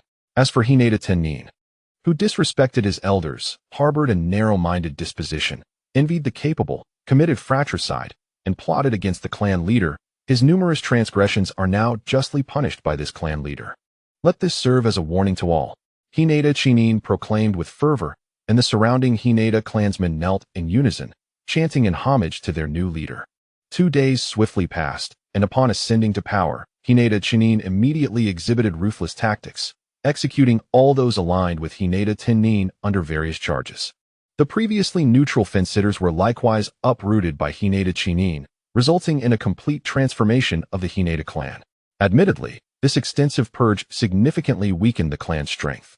It is not an exaggeration to assert that the Hinata clan had become a domain of Hinata Tennin's unilateral decisions. Once Hinata Tennin had meticulously addressed all matters, he formalized an alliance with the Uchiha as agreed. Thus, from this moment onward, the Hinata clan officially became a vassal family of the Uchiha clan. The news sent shockwaves throughout the ninja world. They had not anticipated that within such a short span of days, the young Uchiha, who had recently garnered attention, would accomplish such a monumental feat. They are well aware that in terms of overall strength, the Hyuga clan, endowed with the Byakugan, is not significantly inferior to the Uchiha clan. However, the Hyuga clan has now become a complete vassal of the Uchiha clan. And all of this has stemmed from the hands of a mere 10-year-old child. This has compelled the entire shinobi world to take heed of Madara. Now that matters here have been resolved, I shall take my leave.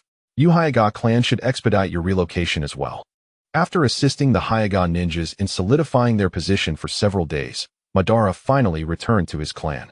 According to the customs of the shinobi world, vassal clans must relocate their ancestral lands to that of the main clan. This serves to protect the main clan's territory from harm and allows for better control over the vassal clan, which is why Madara urged them so insistently before his departure. Rest assured, young clan leader, I shall commence the relocation today. The Hyuga ninjas complied obediently with Madara's directive. Subsequently, without further ado, Madara utilized the Flying Thunder God technique to return to his clan. Upon entering his familiar chamber, he did not immediately share his triumph. Instead, he activated the system. Having successfully annexed the Hyuga clan as a vassal, his modification points surged by a staggering 100,000 points, a substantial sum that held great significance for him. System. Redeem for the eternal Mangekyo Sharingan. Gazing at his 200,000 modification points, Madara decisively opted for the eternal Mangekyo Sharingan. Although he possessed the Mangekyo Sharingan, he refrained from using it freely. However, with the eternal Mangekyo Sharingan, that would no longer be a concern, allowing him to wield his powers at will. Ding! Congratulations to the host for acquiring the eternal Mangekyo Sharingan. Upon hearing the melodious voice of the system, Madara instantly felt his ocular power surge dramatically. To put it plainly, if his previous power was akin to a small stream, now it resembled a vast ocean, an immense difference indeed. The power of the eternal Mangekyo is truly overwhelming. I should now be capable of manifesting the complete body of Susanoo. After feeling the surge of his ocular prowess, Madara immediately thought of Susanoo. Although he was tempted to experiment, he ultimately chose to abandon that notion. Now, with the eternal Mangekyo Sharingan, coupled with the wood-release Kekkei Genkai and other ninjutsu, I am exponentially stronger than my counterpart in the original timeline. I wonder, what is your current strength, Hashirama? A cold smile crept across Madara's lips as he recalled the ending of the original story. He was determined not to allow the Uchiha clan to suffer the same fate as in the original narrative, where they faced extinction. At this moment, Madara was diligently training in his wood release. After witnessing the tragic demise of his clansmen, Hashirama had undergone a transformation. In his heart resided a singular conviction to grow stronger. He understood that only through immense power could he safeguard everything he cherished and fulfill his aspirations.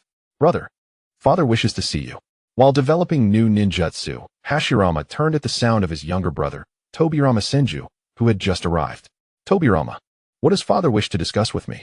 The pillars gradually ceased their chakra output, perplexed by the inquiry. Perhaps I wish to discuss matters concerning the Haiga clan. The Haiga clan? The pillars expressed confusion, as their recent dedication to training had rendered them somewhat oblivious to worldly affairs. Thus, upon hearing Tobirama mention the Haiga clan, they were taken aback. Indeed, the Haiga clan has become a vassal family to the Uchiha clan. After Tobirama succinctly conveyed this information, the pillars were left in a state of profound shock. Is it Madara's doing? Following this revelation, the pillars immediately thought of Madara, prompting a surprised glance from Tobirama. How did you know, brother? The pillars did not respond immediately, but instead fell into deep contemplation. Has Madara begun to pursue his aspirations? It seems I must hasten my own efforts. Upon receiving confirmation from Tobirama, the pillars recalled Madara's previous words and felt a surge of confidence within themselves. After all, during this time, they had mastered a jutsu capable of reshaping the shinobi world, and now they were eager to engage in a contest of strength with Madara. Let us go, to seek out father. Taking a deep breath, the pillars turned to depart. Just as Madara and the pillars prepared for their impending clash, the hidden black Zetsu could no longer remain passive. This is absurd. How can the reincarnations of Indra and Asura possess such strength? Even the original Indra and Ashura at this age would likely not match this power. Furthermore, how has Uchiha Madara awakened wood release? This makes no sense. Could it be that the reincarnation of Indra has encountered complications? Black Zetsu pondered, utterly bewildered, as Madara's transformation had thoroughly disrupted its plans. Thus, it decided to observe Madara's actions before making any decisions. Time passed unnoticed, and 2 days had elapsed since the Uchiha clan's ambush. Upon returning home, Kaguya Ōtsutsuki immediately dispatched individuals to inquire about Madara's statements. When the reports returned, detailing every aspect of the situation, Kaguya Ōtsutsuki was filled with fury. How dare they? The Senju clan would dare to betray us. The Kaguya clan, known for their fervent nature, erupted in anger upon receiving this news. Clan leader, the Senju clan lacks martial virtue. I propose we teach them a lesson. Indeed, let them witness the might of the Kaguya clan. Precisely, we, the Kaguya clan, are not to be trifled with. In an instant, upon receiving the intelligence, the ninjas of the Kaguya clan clamored for battle. Kaguya Ōtsutsuki, observing the high spirits of their kin, felt a resolve harden within. Since the Senju clan shows no loyalty, the Kaguya clan shall not extend them any mercy. A glint of murderous intent flashed across Kaguya Ōtsutsuki's face as they announced to the clan's ninjas, the day after tomorrow. The Kaguya clan shall declare war on the Senju clan. We must ensure they pay the price for their actions. Following these words, the other clan members immediately echoed their agreement, and the entire Kaguya clan once again entered a state of war readiness. Soon, the Kaguya clan assembled a 1,000-strong force and set forth towards the borders of the Senju clan. The Kaguya clan's swiftness was undeniable, as they traversed the territory of the Senju clan in a mere half-day. Although the Senju had ceded a substantial portion of their land to the Uchiha and Haiga clans, their domain remained considerable, especially in comparison to some of the smaller families. Wait, why are there intruders? This is troubling. The Senju ninja assigned to patrol duties, being sensory-type ninjas, immediately detected the presence of thousands of Kaguya ninjas upon their arrival. What is the commotion about? A nearby squad leader, hearing the sensory ninja's alarm, furrowed his brow and inquired, "Captain, we are under attack. There are approximately 1,000 of them." The sensory ninja's declaration sent shockwaves through the entire squad. "Are you certain? How far away are they?" Upon receiving the intelligence regarding the attack, the captain remained composed, calmly asking how far the Kaguya clan was from their position. "About 800 meters. That is the limit of my sensing range." Cold sweat beaded on the ninja's forehead. Upon hearing this, the captain immediately issued orders. "You come with me. We must ascertain the enemy's strength. We shall rely on Senjukatsu to relay the information." With a serious expression, the captain assigned tasks and promptly set off with the sensory ninja, while Senjukatsu hurried back to the camp to alert the Senju clan to prepare for the impending threat. Upon returning to the camp, Senjukatsu rushed into a building, which had developed into a small town due to the long-term presence of Senju ninjas. All the inhabitants were members of the Senju clan. "Quickly, we are under attack." The moment Senjukatsu entered the town, he shouted at the top of his lungs. The ninjas along his path were taken aback by his words, but Senjukatsu paid them no mind and proceeded into the building. "Elder, we are under attack. Thousands of enemies are approaching the Senju clan's borders." "What? An attack? From whom and how many?" The usually relaxed Senju Hanma's expression darkened immediately. The Senju clan had been rather unsettled recently, having just stabilized 2 clans after ceding land and paying reparations. Now, it seemed that someone was intent on taking advantage of their vulnerability. As for the enemy's identity, we are currently unaware. The captain has gone to investigate, and we should know shortly. The enemy numbers are approximately in the thousands. Upon hearing this, Senju Hanma felt a sense of urgency. Their defenses consisted of only 400 to 500 men, and the prospect of facing over 1,000 formidable foes was daunting. "I understand. You may leave now." Senju Hanma, furrowing his brow, dismissed Senjukatsu and remained alone within the building, contemplating how to respond to the impending threat. Just as he was consumed by his thoughts, a subordinate ninja entered to report. "Elder, the young clan leader has arrived." The troubles that once plagued Senju Homura regarding the Kaguya clan have now intensified, as the young clan leader of the Senju clan has unexpectedly arrived at this inopportune moment. Under normal circumstances, Homura would welcome him, but the timing is far from ideal. Reluctantly, he allows the arrival of Hashirama, sighing inwardly as he resolves to urge him to leave this place of turmoil as swiftly as possible. "Greetings, Elder," Hashirama says politely upon entering.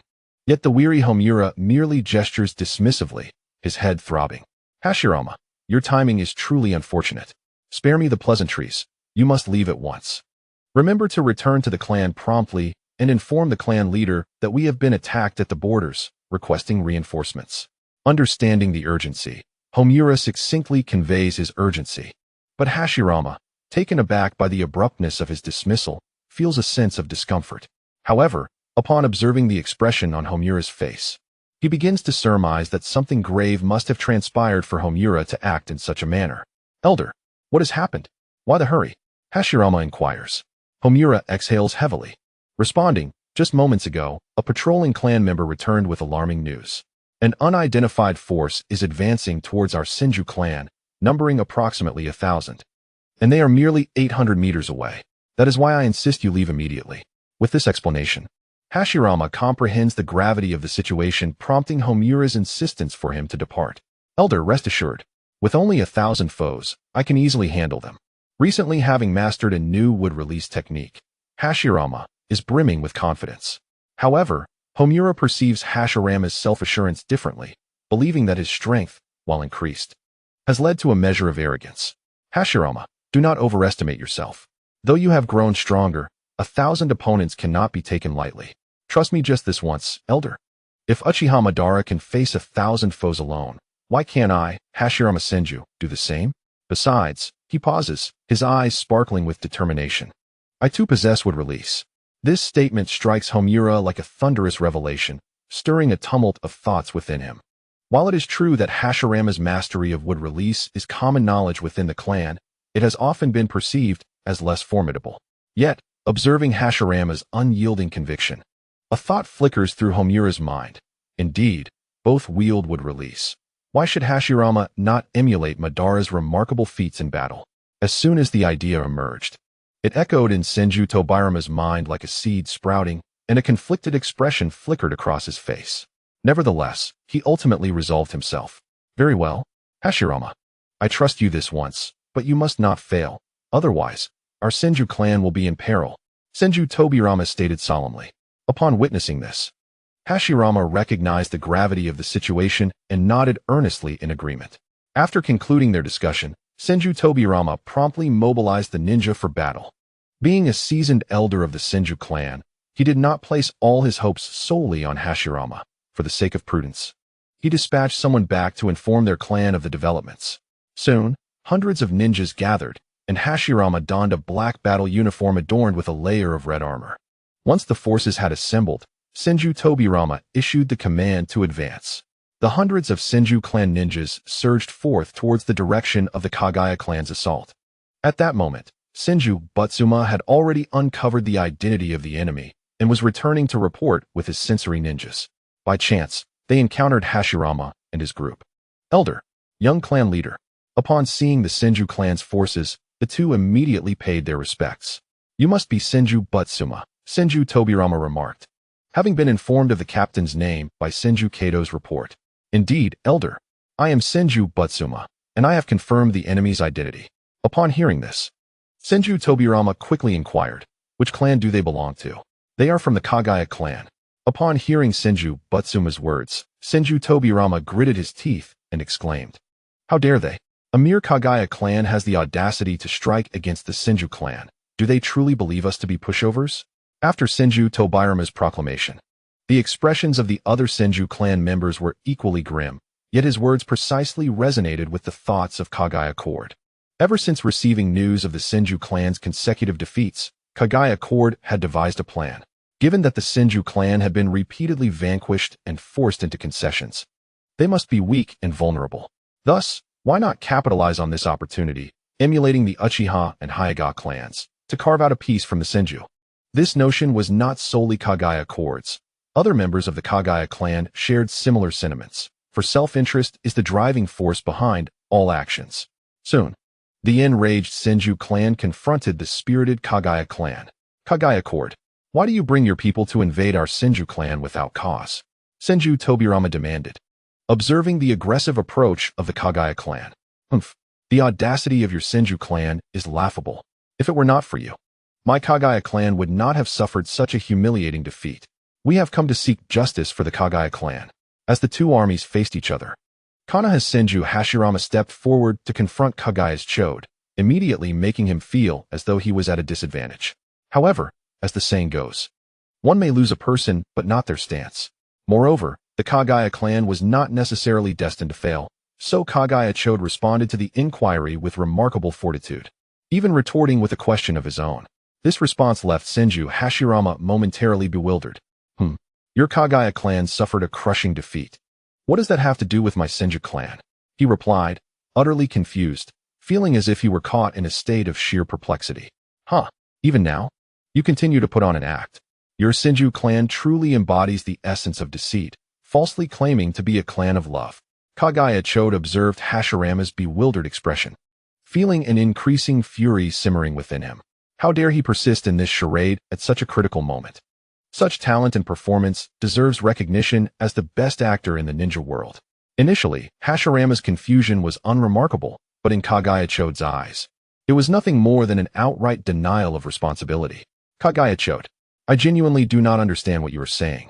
I swear, my Senju clan has never committed any wrongdoing against your Kaguya clan. As Hashirama's words escaped his lips, they only served to fuel Kaguya Chode's wrath further. Silence. Senju Hashirama, you are truly shameless. To conspire with the Uchiha clan against my Kaguya clan and yet deny it. Clearly, we must let our fists do the talking. Kaguya Chode bellowed in fury, prompting an uproar among his clansmen. Indeed, our leader is right. They are nothing but a pack of scoundrels. Yes, no need for further discussion. Let's engage them directly. Absolutely. Let us fight. In an instant, the Kaguya clan was ablaze with fervor, eager to charge forth and tear Senju Hashirama apart. Witnessing this fervent response, Kaguya Chode nodded, recognizing the willingness of his people. Very well. For the sake of our fallen kin, let us unleash our wrath. With a thunderous roar, he spurred his clan members into action, who surged forward without regard for their lives, not merely seeking vengeance, but relishing the prospect of battle. Seeing the Kaguya warriors charging towards them, Hashirama muttered a curse under his breath, his expression darkening. What a bunch of lunatics! Just as he prepared to issue a command, Tobirama stepped forward. Elder Hashirama, allow me to handle this. I am more than sufficient, Tobirama declared resolutely, his presence towering in the eyes of the Senju clan. Observing his brother, Hashirama fell silent for a moment before uttering 2 words, "Be careful." Then, remaining silent, he stood behind Tobirama, watching the unfolding events. Tobirama took a deep breath, gazing at the advancing Kaguya warriors. Come, today shall mark my name in the annals of the ninja world. His excitement surged as he gazed ahead, perceiving the oncoming Kaguya clan as mere pawns in his grand design. In the blink of an eye, the distance of over 100 meters was traversed by the Kaguya clan's ninja, who dashed towards Madara with all their might. As the bone blade was about to strike him, Hashirama clapped his hands together. Would release. Flower Tree World. Indeed, this technique, which he once regarded as a formidable ultimate move, could now be effortlessly unleashed, and its power was undeniably formidable. Just as the Kaguya clan members were poised to attack Hashirama, countless trees erupted from the ground, forcefully sending them flying and engulfing them entirely. This was merely the beginning, for Hashirama continuously amplified his chakra output. In an instant, the ground trembled as if shaken by an earthquake, with trees erupting from the earth, sweeping towards them relentlessly. Having witnessed Madara's terrifying power firsthand, Kaguya Teru sensed the impending danger the moment Hashirama invoked the Flower Tree World. He urgently shouted, "Quick! Move away from the tree's attack range." Teru's warning proved effective. As soon as he finished speaking, a multitude of Kaguya clan ninjas retreated to a safe distance. Since the ninjas accompanying them were the elite of the Kaguya clan, Hashirama's would-release attack resulted in only a few dozen casualties. Seeing his attack falter, a forlorn smile crept on Hashirama's face. Alas, in the end, Madara's would-release claims far more lives. After assessing the casualties inflicted by his technique, he sighed, reminiscing how Madara had once annihilated hundreds with a single use of this jutsu. He felt somewhat diminished in comparison. However, Hashirama quickly cast aside this thought. His would-release was far from exhausted, and his true trump card was about to be unleashed. Kaguya clan, you are perfectly suited to test my newly developed jutsu. With a smile, Hashirama turned his gaze towards Kaguya Teru. Feeling an unexplainable chill, Teru's mind raced with a troubling thought. Could he possess an even more terrifying technique? Soon, Hashirama transformed Teru's apprehension into stark reality. With his hands pressed together and his eyes closed, he declared, "Would release. True Thousand's hands. Ascend and become the Buddha." As Hashirama opened his eyes, mysterious masks appeared upon his visage. If Madara were present, he would undoubtedly marvel at the sheer strength of the world's will. While he had awakened the eternal Mangekyo Sharinan through the system, Hashirama had now independently awakened Sage Arts, a feat beyond the reach of ordinary individuals, a true child of destiny. As Hashirama's eyes opened, his chakra was released unreservedly, instantly devastating the surroundings with his overwhelming presence. Even massive boulders shattered under the weight of his formidable aura, and the members of the Senju clan nearby were left astounded by the sheer force he exuded. As the aura surrounding Hashirama surged, the earth trembled beneath him, reminiscent of an unfathomably terrifying earthquake. In an instant, those present beheld an unforgettable sight, a colossal thousand-handed Buddha, towering at a height of 100 meters. Emerged from the ground, with Hashirama perched upon its head, gazing down upon Kaguya Ōtsutsuki. The onlookers, awestruck by the immense figure of the Buddha, found themselves speechless. The members of the Ōtsutsuki clan, being the primary target of Hashirama's intent, felt an overwhelming pressure emanating from the Buddha, akin to a mountain descending upon them. "Since you insist upon this course, I shall personally drive you back," Hashirama uttered softly as he clasped his hands together, commanding the many arms of the Buddha to descend with ferocity. The ground shook with a resounding crash as countless arms rained down like a torrential storm, obliterating everything in their path. The earth shattered, and even the Ōtsutsuki ninjas, despite their desperate attempts to resist with their bloodline limits, found their efforts utterly futile against such cataclysmic power. Many Ōtsutsuki ninjas, witnessing Hashirama's jutsu, abandoned their resistance and sat dazed upon the ground. Is this truly the extent of human power? It's insurmountable. He cannot be human. Cries of despair echoed among the Ōtsutsuki clan. Hashirama, however, paid heed to their words. His assault continued unabated for several minutes, transforming the landscape into a desolate wasteland. Countless Ōtsutsuki members were reduced to mere fragments, strewn across the ground, evoking feelings of nausea in those who beheld the scene. Hashirama surveyed the devastation he had wrought, surprised by its severity, yet exhilarated.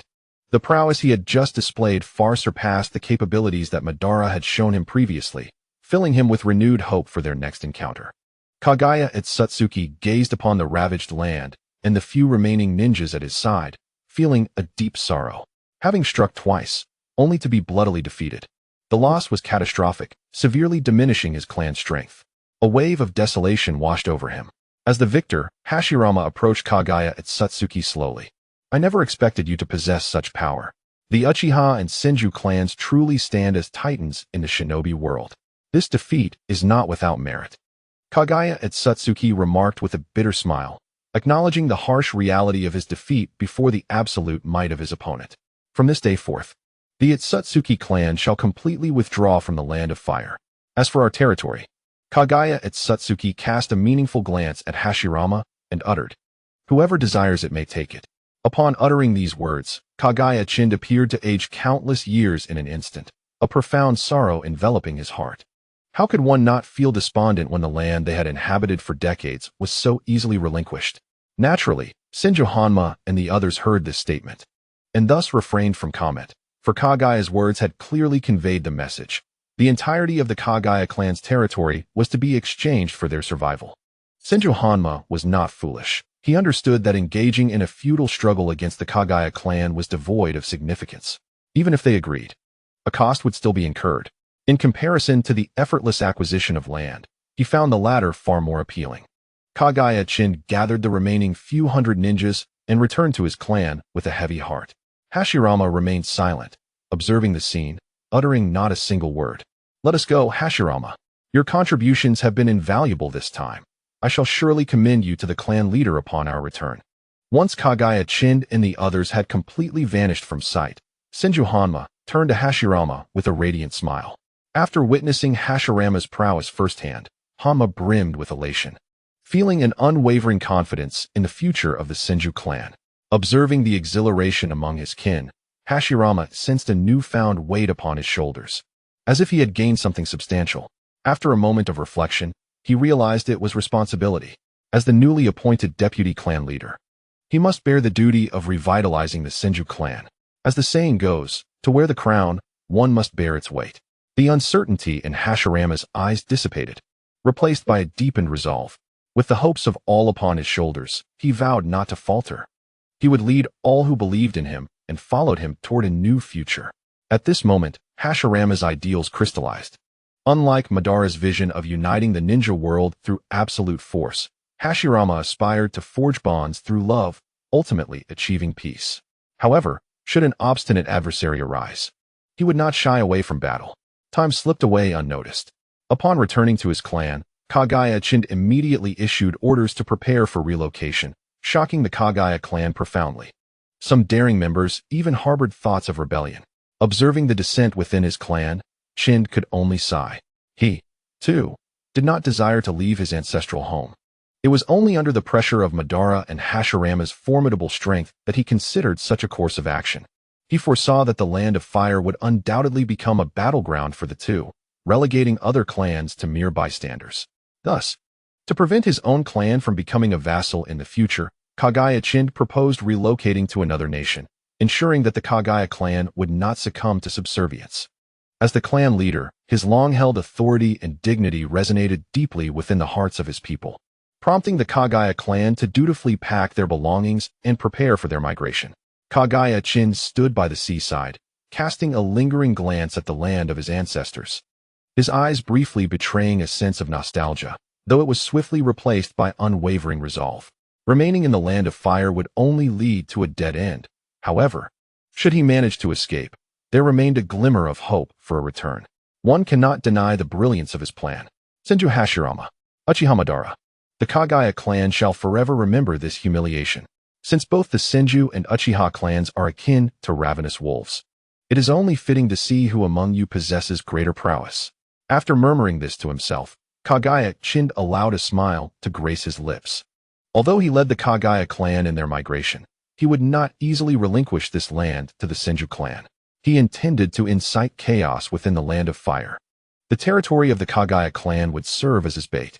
Prior to his departure, he had already dispatched individuals to inform other clans of this matter, promising them the land in return. This was his scheme, to plunge the entire Land of Fire into utter disorder. At that moment, the ninja from the Kaguya clan had successfully sought an audience with Madara. "What brings you here, Kaguya clan?" Madara inquired, his demeanor calm as he regarded the Kaguya ninja. He had been occupied with the affairs of state that Tajima had entrusted to him, yet the guards had informed him of the Kaguya clan's visit. This surprised Madara. After he had thoroughly defeated the Kaguya clan previously, animosity had been the sole connection between them. Why would the Kaguya clan seek him out? Thoughts raced through his mind. But ultimately, he resolved to meet with the Kaguya clan member. After all, it was only through direct interaction that one could discern the intentions of the other. And with his current strength, he had no fear of treachery. The Kaguya ninja, initially filled with impatience, was instantly struck by an overwhelming sense of dread upon encountering Madara. When Madara's gaze fell upon him, the Kaguya ninja felt as if his very blood had frozen, his knees weakened, and he struggled to resist the urge to kneel. Suppressing his fear, he cautiously wiped the cold sweat from his brow and, after glancing at Madara, spoke. "Our clan leader has sent me to inform the Uchiha clan that, for certain reasons, we Kaguya must depart from the Land of Fire. However, our ancestral land is rich in resources and territory." At this juncture, the Kaguya ninja furtively observed Madara's expression, and upon seeing no change, he continued. Thus, in a gesture of respect towards the Uchiha clan, "Our leader has decided to bestow the ancestral land upon you." As the Kaguya ninja concluded his statement, it seemed as though all strength had drained from his body. His legs trembled, and beads of cold sweat continued to form on his forehead. Madara's Sharingan remained fixated on the ninja, an oppressive aura of murderous intent manifesting palpably, causing the ninja to tremble uncontrollably. The reason for Madara's unabashed display of killing intent stemmed from his suspicion that the Kaguya ninja harbored ulterior motives, perhaps intending to conspire against the Uchiha clan.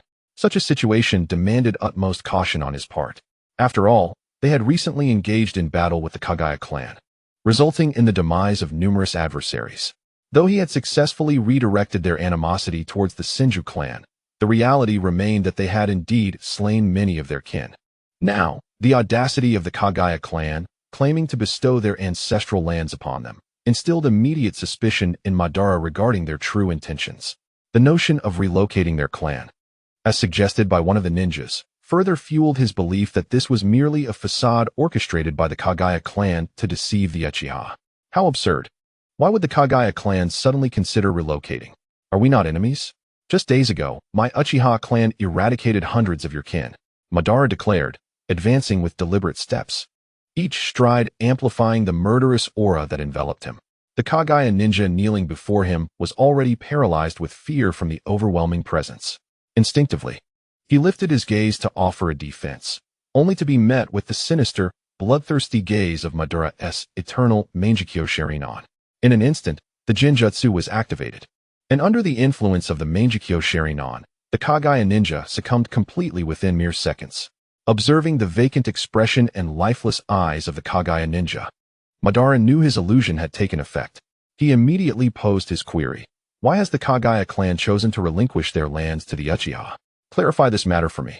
With an icy command, Madara issued his directive. The Kaguya ninja, ensnared in the Genjutsu, resembled a marionette as he divulged every detail, spilling the truth like beans from a spilled sack. He recounted their recent assault on the Senju clan. When he mentioned Hashirama, the Kaguya ninja's demeanor shifted dramatically, his body trembling as if he had witnessed something profoundly terrifying. Upon receiving this revelation, Madara furrowed his brow. The Kaguya clan had indeed attacked the Senju, and they had suffered a devastating defeat at the hands of Hashirama, who had evidently wielded overwhelming power. Madara's mind raced with possibilities. Could it be the advent of the flower tree world? No, that did not seem plausible, after all. The Kaguya ninja had stated that Hashirama was even more fearsome than himself. Was Hashirama now capable of employing the true thousand hands technique? As Madara frantically pieced together the implications of the Kaguya ninja's fragmented words, he sought clarification. "Describe the techniques of the Senju clan's young clan leader to me," he demanded. His brow furrowed in concentration. The moment his words left his lips, he sensed a notable shift in the ninja's emotional state, as if he were on the verge of breaking free from the Genjutsu. However, Madara was resolute. He would not permit such an escape. Fixing his gaze with the Mangekyo Sharingan, he intensified his focus, ensuring the Kaguya ninja remained under his control. The young clan leader of the Thousand Hands possesses formidable ninjutsu. That colossal Buddha stands over 100 meters tall, blocking out the sun, with arms that are truly fearsome, seemingly boundless. Upon hearing this ninja's description, Madara could ascertain that Hashirama indeed mastered the true Thousand Hands technique. How could this be happening so swiftly? Just a few days ago, I could easily overwhelm Hashirama. Yet now he has already acquired the genuine Thousand Hands. It is utterly absurd. Madara lamented internally, convinced that the will of the world is biased, always favoring Hashirama. However, he quickly began to contemplate the peculiar demands of the Kaguya clan. Kaguya Ōtsutsuki, you truly are not to be underestimated. I initially thought the Kaguya clan consisted solely of madmen and brutes, yet you possess such cunning strategy, quite rare indeed. After several minutes of deep contemplation, a light flickered in Madara's eyes as he finally grasped Kaguya's intentions. Since you, Kaguya Ōtsutsuki, dare to offer it, I shall accept it. Nonetheless, this matter, which sparked an inexplicable glimmer in Madara's eyes, required careful planning. Perhaps this time, he could deliver a devastating blow to other clans. With his resolve firm, Madara wasted no time. He intended to discuss this matter with Uchiha Tajima. Turning to the Kaguya ninja, he unleashed an illusion to thoroughly alter the opponent's memories before sending him back, ensuring that Kaguya Ōtsutsuki would not detect any anomalies. Otherwise, it could lead to complications. After the Kaguya ninja departed, Madara rose and made his way to Tajima's quarters to discuss the matter. "Father, I wish to consult you on an important issue." Upon sitting across from Tajima, Madara spoke gravely. After all, his plan involved simultaneous actions against several clans, and this required utmost caution. "Oh, has something significant occurred?" Tajima inquired, furrowing his brow in confusion. "Today, a representative from the Kaguya clan approached us, claiming they are willing to relinquish their territory to the Uchiha clan." Upon hearing this, a smile spread across Tajima's face. This is excellent news. The Kaguya clan has been intimidated by the might of our Uchiha clan." Tajima expressed his excitement, entirely oblivious to the helpless expression on Madara's face. "Father, I have not finished speaking." Madara interrupted Tajima's daydreams.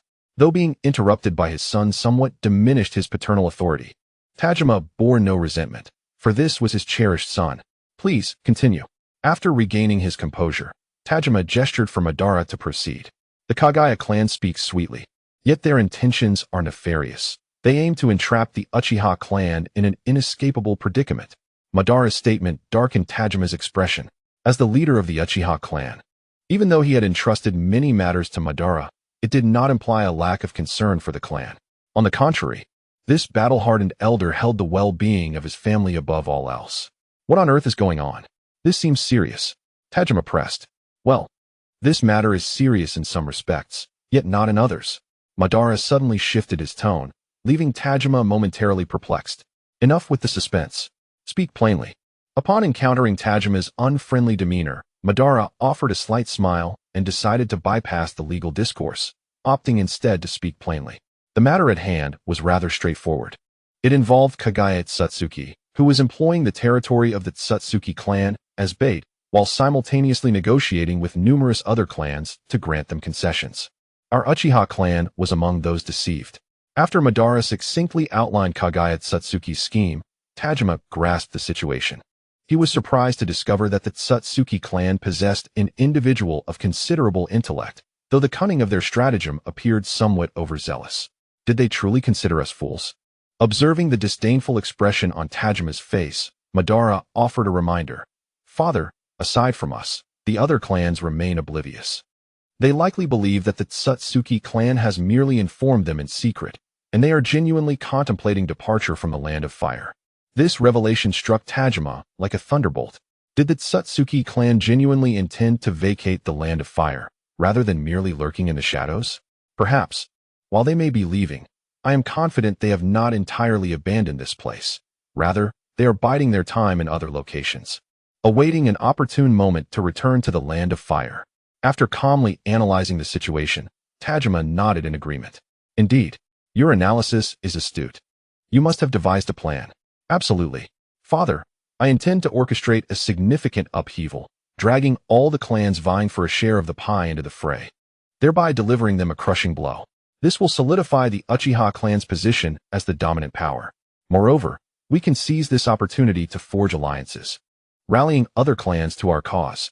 The term alliances sparked intrigue in Tajima, a phrase he had not previously encountered, leaving him both curious and impressed, even if he did not fully comprehend its implications. Sensing Tajima's inquisitive gaze, Madara elaborated on the concept of alliances, and with each word, Tajima's eyes sparkled with understanding. Eventually, upon the conclusion of Madara's explanation, Tajima erupted in laughter. Haha, splendid. What a brilliant notion of alliances. Rest assured, proceed with your plans. The Uchiha clan shall always stand as your unwavering support. Remember, you are the esteemed junior leader of our Uchiha clan, and we shall never fear anyone. Tajima's commanding words warmed Madara's heart. Fear not, father. This time, the Uchiha clan shall not falter. Madara's resolute tone further bolstered Tajima's confidence. After their discussion, Madara retreated to his quarters. Although he had reassured Tajima, he harbored doubts, for he felt the mounting pressure of Hashirama's burgeoning strength. Despite possessing the eternal Mangekyo Sharingan, he was acutely aware that he could not currently best Senju Hashirama. Thus, he would require external assistance. Moreover, the external force must not be too feeble. Soon, Madara's countenance broke into a smile as he conceived of the external aid that could assist him. After all, in the original narrative, Madara had employed this very entity to reach a stalemate against Hashirama in his sage mode. If one were to seek a true emblem of power within the ninja world, it would undoubtedly be the tailed beasts. Their terrifying destructive capabilities have become the nightmares of countless shinobi, characterized by their razor-sharp claws, resilient fur, and immortal essence, all combined with an immense reservoir of chakra, forming a fearsome force that instills dread in the hearts of all. The aid Madara sought was none other than the Nine Tails, the most formidable among them, of course, excluding the Ten Tails. However, although Madara envisioned utilizing the Nine Tails to bridge the gap in strength, he faced a conundrum. In this era, he had no knowledge of the Nine Tails' whereabouts, leaving him with a sense of helplessness. Ding! The host may spend 100 destiny points to inquire about the location of the Nine Tails. Just as the weight of concern bore down on him, the system's considerate voice chimed in once more, instantly brightening Madara's expression. What a thoughtful system. He was truly fond of it. Upon receiving the system's prompt, Madara promptly expended 100 destiny points to ascertain the location of the Nine Tails. Ding! Exchange successful. The Nine Tails is currently resting 2,000 meters outside the Uchiha clan's territory in the northern land of fire. After confirming the Nine Tails' position with his expenditure, Madara wasted no time and immediately set off with the Uchiha brothers, Yoru and Yoryuki, to reach the designated site. After all, one must act swiftly. It would be unfortunate if the Nine Tails were to flee. After a night's journey, Madara and the Uchiha brothers finally arrived at the location indicated by the system. At this moment, the Nine Tails was relishing the rare tranquility of the morning. With the establishment of Konoha still a future event, the Nine Tails had yet to be sealed, and no host existed within any clan. Thus, the Nine Tails existed as a wild creature, living freely and roaming wherever it pleased. Wait here for me, you two. Once I enter, regardless of any sounds that may arise, do not venture in. If danger arises, you must retreat first. I possess space-time ninjutsu, so do not worry about me. After advising the two, Madara stepped into the canyon. The Nine Tails, basking in the morning sun, immediately sensed the presence of this intruder. As it slowly opened its colossal eyes, the languid aura that enveloped it vanished, replaced by a grave demeanor. Human, what brings you here? The Nine Tails, towering like a mountain, rose to its full height, casting a downward gaze upon Madara, seemingly assessing him while emanating an undercurrent of hostility. Madara, taken aback by the sheer magnitude of the Nine Tails, felt a moment of awe. Though he had witnessed such beings in anime during his previous life, the stark difference in reality was undeniable. Seeing this behemoth before him was indeed a jolt to the senses. Yet this astonishment was fleeting. After all, it was merely a beast, unworthy of expending excessive energy upon. Ninetales, I have come to convey a singular message. I require your power and offer you the opportunity to become my summoning beast. As Ban uttered these calm words, the initially tranquil aura of the Ninetales transformed into an overwhelming fury, with its crimson chakra surging forth. In that instant, Ban became acutely aware of the torrent of negative emotions emanating from the Ninetales chakra. However, he remained utterly indifferent. Human, do you comprehend the words you speak? I offer you a chance. Return to where you came from, and I shall let the past be bygones. The Ninetales fixed its gaze upon Ban, seething with rage. After so many years, this was the first individual daring enough to speak to it in such a manner. Even the Sage of Six Paths and Indra had never addressed it so. Yet now, this diminutive human had the audacity to defy it. Humph. It appears you have grown far too comfortable. A beast will always be a beast, and should be kept on a leash. Ban scoffed at the Ninetales' threat, regarding it with disdain. Although he had come to subdue the creature, he had no intention of employing love to sway it, unlike Naruto. In Ban's eyes, a beast was merely a tool to be utilized for his own ends. You insolent creature, what did you just say? The Ninetales, infuriated, felt its power surge. Its 9 fiery crimson tails thrashing chaotically, exuding an aura akin to an ancient beast of terror. The Ninetales' sharp claws lunged toward Ban, creating an eerie scene, as if its claws could rend the very fabric of space, aimed directly at him. In the presence of the Ninetales, Ban appeared as insignificant as an ant, as though the mere aftershock of its might could obliterate him.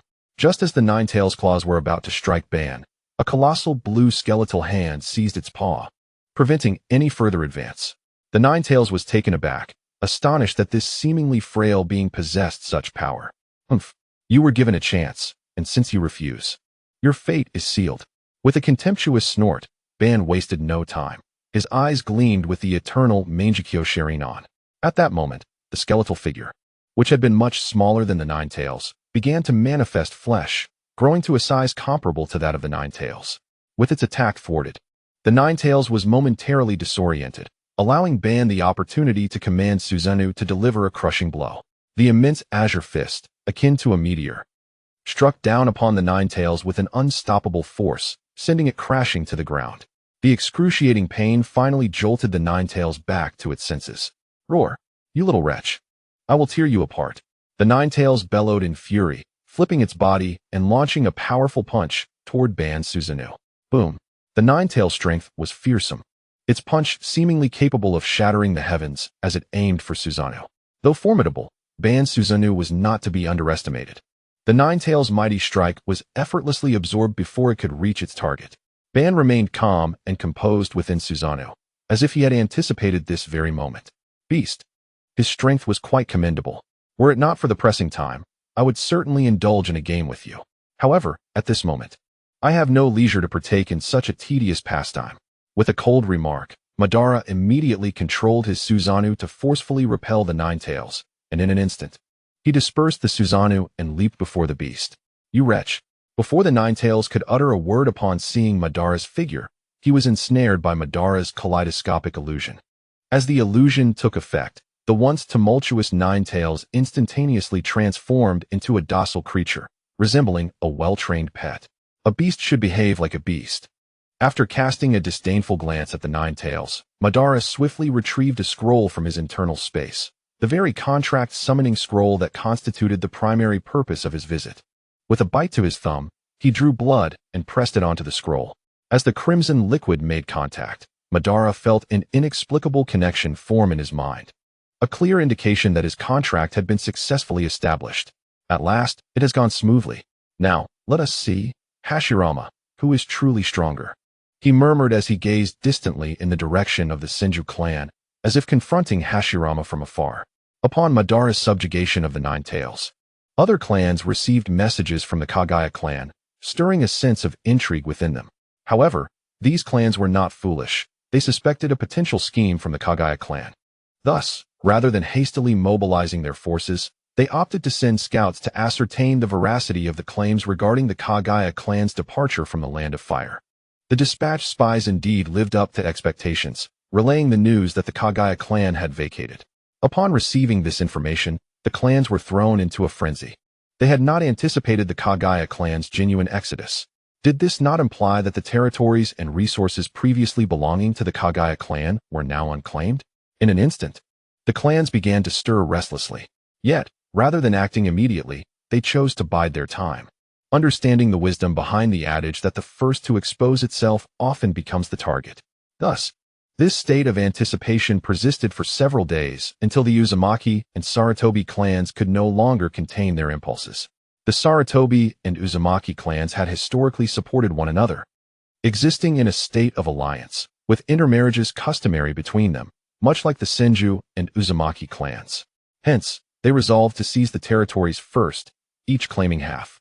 Although their plan was commendable, they underestimated the other clans. Just as the two clans prepared to act, other clans dispatched ninjas to the scene. And soon the entire Land of Fire was engulfed in tumult, with all clan forces focusing their attention and efforts on the Kaguya clan's lands. Young Master, according to the latest intelligence from our scouts, the Sarutobi clan has allied with the Uzumaki clan to form a coalition heading to the Kaguya clan's territory.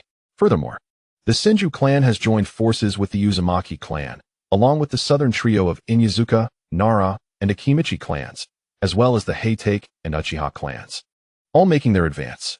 After Uchiha reported the situation, Madara remained silent, merely tapping his fingers gently on the table. Tap, tap, tap. It seemed that chaos was about to engulf the Land of Fire, and the Uchiha clan must prepare accordingly, though it was imperative not to act too hastily. After a moment of contemplation, Madara instructed Uchiha to gather the ninjas, while he himself stayed behind to deliberate the forthcoming plans. Nisan. Just as Madara was deep in thought about his next move, Aizuna's voice interrupted his reverie. Aizuna, what brings you here? A rare smile graced Madara's face upon seeing his only brother, a precious sight amidst the turmoil of war. Father sent me here. He said I should participate in this battle. Aizuna exclaimed excitedly, eager to fight alongside the brother he admired most. Having diligently trained to reach the level of a Jonin, he yearned for the opportunity to battle for the honor of the Uchiha clan. The fact that Tajima himself had permitted his involvement filled him with immense joy. Is this truly father's idea?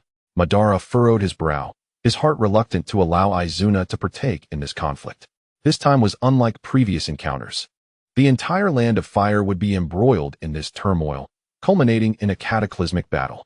Although Aizuna's skills were commendable under normal circumstances, they might prove insufficient in such a monumental clash. As an elder brother, Madara could not bear the thought of losing his last remaining sibling. Aizuna, brimming with excitement, sensed the subtle shift in Madara's expression. His heart tightened, and he quickly spoke up. Nisan, what's wrong? Madara, aware of the tension in Aizuna's gaze, maintained a stern demeanor. This war is unlike any other. It is far too perilous. I will speak with father about this. You shall not participate. His unyielding refusal immediately sparked Aizuna's agitation.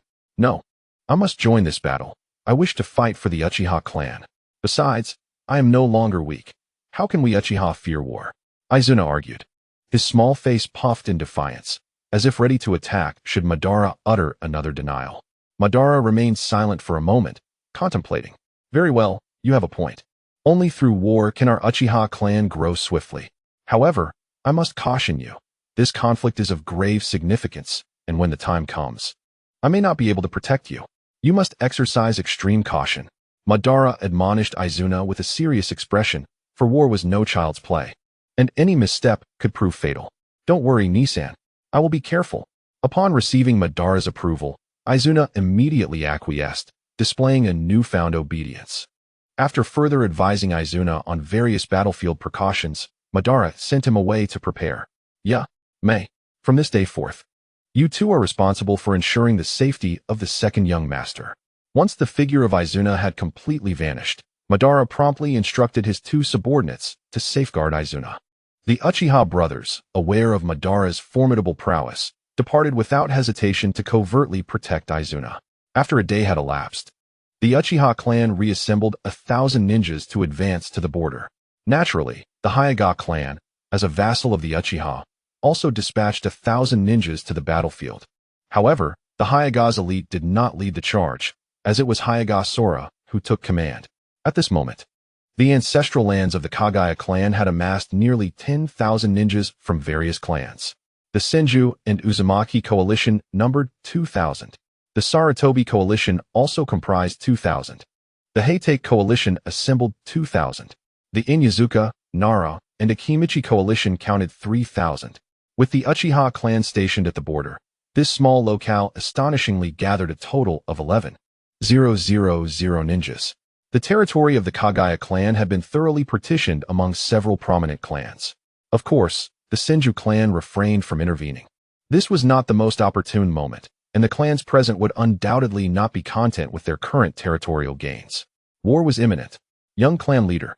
All clans have arrived, yet none have made the first move. They are maintaining a delicate balance.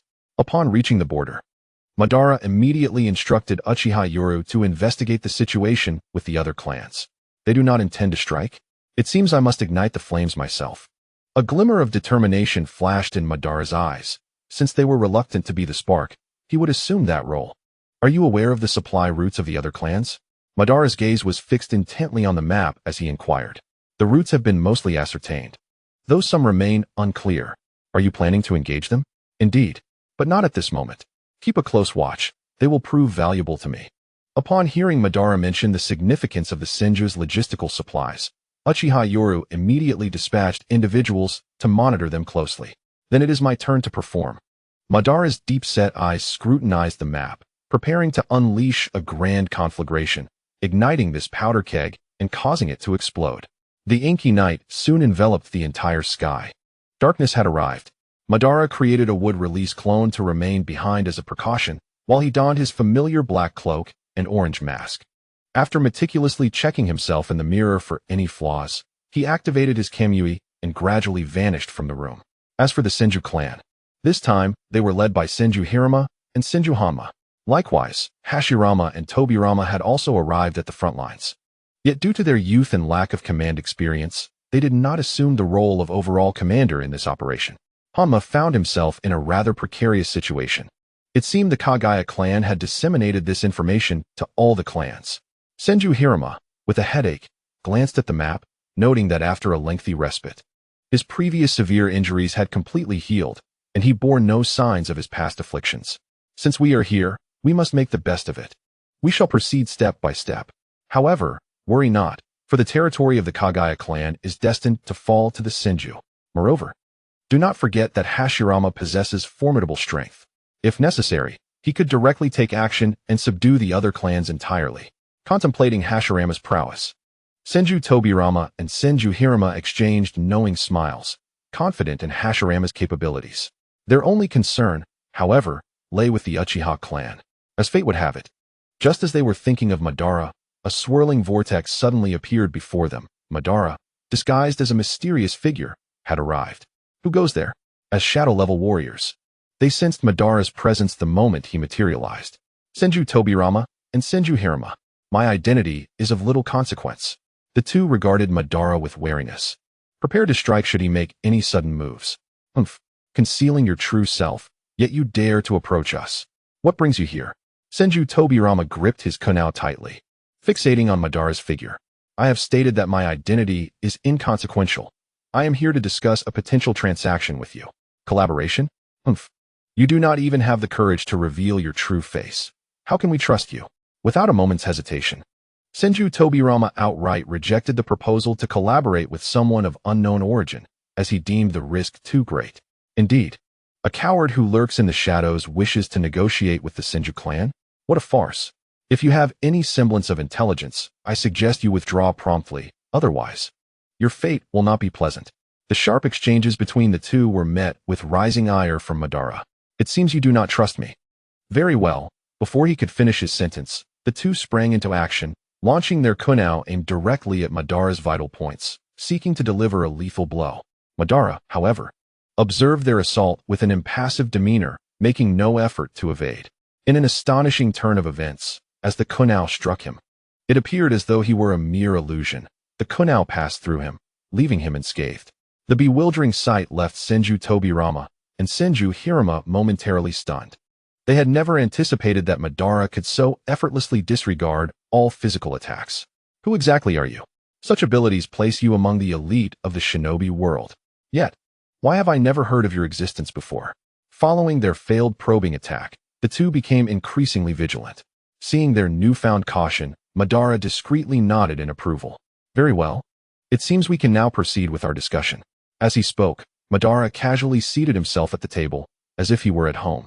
Senju Tobirama and Senju Hirama exchanged dark glances, but chose not to voice their discontent. Please, do share your intentions.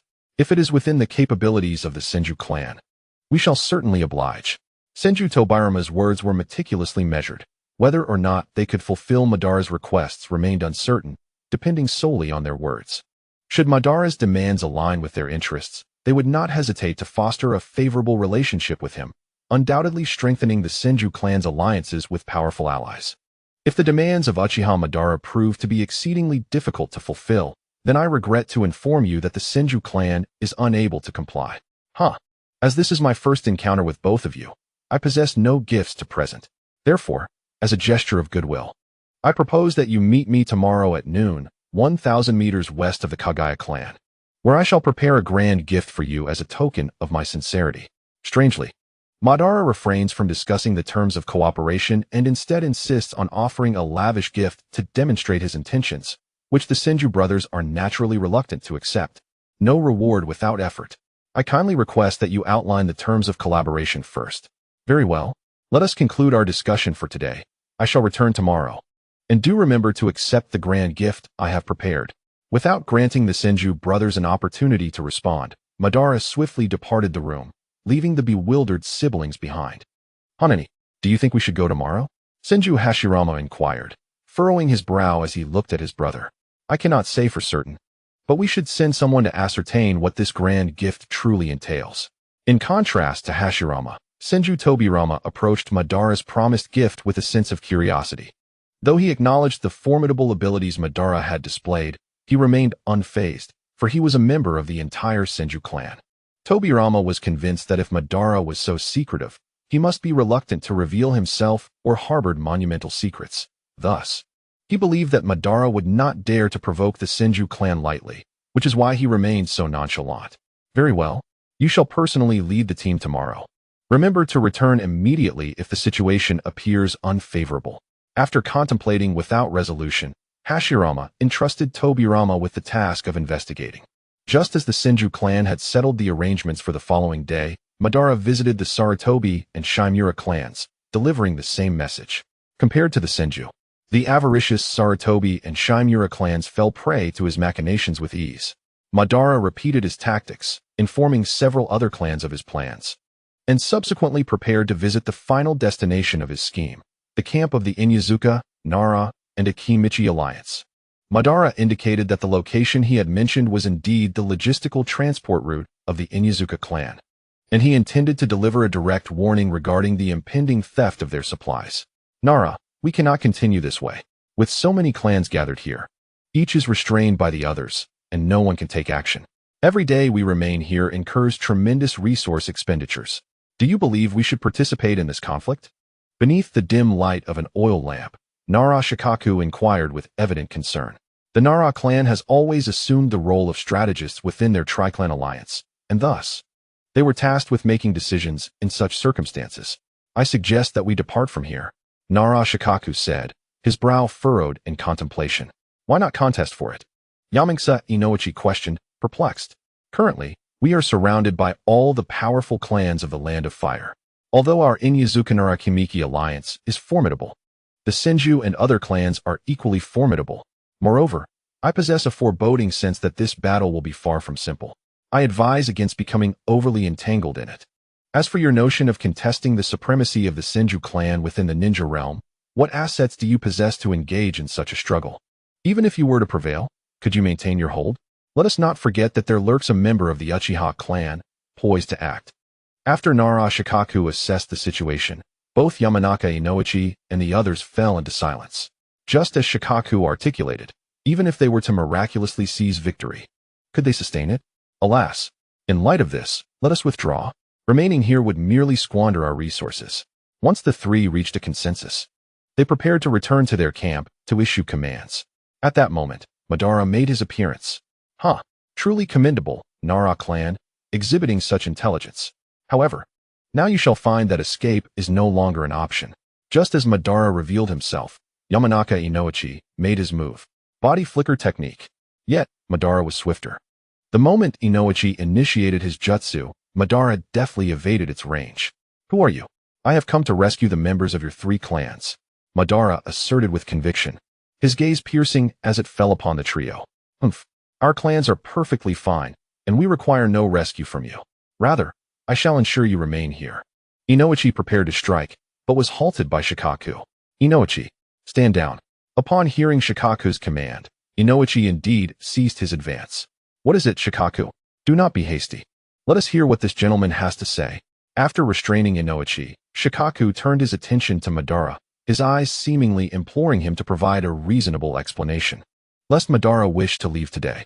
You are unaware, are you? Other clans have already prepared to take action against you. The moment those words escaped Madara's lips, Shikaku promptly refuted them. Impossible.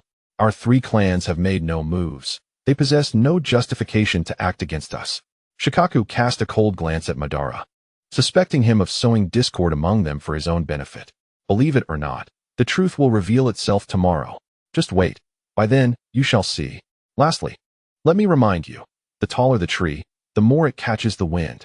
With a gaze laden with significance, Madara regarded the 3 before departing without further ado.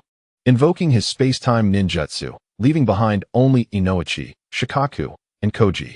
Shikaku, what is the credibility of this mysterious individual's words? Koji inquired. His brow furrowed in contemplation as he looked towards Shikaku, who mirrored the sentiment. Difficult to ascertain.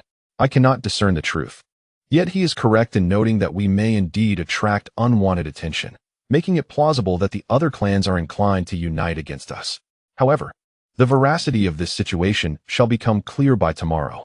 After a moment of reflection, Shikaku ultimately proposed an idea. Very well. Let us ensure that when we receive supplies tomorrow, we dispatch a larger contingent, with the 3 of us going together. Yamanaka Inoichi then delivered the final affirmation, solidifying their course of action. On the following day, dawn gracefully pierced the darkness as it had promised. Many had not enjoyed a restful night due to the troubling words of Ban, and today marked the occasion for them to seek the truth. The prominent clans gathered early, preparing to embark towards the location designated by Ban. However, not all clans chose to heed his call, notably. The united forces of the Heitake and the Amma clans remained inactive. Nevertheless, the majority did proceed. The Senju coalition dispatched Senju Homura and Uzumaki Kazu to lead the expedition, while other clans also sent forth their elite fighters. In an instant, the previously unremarkable valley became a focal point for numerous clans. Meanwhile, the coalition of the Inyazuka, Nara, and Akimichi clans had already concealed themselves around the valley, eager to ascertain whether the mysterious individual's claims were true, that other clans intended to strike against them. Soon, noon arrived, signaling the agreed-upon exchange time for the Inyazuka, Nara, and Akimichi clans. As the other clans sensed the moment was ripe, they stealthily peered forward. Before long, the ninjas of the Inyazuka, Nara, and Akimichi clans appeared, escorting several carts laden with supplies, progressing at a deliberate pace. Upon witnessing this scene, the hidden clans sprang into action. In a swift and chaotic deluge, countless explosive tags and shuriken rained down upon the unsuspecting ninjas tasked with transporting the goods, resulting in the swift elimination of several. The remaining 2 ninjas were grievously wounded. Yet, despite this initial success, none of the clans pursued the advantage. All those concealed in the valley, save for the Heitake and Anma clans, suddenly fell silent. An awkward tension enveloped the gathering as they exchanged glances, each one momentarily taken aback. Humph! I never anticipated they would truly dare to strike against us. Akimichi Ding glowered at the ninjas from the other clans. Since they have the audacity to attack our 3 clans, let us ensure they do not leave unscathed. Enraged and unrelenting, the Inyazuka elder, Haishi, unleashed his fury upon realizing that these clans had indeed targeted them. How brazen of you to meddle with the supplies of our 3 clans. With Haishi's proclamation, the previously concealed forces of the 3 clans revealed themselves, encircling the valley with an impenetrable presence. The clans caught in a stalemate below, upon hearing his words, exchanged uneasy glances. However, upon seeing the coalition of the three clans, they inwardly cursed their naivete for having been deceived. Ah, Elder Heishi, you are mistaken. Our two clans arrived here upon receiving word that someone intended to ambush you. Thus, our coalition is here specifically to safeguard your supplies. Sarutobi Izan. Recognizing the dire situation from the moment he laid eyes on Heishi, quickly devised a justification, refraining from mentioning their earlier assault. Following his lead, Shimizu Torizo eagerly echoed this sentiment, both presenting themselves as protectors of the three clans' resources. Upon hearing their shameless claims, Heishi seethed inwardly, cursing their lack of honor. For those who had launched the surprise attack had now twisted the narrative into one of heroism in Izan's words. Hidden within the coalition of the Sarutobi clan, Ban's eyes flickered with surprise. To be honest, he was taken aback by Sarutobi Yachiri's shameless remarks, leading him to momentarily question whether Sarutobi Yachiri was a direct descendant of the future third Hokage, Sarutobi Hisashi. How will you explain the deaths of our coalition's members? Yamashiro Haji pointed to the corpses on the ground and asked in a low voice. This was all a misunderstanding. A misunderstanding. We accidentally mistook them for enemies. Compared to the previous explanation, this one seemed even more far-fetched, provoking Yamashiro Haji's ire. What a convenient excuse. I have never encountered such brazen individuals. Sarutobi Yachiri. Today I shall ensure your demise. Hearing Sarutobi Hisashi's words, which were even more outrageous than before, Yamashiro Haji could no longer contain his fury. And the coalition of the three clans felt the same. As soon as Yamashiro Haji finished speaking, they surged forward in unison. The colors of the three clans were evident, particularly as the Akimichi clan unleashed their expansion technique, immediately transforming into giants. In an instant, hundreds of Akimichi members utilized their secret arts, all growing to colossal sizes.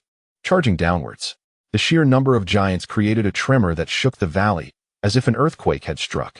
The surrounded families, witnessing such a multitude of giants rushing towards them, felt a surge of panic. Everyone, the coalition of the three clans is formidable, and we have no hope of survival unless we unite. Let us set aside our grievances for now and join forces to overcome this crisis. Seeing the situation deteriorate, Senju Hanaka quickly called for the families to unite against the trio of clans. Ban, concealed within the crowd, couldn't help but smirk at this proposal. Join forces? As if I don't exist. He thought coldly before making his move. Water release. Water Dragon Bullet Technique. As Ban completed his hand seals, a fierce water dragon surged forth with unstoppable momentum and terrifying power towards an Akimichi ninja. Boom. Due to their enlarged forms, the Akimichi clan's movements had slowed, and the water dragon bullet struck the ninja squarely. The force was undeniable. The Akimichi ninja let out a shriek as he stumbled backward, each step raising clouds of dust. And some Yamashiro clan members who couldn't evade were trampled and severely injured by the retreating giant. Senju clan, how dare you ambush my Akimichi clan members?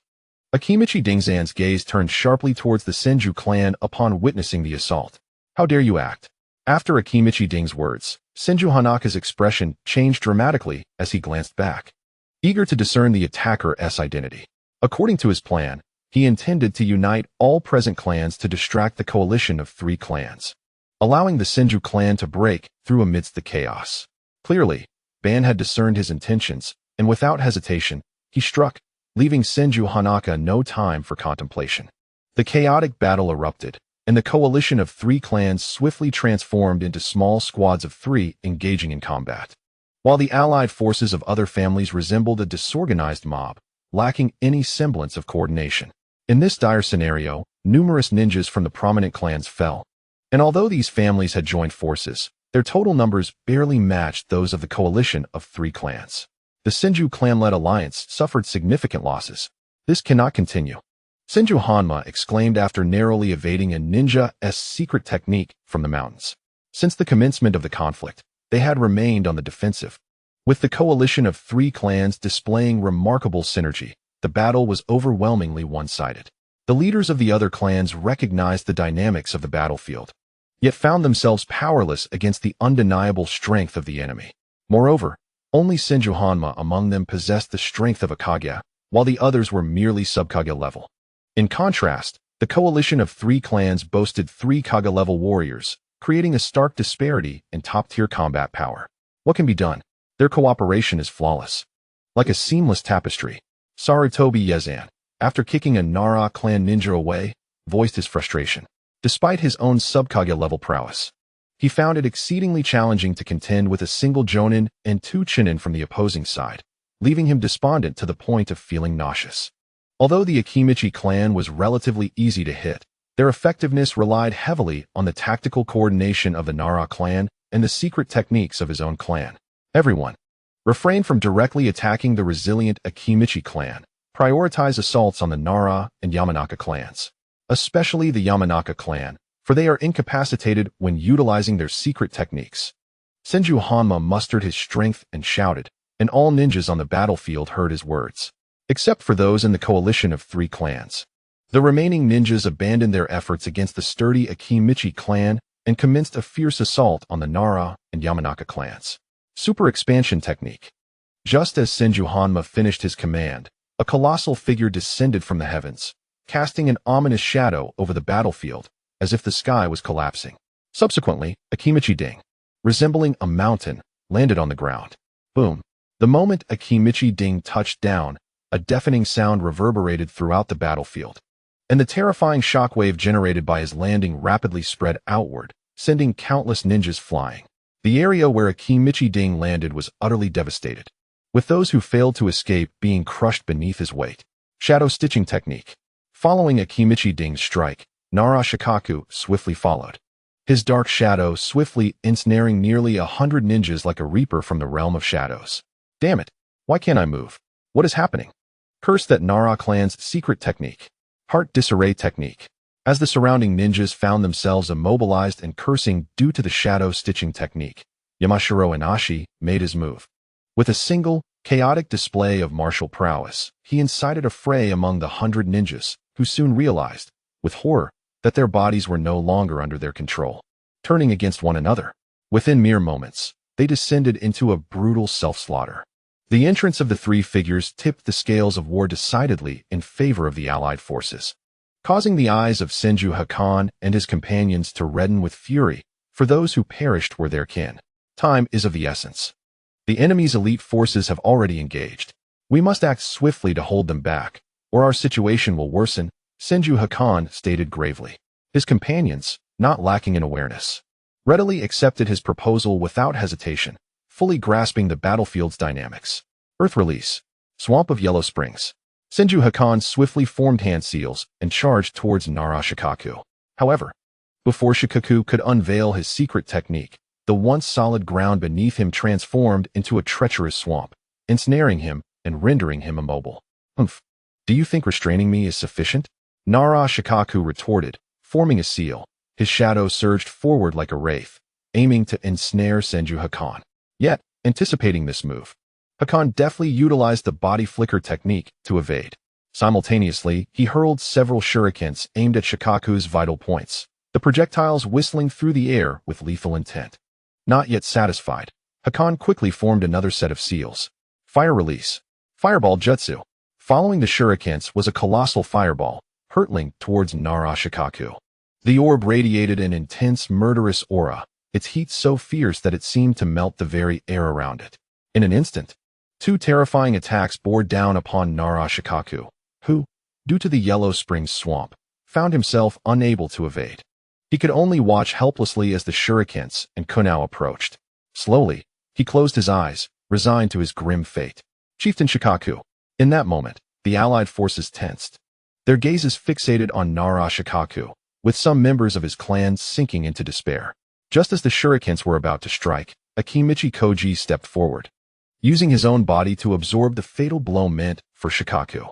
Koji, Nara Shikaku exclaimed, opening his eyes to see the familiar, massive silhouette standing before him, shielding him from the deadly assault. Overwhelmed with emotion, Shikaku's heart swelled with gratitude. Enough of this expression. The Nara Shikaku I remember has always been wise and full of confidence. After a smile, Akimichi Ding turned to Nara Shikaku and said slowly, I shall not concede. Help me out.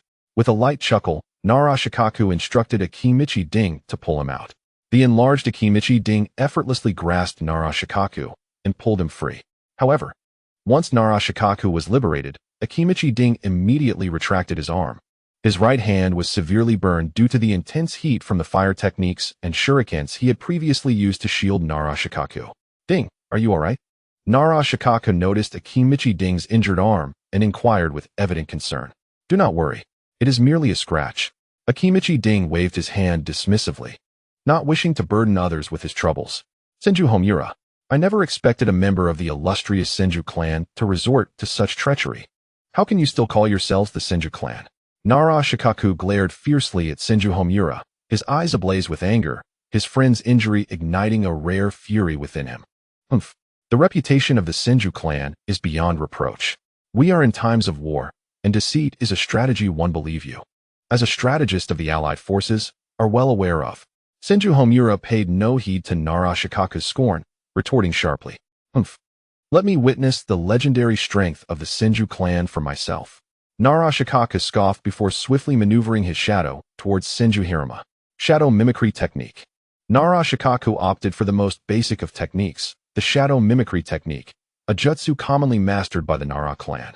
The slender shadow moved eerily under Nara Shikaku's command, inching closer to Senju Homura.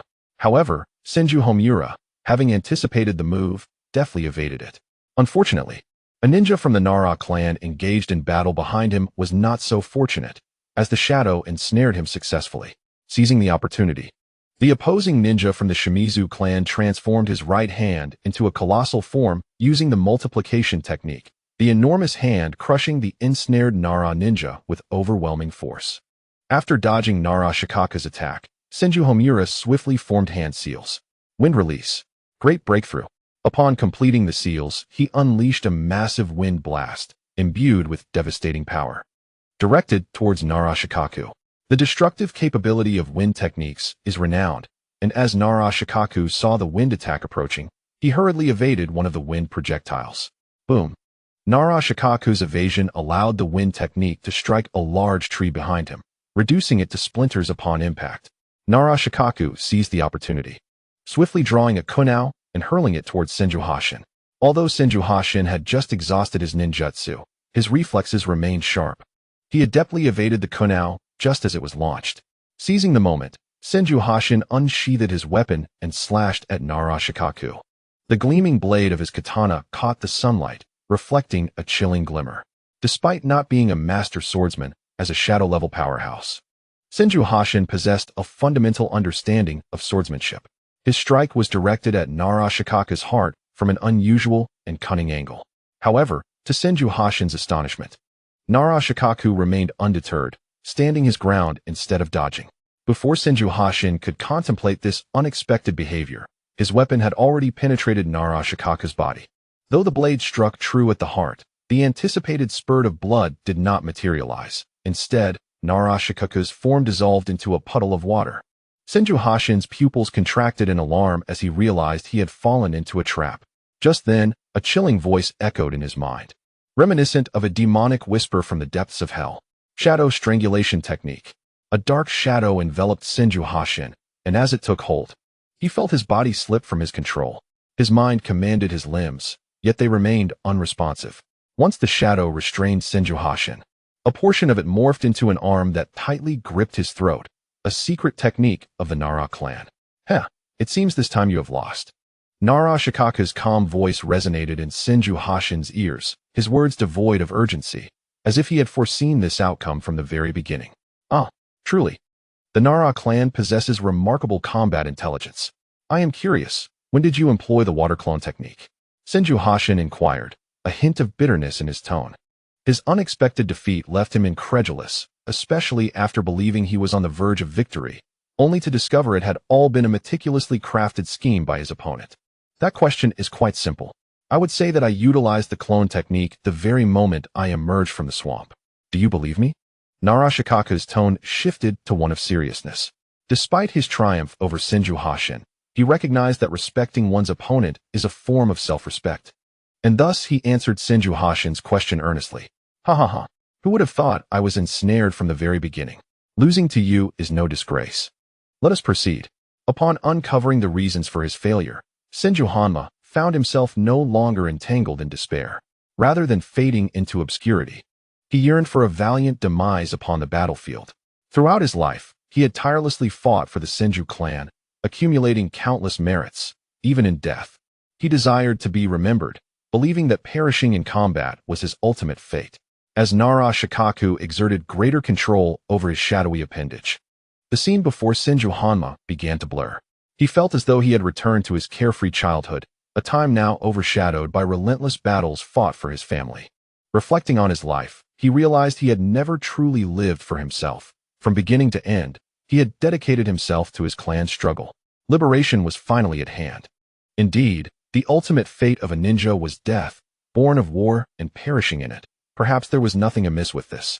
At last, as the force upon his arm intensified, Senju Hanma, the elder of the Senju clan, succumbed entirely upon the battlefield. Elder, Lord Hanma. At the moment of Senju Hanma's lifeless body hitting the ground, the surrounding ninjas of the Senju clan erupted in anguished cries. They were all former subordinates of Hanma, trained under his guidance, akin to his students. In the world of Hokage, where a mentor is akin to a parent, the impact of Hanma's death on them was unimaginable. Damn it, Nara clan, I will slay you. They vowed, seeking vengeance for Lord Hanma, kill the Nara clan. Slaughter. Hundreds of Senju ninjas immediately raised their voices in a thunderous roar. Although they numbered merely in the hundreds, their fervor rivaled that of all present.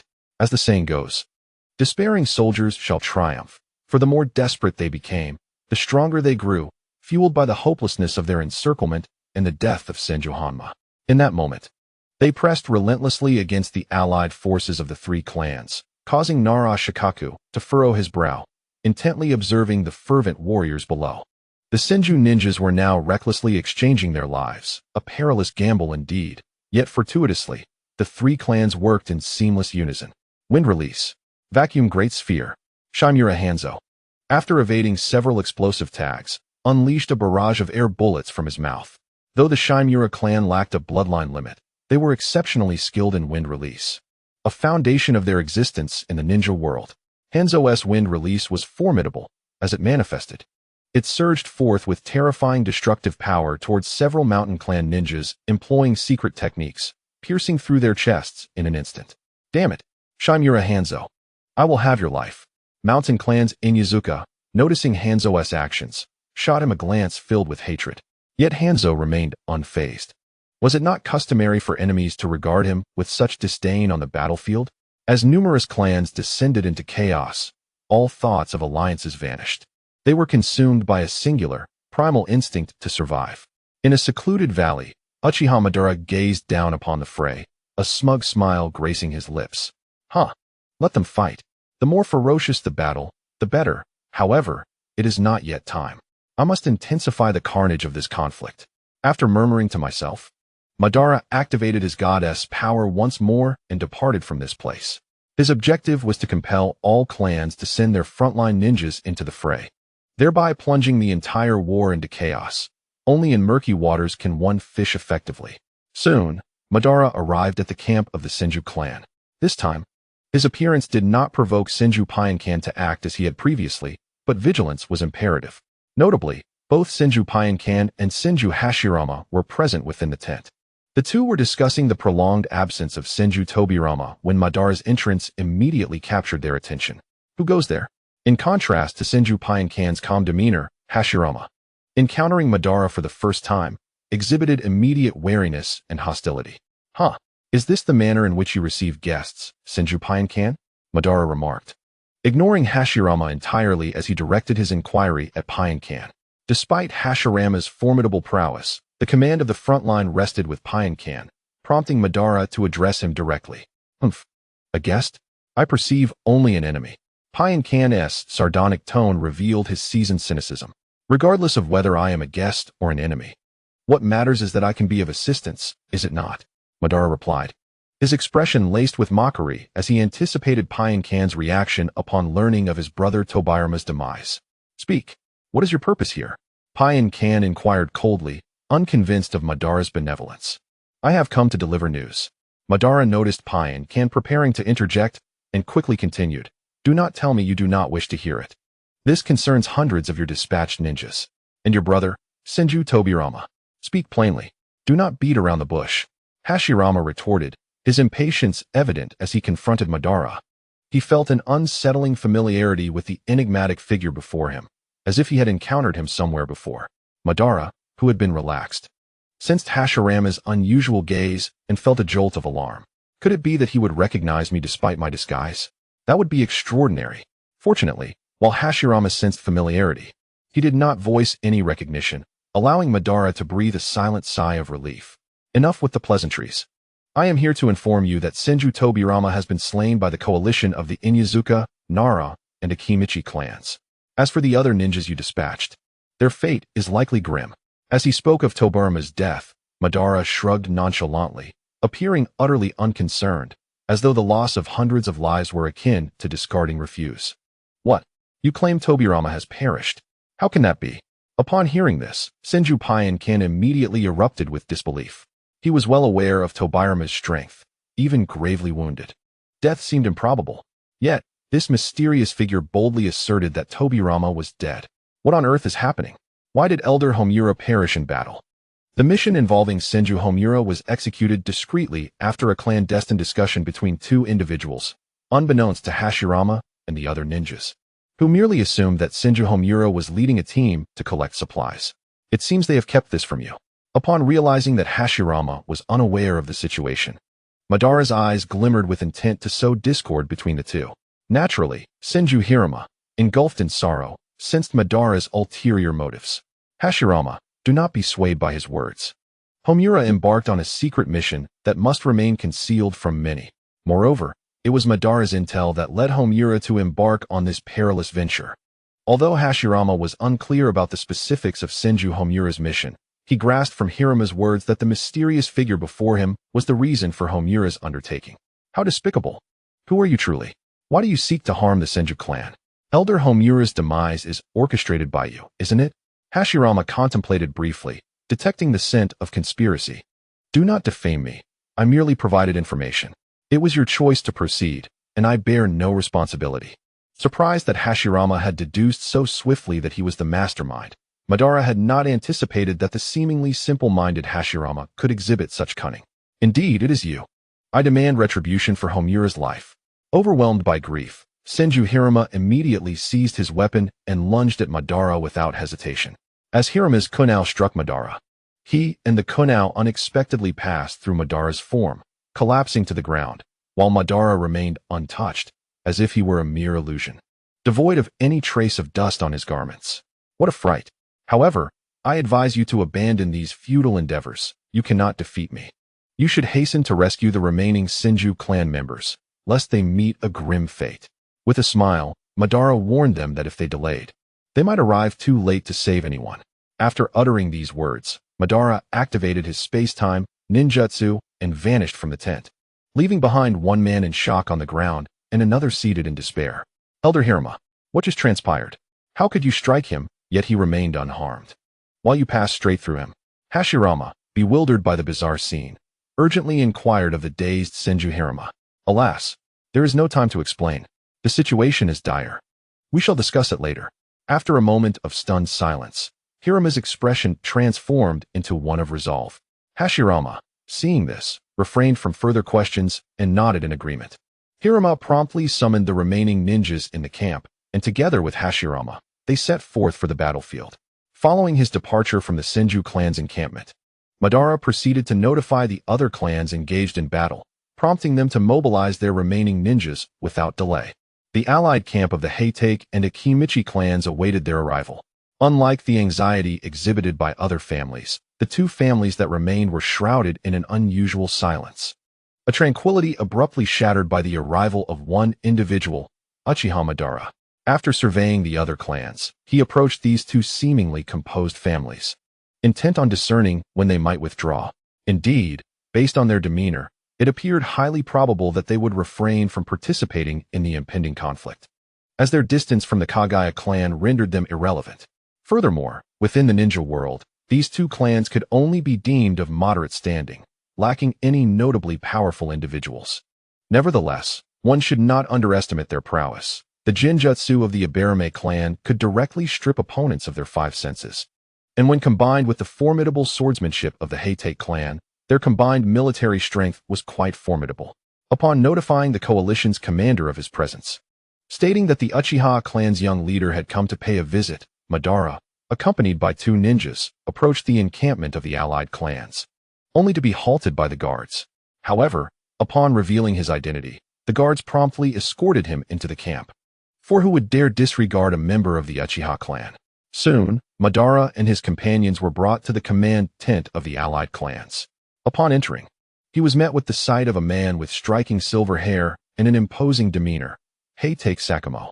Coincidentally, Sakamo noticed Madara at the entrance, and in an instant, his aura surged toward Madara, eager to gauge the strength of this much-discussed junior. As a swordsman, Sakamo's aura was sharp and unwavering, exuding an undeniable intensity. The moment his unrestrained presence bore down on Madara, the latter sensed it immediately.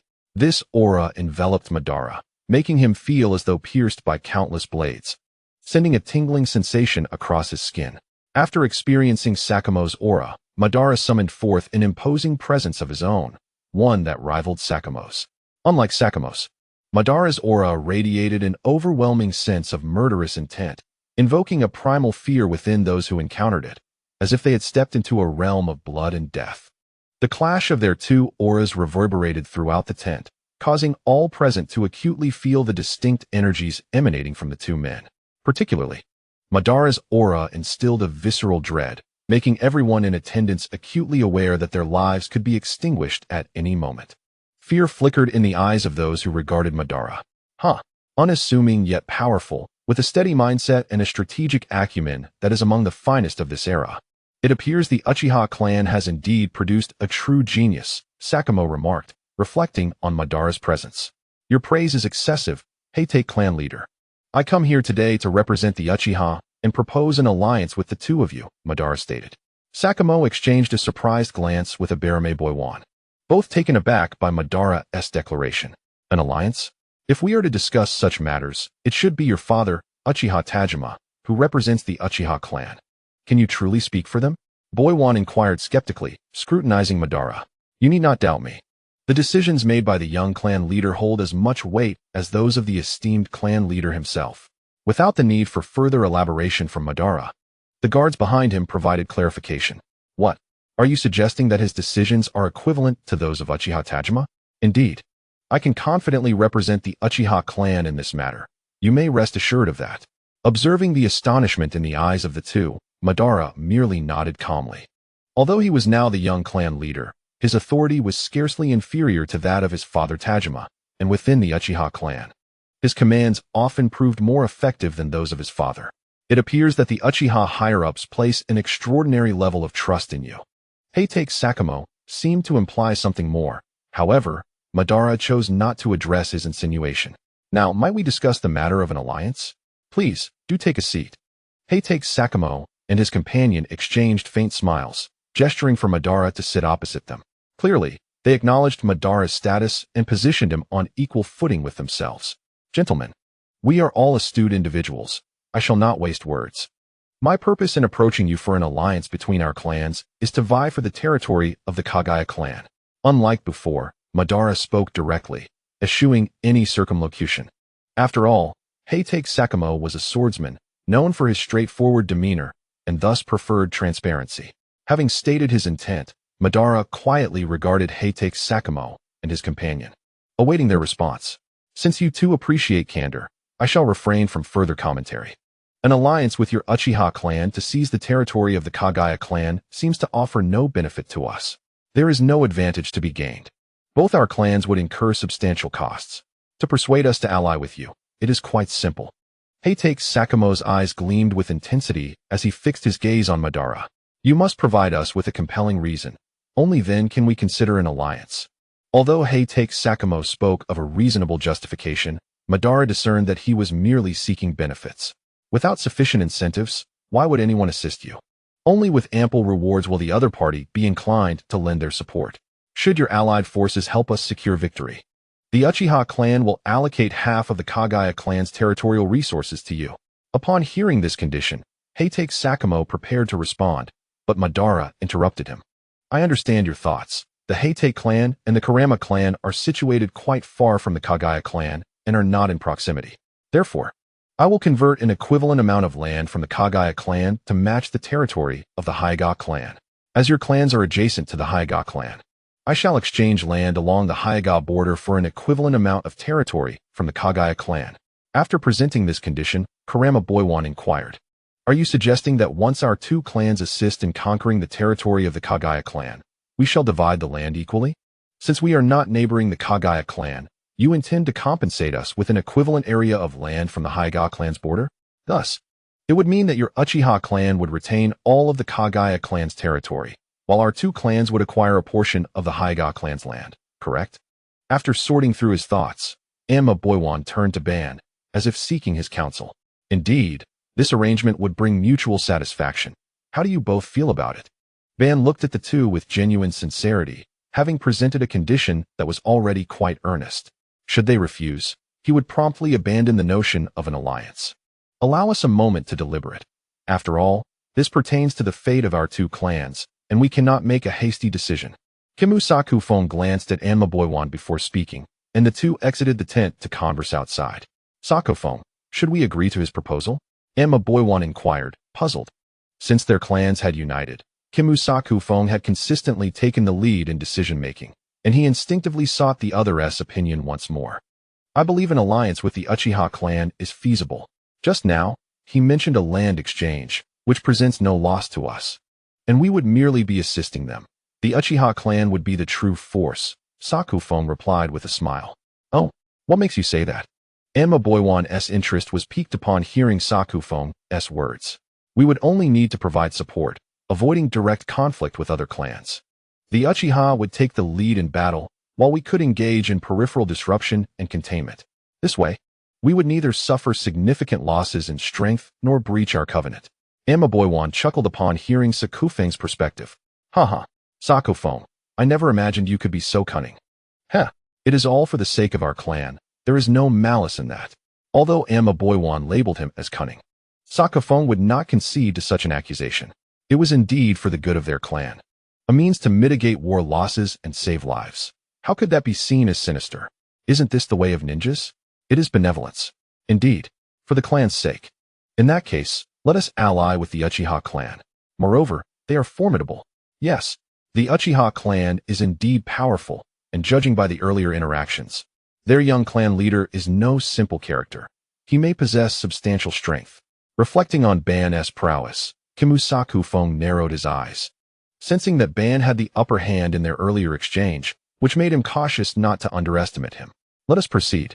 Since we have resolved to ally with the Uchiha clan, we should provide them with our response," Sakofong said with a smile, and Amma Boiwan mirrored his expression. Upon re-entering the tent, they found Ban sitting alone, sipping tea, as if he had anticipated their agreement to ally with him. The peculiar scene stirred an odd feeling within both men. "How have you both deliberated? Will you ally with the Uchiha clan?" Ben looked up at them, his inquiry laced with an undeniable certainty.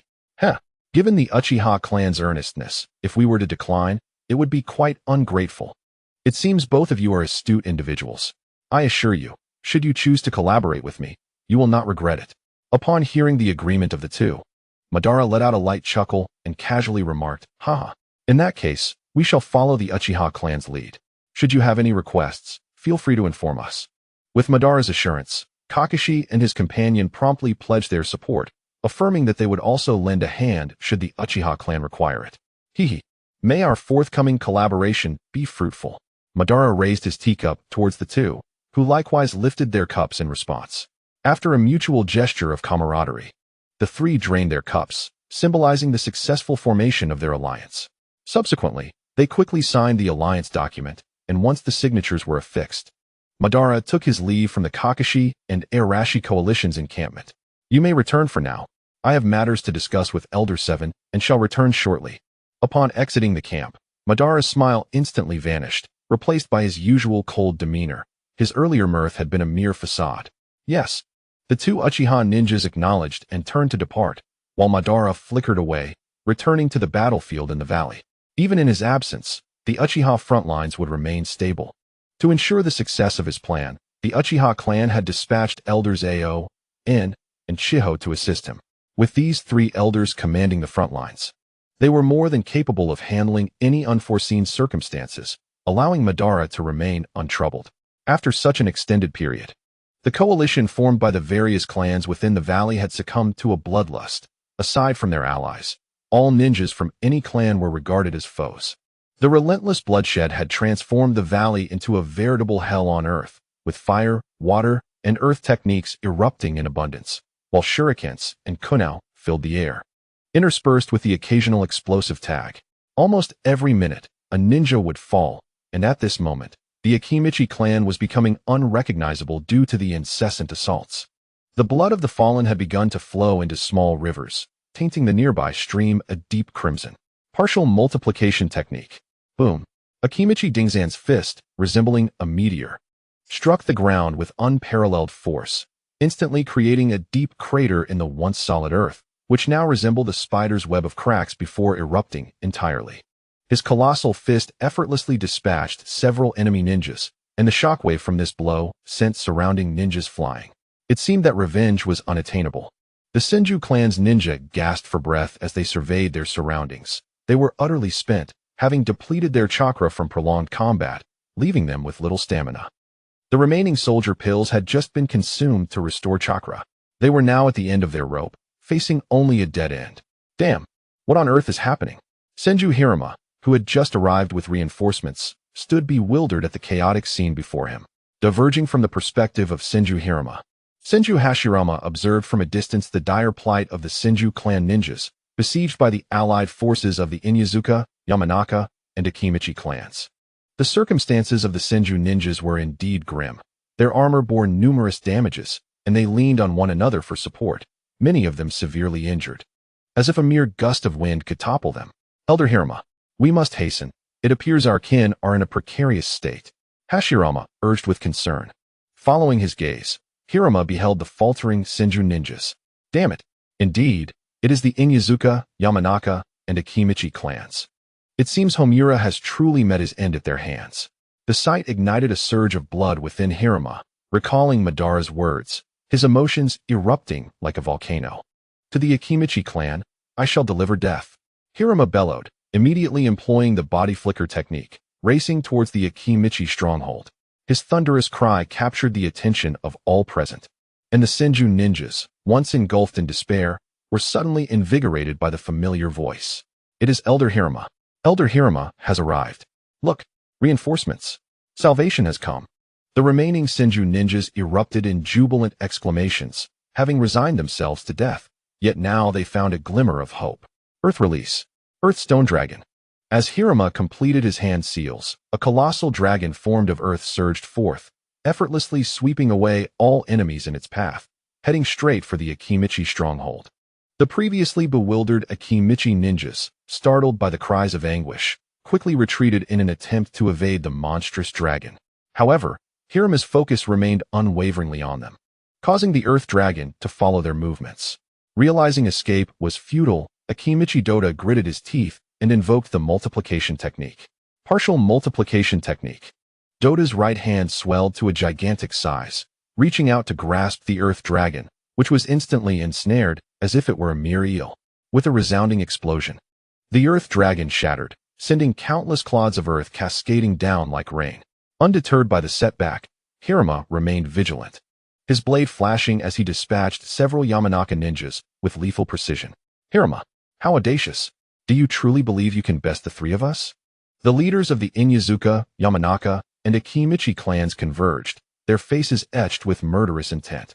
The war had reached an irrevocable stage, regardless of past relations. Retreat was no longer an option. Naradoka, do not feign righteousness. Many of my Senju clan have perished at your hands. Moreover, you actually killed Hanma. I must avenge him. Upon mentioning Senju Hanma, Nara Shikaku and the others fell silent, fully aware of their culpability. Hanma's demise was an accident. In such circumstances, enough. There is no need for further discourse. War is war, and one should not seek excuses for the bloodshed they have wrought. Senju Hirama roared, interrupting Nara Shikaku's words. Elder Hirama immediately signaled for a retreat. Just as Senju Hirama prepared to take action, the voice of Hashirama resonated in his ears.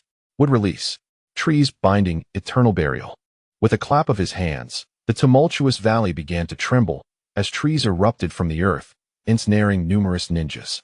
The ninjas from other clans, upon feeling the tendrils wrap around them, were momentarily stunned. Before they could comprehend what was occurring, the vines began to grow wildly. In mere seconds, they transformed into towering trees, and those ensnared felt their life force and chakra rapidly depleting. What on earth is this? Help! Help! Someone, please remove this cursed thing. Damn it! Why? Why is my chakra diminishing? 100 bound ninjas simultaneously emitted anguished cries, their terror palpable, as if they had encountered an unspeakable horror. Their collective outcry immediately drew the attention of everyone on the battlefield, and as they turned to witness, they beheld a scene they would never forget. They saw living beings ensnared by the vines being devoured by the trees, ultimately vanishing entirely, becoming nourishment for the very flora. For many ninjas present, it was their first encounter with the wood release technique, and they were left utterly astonished by its eerie nature. Yet, Hashirama showed no signs of halting. He clapped his hands once more. Wood release. Flowering tree realm descends. As chakra surged from Hashirama, countless trees sprouted like bamboo after rain, growing to towering heights within seconds, relentlessly expanding into the valley. Those ninjas who had not managed to escape were engulfed by the sea of trees, their screams silenced. The remaining ninjas, witnessing the overwhelming growth of the trees, wore expressions of sheer terror and fled in a frenzy. However, the despair brought by the wood release was far from over. As the trees ceased their wild growth, they began to bloom with colossal flowers, releasing an endless cascade of pollen into the air. The pollen swiftly drifted toward the surviving ninjas, and as they inhaled the potent toxins, many collapsed to the ground in an instant. The might of wood release is truly unparalleled among all bloodline limits. From the moment Hashirama initiated his assault until its conclusion, a mere 30 seconds elapsed. Yet this brief span resulted in the demise of hundreds of shinobi, including substantial losses for the typically harmonious Ino-Shikacho coalition. On the hillside, Madara observed the unfolding chaos within the valley, witnessing Hashirama's formidable display of power. However, Madara regarded it merely as an entertaining spectacle. His true scheme was only just beginning. With Hashirama being a pivotal figure in his plans, he intended to exhaust the strength of these clans by leveraging Hashirama to the fullest. Hashirama, let me see just how many you can help me eliminate. Madara's gaze flickered as he scrutinized the shinobi below, contemplating his next strategy. After uttering these words, he utilized the Flying Thunder God technique to vanish from his original location, no longer needing to observe the aftermath. With such a display, it was clear that the Senju clan could never ally with the other families. Henceforth, events would unfold precisely as Madara envisioned. Following Madara's intervention, the reinforcements from the other clans arrived at the battlefield, witnessing the brutal slaughter of their kin at Hashirama's hands. Without hesitation, these reinforcements launched an assault on the Senju clan from behind. In an instant, the Senju found themselves besieged, facing a combined force of 5,000 to 6,000 shinobi. The scale of devastation for the Senju clan was unimaginable. Hashirama, engaged in battle, quickly noted the dire situation unfolding behind him. Observing the resistance of the various clan shinobi ahead, he furrowed his brow. Elder Tobirama, the current circumstances are quite grim. Our Senju clan has become the target of these clans, caught in a pincer attack. Without needing Hashirama's reminder, Tobirama was already acutely aware of the circumstances behind them. Hashirama, you must resolve those enemies in front of you swiftly. I will lead the remaining clan members to confront the coalition from the rear. Once you eliminate the foes ahead, you can immediately turn and attack those who are ambushing us. Tobirama quickly devised a strategy upon surveying the surroundings. No, Elder Tobirama, you must instruct our clansmen to let them in and gather around me. In contrast to Tobirama's approach, Hashirama suggested consolidating their forces. What do you intend? Tobirama gazed at Hashirama in shock. Indeed, Elder Tobirama, I plan to eradicate them single-handedly. Hashirama's resolute voice rang clear amidst the clamor of battle, reaching Tobirama's ears with unmistakable clarity. Although Hashirama was formidable, Tobirama did not believe he could single-handedly annihilate thousands of enemies. No matter how powerful a shinobi may be, they are ultimately human, and every human has their limits. Tobirama was unconvinced that Hashirama could achieve total annihilation of the opposing forces. Hashirama, sensing Tobirama's hesitation, looked at him intently. Fear not, Elder Tobirama. Trust in my strength. I am more than capable of accomplishing this. Observing Tobirama's demeanor, Hashirama felt compelled to offer reassurance once more. Very well. The outcome now rests in your hands. It seems that Senju Hirama has also been influenced by Hashirama's confidence. So he merely nodded and turned to leave without saying much. All Senju clan ninjas, gather around me. Senju Hirama's commanding shout resonated clearly in the ears of those present, prompting the Senju clan ninjas to swiftly disengage from battle and retreat. Observing this scene, the ninjas from other clans seized the opportunity to charge into the valley. The intentional retreat of the Senju clan allowed these ninjas to penetrate deeper into the valley. Hashirama, act now. With all the ninjas inside the valley, Senju Hirama called out as a reminder. Hashirama immediately clapped his hands together. Would release. Sage art. True Thousand's hands. Manifest. With a low exclamation. A colossal and majestic Buddha appeared on the battlefield, exuding an overwhelming aura that left the assembled ninjas in profound awe. Hashirama paid no heed to their thoughts. Upon the emergence of the Senju Great Buddha, countless arms descended with cataclysmic force.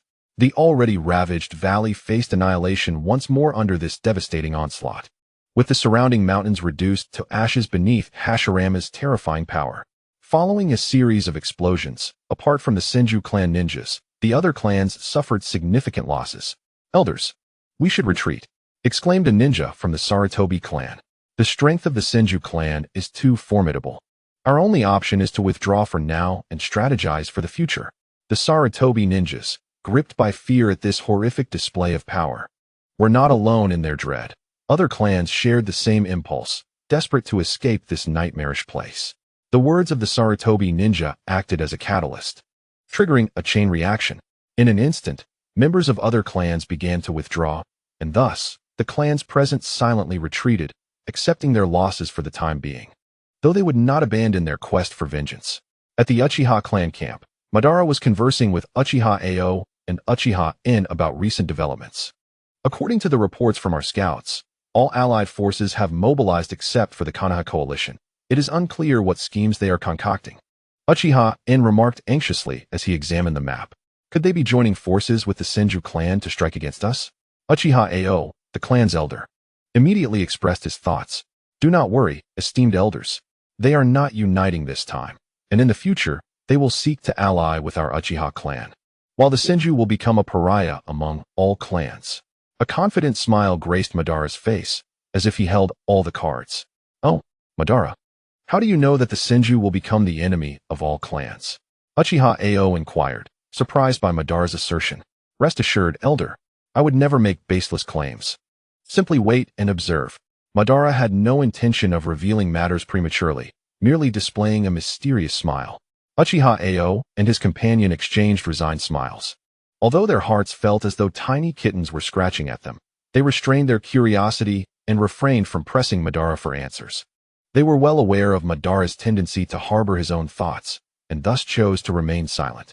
As the day slipped away like a fleeting shadow, it came to pass that on the following day, all the major clans, except for the Uchiha and Senju allied forces, gathered together. Their purpose for convening was singular, the Senju clan. The power exhibited by Hashirama the previous day had far surpassed their comprehension, instilling within them a profound sense of dread. When one side becomes overwhelmingly strong, the balance is disrupted, and the weaker factions invariably band together to resist. This was precisely the predicament faced by the Senju clan, whose might was so formidable that the other clans had no choice but to unite. Everyone, speak your minds. What shall we do? After a moment of silence, Akimichi Ding stood to voice his thoughts. As the most powerful faction present, he felt compelled to shatter the oppressive atmosphere. The Senju clan is exceedingly strong, even united. Our chances of victory seem slim. I propose we retreat and avoid futile resistance, which would only lead to unnecessary casualties. Sarutobi Yitsum, having witnessed Hashirama's display of power firsthand, was filled with trepidation and dared not take further action against the Senju clan. I hold a different perspective. The Senju clan is not invincible. Sitting amidst the assembly, Heitake Sakamo was unlike the others, for he had not been easily swayed by Madara's words, and thus had not suffered the brunt of Hashirama's might. His attendance at this gathering was prompted by Madara's suggestion, who anticipated that these clans, having faced such a crushing defeat, would band together against the Senju clan. Madara had deliberately sent Heitake Sakamo to influence their thoughts, aiming to instill in them the notion that the Senju's power was not insurmountable, and that the Uchiha clan must take action. He intended to make them aware that only the Uchiha clan could stand as a rival to the Senju clan, thereby facilitating his ascent as the leader of this alliance. Heitake Sakamo, you did not partake in the battle yesterday and are unaware of the Senju clan's terrifying ninjutsu. That technique is capable of annihilating all. I fear that even if all our clan's ninjas were to unite, we would still not stand a chance. Shimura Hanzo interjected hastily, his heart gripped by fear, yearning only to retreat to his clan and distance himself from the Senju. Humph, look at you, the esteemed leader of the Shimura clan, reduced to such a state by a junior. How utterly disgraceful. Heitake Sakamo regarded Hanzo with disdain, and his contemptuous expression incited Hanzo's ire. You insolent brat. What kind of expression is that? You are merely spouting bravado here. Should you truly encounter the Senju's ninjutsu, I doubt you would fare any better than I. With a dark expression, Shimizu Hanzo spoke, occasionally casting cold, piercing glances at his counterpart. Humph. An excuse is merely an excuse. You were clearly frightened by a junior and are now grasping at straws. Without hesitation, Kiki Sakufu retorted, causing Shimizu Hanzo's already grim demeanor to worsen. Enough. Let us not bicker. Our true adversary is the Senju clan. Kiki, you mentioned that the Senju are not invincible. Do you possess a strategy to combat them? Narashikaku, sensing the tense atmosphere in the room, hastily intervened. Shimizu Hanzo merely snorted in response, his gaze fixed coldly on Kiki, eager to discern what pearls of wisdom might emerge from his lips. Indeed, there is a method to defeat the Senju, Kiki replied with a smile. However, before I divulge this strategy, allow me to pose a question to all present. Which clan in the entire shinobi world is renowned alongside the Senju? Shikaku, quick-witted as ever, immediately thought of the Uchiha clan, the only other clan of equal repute. Yet, despite his utterance, a hint of uncertainty laced his tone. As he began to grasp Kiki's intentions, having experienced the terrifying prowess of Hashirama Senju firsthand, he held little faith in the Uchiha's capabilities. Seemingly anticipating this reaction, Kiki remained unfazed. Hold your judgments, my friends. I am certain you are aware that not long ago, the Uchiha clan decisively defeated the Senju, forcing them to cede a significant portion of their territory. This event was recent, and thus, Kiki urged them to ponder. Given that Senju Hashirama wielded such formidable power, it is evident that it was not acquired overnight, but through years of arduous training. Therefore, if the opponent has honed their skills over time, it stands to reason that Hashirama must have participated in the battle against the Uchiha. Despite his strength, the Senju ultimately faced defeat and territorial concessions. Surely, you can draw your own conclusions from this. With each statement Kiki made, the eyes of those gathered sparkled with intrigue, and by the end, the expressions of the clan leaders were alight with excitement and anticipation. Yes, indeed. Your words have sparked a memory. The Senju clan does not seem invincible after all. Hashirama's might could not have been attained instantly, and if the Uchiha were capable of overcoming them, they must possess greater strength. Furthermore, there were reports of a young Uchiha, known as Madara, who single-handedly vanquished thousands. It stands to reason that this Madara is indeed the one capable of overcoming Hashirama. With this revelation, Narashikaku immediately began to align his thoughts with the direction Kiki had hoped for. Kiki nodded discreetly. His objective had been successfully achieved. Precisely. Thus, I assert that the Senju clan is not beyond defeat. In order to preempt any further issues, Heitake Sakamo hastily reassured them. Wonderful. In that case, we shall immediately send someone to seek an alliance with the Uchiha clan. This way, we need not fear the terrifying power of Senju Hashirama any longer. Analyzing the situation, Narashikaku reignited the fighting spirit within the assembly, as if the fear instilled by Hashirama's strength had never touched them. However, Sarutobi Yezan astutely identified a significant obstacle. The Uchiha clan is unlikely to ally with us easily. This revelation cast a pall over the gathering. For since the onset of the conflict, there had been no indication that the Uchiha were preparing to enter the fray. Consequently, it seemed the Uchiha would not contest for this land, complicating matters considerably. Heitake Sakamo observed the grim expressions of those around him, and unlike the others, who were consumed by anxiety, he could not help but smirk internally. The Uchiha clan unwilling to engage in battle? Their silence was a jest. In truth, The Uchiha had covertly allied with them, and thousands of ninja from the coalition were amassed at the border. To claim they were disinterested in seizing land was nothing short of absurd. While Heitake Sakamo's thoughts brimmed with sarcasm, his exterior remained composed, mirroring the concern of his companions. Given our uncertainty regarding the Uchiha clan's intentions, perhaps I should personally visit them to gauge their stance and ascertain whether they will aid us.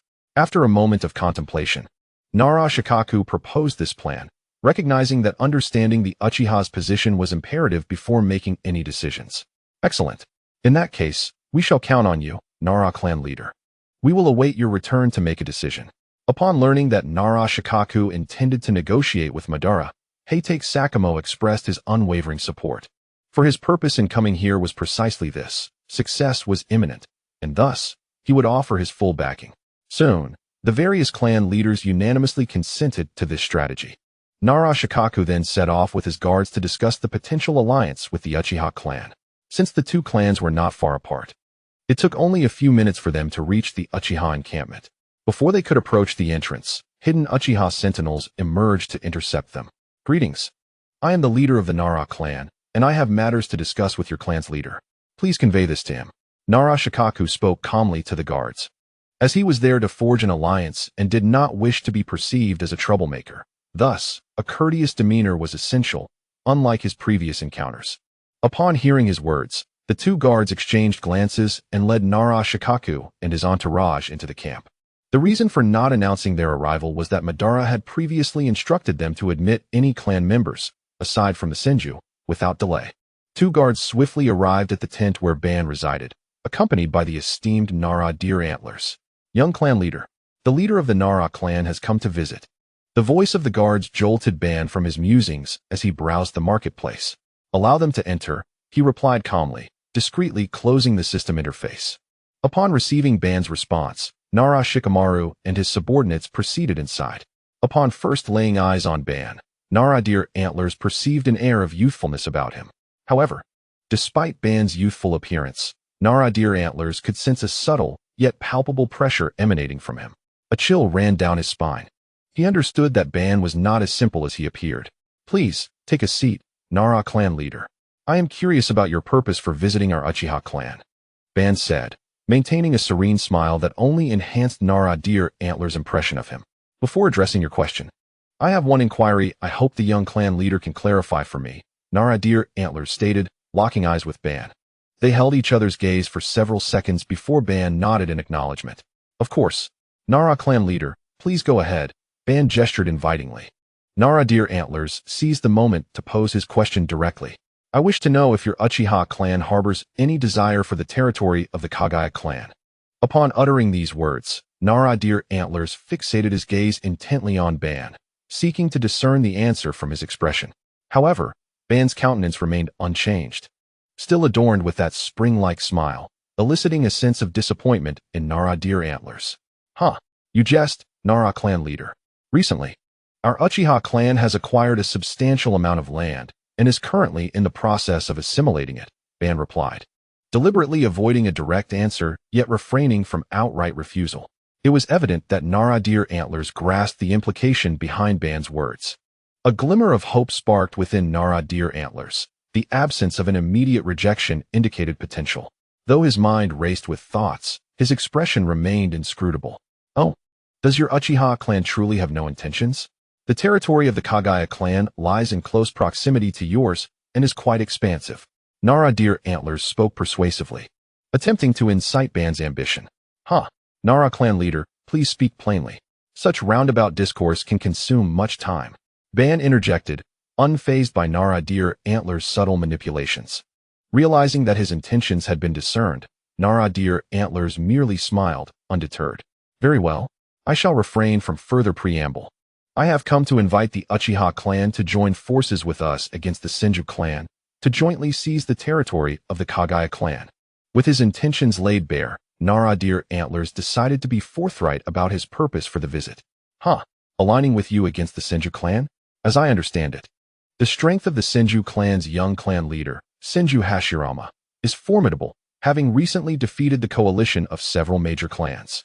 The Uchiha clan and your alliance are likely to suffer significant losses, are they not? Setting this matter aside, even if we manage to vanquish the Senju clan, how shall we distribute the lands of the Kaguya clan?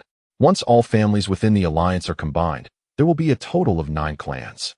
And the territory of the Kaguya clan is hardly sufficient to accommodate such a division. As Madara spoke with eloquence, he scrutinized the expression of Nara Shikaku.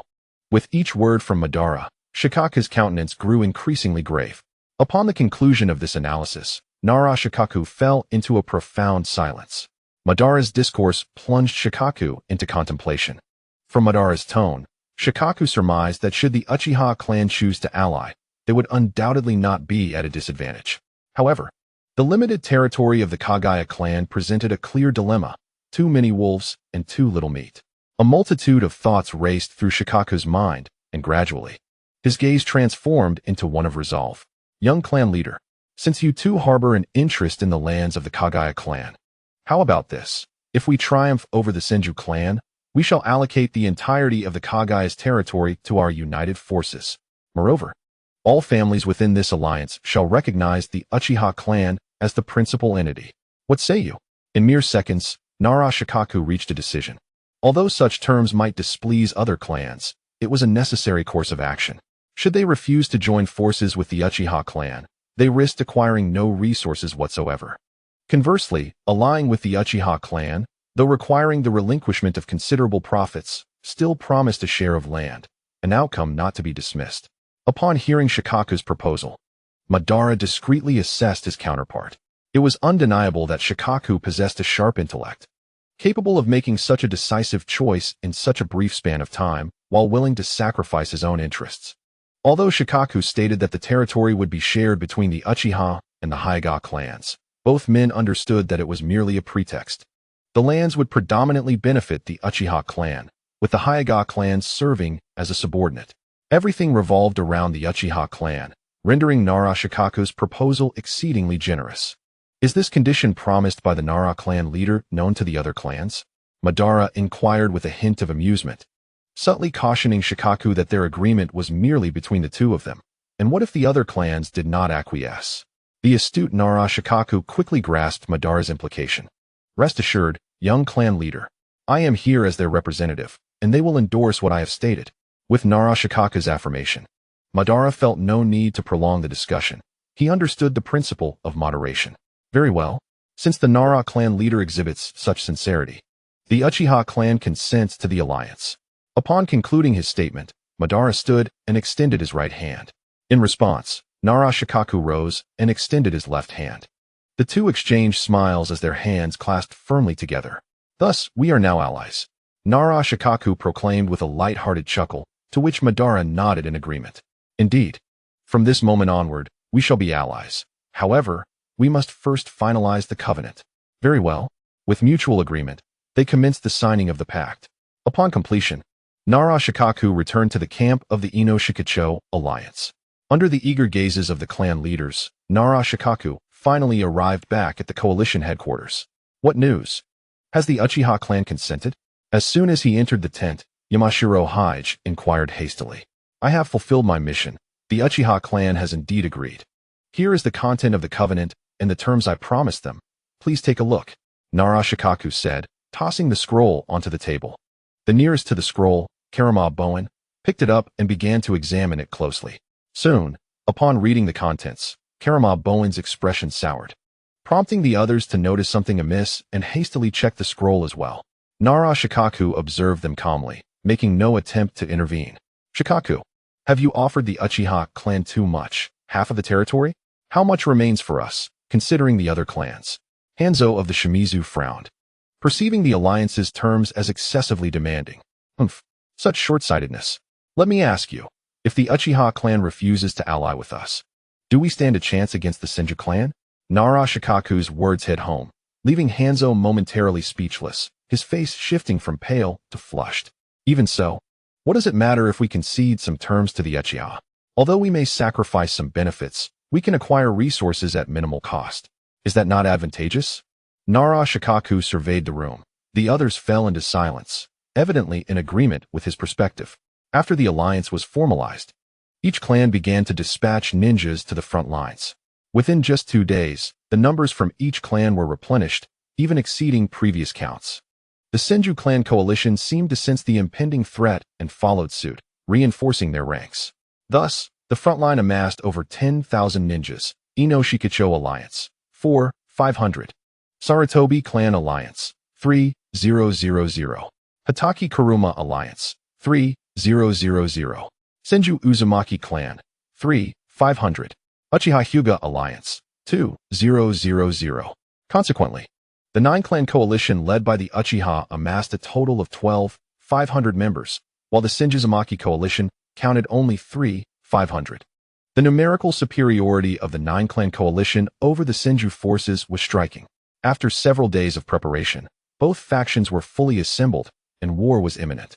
At the 9-clan alliance camp, clan leaders gathered in unison. Even Taijima was present, though he was not the commander. Madara held that title. Esteemed leaders, now that we are all assembled, I shall outline the battle plan. Upon seeing that all had arrived, Madara began to announce the strategy for combat. In the forthcoming battle, I shall personally engage in restraining Senju Hashirama, while the main offensive will be led by the Inazuka, Nara, and Akimichi clans. The Sarutobi and Shimura clans will provide support from the flanks, with the objective of eliminating as many of the Senju allied ninja as possible. The Hataki and Kurama clans shall remain inactive at the commencement of the conflict, waiting until the battle reaches a fevered pitch before executing a swift ambush on the Senju coalition. As for the Uchiha and Hyuga clans, they will position themselves at the rear of the Senju forces, ready to deliver a decisive blow when the enemy begins to falter, while simultaneously intercepting any fleeing members of the Senju. Upon concluding his strategy, Madara was met with unanimous agreement from all present.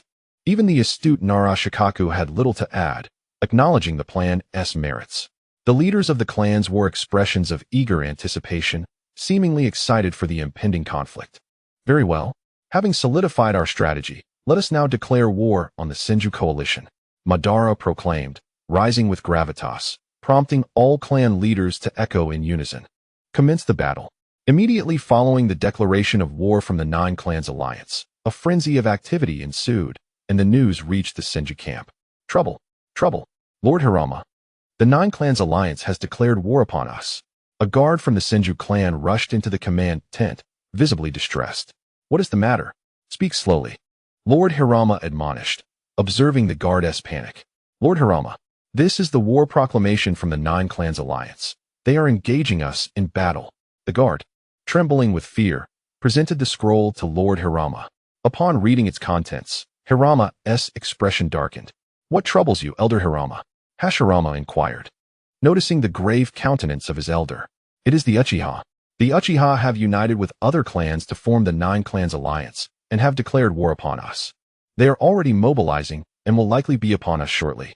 Hirama frowned, handing the scroll to Hashirama. The Uchiha, and Madara as their leader. Hashirama found himself at a loss for words upon reading the scroll. Hashirama, can you handle this, Madara? Elder Hirama looked at him with concern.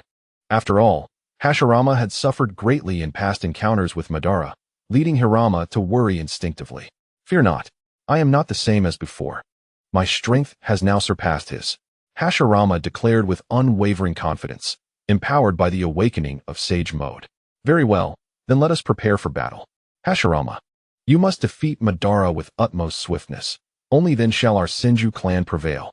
With Hashirama's assurance, Elder Hirama felt considerably more at ease regarding their chances, and thus agreed with his plan. Indeed, we shall rely heavily on you, Uzumaki, Elder Hirama stated. Turning once more to Uzumaki, rest assured, our 2 clans share a long-standing camaraderie. The Uzumaki clan shall undoubtedly extend its unwavering support. The Uzumaki swiftly rose to respond.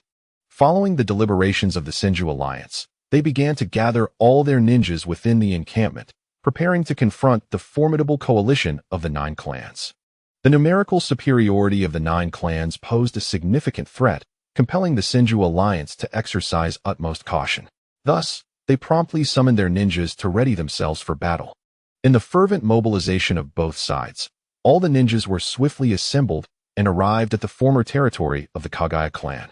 The once clear sky was entirely shrouded by ominous clouds, and intermittent gusts of wind swept across the battlefield, creating an atmosphere of palpable tension. Upon reaching the site of the Kaguya clan's former domain, both factions found themselves in a tense standoff, mere meters apart. Madara and Hashirama positioned themselves at the forefront of their respective teams, once dear friends now transformed into bitter adversaries. The distance between them, though only a few meters, felt insurmountable. Long time no see, Hashirama. Who would have thought our reunion would occur on the battlefield? Madara called out, a hint of nostalgia in his voice. Indeed, Madara. It has been far too long since our last encounter, but this time, I shall not be defeated by you. Hashirama replied, determination etched upon his face. Humph. It seems you are quite confident, Hashirama. I wonder if your abilities are as formidable as your bravado. Madara retorted, mercilessly mocking Hashirama's self-assurance. Curse you, Madara. This time, you will witness my true strength. Hashirama declared, pointing an accusatory finger at Madara, his face aflame with anger. Come on, Hashirama. Let me see the fruits of your training. Madara said, and in unison, they charged towards each other. Clang, clang, clang. Utilizing the most common offensive techniques of ninjas, the shuriken and kunai attacks proved effective as always. Despite their immense power, they opted for this traditional opening. As their kunai collided midair, they finally met in a fierce clash. Clang. The Raijin in Madara's hand collided with the massive sword wielded by Hashirama. Hashirama, your strength has certainly increased, Madara remarked with a teasing tone, sensing the power coursing through the Raijin. Humph. I am no longer the person I once was, Madara. Today, I shall defeat you, Hashirama proclaimed with pride, as both warriors retreated to create distance. As they prepared to unleash their techniques, the ninjas surrounding them began to engage in battle. Hashirama, let us relocate our duel. I doubt you wish for our fight to inadvertently harm our comrades, Madara suggested, raising an eyebrow. Agreed. Let us move to that open ground, Hashirama replied, gesturing towards a distant clearing. Without hesitation, they made their way to the designated area. In contrast to Hashirama's instantaneous movement technique, Madara swiftly hurled his flying thunder god kunai towards the clearing, and with it, he appeared at the designated spot. Fire style. Great fireball technique. As the towering Hashirama approached, he was suddenly confronted by a colossal fireball unleashed by Madara. Enhanced by the kaleidoscopic Sharingan, the fireball, originally a few meters in diameter, transformed into a massive orb exceeding 10 meters. Hashirama, upon landing, immediately sensed the impending danger ahead. With a swift motion of his great sword, he cleaved the fireball in twain, dispersing it into a sea of flames on either side. Susanoo. Madara's chakra surged, erupting in a brilliant blue aura, which coalesced to form a towering blue giant, standing several dozen meters tall. Madara directed the fist of Susanoo downwards toward Hashirama. The colossal punch, descending like a meteor with cataclysmic force, would release. Wooden golem technique. Sensing the enlarging fist, Hashirama acted without hesitation, summoning a wooden giant from the trembling earth beneath him. The fist, akin to a small meteorite, was effortlessly intercepted by the wooden behemoth. With a resounding crash, the two colossal forms collided, unleashing a terrifying shockwave that radiated outward from their point of contact, obliterating the surrounding trees. Given the proximity of their confrontation, the tumultuous display did not escape the notice of the ninjas engaged in battle nearby. The onlookers were engulfed by a wave of astonishment. They had not anticipated the immense power exhibited by these two warriors. Yet, this was merely a prelude to the true battle that lay ahead. Impressive, Hashirama. You've made remarkable progress. The old you would not have wielded such strength. Hashirama retorted, isn't it true that all beings evolve?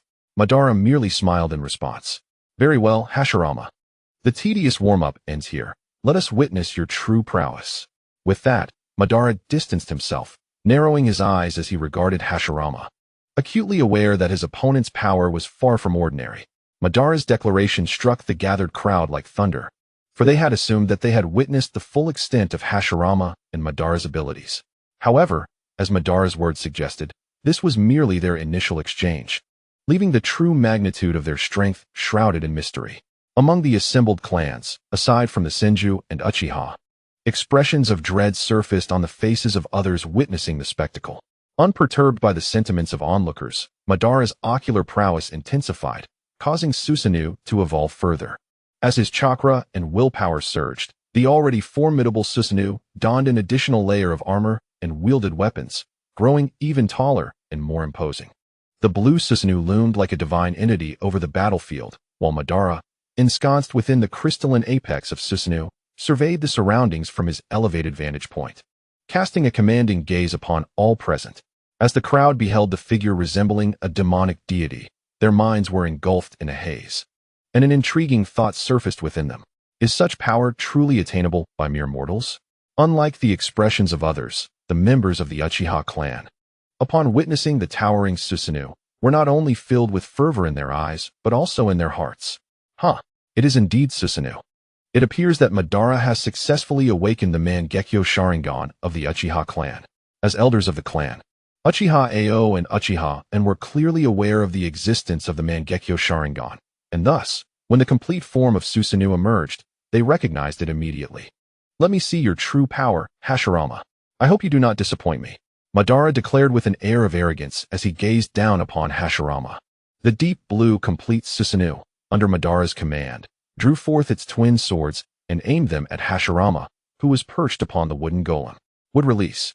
All-encompassing bag technique. The massive sword of Susanoo howled as it descended upon Hashirama, the overwhelming force causing his expression to shift slightly. He promptly executed the all-encompassing bag technique.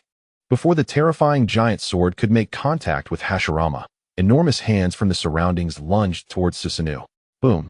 The chakra-infused giant sword collided with the wooden hand. Yet the latter remained unscathed, successfully blocking the immense blade. However, the colossal hands continued to rain down upon Susanoo, producing thunderous roars. Summoning technique. With a swift motion of his right hand, Madara summoned countless dark symbols beneath his feet, and in an instant, a fiery crimson figure materialized upon the battlefield. Roar! The Nine-Tails' eyes glowed a fierce red, its 9 fiery tails danced wildly, and its sharp claws shimmered ominously. As the Nine-Tails appeared, the surrounding ninjas were once again struck with astonishment. The tailed beast was a symbol of power, and no ninja dared to approach it. Yet what they witnessed was astounding. This terrifying embodiment of strength had been summoned by Madara as a familiar. Their shock was palpable. That is the tailed beast. How could this be? Why is the tailed beast so obedient? The tailed beast has become a summoned creature. Indeed. The young clan leader is the strongest of our Uchiha clan. Even the tailed beast must comply as a summoned entity. Yes, Lord Madara is truly formidable. The surrounding members of prominent clans murmured amongst themselves, their faces reflecting astonishment and admiration. Even the Uchiha clan was left in awe. Senju Hashirama gazed at the fire-red figure that resembled a small mountain, a flicker of concern crossing his eyes. Previously, before Madara summoned the Nine-Tails, he had already matched Hashirama in strength, but now, with the Nine-Tails added to the fray, Hashirama's situation appeared dire. Prepare to witness my ultimate power, Hashirama. Brace yourself for defeat. Madara bellowed as he leapt onto the head of the Nine-Tails, and subsequently, layers of Susanoo enveloped the fiery beast, enhancing its already formidable might. As the Nine-Tails was enveloped by Susanoo, Madara, you remain as astute as ever. Hashirama gazed at the colossal Nine-Tails before him, a flicker of astonishment flashing in his eyes. Show your true strength, or else you shall surely be defeated. Upon hearing Madara's words, Hashirama's expression turned grave. Madara, must it truly come to this? I fear I may harm you. Hashirama, your confidence is truly remarkable. Do you imply that you could slay me at any moment? At Hashirama's concern for his safety, a spark of anger ignited within Madara. No, that is not my intent. I merely wish to avoid conflict with you. There is no need for further words. If you refuse to strike, I shall simply eliminate them all, Madara declared, gesturing towards the ninjas of the Senju clan. Those engaged in battle immediately felt a chill run through them. They had witnessed the warm-up skirmish between Madara and Hashirama, and the sheer terror of Madara's power left them fearing for their lives. They silently prayed for Hashirama to triumph over Madara. In the midst of the chaos, Izuna and Tobirama also heard Madara's declaration. Tobirama, savor these final moments, for soon my brother shall vanquish yours, and you will join your brethren in the Pure Land. After fending Tobirama off with a kunai, Izuna taunted him, knowing that disrupting the opponent's mindset could provide significant advantage. How dare you boast? My brother will not be defeated. If anyone is to fall, it shall be your brother. Upon hearing Izuna's words, Tobirama grew indignant and promptly countered. The outcome is already apparent. There is no need for further chatter. Prepare to meet your end, Senju Tobirama. With that, Izuna once again lunged at Tobirama, their battle reigniting. Meanwhile, the protagonist, Hashirama, felt a surge of fury upon hearing Madara's intention to annihilate the Senju clan members present. I shall never allow you to harm my family and kin. It is best that you hold such resolve. Now, brace yourself, Hashirama, Madara declared, swiftly controlling his Susanoo to conjure a pitch-black, tailed beast ball, merging the weapon in his grasp into the sphere of power. In an instant, a chilling attack surged towards Hashirama. Not daring to underestimate the threat, Hashirama bit his finger, pressing his hand against the ground. Summoning technique. Five-headed gate of hell. Upon invoking the summoning technique, 5 giant gates adorned with ghastly visages erupted from the earth. The terrifying attack easily toppled all 5 gates. However, thanks to their presence, the originally assured strike from Madara was rendered futile. Utilizing the gates to alter the trajectory of my attack. Are you, Hashirama, still inclined to employ such cunning tactics? The misdirected tailed beast ball collided with a nearby hill, utterly obliterating it in a brilliant explosion that illuminated the surroundings. Following the detonation, a ferocious wave of energy swept through, shattering everything in its path. After a dismissive smirk, Madara once again commanded his Susanoo to unleash 2 devastating tailed beast balls. Upon witnessing the ominous, pitch-black spheres imbued with destructive energy, Hashirama wasted no time. He deftly maneuvered the wooden golem's hands to seize the tailed beast balls, advancing towards Madara. Quick, everyone, evacuate this place immediately. Just as the onlookers were momentarily paralyzed by the fierce confrontation between Madara and Hashirama, Narashikaku swiftly regained his composure. He understood that the clash between these 2 titans was beyond their capability to interfere. Remaining there could result in being obliterated by the aftershocks of their battle. His urgent shout snapped everyone back to reality, prompting them to react. Realizing the imminent threat of death, the gathered shinobi disregarded the ongoing skirmish and decisively retreated. Meanwhile, Hashirama and Madara were wholly absorbed in their fierce duel, oblivious to the plight of others. The wooden golem, clutching the dark-tailed beast balls, swung them towards Madara's Susanoo. But Madara was not one to allow Hashirama an easy victory. Immediately, he commanded Susanoo to raise its arm as a protective barrier. Boom!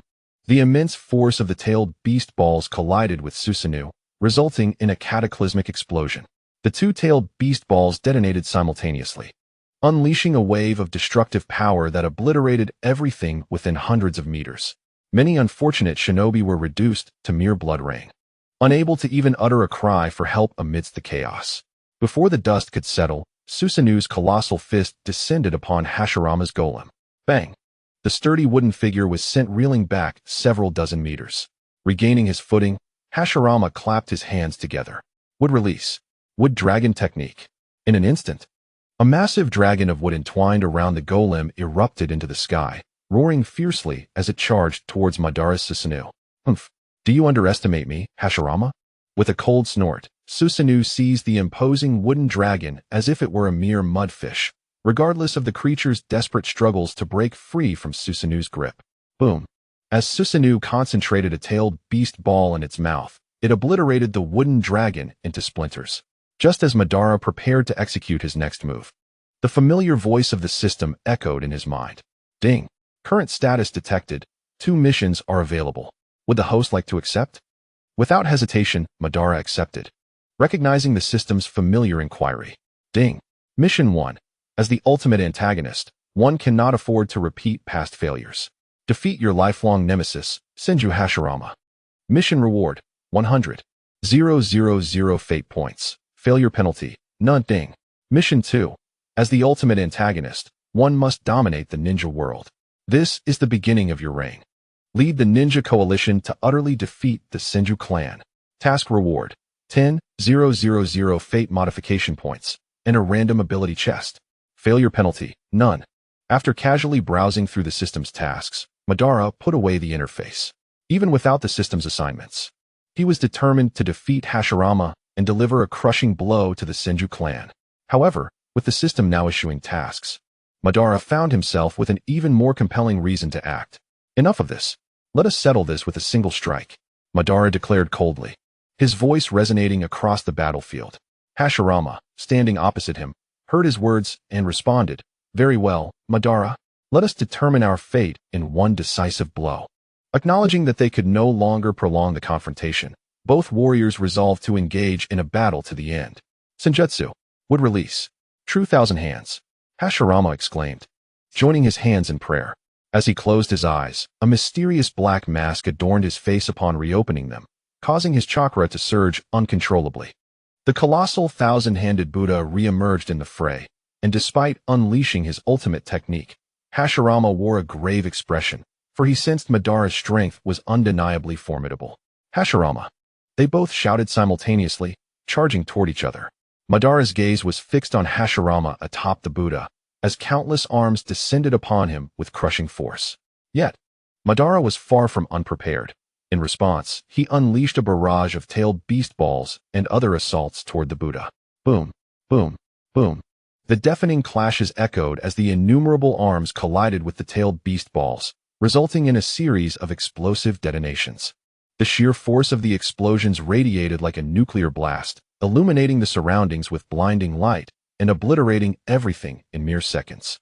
The landscape within thousands of meters was reduced to barren earth, and the unfortunate ninjas caught in the vicinity were reduced to ashes. As the brilliance faded, the remaining ninjas gasped in horror. The once thriving forest and scattered hills had vanished, replaced by a desolate wasteland. At the center of their clash lay a massive crater. The once mighty Susanoo now tattered, and the figure of the Nine Tails revealed, while Hashirama's Buddha had completely dissipated. Both warriors, panting heavily, regarded each other. "It seems we have reached a stalemate," Madara remarked, his demeanor composed, contrasting sharply with Hashirama's labored breath. "Humph, Madara, I am far from finished," Hashirama retorted proudly, commanding the wooden construct to advance toward Madara. In response, Madara fully retracted the remnants of his Susanoo armor and engaged in combat with the wooden warrior. Under Madara's Jinjutsu, the Nine Tails seemed impervious to the pain of Hashirama's attacks, trading blows without hesitation, leaving the question of Madara's concern for the Nine Tails' fate lingering in the air. It is merely a tool. The tailed beast shall not meet its ultimate demise. Even if it falls this time, it will inevitably be reborn. Madara remains indifferent to such matters.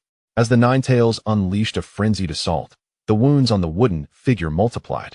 Observing the wooden figure nearing its limit, Hashirama gritted his teeth and immediately channeled his life force to restore all of its remaining chakra and heal its injuries. The power of the Nine Tails is overwhelming. It must be sealed first. With unwavering determination, Hashirama gazed at the attacking Nine Tails and commanded the wooden figure to extend its right hand and seize the beast. "Kurama, descend." The hand, imbued with the power of the seat, grasped the body of the Nine Tails as though it were a mere chick, holding it firmly. In an instant, the once ferocious Nine Tails obediently closed its eyes, and Hashirama understood that the beast had been successfully sealed. After Madara landed on the ground, Hashirama followed suit. Having nearly exhausted his chakra in sealing the Nine Tails, his facial markings had faded away.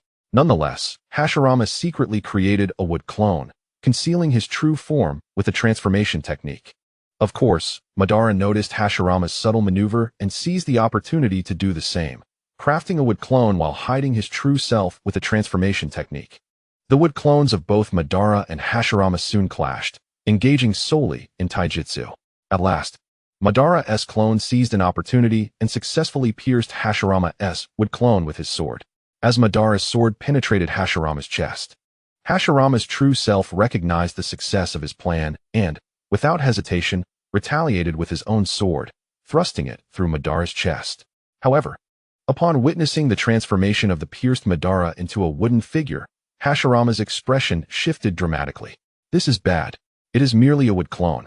Just as Hashirama prepared to withdraw, Madara's ghostly voice echoed in his ear. It appears I have triumphed." Upon hearing those words, Hashirama was engulfed in darkness and fell unconscious. With Hashirama's collapse, the battle came to a definitive close. Yet, this was merely the confrontation between the two of them. The battles among the various clans present had yet to reach their conclusion. Although thousands perished due to the clash between Madara and Hashirama, the Senju alliance still retained several thousand members. The moment Senju Tobirama witnessed Hashirama being incapacitated, He understood that all was lost. The Senju clan had been utterly defeated. The other Senju ninjas shared his despair.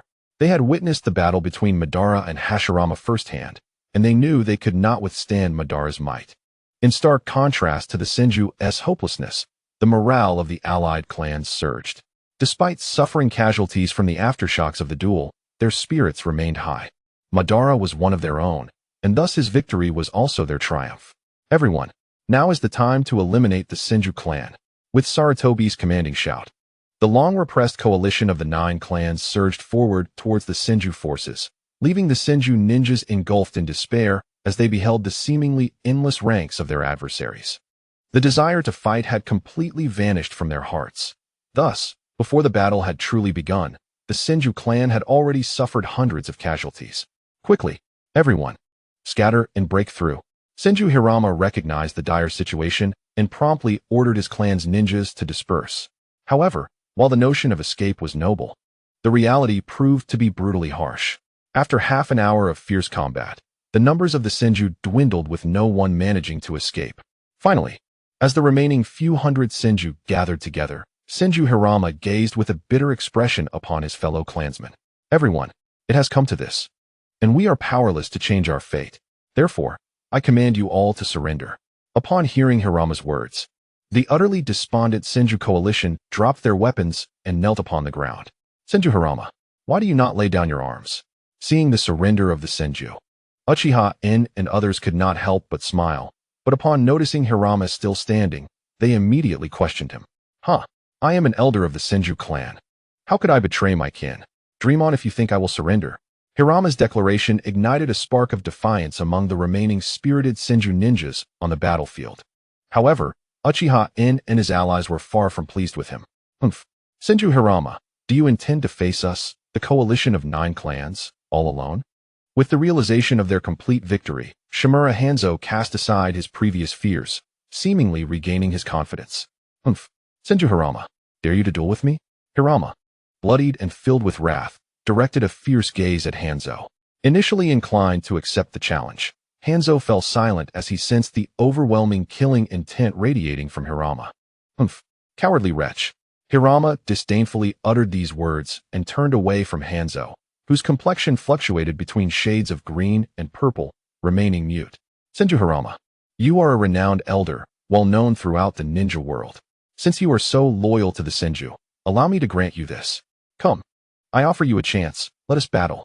To perish by my hand would not tarnish your reputation. After a prolonged silence, Madara stepped forward. Though Hirama was his enemy, Madara held a certain respect for him and decided to personally put an end to the confrontation. Very well. Dying by your hand would not disgrace my name. Hirama cast a complex glance at Madara and nodded in agreement. Then come. Senju Hirama, unleash your full strength upon me. Do not say I did not give you a chance. Madara gestured invitingly, and understanding Madara's prowess, Hirama did not hesitate, launching an immediate assault. He discarded his shuriken and kunai, opting instead to unleash a fire technique directly at Madara. Fire style. Fireball jutsu. As the fireball suddenly emerged, it charged straight towards Madara. However, Madara regarded this fireball with disdain. How dare Hashirama Senju use fire release in front of those who wielded it? Did he not realize the affront? Determined to teach Hashirama a lesson and make him aware of the harsh realities of the world, Madara unleashed his own fire release. Great Fireball. Indeed, Madara employed the same jutsu as Hashirama, but his flames were magnitudes larger. Hashirama's fire release was swiftly engulfed by Madara's overwhelming inferno. Water release. Water barrier. Faced with the terrifying fireball, Hashirama opted to counter with water release. Water may typically extinguish fire, but there are moments when fire can overpower water as well. As Madara formed a hand seal, he declared, Fire Release. Great fire extinguishing technique. Empowered by his Mangekyo Sharingan. What was once a B-rank technique transformed into an S-rank level of might. Hashirama's water, already on the verge of evaporation, was completely obliterated upon contact with the raging flames. The inferno, having dissipated the water, mercilessly engulfed Hashirama, who accepted his fate with a calm demeanor. Dying on the battlefield for his clan and kin, he felt a sense of honor in his demise. In no time, the fire reduced Hashirama to ashes. Witnessing the tragic end of Hashirama, The surrounding clans felt a chill in their hearts. Their earlier triumph had dulled in the wake of this calamity. With the Senju clan vanquished, a critical realization dawned upon them. The Senju and Uchiha clans had maintained a delicate balance, and now with the Senju's defeat, the only remaining opposition to Madara was Tobirama, who had been captured. Who, then, could stand against the Uchiha clan? The leaders of the clans were overwhelmed by a sense of foreboding. Their earlier joy significantly diminished. However, none dared to voice their concerns, for Madara was still present. First, subdue the remaining Senju ninjas. As for Tobirama, keep him confined to my quarters to prevent any escape. Madara commanded the Uchiha ninjas, then turned his gaze towards the leaders of the other clans. The weight of his stare sent chills through them. After surveying the assembly, Madara spoke, and the leaders, compelled by respect, dutifully began to execute his orders. With their collective effort, the area was swiftly cleared. Alongside Tobirama, Hashirama was also imprisoned. Unlike his brother, Tobirama remained fully aware throughout the ordeal, keenly observing everything unfold. This brought a flicker of anxiety to his heart. The Senju clan had deployed the majority of their ninjas for this battle, and with their complete annihilation, the clan was gravely weakened. It was no exaggeration to say that the Senju might now struggle against even the Sarutobi clan. He hoped that, considering his brother's legacy, Madara might allow the Senju clan a chance at survival. After a moment of silent contemplation, Tobirama decided not to dwell on it further and returned to the coalition camp with the others. Simultaneously, a notification from the system echoed in Madara's mind. Ding! Congratulations, host. For completing the task, you have earned 100,000 destiny points. Ding! Congratulations, host. For completing the task, you have received a random ability treasure chest. The two messages rang out in succession, instantly capturing Madara's attention. System: open the random ability treasure chest. Without hesitation, Madara chose to unlock the chest. Having awaited this moment with great anticipation, the last time he opened a random ability treasure chest, it had granted him a remarkable power, and he hoped this time would yield something equally beneficial. As he silently anticipated, the mysterious treasure chest, radiating with light, gradually opened. A blinding flash momentarily made it difficult for Madara to keep his eyes open. Amidst his eager gaze, the system's melodious voice finally resounded. Ding! Congratulations, host. You have acquired the sage techniques akin to Senju Hashirama, along with all ninjutsu. Upon hearing the system's announcement, the excitement that had surged within Madara was abruptly doused, akin to being splashed with cold water. Sage techniques. Well, it's better than nothing. This will undoubtedly enhance my strength further. Perhaps I'll be able to execute that technique now. As the thought crossed his mind, a smile returned to his lips. Young clan leader, the heads of the various clans are awaiting your presence. Just as Madara was savoring the newfound strength within him, the voice of Uchiha Akira reached his ears. Let them wait for a moment. I need to have a word with Hashirama first. Madara replied calmly as he rose and made his way towards the adjacent tent. Although Uchiha Akira was unaware of Madara's intentions, he chose to remain silent and followed closely behind, fulfilling his duty as a guard. Even though Madara likely had little need for such protection, due to Hashirama being confined in the adjacent tent, Madara soon found himself face to face with him once more. Uchiha Madara, what brings you here? Upon seeing Madara enter the tent, Tobirama immediately adopted a vigilant stance, his wariness undeterred by his restrained condition. Oh, I remember you. You are the one called Senju Tobirama, aren't you? Despite Madara's own youth, his prowess in the shinobi world was unparalleled, thus his manner of addressing Tobirama was hardly inappropriate. Madara's expression remained composed, yet a surge of murderous intent brewed within him, as he harbored a desire to eliminate the individual who, in the future, would indirectly lead to the annihilation of the Uchiha clan. Though his heart brimmed with the urge to kill, Madara curbed the thought of slaying Tobirama, for he still needed to make use of Hashirama, and Tobirama was the one Hashirama cared for most. Thus, Tobirama's demise would have to wait. What did you call me? Accursed Uchiha, I am no mere child. Tobirama, incensed by being referred to as a child, felt a surge of indignation. Had he not been bound, he would have eagerly charged at Madara to deliver a few punches. Enough. I have no time for childish games with you. I am here to see Hashirama, Madara declared, casting his gaze upon the still unconscious Hashirama. You fiend, what do you intend to do to my brother? Upon hearing that Madara sought to meet Hashirama, Tobirama's expression darkened considerably. His mind began to swirl with chaotic assumptions. It was hardly surprising, given that Madara was now a prisoner, and the only one capable of opposing him was Hashirama. The Senju and Uchiha clans had long been adversaries. Madara's covert intention to meet Hashirama could easily lead Tobirama to believe that he aimed to eliminate him. For ruthless extermination of foes is the ninja way. What a dark-hearted little rascal. If it weren't for Hashirama, I would have disposed of you by now. After casting a disdainful glance at Tobirama, Madara turned his attention to awakening Hashirama. To Madara, Tobirama appeared as insignificant as an ant. He could easily dispose of him if he wished. As Madara called out, Hashirama soon stirred from his slumber. Madara. And Tobirama. What is happening?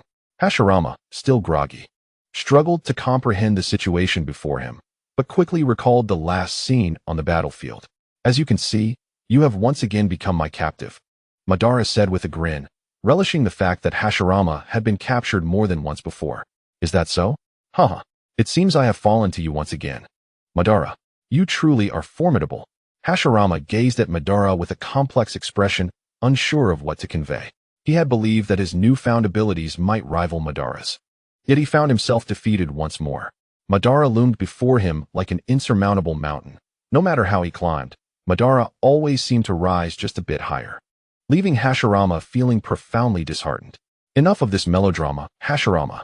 I did not come to indulge in your sentimental musings. I have a significant matter to discuss, one that concerns the entire ninja world. Upon uttering these words, Madara promptly wiped the smile from his face. His serious demeanor alerted Hashirama that what Madara was about to reveal was indeed of great importance.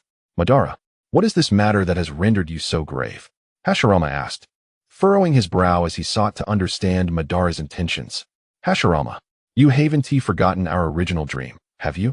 At the mention of their dream, Hashirama immediately nodded, excitement gleaming in his eyes. Of course not.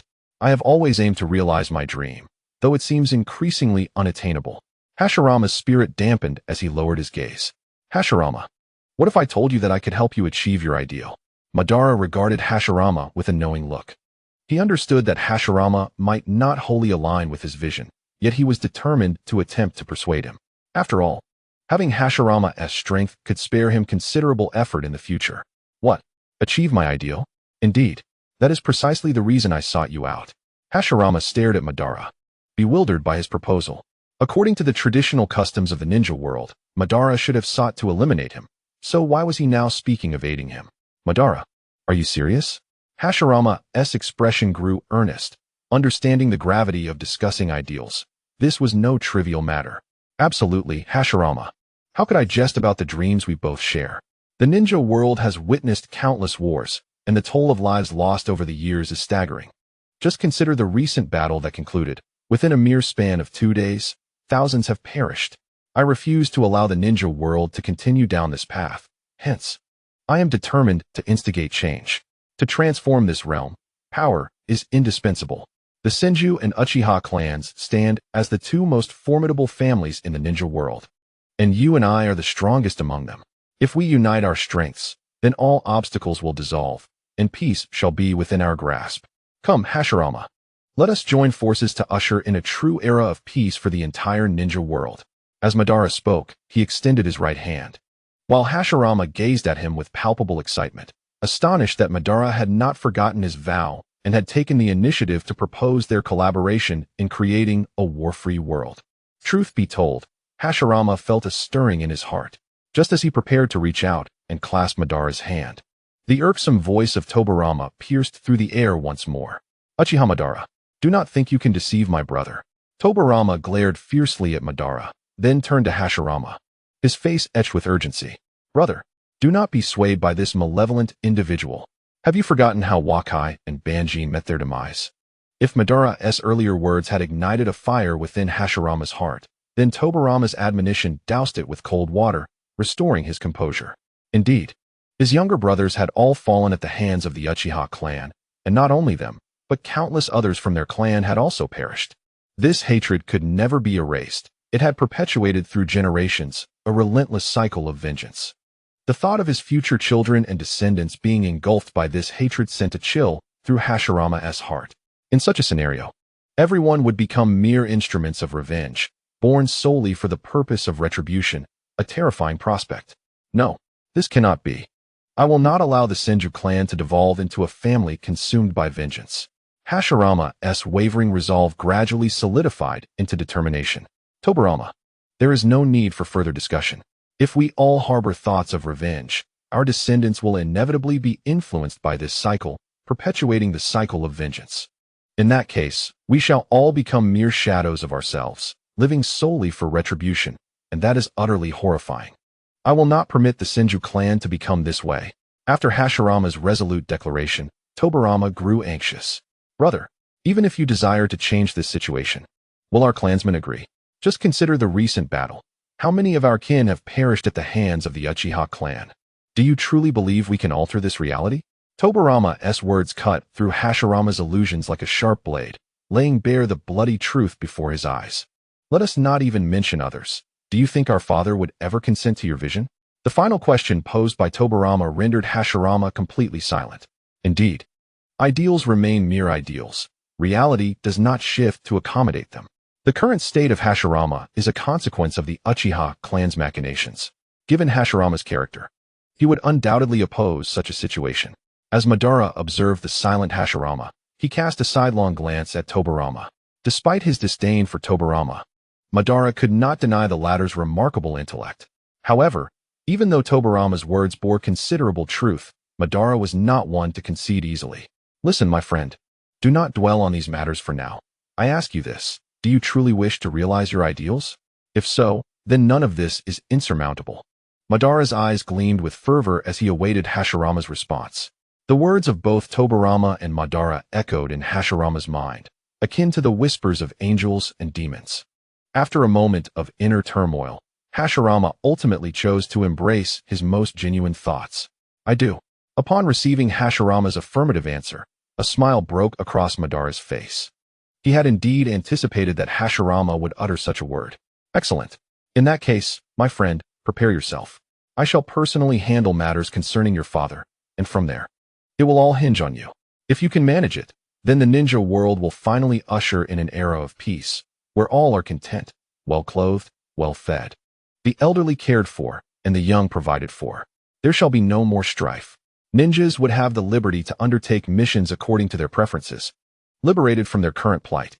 Though Madara's assertions were heavily embellished, they sufficed to persuade Hashirama. Indeed, upon hearing Madara's declarations, Hashirama was swiftly ensnared in the dream woven by Madara. At that moment, Madara even envisioned the scene of his own children being born and teaching them ninjutsu, which caused Hashirama's lips to curl into a smile. Madara, are these words of yours true? Can it truly be achieved? While the dream was alluring, Hashirama could not suppress his doubts. Perhaps he himself was unaware that a hint of anticipation had crept into his tone. Recognizing that his plan was nearing fruition, Madara understood that he required but one final spark to ignite the fire within Hashirama's heart. Of course, as long as you and I join forces, all that we envision will transcend mere imagination and manifest into reality. Individuals will live together in happiness, regardless of clan, nation, or territory. Madara, akin to a devil leading Hashirama into a carefully laid trap, continued to entice him further. Very well, I promise you, Madara, I shall unite with you to ensure lasting peace across the ninja world. This last declaration from Hashirama solidified his resolve. Brother, Tobirama, witnessing Hashirama thoroughly beguiled by Madara, quickly interjected. Hashirama was still too immature in his training. At merely 10 years of age, he was filled with youthful zeal and impetuosity. Madara's words instantly stirred the fervor within Hashirama. Enough said, Tobirama. I have made my decision. I shall ensure that the Senju clan no longer suffers from the ravages of war. This is also my duty as the young leader of the Senju clan. Observing Hashirama's stern reprimand directed at Tobirama, Madara could not help but smile lightly. Very well. Since you have acquiesced, I shall proceed to resolve the troubles concerning your father. With a smile, Hashirama rose to bid farewell to the two, although Tobirama seemed to have foreseen Madara's next course of action. Uchiha Madara, do not lay a hand on my father. Tobirama's eyes gleamed with menace as he fixed his gaze upon Madara, believing that Madara intended to eliminate Senju Butsama to resolve the issue. However, it was evident that he was overthinking. If Madara truly did kill Senju Butsama, Hashirama would certainly not collaborate with him, and they would become mortal enemies instead. Humph, what a dark little rascal. Fear not, I shall not slay Senju Butsuma. For I am currently in a cooperative relationship with Hashirama. Madara smirked coldly before departing, leaving Hashirama and Tobirama alone in the room. It was clear that Hashirama was somewhat displeased with Tobirama's earlier suspicion. In his eyes, Hashirama had always treated Madara sincerely, while Tobirama continued to doubt Madara's intentions. Tobirama, it seems that you have been severely impacted during this period, resorting to baseless suspicions of others. Tobirama was evidently unwilling to accept Hashirama's admonishment. His intuition persistently warned him that Madara was indeed deceiving his elder brother and harbored ulterior motives. Yet, his brother failed to believe him, even suggesting that he was merely suffering from a severe setback and was irrationally doubting others. Elder brother, Tobirama quietly glanced at Hashirama and declared, I do not act as you suggest. I simply wish to impart one message. Uchiha Madara is absolutely untrustworthy. You would do well to guard against him. After delivering his statement, Tobirama fell silent, leaving Hashirama at a loss for words as they both succumbed to silence. In contrast to the situation of the two brothers, upon leaving the tent, Madara immediately returned to his own system. Access personal attributes. Name, Uchiha Madara. Gender, male. Strength, super shadow. Items, legendary blade Raijin. Abilities, eternal Mangekyo Sharingan. Would release bloodline limit, sage techniques. Reform points, 200,000. Gazing at the 200,000 reform points displayed in his attributes, Madara promptly opened the system shop. System. Display the ocular techniques. As Madara uttered the command, the merchandise in the shop shifted continuously until ocular techniques appeared. Kodoeme Tsukumi, Special Edition 100,000 reform points.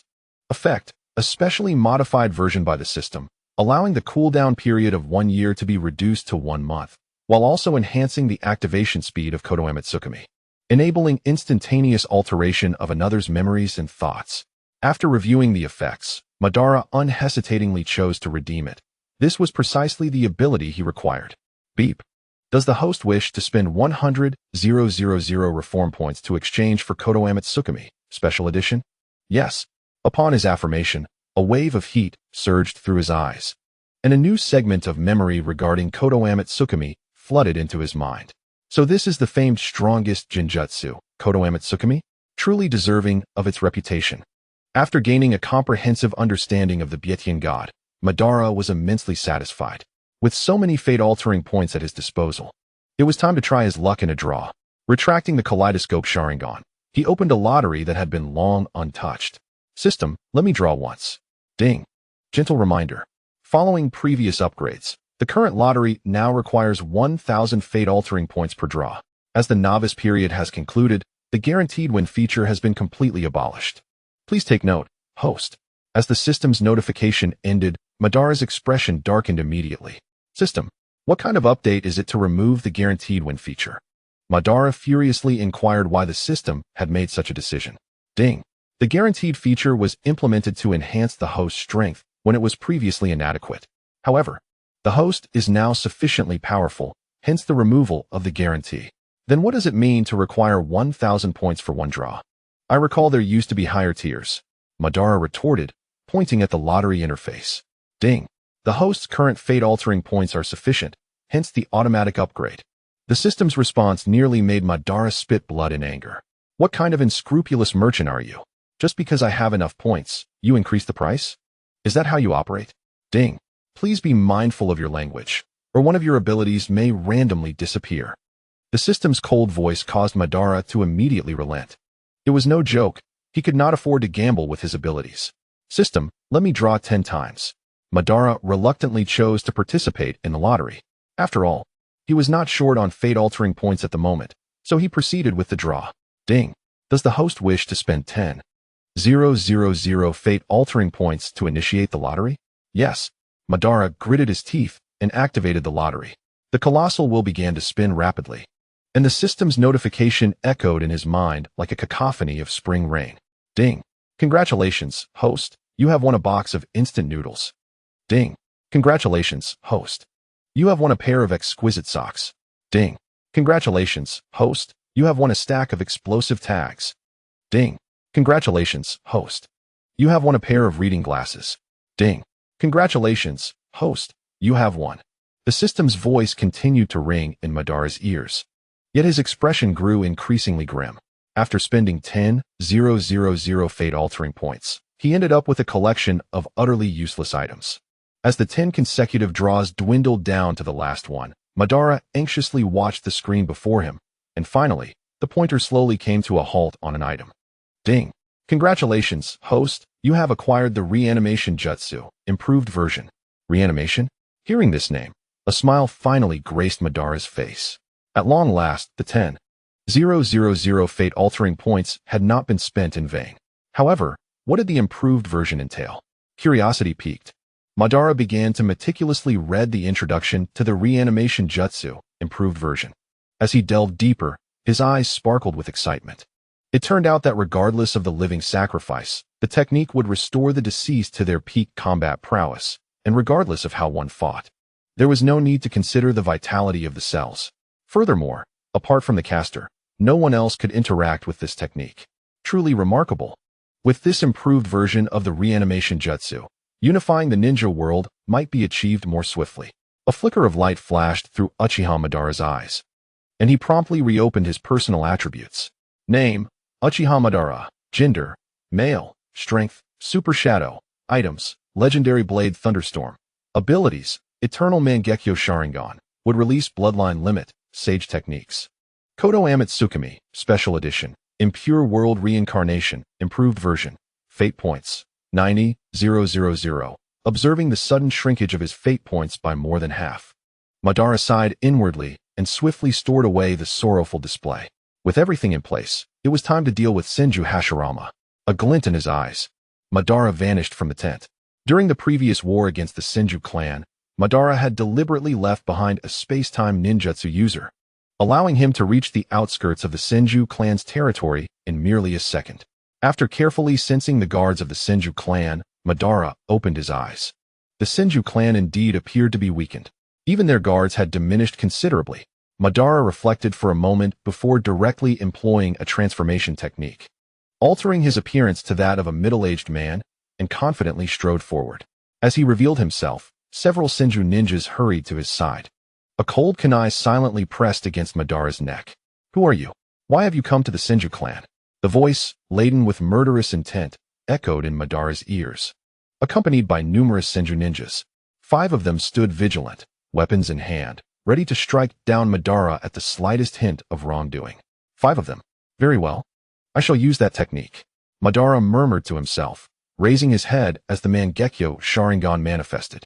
The ninjas, previously fixated on him, fell into the depths of his illusion due to their own vigilance. Indeed, the Mangekyo's Jinjutsu is remarkably effective. Observing the now reverent ninjas before him, Madara nodded in satisfaction.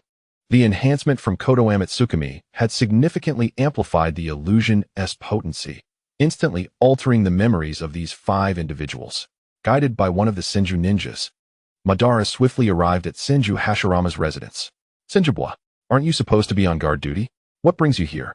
The guards at the door were evidently surprised to see Senjubwa, and upon noticing Madara, an instinctive sense of foreboding washed over them. Madara, uninterested in conversing with the guard, locked eyes with him using his Mangekyo Sharingan, instantly subjugating him to his Jinjutsu.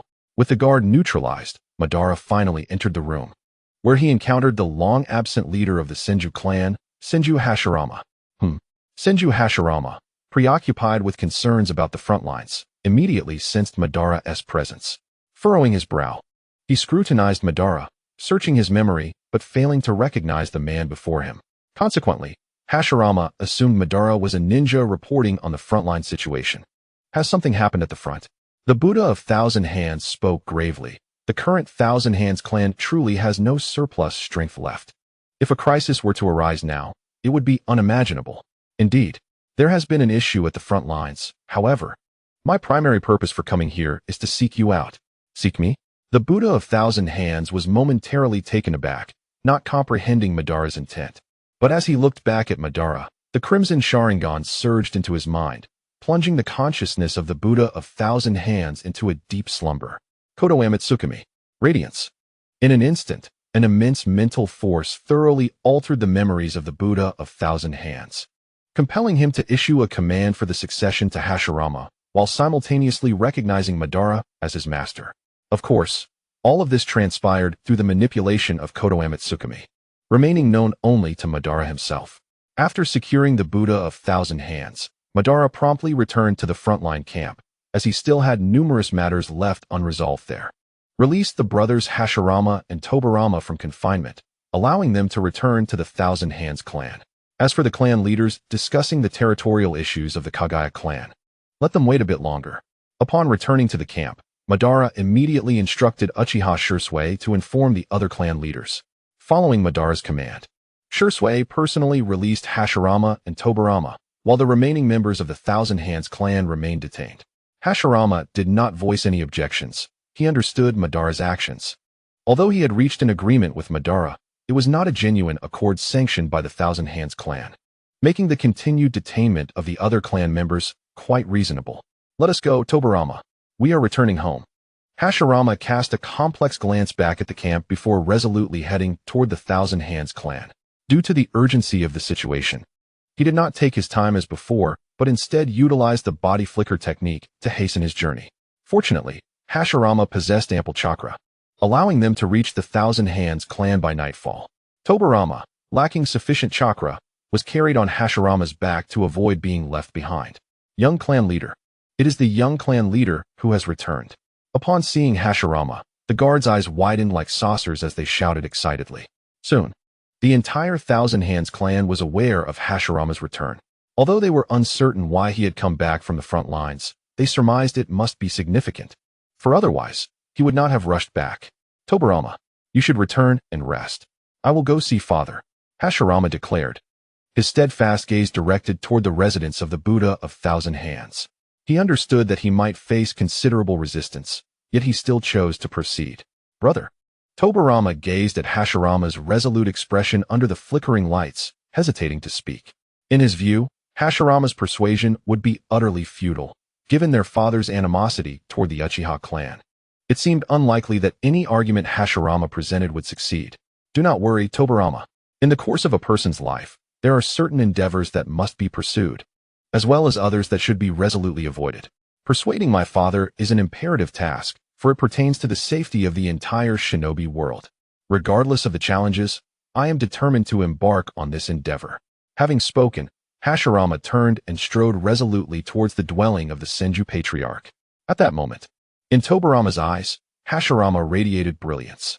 Ultimately, Tobirama refrained from further attempting to dissuade his elder brother, for he understood that once Hashirama set his mind to something, no one could alter his course.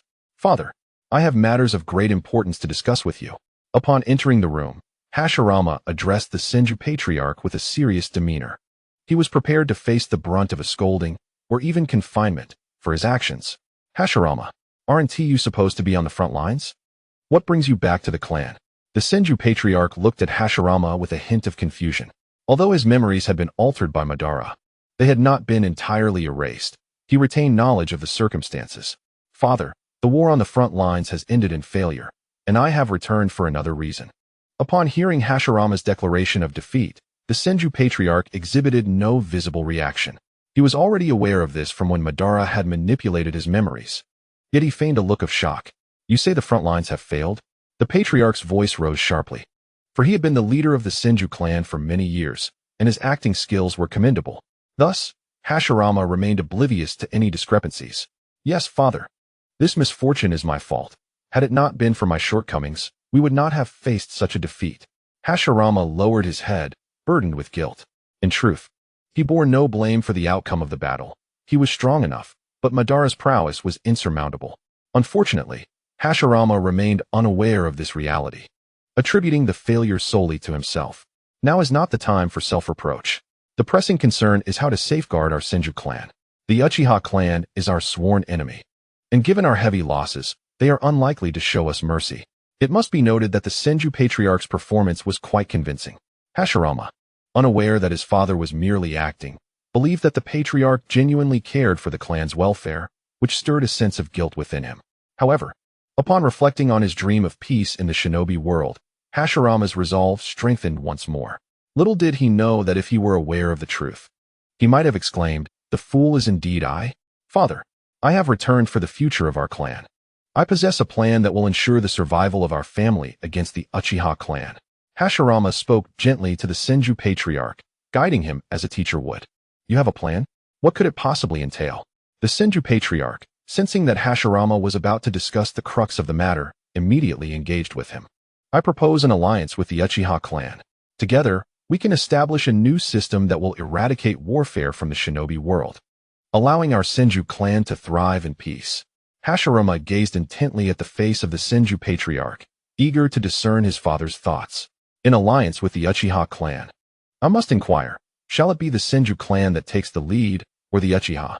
Senju Hashirama did not directly respond to Tobarama's proposition. Rather, he posed a pivotal question that rendered Tobarama momentarily silent. Upon deeper reflection, an answer emerged in Tobarama's mind. Given Madara's temperament, it was likely that the Uchiha clan would assume the dominant position, and the Senju clan could never be permitted to take precedence. The atmosphere between the two grew heavy with tension, and after a brief silence, Senju Hashirama let out a sigh. "Alas, it is what it is. Let us proceed as you suggest. The Senju clan must not face annihilation." This statement from Hashirama contained a mixture of truth and artifice. His swift acquiescence to Tobarama's suggestion stemmed from Madara's prior manipulation of his memories. Yet, he retained his own consciousness, revealing fragments of his genuine thoughts. "Father." Tobarama expressed his surprise. He had not anticipated that his father, who had always harbored animosity toward the Uchiha, would utter such words. "No need for astonishment. While I bear a grudge against the Uchiha, I am the leader of the Senju clan. My duty is to consider the well-being of the entire family, not merely my own interests. When you ascend to the position of leader, you shall comprehend this truth. Go now, respond to that little brat, Uchiha Madara." The Senju clan consents to his proposal. Following Hashirama's final statement, Tobarama was genuinely taken aback.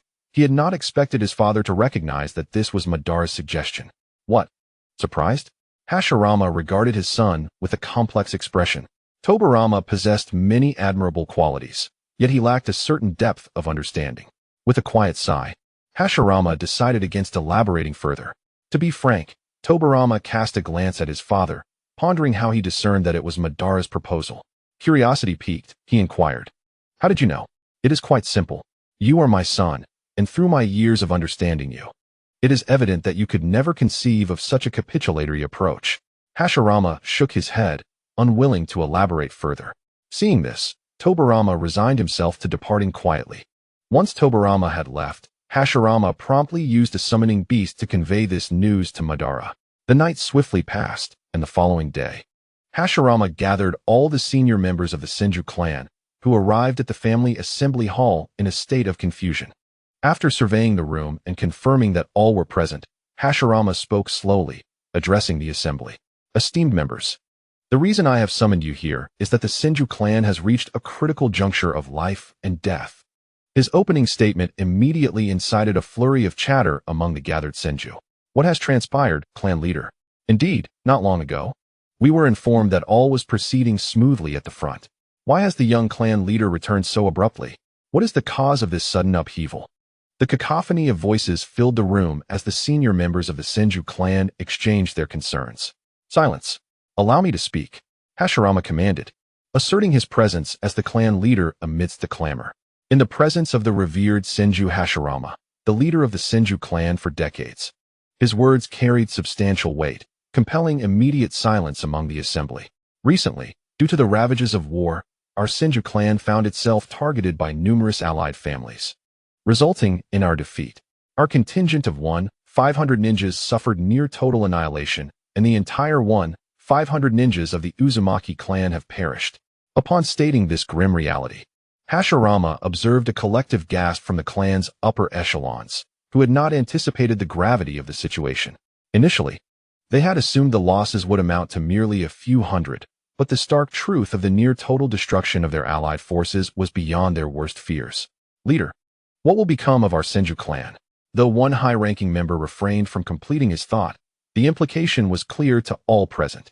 "Thus, I assert that our clan stands at a critical juncture between life and death, with the Uchiha clan being our sworn adversary. Now that they have risen in power, It is certain they will not show us mercy. Hashirama's words were laden with reason. The assembly, already troubled about the future of the Senju clan, now felt a palpable sense of trepidation. Is there truly no way out? Some among the upper ranks expressed their reluctance to accept the impending doom of their clan. No, there is still hope, Hashirama replied, for I return with a message. However, I suspect that some of you may find it unacceptable. He cast a meaningful glance over the assembly. What is this method, esteemed leader? They clamored. Indeed, we must explore every possibility. Our Senju clan cannot be extinguished. Voices of determination echoed as they urged Hashirama to disclose his plan. Recently, the Uchiha clan proposed an alliance with us. Should the two strongest clans in the ninja world join forces, we could potentially restore peace to our realm. According to their proposal, they envision a united front among all clans, erasing the divisions of North and South, and transcending tribal differences, where all would belong to one nation. And war would become a relic of the past. Hashirama's vision resonated deeply with the assembly, who began to envision a new reality after enduring prolonged conflict. No one desires a life entrenched in warfare. After all, as the saying goes, it is better to be a dog in a prosperous era than a person amidst chaos. For in this warring age, human life is deemed most expendable. Can this truly be real? They questioned. We have been bitter enemies with the Uchiha clan. Could they be deceiving us, only to strike when we are vulnerable? Despite the allure of Hashirama's vision, not all members of the Senju hierarchy were devoid of skepticism. As a portion remained vigilant. Let me pose a question, Hashirama countered. Can the current Senju clan triumph over the Uchiha-led coalition of 9 clans? At this, the dissenting members of the Senju clan fell silent, their heads bowed in contemplation. Given that the Uchiha clan now possesses the full capability to dominate them, why would they take such unnecessary actions?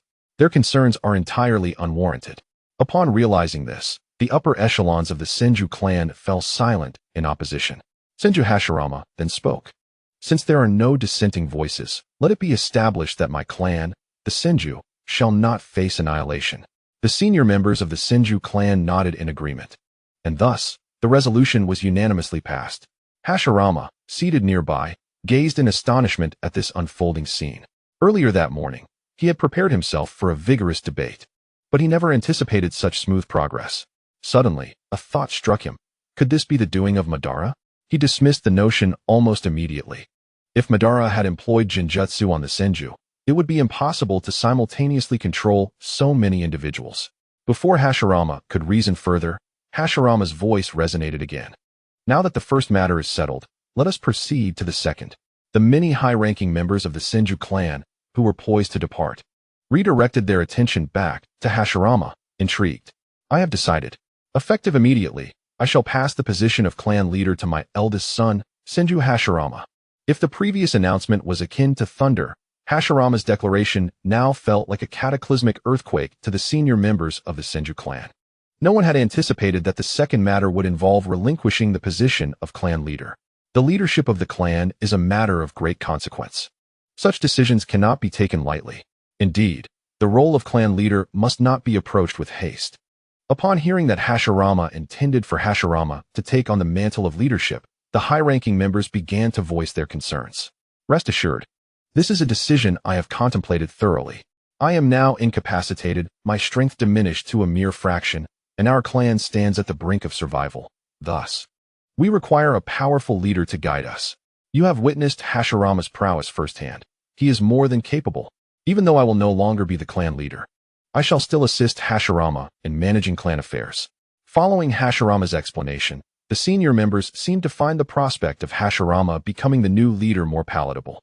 Now then, I invite you to share your thoughts. Hashirama addressed the senior members, eager to gauge their sentiments.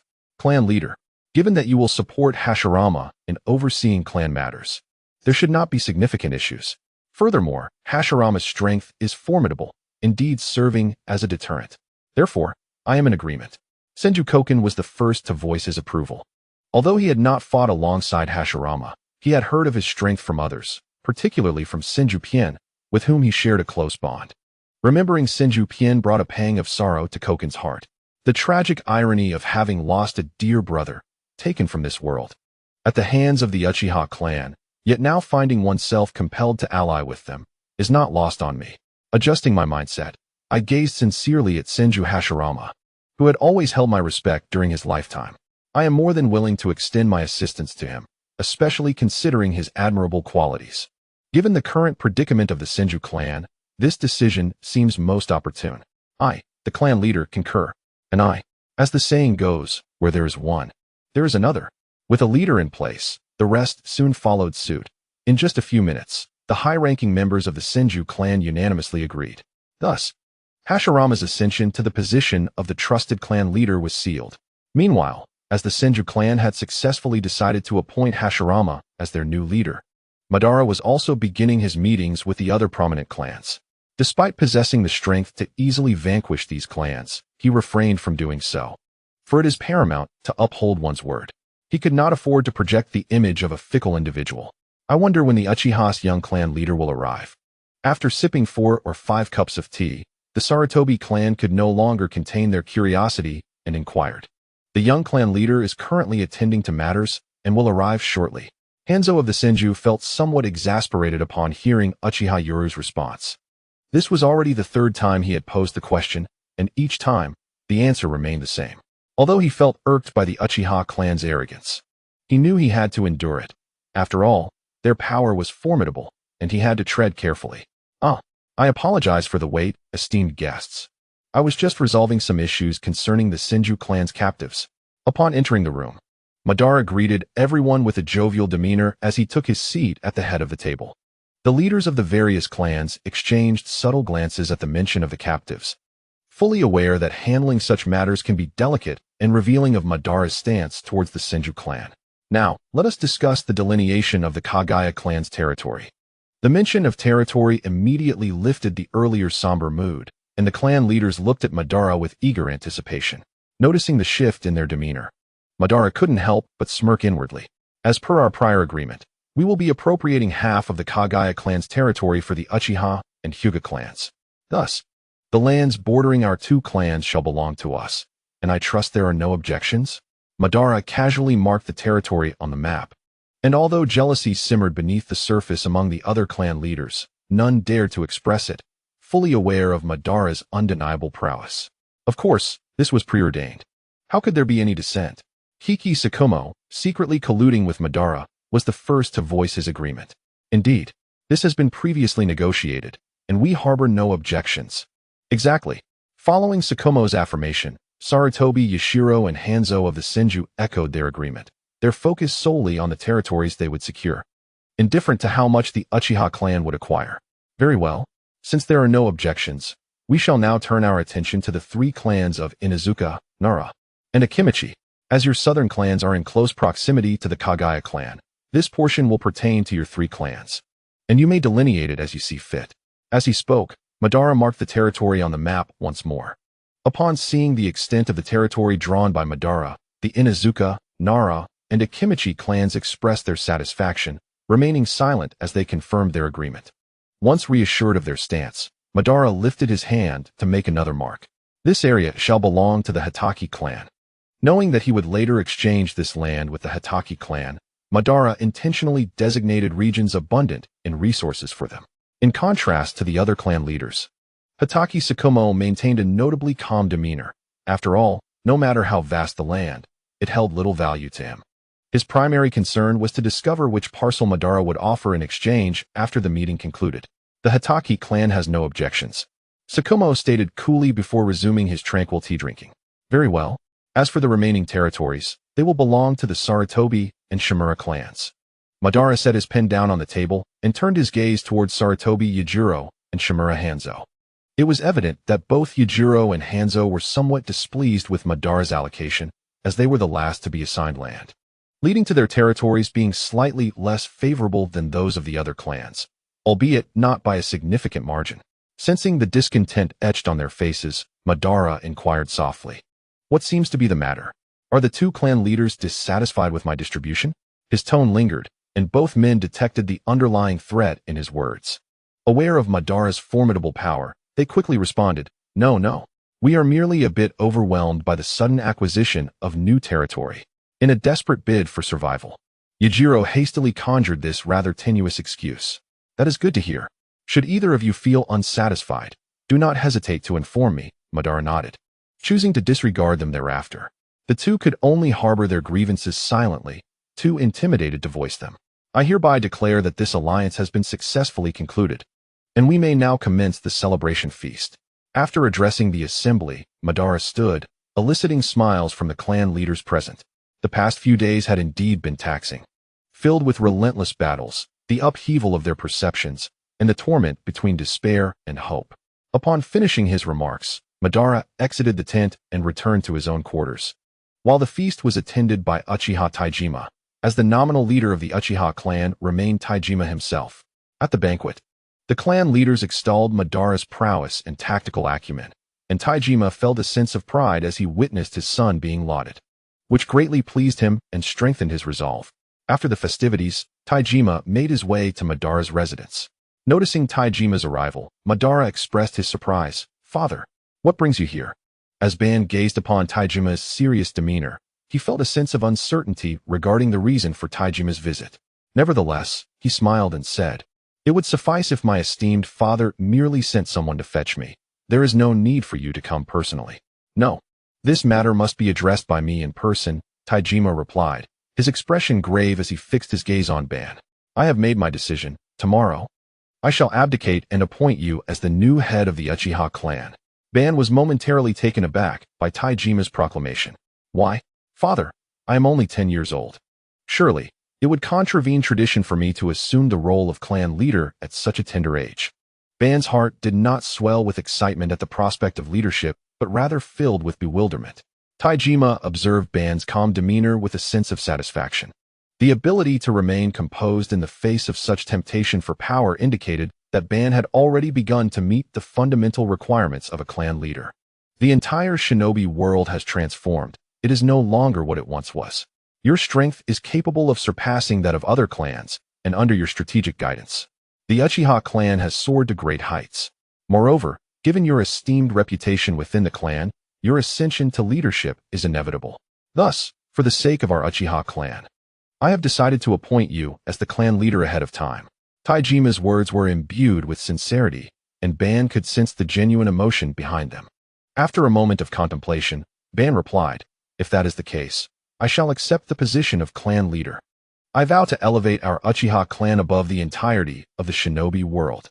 Ban declared this with unwavering conviction, and Taijima's face broke into a smile upon hearing his words. "Excellent. I believe in you. Return to the clan tomorrow and prepare for your assumption of leadership in the coming days." After giving Ban a reassuring pat on the shoulder, Taijima departed, leaving Ban alone. Just as Taijima exited, the Uchiha brothers, Yoru and Natsu, entered with eager expressions. They were astonished that Ban would assume the role of clan leader so soon. For them, Ban's elevation to leadership was a fortuitous event, as they were his guardians. Thus, their status would inevitably rise alongside his, embodying the adage that a new sovereign brings forth new ministers. "Enough chatter. You two, gather your belongings and prepare to return with me tomorrow." Ban interjected before they could respond, eager to avoid any unnecessary conversation. The two brothers nodded in agreement without hesitation. Ban, accompanied by the Uchiha brothers, hastened back to the Uchiha clan. Simultaneously, Taijima conveyed the news of Ban's impending succession to the clan's higher-ups, who unanimously consented without surprise. The rest of the Uchiha clan members soon learned of the news, and upon hearing that Ban would become the new clan leader, the entire clan erupted in excitement. Shortly thereafter, amidst the anticipation of many, Ban's inauguration ceremony commenced. Due to Ban's upcoming assumption of leadership, the Uchiha clan was exceptionally busy that day. The members began preparing the venue early in the morning. The rest of the clan members diligently arranged everything in readiness for the initiation ceremony of their new leader. At long last, amidst the fervent anticipation of all, the succession ceremony of Madara has commenced. Today, Madara donned the ceremonial attire that he had not worn for many years. As the appointed hour arrived, members of the Uchiha clan gathered in droves at the clan's square, transforming the once expansive area into a bustling throng, shoulder to shoulder, exuding an extraordinary liveliness that seemed incongruous in this brutal era of warring states. "Silence." Taijima confirmed the time and ascended the platform, addressing the assembly. "I trust you all know the purpose of today's gathering. Indeed, from this day forth, I shall no longer serve as the leader of the Uchiha clan. Now, let us welcome our new clan leader, Madara Uchiha." Upon concluding his solemn announcement, Taijima stepped aside, and Madara's somewhat slender figure approached the forefront. The moment he stepped forth, the square erupted in jubilant cheers. In response, Madara gently gestured for silence, and the crowd fell into a hushed reverence. Taijima, witnessing this scene, was taken aback. He had always known Madara to be beloved by the people, yet he had never anticipated such overwhelming adoration from the clan members. "Madara, from this moment, you are the leader of the Uchiha clan," Taijima proclaimed, presenting the fan that symbolizes the Uchiha lineage to Madara, signifying the trust bestowed upon him as the new leader. The eyes of the clan members below were fervently fixed upon Madara as he accepted the fan. Now standing upon the platform, Madara could sense the admiration, respect, and fervor emanating from his kin. At that moment, the fan in his grasp felt as heavy as a mountain.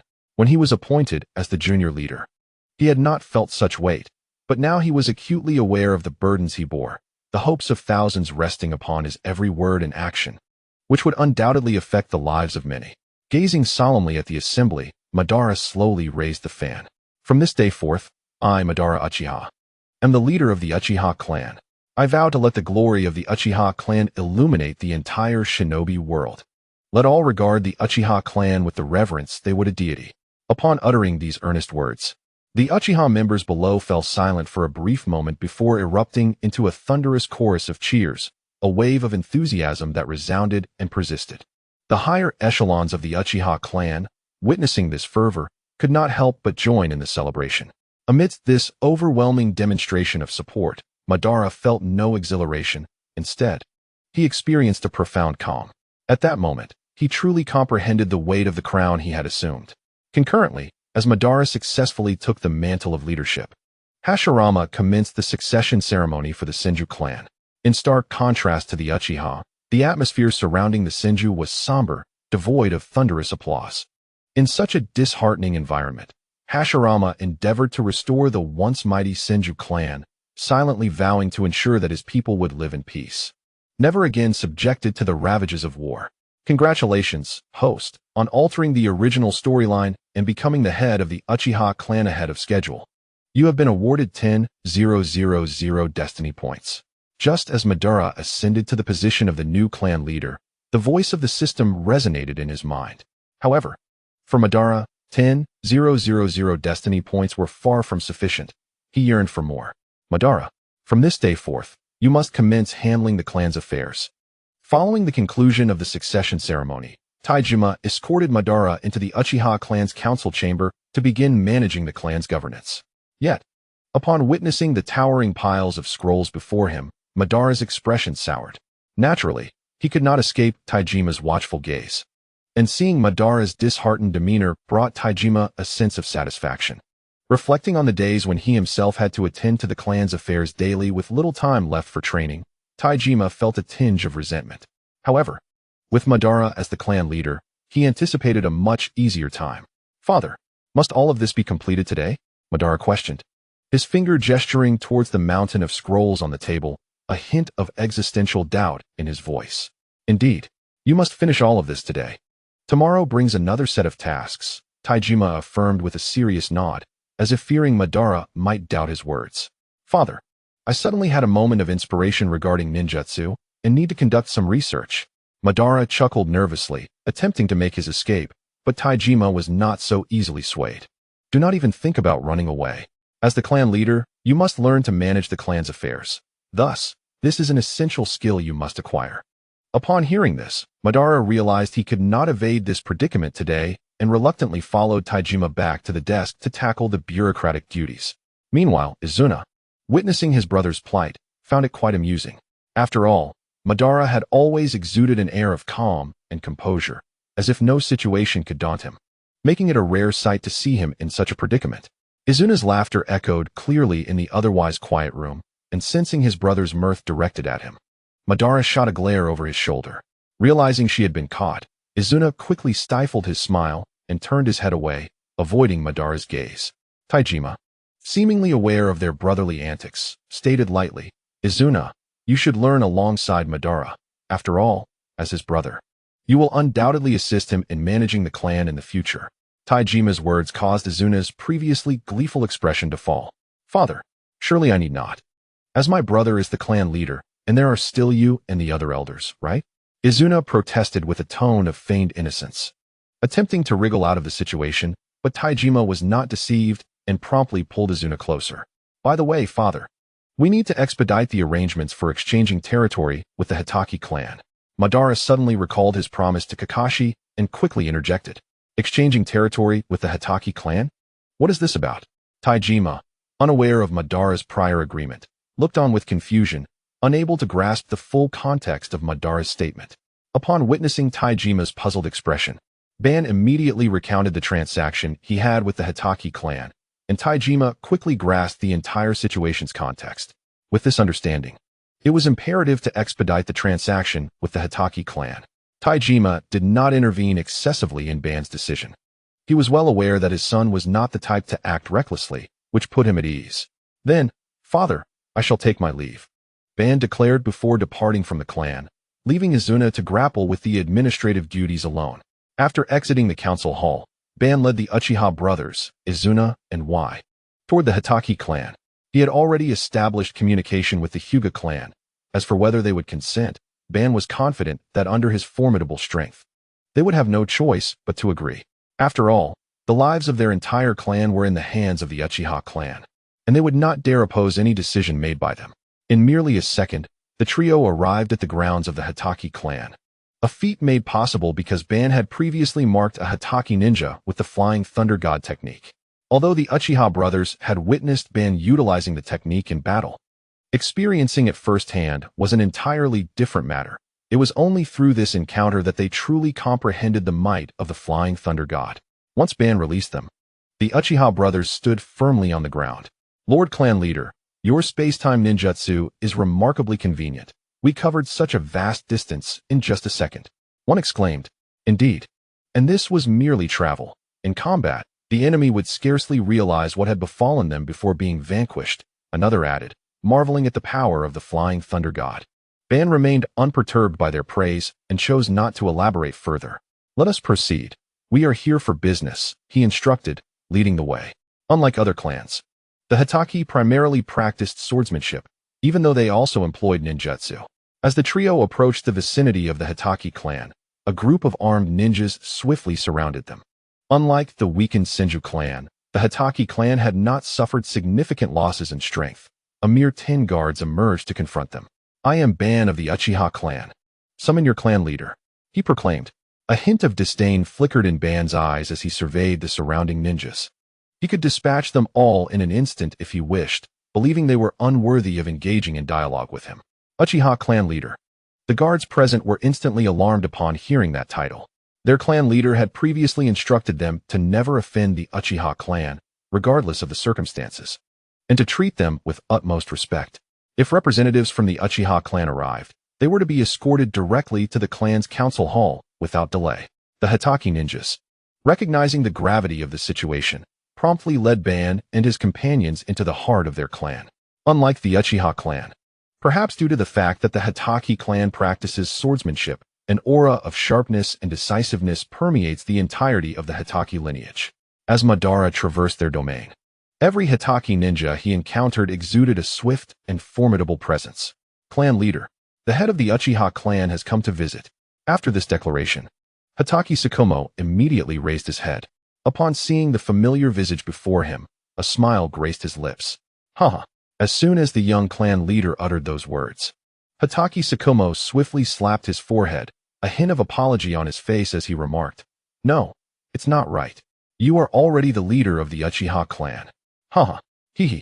The Hitaki clan leader remains as splendid as ever after these few days. Their meeting naturally commenced with some customary pleasantries. Hehe. You are not to be compared to your younger brother. At such a tender age, you possess remarkable strength. And now you are already the new head of the Uchiha clan. Truly remarkable, Hitaki Tsukumo expressed, though internally he felt a tinge of imbalance. At Madara's age, he had still been embroiled in battles, unlike Madara, who had already ascended to clan leadership.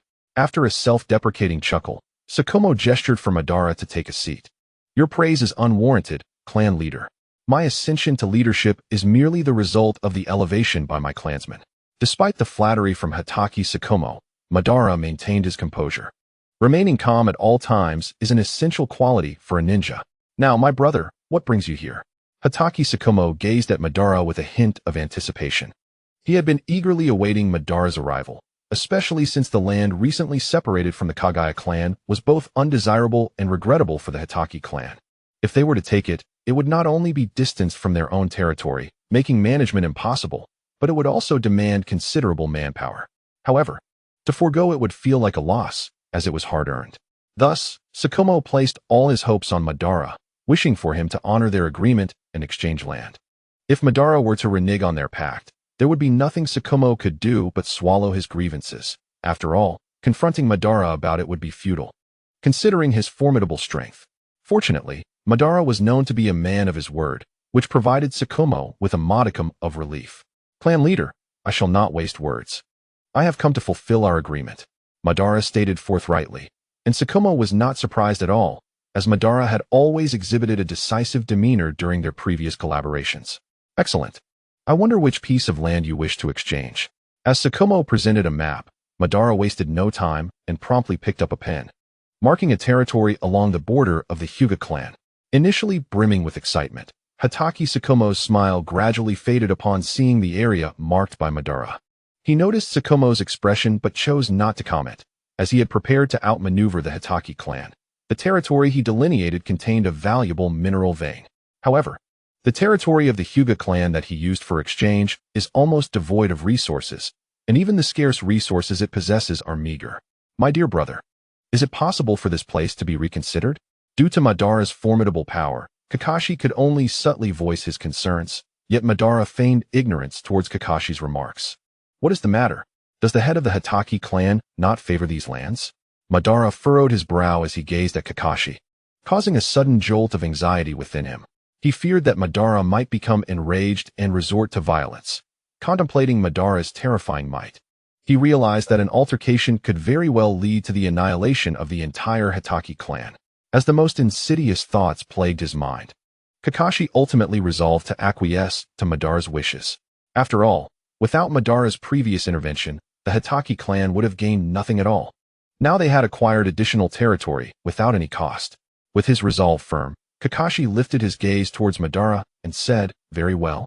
I extend my gratitude to Lord Uchiha." Once the handover procedures were confirmed, Madara led the Uchiha brothers, Shursui and Itachi, back to their clan's grounds. After addressing this matter, Madara did not implement any new plans, but instead entered a state of tranquility.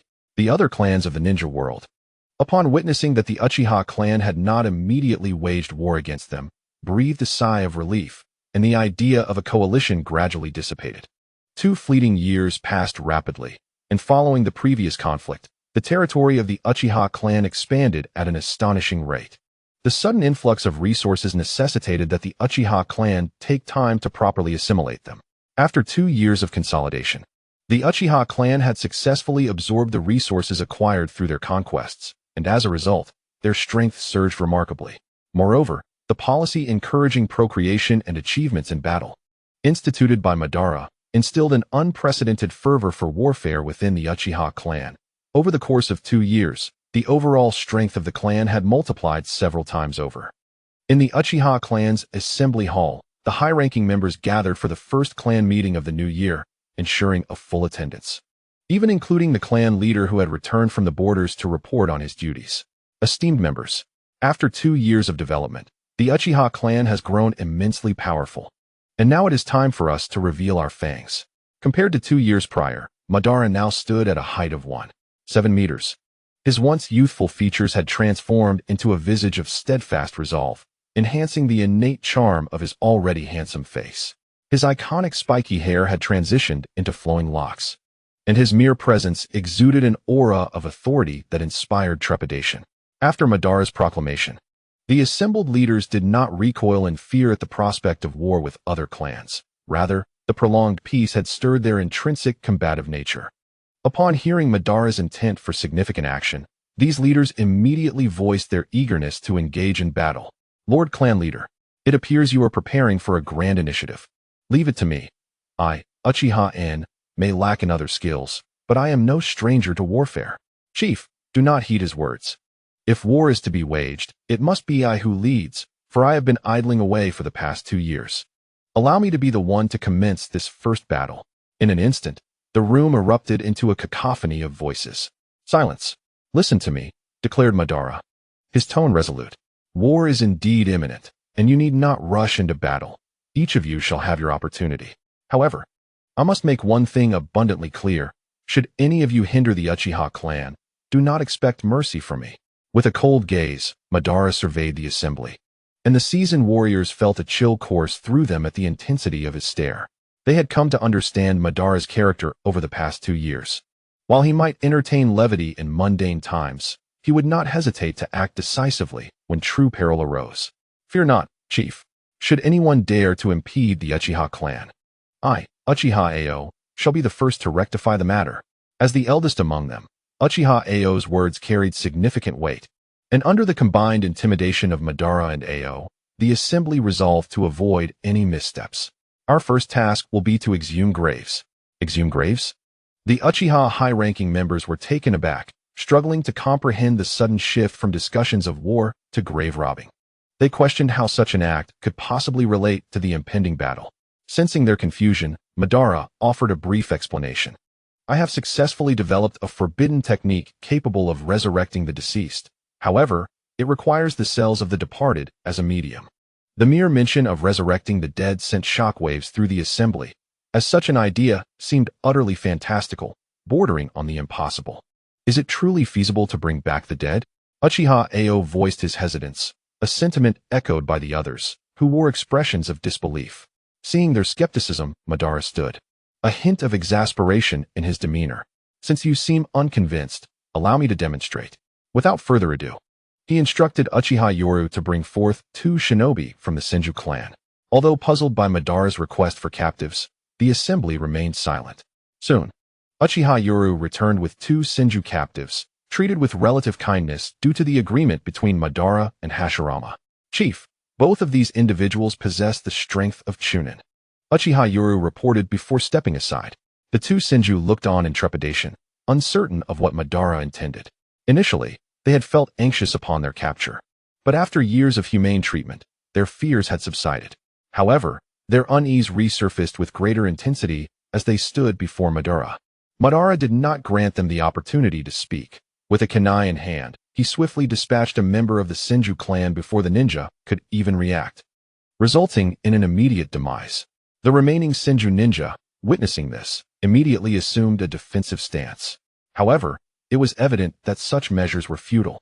Although Madara refrained from killing them outright, he had previously instructed the Hyuga clan's ninjas to seal the chakra points of the Senju clan members, rendering them incapable of utilizing their chakra to prevent any potential ambush or disruption. Chief, do you intend to resurrect this fallen member of the Senju clan? Uchiha Ao inquired, promptly discerning Madara's intentions. Indeed, I shall use this individual as a sacrificial vessel to reincarnate this deceased Senju, who will return with an immortal body, infinite chakra, and the prowess of his peak strength in life. After elucidating the characteristics of the impure world reincarnation technique, Madara once again astonished the Uchiha elite. Nevertheless, they remained skeptical of his claims. If what Madara asserted were true, the impure world reincarnation would indeed be invincible. Madara understood that mere words would not convince them. After all, seeing is believing. Soon, he turned his gaze to the remaining Senju ninja. Now, as the saying goes, seeing is believing. You shall witness a miraculous moment. Upon concluding his statement, Madara severed a piece of flesh from the deceased and placed his right hand upon the ground. Impure world reincarnation technique. As soon as Madara's hand struck the earth, countless dark patterns emerged beneath the Senju ninja, and a wondrous scene unfolded. Numerous pieces of paper materialized out of thin air, adhering to the remaining Senju ninja. Startled by the bizarre paper, the Senju ninja hastily waved his arms, attempting to dislodge the paper from his body. However, it was evident that such efforts were in vain. The paper clung tenaciously to him no matter how vigorously he tried to shake it off. As the paper continued to envelop him, he gradually felt his life force waning, and his body slipped from his control. A chilling scream erupted from the Senju ninja, and within mere seconds, the once living Senju had entirely vanished. Replaced by a man whose entire being radiated death, his visage marred by cracks. This individual was none other than the one Madara had slain moments earlier. The Uchiha elite behind him were left utterly astounded by this terrifying spectacle, having never anticipated that Madara possessed the ability to resurrect the dead. The reincarnated Senju ninja looked around in confusion. Upon seeing Madara again, he was taken aback, recalling that he had just been killed by him. This bewilderment left him questioning the very nature of his existence. Now, let me show you whether the ninja reincarnated through the impure world reincarnation is as I have described. After Ban finished speaking, he swiftly unleashed his body technique, vanishing in an instant before the eyes of the Senju Chunin. When he reappeared, he stood directly in front of the Senju clan's ninja. With a thunderous impact, his formidable fist effortlessly obliterated the Chunin's head.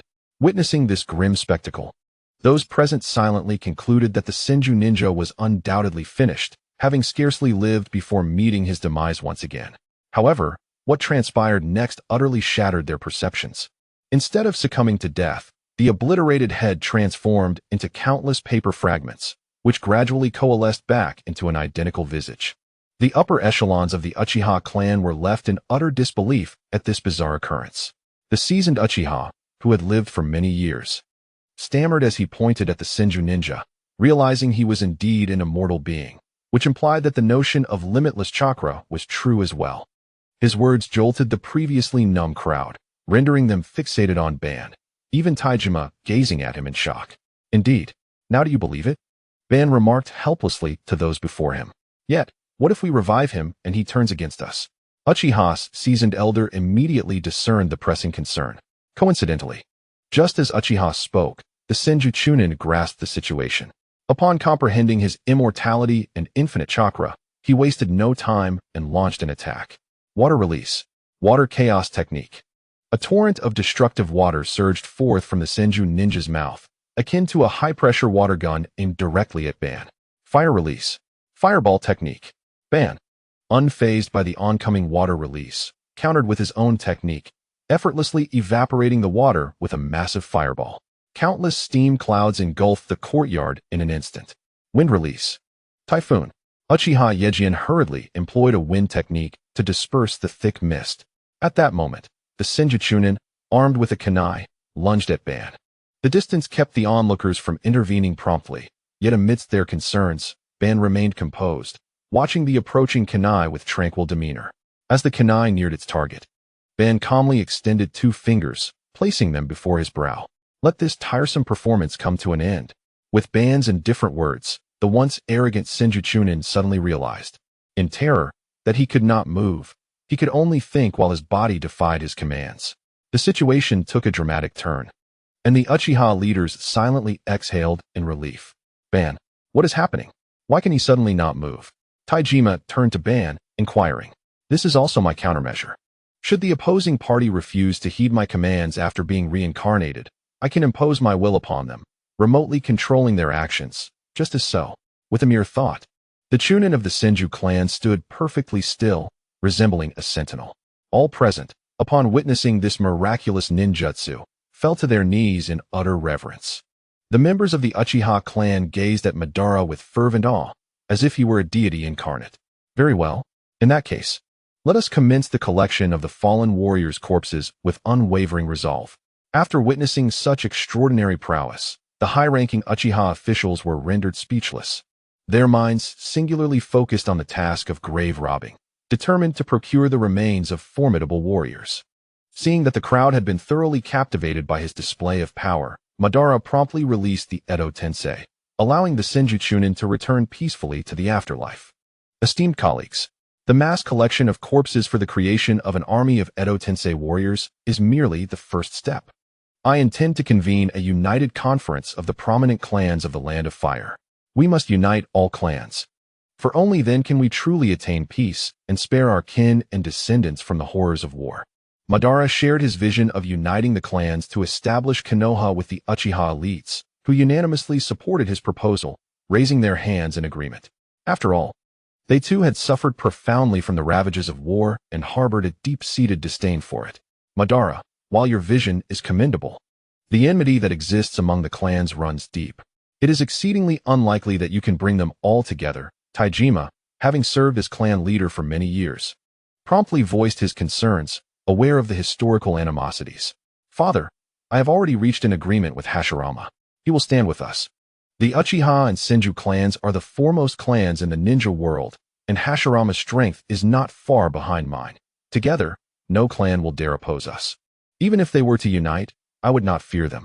Though Madara spoke with calmness, the underlying dominance in his tone was unmistakable. Since you have made your decision, I shall refrain from further commentary, as you are now the leader. Taijima clapped Madara on the shoulder before departing with the others. Yoru, go and notify the other clans to convene the United Conference. Watching the retreating figures, Madara instructed Uchiha Yoru, fully aware that the days of tranquility had vanished, and ahead lay a tempestuous storm of bloodshed and violence. As Madara's guardian, Uchiha Yoru dutifully executed his orders, promptly dispatching messengers to inform the clans, while Madara himself utilized the Flying Thunder God technique to personally visit the Senju clan. Madara, what brings you here? As Hashirama was engaged in family affairs, he immediately sensed the presence of Madara the moment he appeared. With a look of curiosity, he regarded Madara, noting that it had been 2 years since their last encounter. He recalled the words Madara had spoken to him back then, and he had been striving towards them ever since. Their reunion was marked by a complex exchange of glances. Compared to 2 years ago, Hashirama had matured considerably.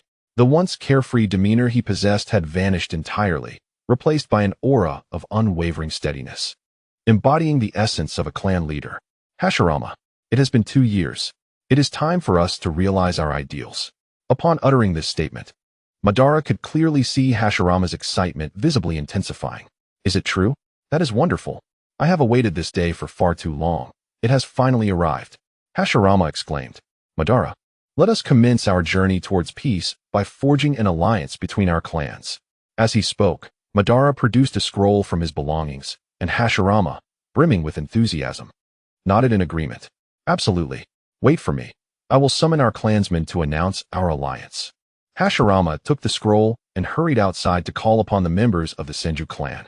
Soon, under Hashirama's fervent summons, the entire Senju clan gathered.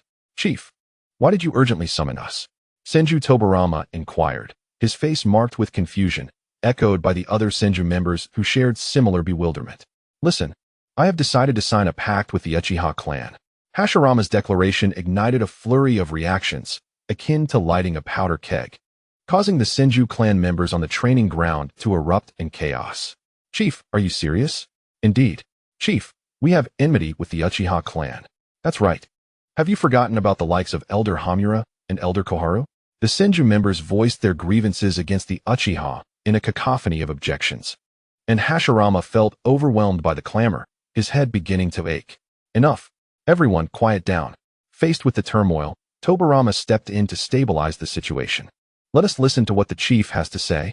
Having served as clan leader for decades, Tobirama commanded respect, and his words brought a measure of calm, allowing the Senju clan to focus on Hashirama, eager to understand his rationale for allying with the Uchiha. Friends, may I pose a question?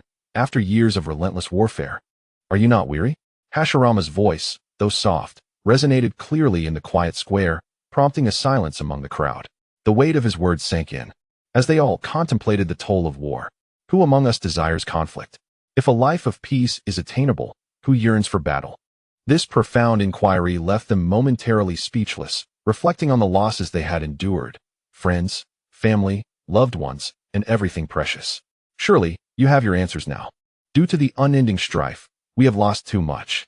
We now possess a chance to ensure that our kin and future generations can relish in the embrace of peace. So why should we refuse? Do you wish for your descendants to be compelled to partake in wars, just as we have? Hashirama's words were not bellowed with fervor, nor did they evoke any frenzied emotions.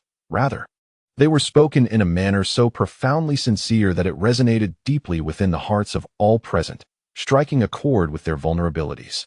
As Hashirama articulated, they had already suffered immensely due to the ravages of war, and the mere thought of their progeny enduring such brutality in the future sent shivers down their spines. However, the notion of transforming their mortal enemies into allies was a difficult pill for many to swallow. I concur with Hashirama's sentiments. Amidst the oppressive silence, Tobirama Senju was the first to vocalize his support for Hashirama, leaving the members of the Senju clan bewildered. They had not anticipated that Tobirama would be the first to endorse such a notion, especially considering that his hands and legs bore the marks of the Uchiha clan's handiwork. Had it not been for them, he would not have suffered debilitating injuries that rendered him powerless. Yet, despite this, Tobirama was still the first to align with Hashirama's perspective, though the onlookers remained unaware that he was no longer the Tobirama they once knew. The crowd regarded him with a mixture of complex emotions, as the saying goes. Every venture begins with difficulty, but with a leader now in place, the subsequent steps would undoubtedly be far more manageable. One by one, the members of the Senju clan began to voice their agreement with Hashirama's proposal. If Tobirama, who harbored deep-seated animosity towards the Uchiha clan, could relinquish his hatred for the sake of family and future generations, then why could they not do the same? In this atmosphere, it wasn't long before all the members of the Senju clan expressed their support for Hashirama's initiative. The Senju clan swiftly commenced mobilization, and within mere minutes, they had established a venue for the alliance. As the leaders of their respective clans, Madara and Hashirama conducted themselves with utmost seriousness, adhering strictly to protocol as they began to formalize the alliance. Shortly thereafter, both Madara and Hashirama inscribed their names upon the scroll, signifying the complete and successful alliance of their clans, transforming the Uchiha and Senju from adversaries into allies. News of this alliance rapidly spread throughout the entire shinobi world, causing a stir among other clans, who reacted with a mixture of confusion and concern. However, the two clans directly involved remained composed and unperturbed. Simultaneously, the Uchiha sent out ninjas to relay Madara's intention to convene a joint meeting with other clans.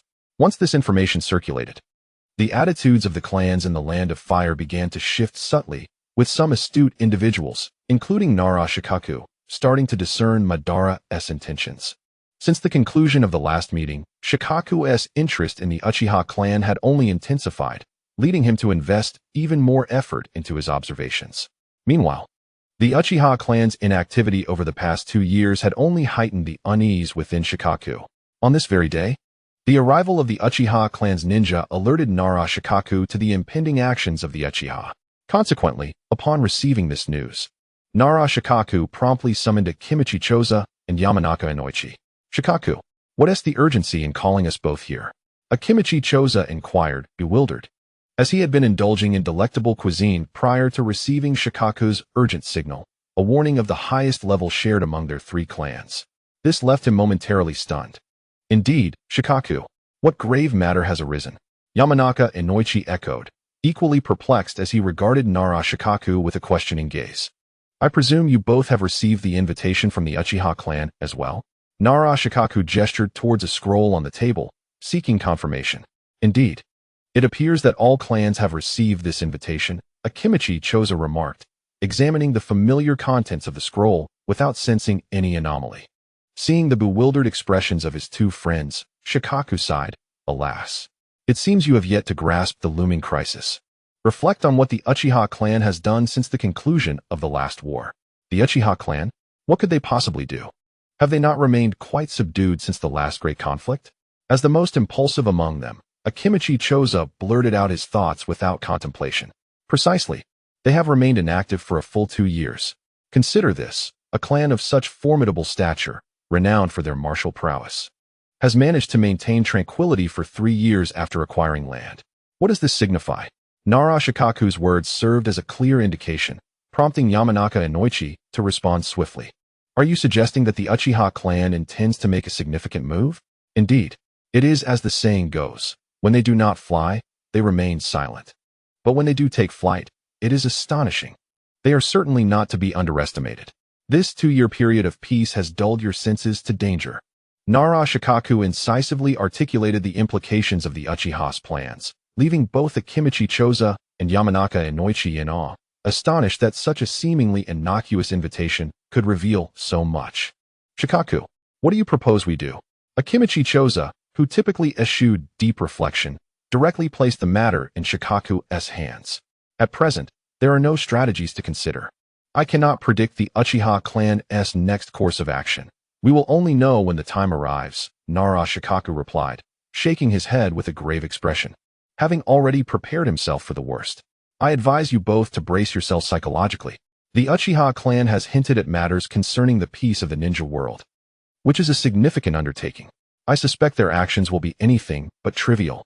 Nara Shikaku's remarks effectively made Akimichi Choza and Yamanaka Inoichi acutely aware of the gravity of the situation. Then, if it truly comes to that, what shall we do? Yamanaka Inoichi said in a somber tone, fixing a determined gaze upon Nara Shikaku, seeking answers from him. If we truly reach that juncture, our only recourse is to surrender. Only in this way can we ensure that our lineage does not face annihilation. In the face of Madara and Hashirama's formidable prowess, Nara Shikaku felt an overwhelming sense of helplessness. Although he harbored numerous strategies, the mere thought of their unparalleled might rendered him despondent. He understood all too well that in the presence of absolute strength, any schemes or machinations would prove futile. Upon uttering these words, an oppressive silence enveloped the three individuals once more. In the world of shinobi, wisdom is often met with scorn, akin to acquiring a deer horn.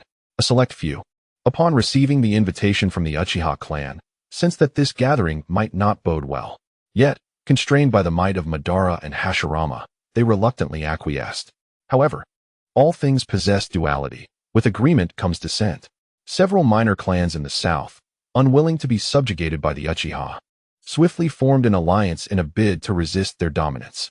This news reached Madara's ears almost instantaneously. To challenge the Uchiha clan? Humph, what a foolish assembly.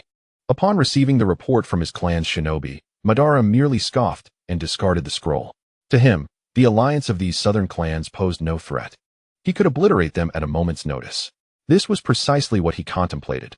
The Uchiha had remained dormant for too long, and he needed to assert his supremacy, with these minor families serving as the perfect targets. That night, after attending to all political affairs, Madara utilized the Flying Thunder God technique to arrive at the encampment of these inconspicuous clans, made possible by the Uchiha ninjas who had guided him there. He appeared silently, evading the notice of anyone, including the guards stationed a mere few meters away. Witnessing this, Madara could only smirk. How dare such trifles declare war on the Uchiha clan? After a derisive chuckle, Madara's eyes transformed into the eternal Mangekyo Sharingan, and in an instant, a colossal blue Susanoo erupted forth. As the Susanoo materialized, the guards finally belatedly recognized Madara's presence. Yet, it was evidently too late. Controlling the Susanoo, Madara brandished a gigantic blade, delivering a resounding strike. The immense blue sword cleaved the ground, creating an unfathomable chasm, while a distant hill was split asunder. The guards stood in stunned disbelief, gazing at the towering Susanoo, their eyes filled with incredulity. This was their first encounter with such an extraordinary technique, leaving them utterly astonished. Very well. Let you perish beneath this strike capable of shattering the very fabric of existence, Madara proclaimed with pride from within the diamond-like crystal atop his Susanoo. In his view, had it not been for the Uchiha clan's urgent need to establish their authority, he would not have felt compelled to take matters into his own hands. After all, engaging with these individuals was somewhat beneath his dignity. With two colossal swords wielded with devastating force, he struck downwards, delivering a cataclysmic blow that cleaved the already bifurcated camp anew. The once flat ground instantaneously yielded to three intersecting abysses, and those ninjas who fell beneath the weight of his swords were rendered to mere dust. As for the leaders of the several clans, they had long been dispatched to the realm of the departed by his blade, leaving the allied forces to flounder aimlessly, much like headless flies. In their attempts to evade his onslaught, it appeared that the removal of lesser foes necessitated the use of wood release. Witnessing that so many ninjas still survived after his triple strike, he resorted to wood release, aiming for a swift resolution. Wood release, blooming of the floral realm. The previously desolate earth began to tremble violently, as countless tendrils surged forth like resurrected demons, mercilessly consuming the lives of the ninjas. Not all perished from the crushing embrace of wood release. Recognizing that the time was ripe, he commanded the enormous blossoms upon the trees to bloom, releasing toxic pollen that swiftly permeated the air. Fire release, great fire destruction. After forming the necessary hand seals, he unleashed a torrent of flames that, upon contact with the trees, erupted with ferocity, as if ignited by a stimulant, intent on incinerating all in its path. The toxic pollen, further amplified by the fire, detonated, ensnaring the ninjas trapped within the floral realm, leaving them dazed and powerless as their chakra waned. Within mere seconds, every one of the ensnared ninjas met their demise. None escaped. After eliminating this contingent, he departed the scene using the Flying Thunder God technique, recognizing that he needed to inform the other clans, as this event was intended to serve as a stark warning. The following morning dawned as usual, but with it came the shocking news of the annihilation of several clans. Upon receiving this news, the ninja world erupted in an uproar, which soon gave way to an overwhelming silence. The clans had only recently declined the Uchiha clan's invitation, and now they were learning of their obliteration, likely executed the previous night. The allied forces had offered no resistance whatsoever, leading to their utter eradication. This development quelled any lingering ambitions among other clans. The clan leaders duly arrived at the Uchiha encampment, as today marked the day of the conference with the prominent clans.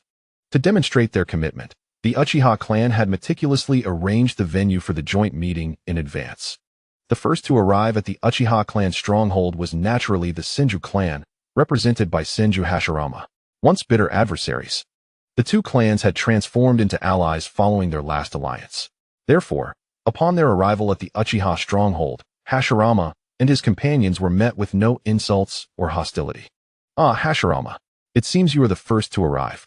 Upon his arrival, Hashirama was promptly escorted to the conference hall, where he greeted Madara with a smile. Dressed impeccably in formal attire, "Madara, how could I possibly lag behind on such a monumental occasion?" Hashirama replied, equally smiling, though internally, he was brimming with excitement. After all, a long-held dream was finally on the verge of realization, and it was impossible for him not to feel thrilled. "Hold your horses, my friend. While our visions for the shinobi world are commendable, other clans may not easily acquiesce, as this matter directly threatens their interests," Madara cautioned, lacking the optimism of his counterpart. He understood the considerable challenges ahead and deemed it necessary to impart a word of caution to Hashirama. "Remember, once the meeting commences, maintain a stoic demeanor and refrain from showing any sign of compromise. Everything will revolve around my leadership, understood?" Madara fixed Hashirama with a serious gaze, fully aware of his friend's temperament, which made him somewhat apprehensive. "Rest assured, Madara, I shall heed your commands without fail." Hashirama acknowledged the significance of the occasion, promptly thumping his chest in assurance of his compliance. As time passed, by afternoon, all the clan leaders had gathered at the Uchiha clan stronghold. The Fire Country was represented by no fewer than 20 clan heads for this assembly. The seating arrangement was meticulously organized according to clan strength, with the Uchiha clan occupying the foremost position, followed by the Senju clan on the left. "Esteemed leaders, it is with great pleasure that I welcome you to this meeting of the Uchiha clan. I extend my heartfelt gratitude to each of you for your presence." After delivering a symbolic opening statement, Madara surveyed the room, noting the lack of expressions among the attendees before continuing. "Let us cut to the chase. I shall directly address the purpose of convening you all here.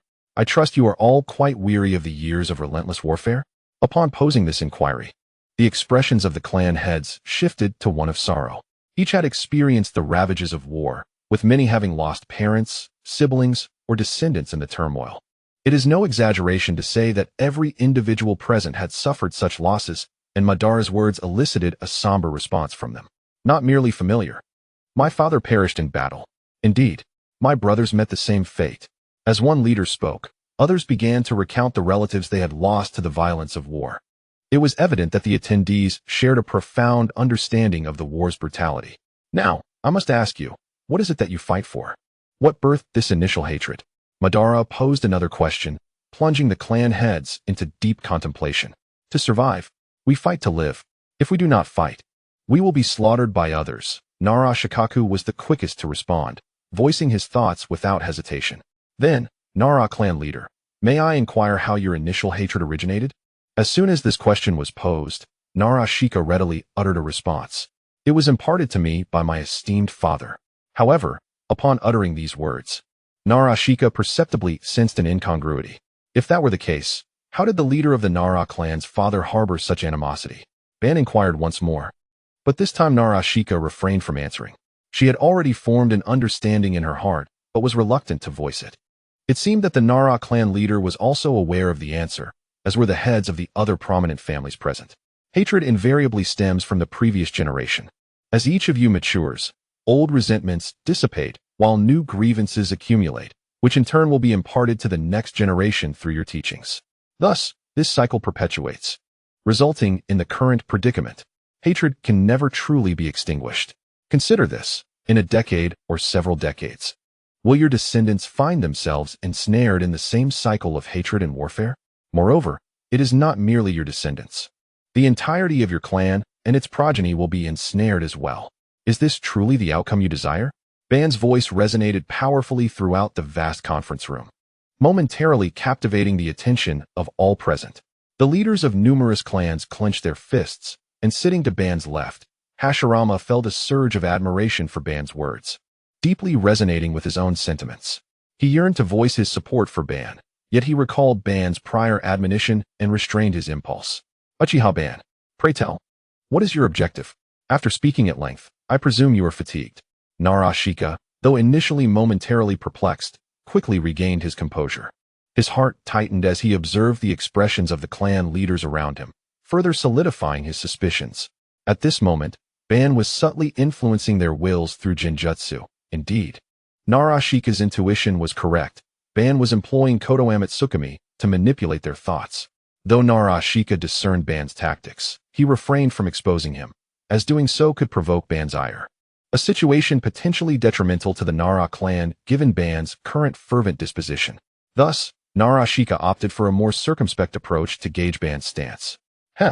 My ambition is to establish enduring peace within the ninja world, eradicating all forms of conflict, while ensuring that the elderly are cared for and the young are nurtured, allowing everyone to flourish as a prodigy.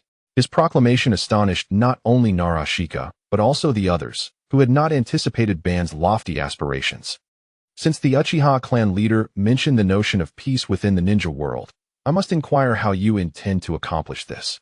Considering that the various clans are unlikely to achieve mutual understanding, Naruto shook his head, signaling his skepticism towards Ban's proposal. This is quite simple. I have already devised a system. If everyone present agrees to my plan, all clans will reside together, eliminating conflicts and wars, allowing everyone to become a ninja.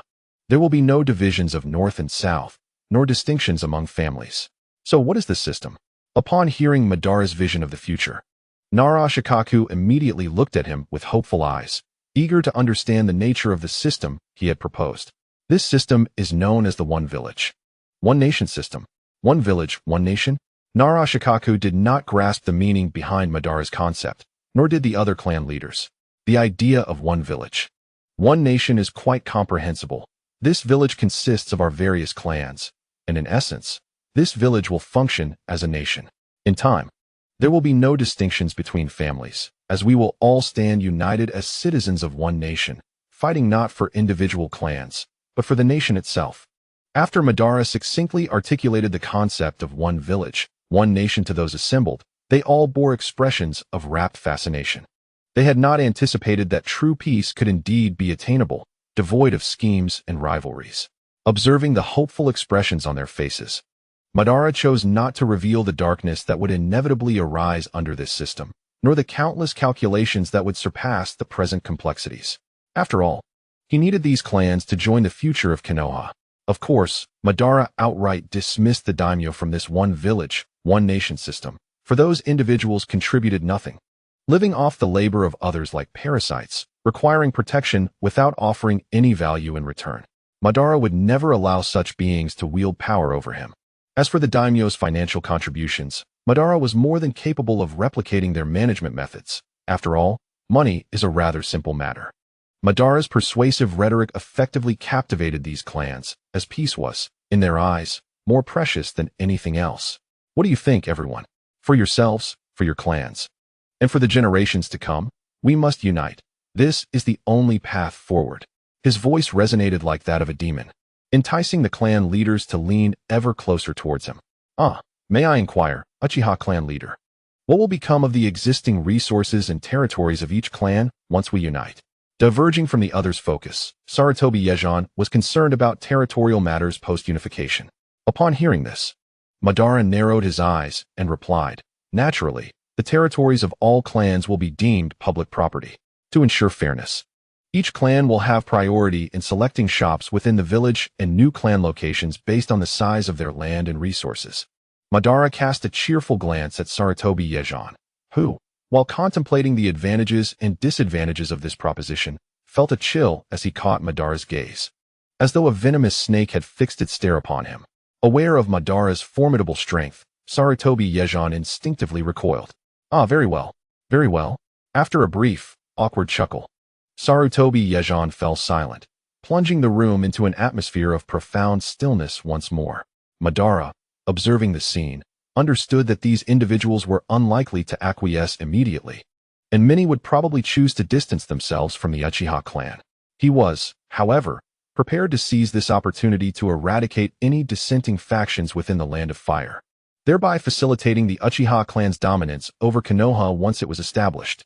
Since none of the clan leaders have reached a consensus, let us pause our discussion here for today.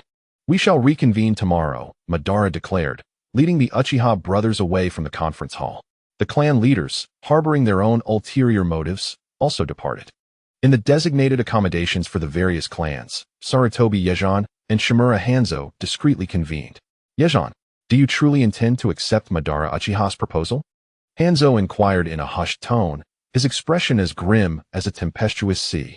Yejan cast a sidelong glance at Hanzo. Truth be told, he was reluctant to comply with Madara's demands, yet he had witnessed Madara's prowess firsthand. The fear he harbored for Madara was indelibly etched in his mind. I share your reluctance, but do we have any alternatives? Let us not forget that several clans were annihilated overnight just days ago. While our clan is stronger than theirs, our advantage is not overwhelming. Do you believe we can stand against the Uchiha clan? Yejan's poignant rhetorical question rendered Hanzo speechless. No.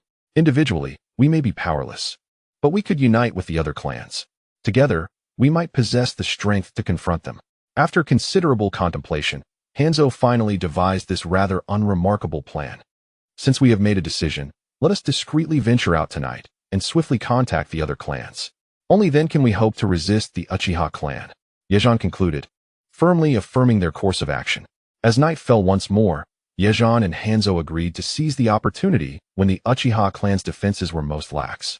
Stealthily slipping away from their territory, they believed themselves to be expertly concealed, yet Madara observed their every move with unwavering clarity. Leader, should we eliminate Yejan and Hanzo?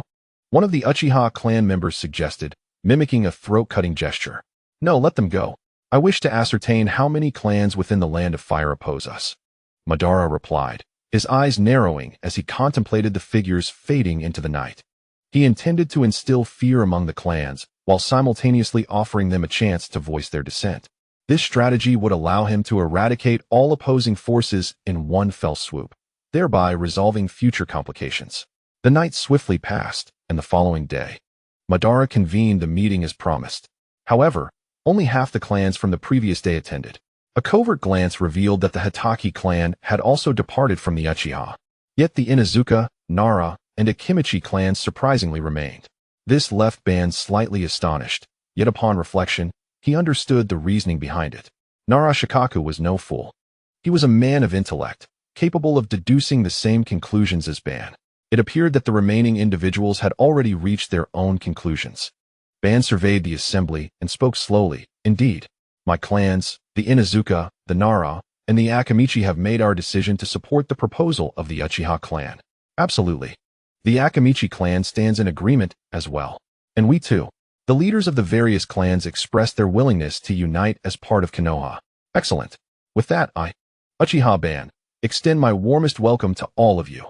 However, before the establishment of Konoha, I must address a minor inconvenience.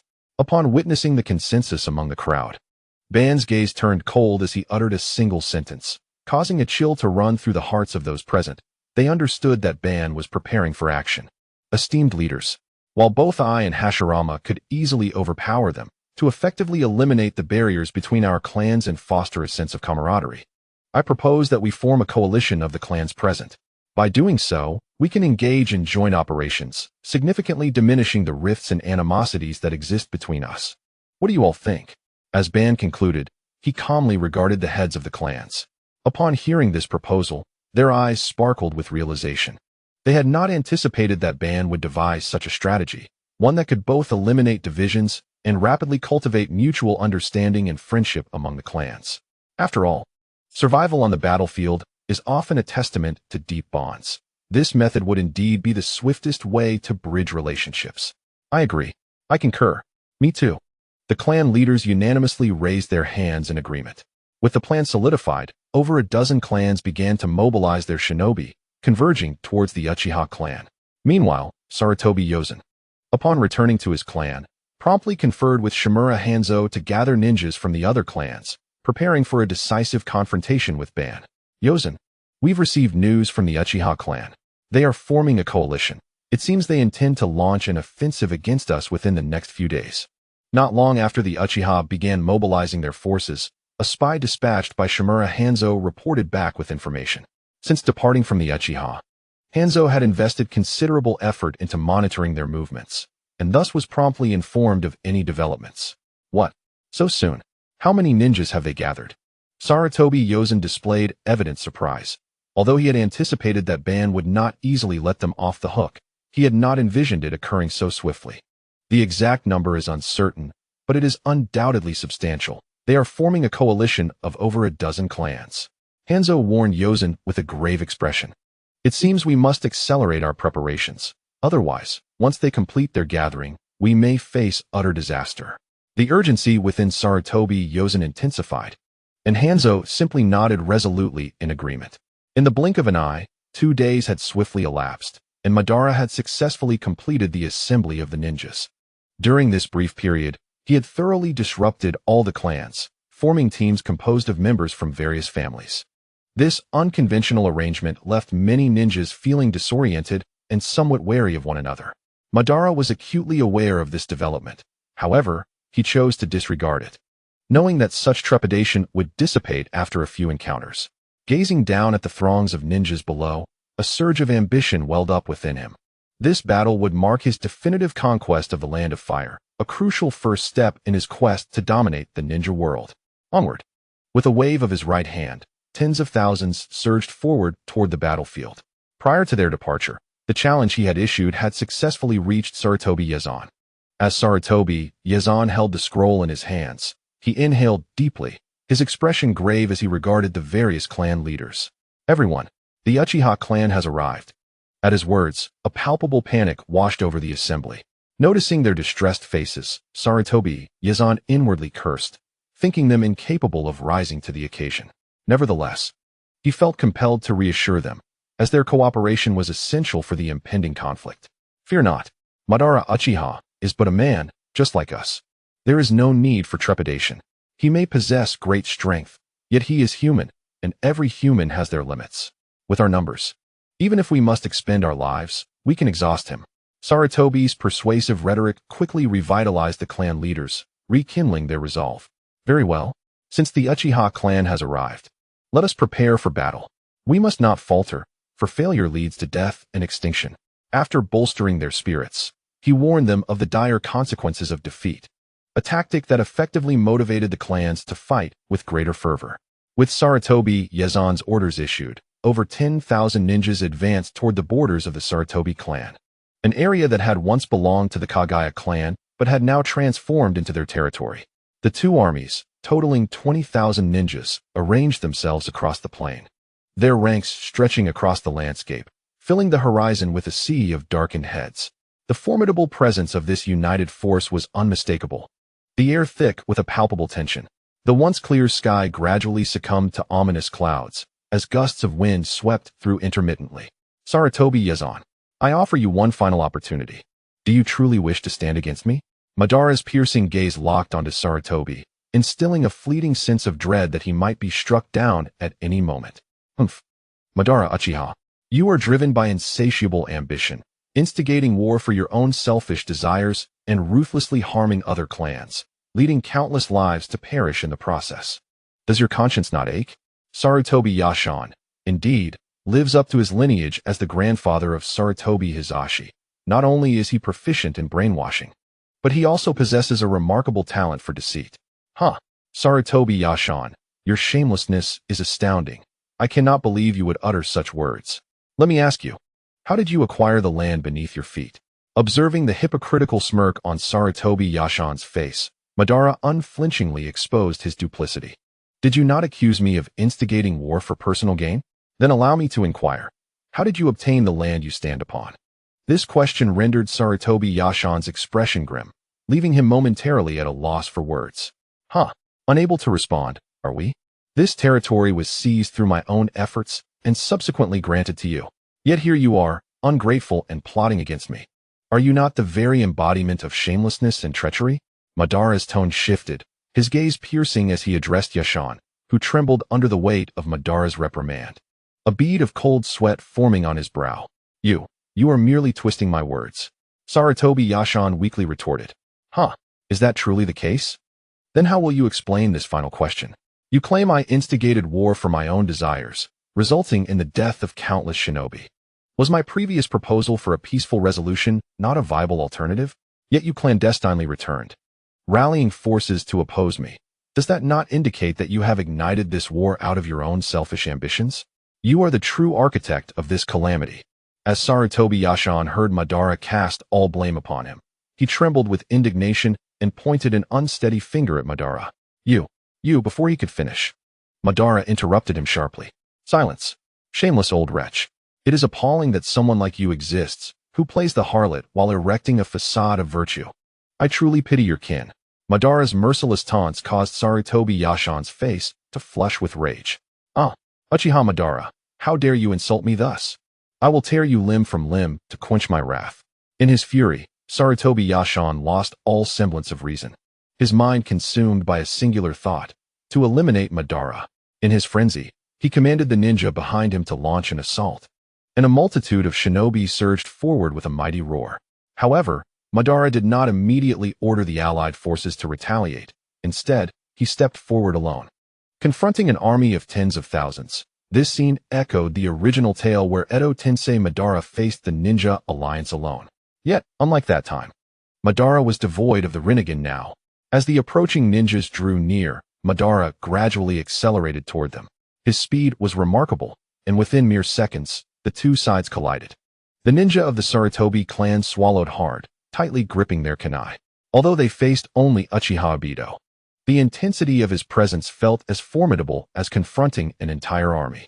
Finally, Obito charged into the ranks of the ninja alliance, his overwhelming physical prowess sending all who stood in his path flying.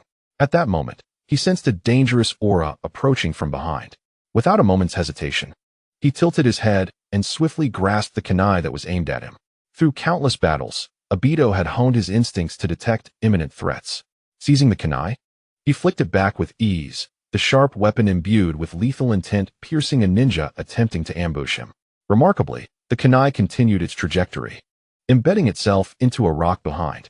This demonstrated the sheer magnitude of Obito's strength. With the Sharingan activated, the movements of these ninjas appeared agonizingly slow, akin to snails. Just as Obito kicked one ninja away, another kunai, equipped with an explosive tag, hurtled toward him. Despite its speed, it was no match for the Sharingan. Obito effortlessly caught the kunai, removing the explosive tag and affixing it to a ninja's chest before sending him flying with a powerful kick.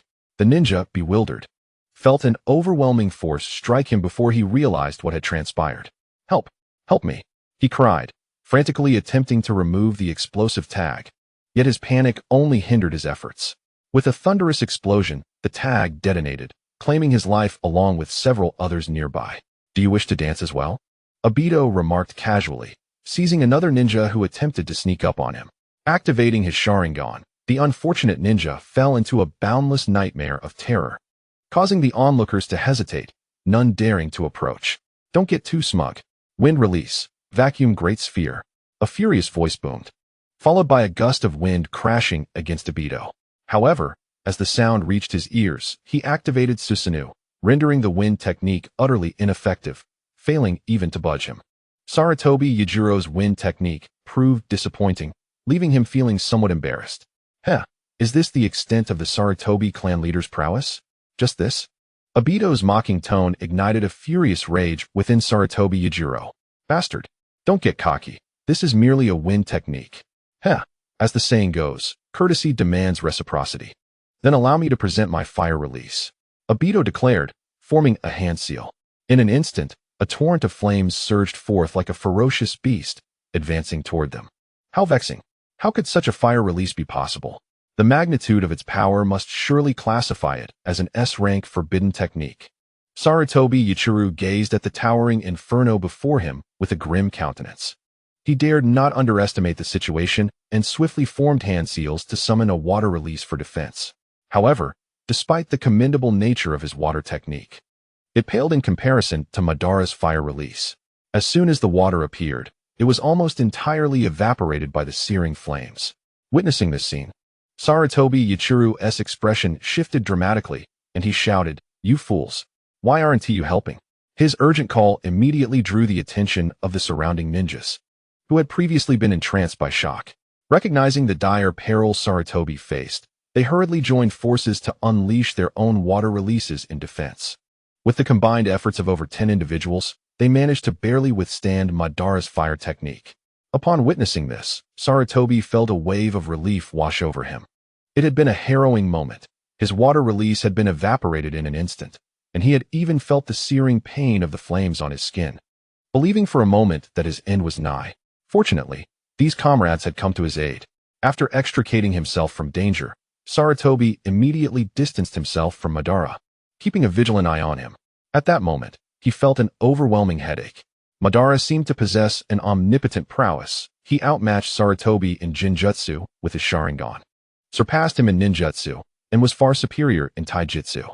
Furthermore, Madara's strength extended beyond these realms. Enough of this childish play. It is time for the true battle to commence, Madara declared nonchalantly, causing Sarutobi's expression to darken considerably. It appeared that his strenuous efforts to engage Madara had merely been a game in the latter's eyes, leaving Sarutobi feeling somewhat defeated. "I'm utterly flabbergasted." Sarutobi glared at Madara, who dismissed him entirely and clapped his hands together. Would release. Flower Tree World, arise. As a technique for clearing the battlefield, would release was indeed fitting, prompting Madara to employ it for a widespread effect. Countless vines surged forth, and many of the ninjas present had witnessed the terrifying might of this jutsu before. Thus, upon seeing the trees sprout, they immediately began to retreat, still haunted by memories of how their comrades had perished. Yet, despite their rapid retreat, Madara's wood release was relentless, as numerous trees engulfed a significant portion of the ninjas. Upon confirming that his jutsu had successfully struck a multitude of foes, Madara unleashed a fire release to ignite the entire forest, extinguishing the lives of his adversaries. As the flames engulfed the trees, the battlefield transformed into a sea of fire, with countless ninjas perishing in the inferno. The acrid scent of charred flesh mingled with the aroma of roasted meat, permeating the air. Damn it! His wood release is an area of effect jutsu. We need to disperse immediately. And if he uses wood release, we must retreat at once. That way, he will be powerless against us. Sarutobi, possessing keen battle intelligence, devised a plan in mere seconds. Summoning technique. Nine Tails. Madara slammed his right hand onto the ground, summoning a multitude of dark runes. A cloud of smoke dissipated, revealing the immense figure of the Nine Tails before all present.